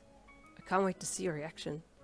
I'm sure it's going to be amazing, you said as you rested your head back on his chest with another content smile, and he put his chin down on top of your head again. You stayed out a little longer, then went back to the dorms, both of you feeling happier about having spent some quality time together. The next day, your arms weren't too bad, and you were grateful for that because it was another full-on day with classes and sports and all other kinds of training. You even went on a jog in the afternoon with Mina and put your application into the postbox, then came back and rang your mum to keep her up to date on what was going on in your world at UA. You completely skipped over the part where you were now low-key dating two guys and they both knew about it and were okay with it, and then you got to doing your homework for the night. The following day was Friday, and you were excited and afraid to be hanging out / training with Bakugou. He looked to be fired up that day, and you were worried about what he had in store for you for the afternoon. 4 p.m. rolled around and you headed to the training arena to meet with your man. He was already stretching and getting warmed up as you entered, and you gave him a smile as you put your bag down. Can I give you a hug at least before I die? You joked, walking over and opening your arms to hug him. He smirked and hugged you back, bending his head down over your shoulder to maximise the contact. You won't die if you dodge, he said with a smirk, and you shuddered a little as you pulled back from the hug. So, how do you plan on killing me today? You asked. You still need to work on your attacks, he said. I'll definitely be attacking you, but you need to attack me more. Push me back, force me into a corner. I don't know if I have the power to do that, you started to say, but he cut you off. Shut up or I'll kill you, he snapped. I know you can do it, you keep doubting yourself. I'm just saying, I've never tried to... Just then, Bakugou detonated an explosion at you, and you quickly dodged it and made a lightsaber from your palm of your hand, swinging it up and barely missing Bakugou with it, which made him jump out of the way. You really did like Bakugou, but there was something about how he trained that made you angry, and you determined that you were going to get him once and for all, get him cornered, and then tell him off, show him that you were the boss. The battle got quite heated very quickly, and before you knew it, you were creating those light balls at lightning speed and hurling them at him as quickly as he was creating explosions and sending them back to you. He doesn't hold back at all, you thought internally, as you panted and grunted, trying to keep ahead of Bakugou's attacks and push him back. At one point, you went to throw your light ball at him, but just as you let it detach, you paused, thinking to yourself that you should hold off until he had just thrown his explosion, then send your light ball at him so that it exploded right in front of him to block his vision. Then hopefully you could get in a little closer and hopefully hold him hostage with your lightsaber. That was the plan, but while you were thinking all of that, something else happened. You weren't sure exactly how you did it, but you had become accustomed to the feeling of the light ball when it detached from your palm, and as soon as you felt that little power tug, you deactivated your quirk just a touch, but held it in a semi-activated state. Kind of like holding the light switch halfway, just as the light is flickering. And oddly, your light ball remained active and hovered just off your hand. What? You exclaimed, your eyes leaving Bakugou for a second to look at your newfound skill. Huh, I can... But just then a massive explosion detonated to your left, catching you and throwing you to the side. Bakugou had seen your distraction at the last second and adjusted his aim, bursting his explosion to your left and sending it into the side of the building that was there. Your light exploded as soon as the remnants of Bakugou's explosion hit it, which amplified its effects and took out some giant pieces of concrete from the sides of the building, making it dangerously unstable. Due to the light, sound and debris flying everywhere, you got disoriented and didn't know that you'd been airborne for a good few seconds before you hit the ground heavily on your side. Your head hit the dirt flooring of the arena first and you blacked out, only coming to when Bakugou was crouched beside you with a worried look on his face. You couldn't open your eyes very well as your vision was swimming in a sea of colour, and the ringing in your ears meant that you couldn't hear a thing, but you could feel his touch on your arm, and at first you thought he was still trying to fight you. You did try and yell for him to stop, feeling him grip your arm, but your voice only came out as a feeble cry, and in a panic you created a lightsaber and swung it without seeing where you were aiming. Suddenly you felt something warm dripping on you, and you looked around, trying to work out what was going on. With your head still pounding and eyes aching with coloured blotches, you finally focused on Bakugou's form, who had collapsed beside you, a giant cauterized wound across his chest. He was desperately trying to get up, but the wound looked deep, and that confused you even more. Where did that wound come from? Had you both been attacked by someone? Confused and not in your right mind, you scrambled to your feet and looked around, trying to locate the villain. Katsuki! You called loudly, even though he was only an arm's length and a bit from you, trying to get up off the ground. Katsuki! You couldn't hear your own voice very well. It sounded like you were underwater in a tin can, and you certainly couldn't hear him replying to your yelling. You were still panicked and didn't know what to do, standing there shaking like a leaf. Finally, Bakugo got up and staggered over to you, grabbing you in a hug. "What happened?" you called, still unable to hear your own voice or the volume you were using. "I'm sorry," he whispered huskily into your ear. "I'm sorry." "What happened? Why are you hurt?" you called to him, even though he was holding you. "I did this," he said. "I'm taking you to Recovery Girl." You could now hear a little bit through the loud ringing in your ears, and you heard him say something about Recovery Girl. "Yes, you need to go. I'll take you," you said, staggering as he let you go from the hug. He grabbed your arm to stop you from falling over, and you looked at him confused. "We need to go. Hurry before the bus leaves," you said urgently, struggling to get out of his grip. "We're not taking the bus," he replied. "Huh?" you replied in wonder, before your eyes did a hard left and you collapsed. Thankfully, Bakugo was still close enough to catch you in his arms, and then he lifted you, bridal style, and carried you out of the arena and off to Recovery Girl. You were out of it the whole time she was treating you, and then you were placed on the bed in the nurse's office to let your body rest and recover, and Bakugo was then treated for his wounds. "What happened?" Recovery Girl asked the blonde. "Training," he replied evasively. "This is a dangerous wound from just training," she replied, checking the length of the wound and the depth too. "Some of your ribs are cracked." He grunted. "And why is Yin in the state she's in?" she then quizzed. "She most definitely has a concussion, and it wouldn't surprise me if she didn't remember this event once she wakes up." Bakugo remained silent. "So, will you tell me what happened?" she asked again. "Training," Bakugo replied again with a scowl. "It seems that I will need to call Aizawa in. There are things you're not telling me," she said. "Fine," he snapped. "Well, training, and I avoided hitting her with my quirk, but it hit the building instead. She had just created a light ball, and it exploded when my explosion hit it, which caused a bigger explosion, and she copped all of it. I had started to move when I saw what was going to happen, and took most of the building debris to my back. Then I went to help her, but she was confused and she struck me with her lightsaber.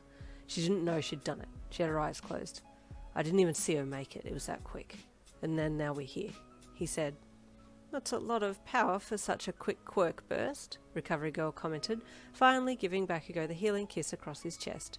"I do believe it was an accident, but you shouldn't be training unsupervised with quirks. Accidents can turn fatal," she cautioned. Bakugo lowered his gaze. He knew this was true.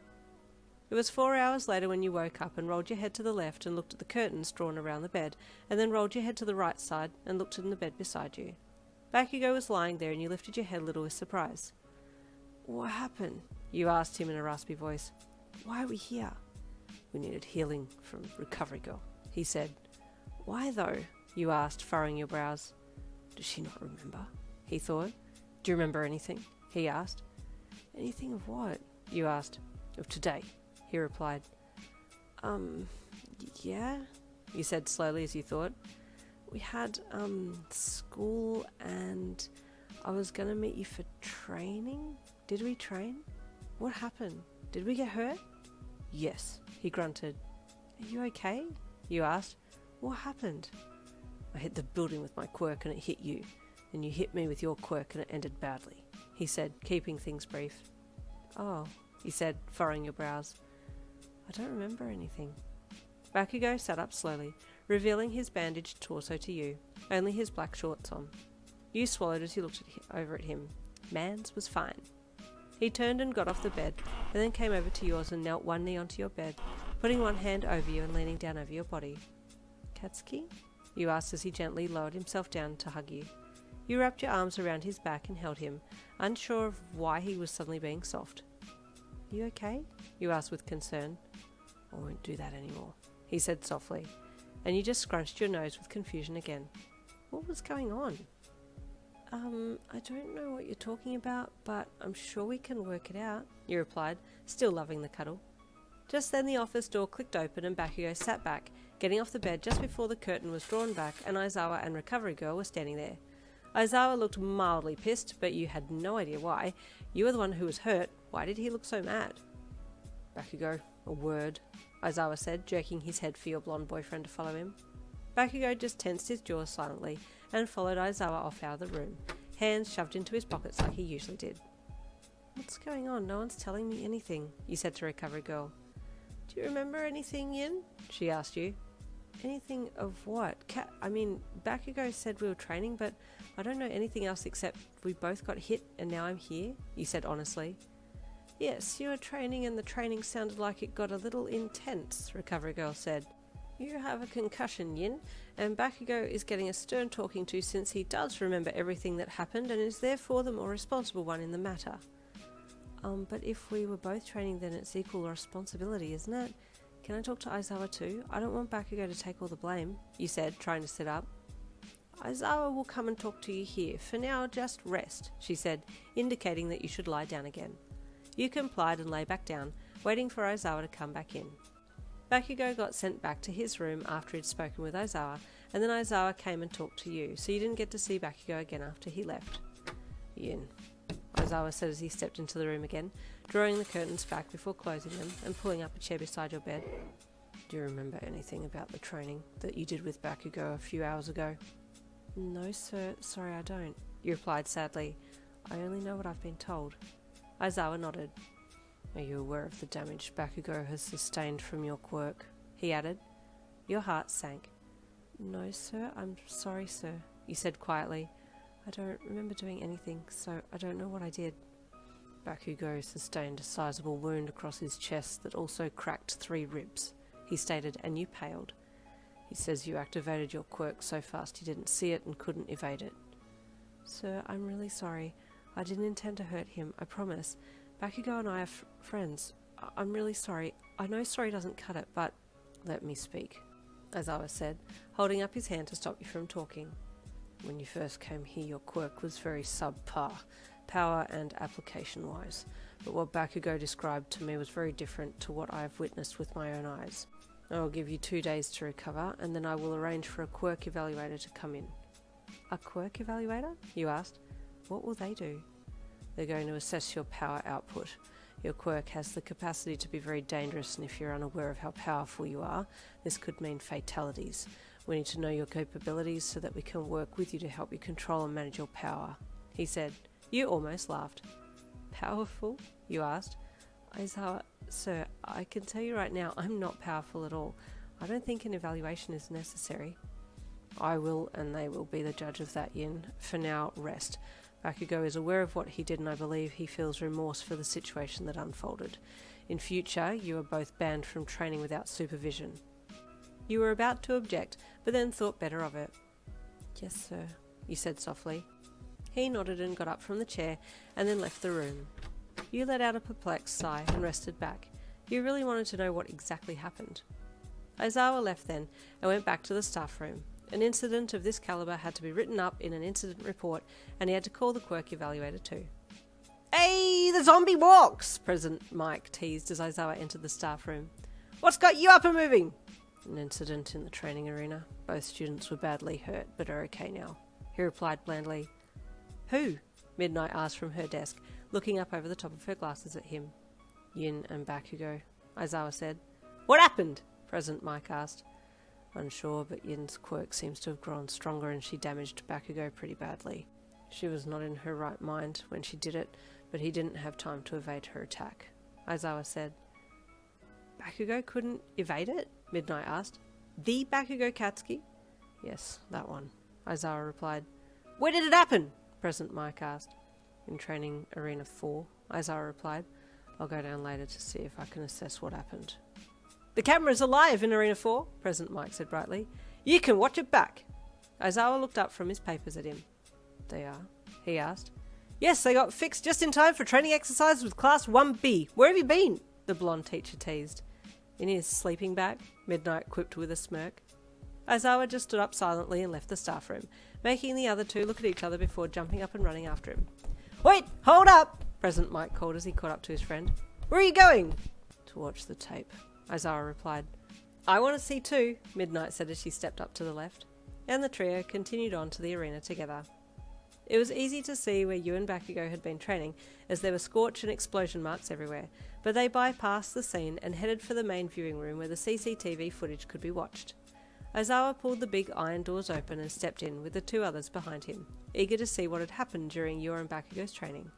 Finding the footage from a few hours earlier, Aizawa sat down in the chair there, and the others stood back and watched on the larger screen overhead, seeing lots of explosions and movements on screen as Aizawa rewound the tape back to the beginning to start at the best point.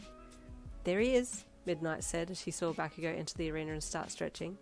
Aizawa stopped rewinding the tape and played it forwards, the room growing quiet as they all watched the screen intently.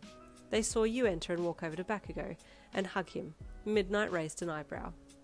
"They seem very familiar with each other, no?" she said quietly across to present Mike. He nodded. "They both said they were friends," Aizawa said from in front, having heard Midnight's comment. She nodded, but was still intrigued by the hug. Then your training got underway pretty quickly. Everything seemed standard. Bakugou was on the attack, but it looked like you were too, and Aizawa was already impressed by the fact that you were keeping up with the hot-headed classmate and looked to be holding your own out there.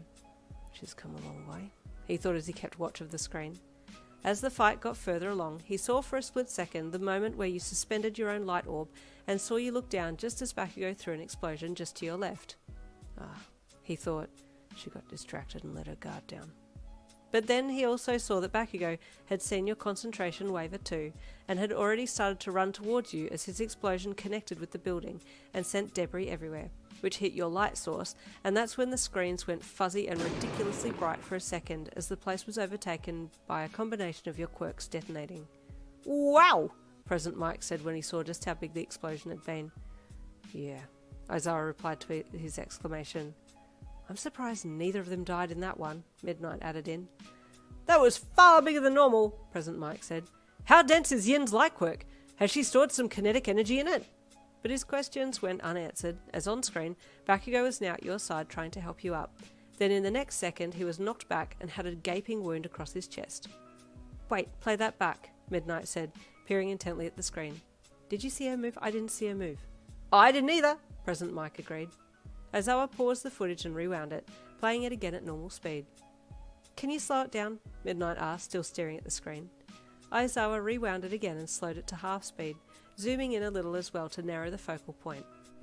At half speed your quirk could be seen in an active state as you made your lightsaber and sliced through Bakugou's chest, liquid flesh dripping down onto you before you deactivated and looked like you were trying to get up. "That was very fast," Midnight said, "and powerful. You can clearly see she's been working on her quirk." Aizawa nodded. "She's unaware of how strong she is, which is why we need an evaluation. As her teacher, I need to make sure there are no fatalities. It's a good thing Bakugou is tough, and it was across the chest. If she'd hit an arm or a leg, it would have come clean off." "What is her quirk?" Present Mike asked. "Light. She's from the beginning of quirk's lineage," Aizawa said.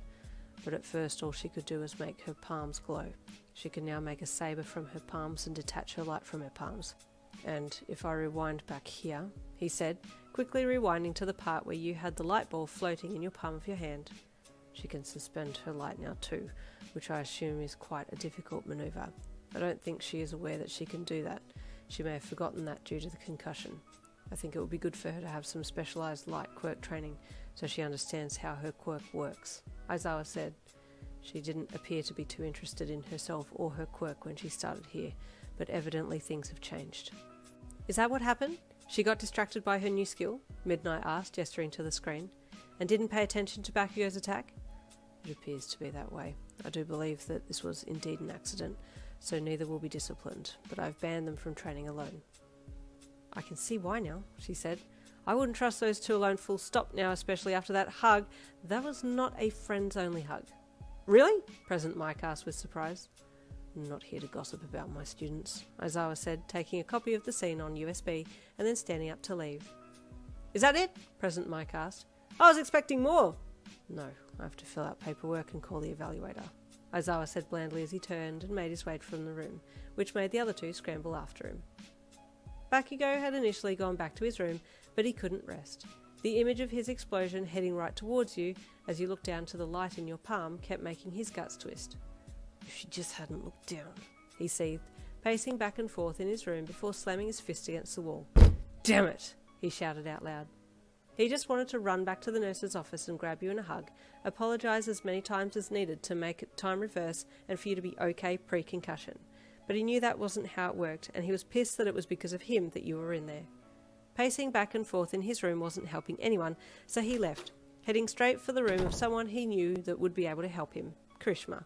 If he couldn't apologize to you, then he needed to apologize to Kiri. That was something, right?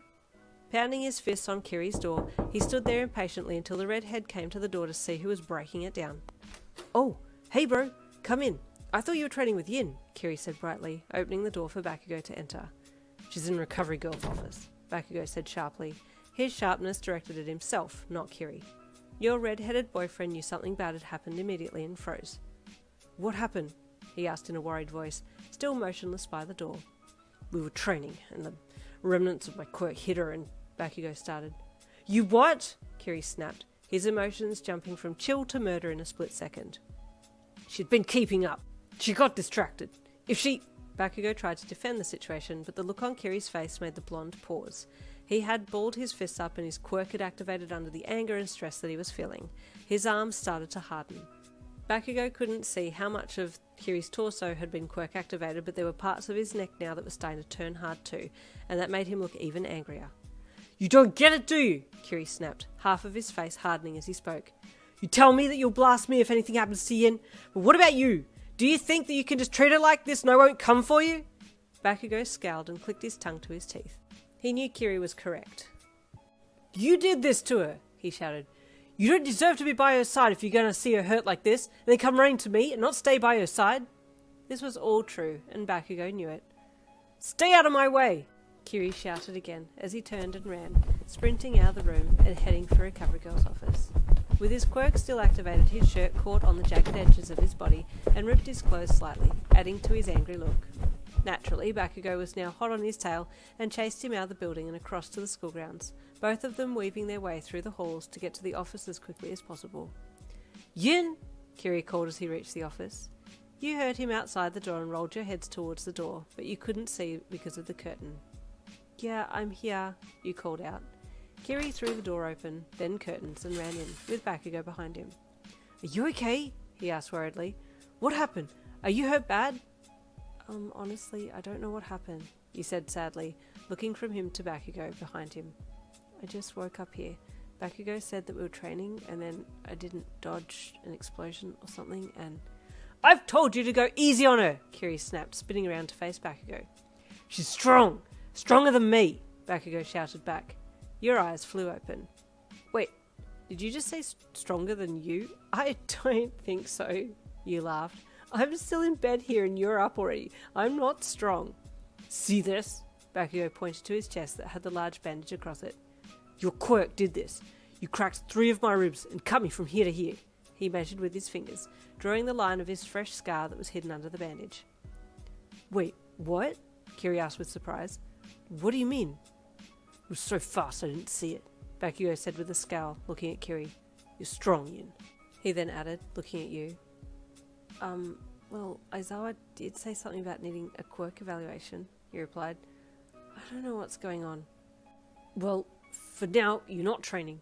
I'm not letting you out of my sight," Kiri said sharply, upset by the fact that you were hurt so badly despite you having thrown such a hefty damage at Bakugo. You were expecting Bakugo to object to Kiri's comment, but he didn't. Instead, he hung his head with a scowl of shame, and you looked at him with surprise. "Katsuki?" you asked him. "He knows what he did wrong," Kiri said darkly. "Unless he can prove himself worthy, I'm not letting him near you." At that comment, Bakugo turned and left abruptly, and you called out to him as he left the room. "Wait!" you shouted. "Katsuki!" "No," Kiri said, placing a hand on your arm. "He needs to think about what he's done. This will be good for him. Of all the things to help change him, this will do it," he said, the rips in his shirt becoming more obvious to you. "Wait, what happened to your shirt, E?" you asked him. He looked down and saw the rips all over. "Oh," he said with surprise. I got really angry when Katsuki told me what had happened, and my quirk activated, and it kind of cut my shirt," he admitted. "I'm okay," you said with a sad smile.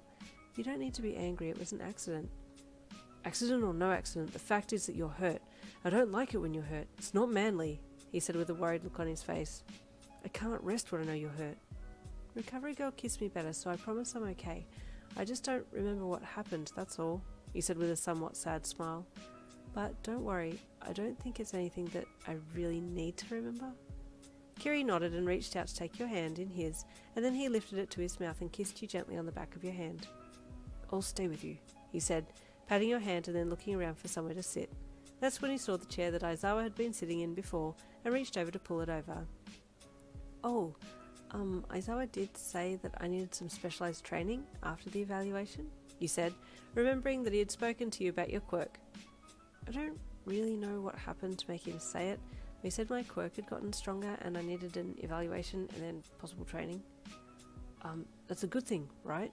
Kiri asked, holding your hand and looking into your eyes. I think so. I don't really know. I get evaluated in 2 days' time, you said.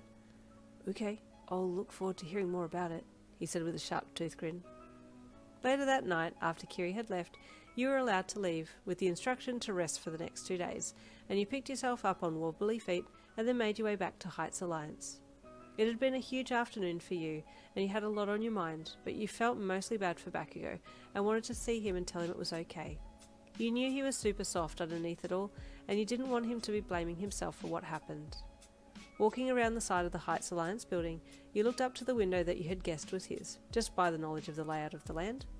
With your right palm up, you activated your quirk and aimed your light at his window, switching your quirk on and off a few times so that it acted like a really strong flashlight lighting up his room. It was dark out now, so you assumed that he could see your light and just hoped that you had caught him before he went to sleep. At first there was no movement, and you let out a dejected sigh, but then you saw the curtains move and his face appear at the window. You didn't know what to do then because you couldn't yell out to him, so you just stood there and hoped that he could read your mind. He looked at you and then shook his head and put the curtains back over to cover the window. This bastard, you seethed suddenly, determined to talk to him. Who does he think he is, shaking his head at me? I don't think so, Buster. We're going to talk if it's the last thing I do. Now, with fists balled up, you marched to the front door of the building and entered, taking the stairs up to your level and heading for his bedroom door. I'll huff and I'll puff and I'll blow his door down if I have to, you seethed, getting to his door and knocking loudly. Katsuki, open up the door, you demanded. Suddenly the door swung open and he grabbed you by the wrist and yanked you into his room and then wrapped his arms around you in a sudden hug. You'd been expecting a fight, so were all hyped to get into it, so this unexpected hug caught you way off guard, and all you said was, oh, hi. The door closed slowly behind you, leaving you and Bakugou both in the darkness of his room, his arms still firmly around you.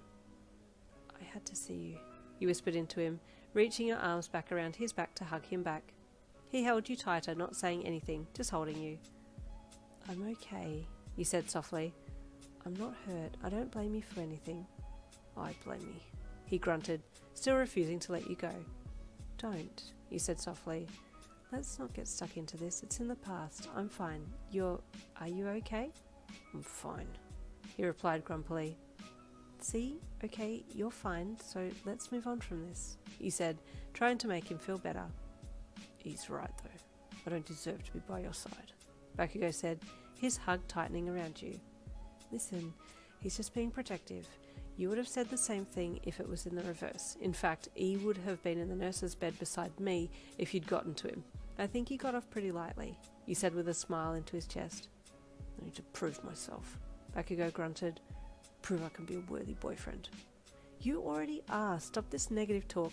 You always go off at me for talking bad, so now you stop too, okay? You said, fighting your way out of his hug and pushing him with one hand on his waist and the other hand on his shoulder back to his bed. He didn't try and stop himself and fell backwards onto the bed, and you sat down next to him. You weren't sitting for very long as he did a crunch and wrapped his arms around your middle and then lay back, yanking your body on top of his. With a small squeal of surprise, you flicked your arms and legs around until you were lying semi on top of him, with one leg between his and your torso half across his. I don't want to put too much pressure across your chest, Katsuki, he said, trying to move off to his side, but he grabbed you and pulled you further on top of him. You're a featherweight, he said, holding you on his chest. I'm really not, you started to say. Shut up or I'll kill you, he growled, and you gave a half giggle and then stopped what you were saying and lay your head down just under his chin. Sorry, you said with a smile. Better, he grunted. You lay like that for a while, just happy in his arms. He seemed very comfortable there and wouldn't let you move so much, so you just resigned to the fact that this was probably where you'd end up sleeping for the rest of the night if he didn't let you go. Katsuki? You asked suddenly. When did you start liking me? This had been something that had been playing on your mind for a bit now, There'd never been an appropriate moment to ask, since most of the time he spent together was either training or out in public, but now seemed like a really good time. When you were in the hallway with your mum, he grunted. Your head shot up. Wait, before I even started at school? When I was even bigger than now? When I was staring at the floor and reeking of insecurity? Your jaw hit his chest. You couldn't believe it had been from the very beginning. Yeah, but I wanted to punch you, Bakugo said, and you let out a confused sound. Eh? What? What do you mean? You quizzed him. I knew with just one look at you that you were strong, but you were holding back. Pissed me off, he said, and you let out a laugh. It's not that you were laughing at him, it's just you were laughing at how confusing this all was. I still don't understand. How did you know? You asked. I could tell, he said, but I watched to see if I was correct. Ah, okay. Yeah, looking back now, I do remember you seeming to know a lot about me, you said. My moment for you that stands out is when we turned up in the van to move into UA and you confronted my dad. You smiled at him with your hand resting gently on his bandaged chest. Confront that bastard 30 times over if I have to, Bakugo grunted. Even he doesn't understand how powerful you are. I don't get it, you sighed, resting your head back down on his chest. I'm so lucky and I don't even know how I ended up with this luck. Bakugo placed the broad side of his finger under your chin and lifted your head back up so he could look at you. Even in the dark, his eyes almost glowed, and you stared into them waiting for him to say something, but he just held your gaze. For a second there was unspoken tension pulling you into him, and you both looked at each other's lips before you coughed slightly and ducked your head back away. What? He asked. I think I was almost about to kiss you then, you said shyly, keeping your head turned away. Why'd you stop? He asked in a husky voice. You looked back into his eyes. One of his arms still wrapped around you, and his other was now tucked behind his head to hold his head up a little. Well, we also need to include E in this. Are we ready for kissing? You asked bashfully. I feel like that might be the next level that we're not ready for, especially if you and E aren't on talking terms. You need to make it up to him. Yeah, Bakugo grunted, letting his head flop back to his pillow. But don't go yet. I want more time with you. Okay, he said softly, before lying your head back down on his chest. There wasn't a lot of talking done after that, but you stayed well after curfew. You had tried to leave a few times, but Bakugo wouldn't let you go, so you had stayed way longer than expected. Finally, he let you go, and you went back to your room to sleep. You woke much later the next morning and looked at the time on your phone. It read 9:30 AM, and you sighed and put your phone back down for a second. Recovery Girl's quirk had worked wonders for any wounds that you had, but you still had a mild headache, and your eyes still hurt a bit too. Ozawa did say I could take the next 2 days to recover. I really do feel like I need to take it slower than these next few days, you thought, before lifting your phone back up to read the messages there. Both of your boys had messaged you privately, but the group chat between you three was void of activity. So they're still not talking, you thought with a small sigh, before replying to each of them and reassuring them that you were fine, but that you needed some time to recover. They both responded to you, offering to bring your homework to you. Well, that was Kiri who offered, and Bakugo was the one who told you that he would bring it and make you do it, but either way, you had 2 offers of help that you couldn't refuse. You were so grateful for both of them. You slept on and off for most of that day, unable to do much more than that. Your body really had taken a hit, and you'd been unaware of just how badly it needed the recovery time. The vibe in the classroom while you were recuperating had an interesting hue. By now most of the class had found out about your injury, and a few were silently blaming Bakugo for his conduct. Ida, especially, being the lover of all things fair, was especially irked and had a stern look on his face for the duration of the first class. As soon as that first bell rang, the class split into 2 groups, one interrogating Kiri as to your condition and the others inquiring quizzically of Bakugo as to what had happened, wanting to make up their own minds about how much to blame him for this. Is Yin okay? Mina asked Kiri with concern, both palms firmly planted on his desk as she locked eyes with him. She's okay. She's just resting today, he said with a small, forced smile. Honestly, he just wanted to be by your side. He didn't want to be there where you weren't. Is it true that she's got amnesia? Eureka asked with a worried look on her face, standing off a little to Kiri's right. Yeah, she doesn't remember the event, but she knows who she is and where she is, and she recognises me and Bakugo, so I think she'll be okay as far as that's concerned, he replied. Are we able to visit her? Momo asked, her hands clasped together in front of her, looking like she was anxiously waiting for a test result to be read out. I'm not sure. She was ordered to rest, so maybe we need to respect that, Kiri replied. He hated that rule, and had every intention on breaking it when he brought your homework to you that afternoon. That was going to be his excuse to see you. Over on Bakugou's table, things were a little less cordial. Dude, what happened? Kaminari asked as he straddled the chair backwards, staring into the eyes of his classmate. You already know what happened, dunce face. Get out of my face, Bakugou growled. Yeah, but I want to hear it from you. You were there, right? He pressed. I said back off or I'll kill you, Bakugou seethed, his face looking very pinched and annoyed. Did you actually hit her with your quirk? Zero asked, standing a little bit behind Kaminari. No, Bakugou seethed. I find that hard to believe, the voice of Ida said with haughty airs from behind Bakugou a little. He was standing back but listening in so that he could give his 2 cents. Quite frankly, I find it very distasteful how you act.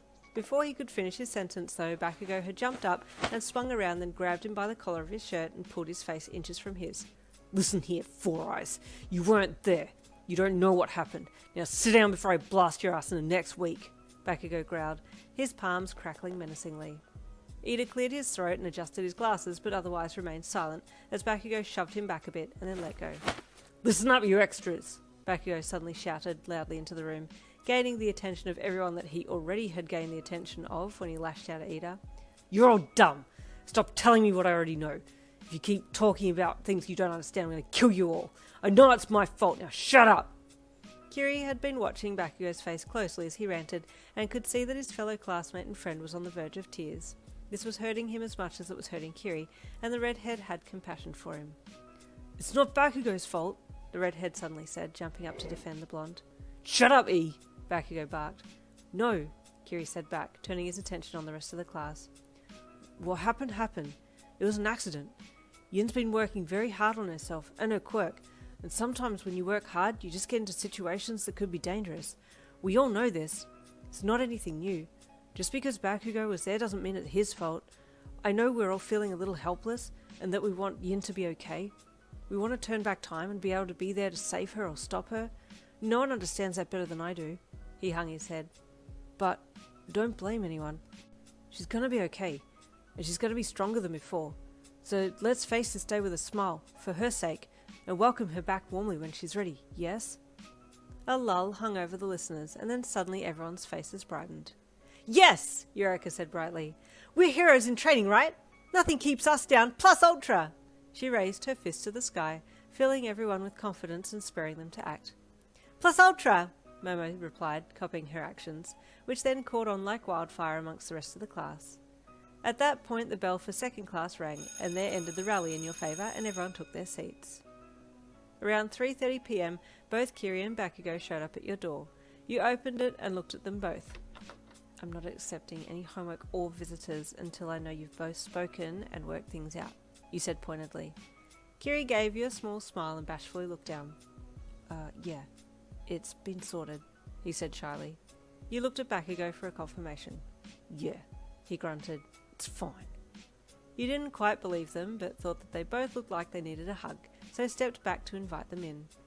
Bakugou was first in, so you reached up and wrapped your arms around his neck, feeling like you were dangling from a height. He was that much taller than you. Oh, you said when he wrapped his arms around your waist and lifted you clean off the floor. You'd better be feeling better, he whispered raspily into your neck. I do now, you whispered back. He nodded and put you down, and then stepped aside for Kiri to have his turn. Kiri was a little shorter than Bakugou, but was still a decent height, and his body felt a little more sturdy than your blonde boyfriend's. His hug was gentle and warm, and he melted into you as you wrapped your arms around his neck and squeezed him gently. Are you really okay? Kiri asked softly, resting his head over your shoulder. Yeah, I am, I promise. I've been resting all day, you replied, breathing in his scent. Okay, as long as you're okay, Kiri replied, letting you go so you could take the homework sheet from him. Mine too, Bakugou grunted, and you took his papers from him and chuckled. Why is life so unfair? Now I have to do 2 lots of homework, you said playfully. It's okay. Don't feel like you need to do mine. I just wanted to bring it to you so I could see you, Kiri said bashfully. Yeah, well, you have to do mine, Bakugou grunted. Sit down, homework's getting done now. Now? You asked with disappointment. Seriously? Yes, now sit down, he commanded, and you looked over at the bed. Can we sit over there? You asked. I want to have cuddles. At hearing the word cuddles, you knew that they were both all in, so you got yourself something to lean on so you could actually do your homework, and a pen. Then you got onto the bed. Kiri was the first to get in behind you, so you sat in his lap while Bakugo sat beside you to help you with your homework. Because Kiri didn't need to be listening in, his hands started to wander a little. At first he just had them around your waist, and then he let them slide to your side and rest on your hips as he sat back a bit to look at you from the back. His eyes were drawn to the back of your neck, where he could see your soft skin, and he started to lean forwards with the intent of placing a small kiss there, but a sudden death glance from Bakugo stopped him. The blonde could feel that the red-headed rival was starting to get a little too into the moment, and he was starting to feel jealous that he couldn't be doing the same. Oi, dumb hair, he grunted, after he had helped you with a question. You take over. I want her in my lap. I'm not shifting anywhere until you be nice, mister, you chided your blonde boyfriend with a little tap of the pen to the end of his nose. His eyes shifted back to you. Just looking at you took the bite out of his words. Fine, E, he said.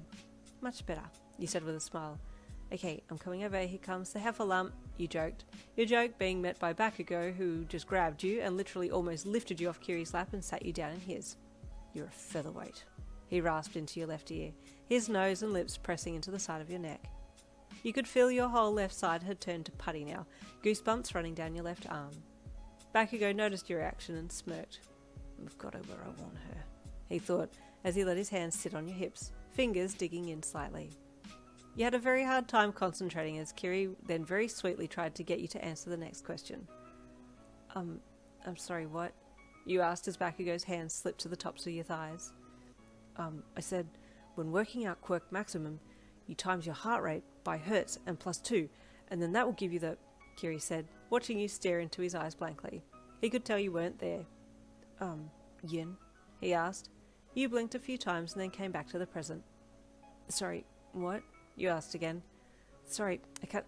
Katsuki, can you stop touching me like that? I really can't concentrate, you chided the man behind you. Like what?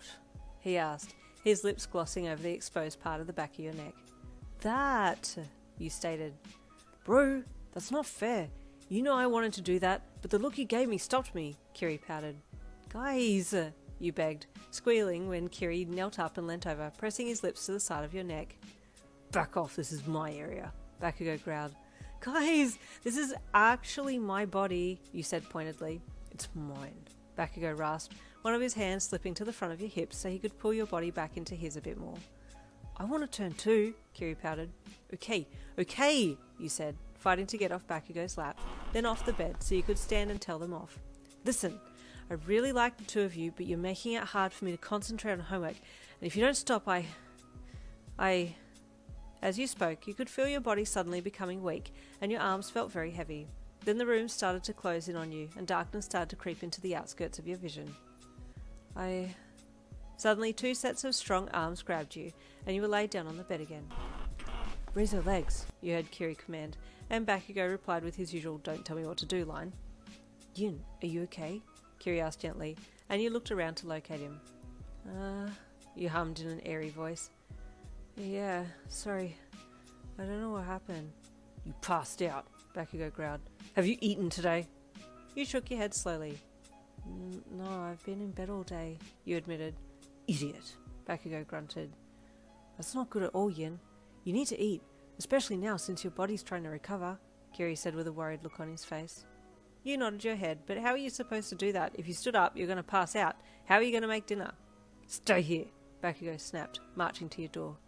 Wait, Kat, where are you going? You asked with concern. To make us all dinner, idiot. Just lie there and don't move, he commanded. E, don't let her get up. I'm on it, Kiri replied with a thumbs up as the blonde left the room. I'm so sorry. I just keep making trouble for you guys, you sighed sadly. Don't say that, Kiri replied gently, placing a hand on your arm. We care about you, and we want to help you. You're not a bother, I promise. You smiled up wearily into his eyes, and you both looked at each other lovingly for a while. During that time you wondered what it would be like to kiss Kiri, and then remembered what had almost happened in Bakugo's room. Hey, E? You asked gently. Would you be open to kissing? I'm sorry if that's a weird thing to ask, but Bakugo wanted to kiss me, and I wanted to make sure that we're all on the same page. Kiri blushed heavily as soon as you asked the question and reached a hand to his face to cover his cheeks and nose a little. Yeah, I would like that, but I don't want to rush you. I mean, we don't have to kiss right now, but he stammered. We'll have to work it out with Katsuki too, though. When he comes back, we can talk about it, you said. Okay, that sounds good, he replied with a smile. 20 minutes later, Bakugou was knocking on the door with a tray of food for you all. He had made 3 bowls of ramen and some other delicious-looking morsels on the side, and your mouth started watering like crazy. Oh, this looks so good, you said as you sat up a little. Don't overdo it, Yin, Kiri warned, helping to support you. You hold her and I'll feed her, Bakugou commanded, getting a huge helping of noodles around his fork and lifting it up to your mouth. And there ends part 1 of Gains. I hope you enjoyed it. Click the link for part 2 and I'll see you there.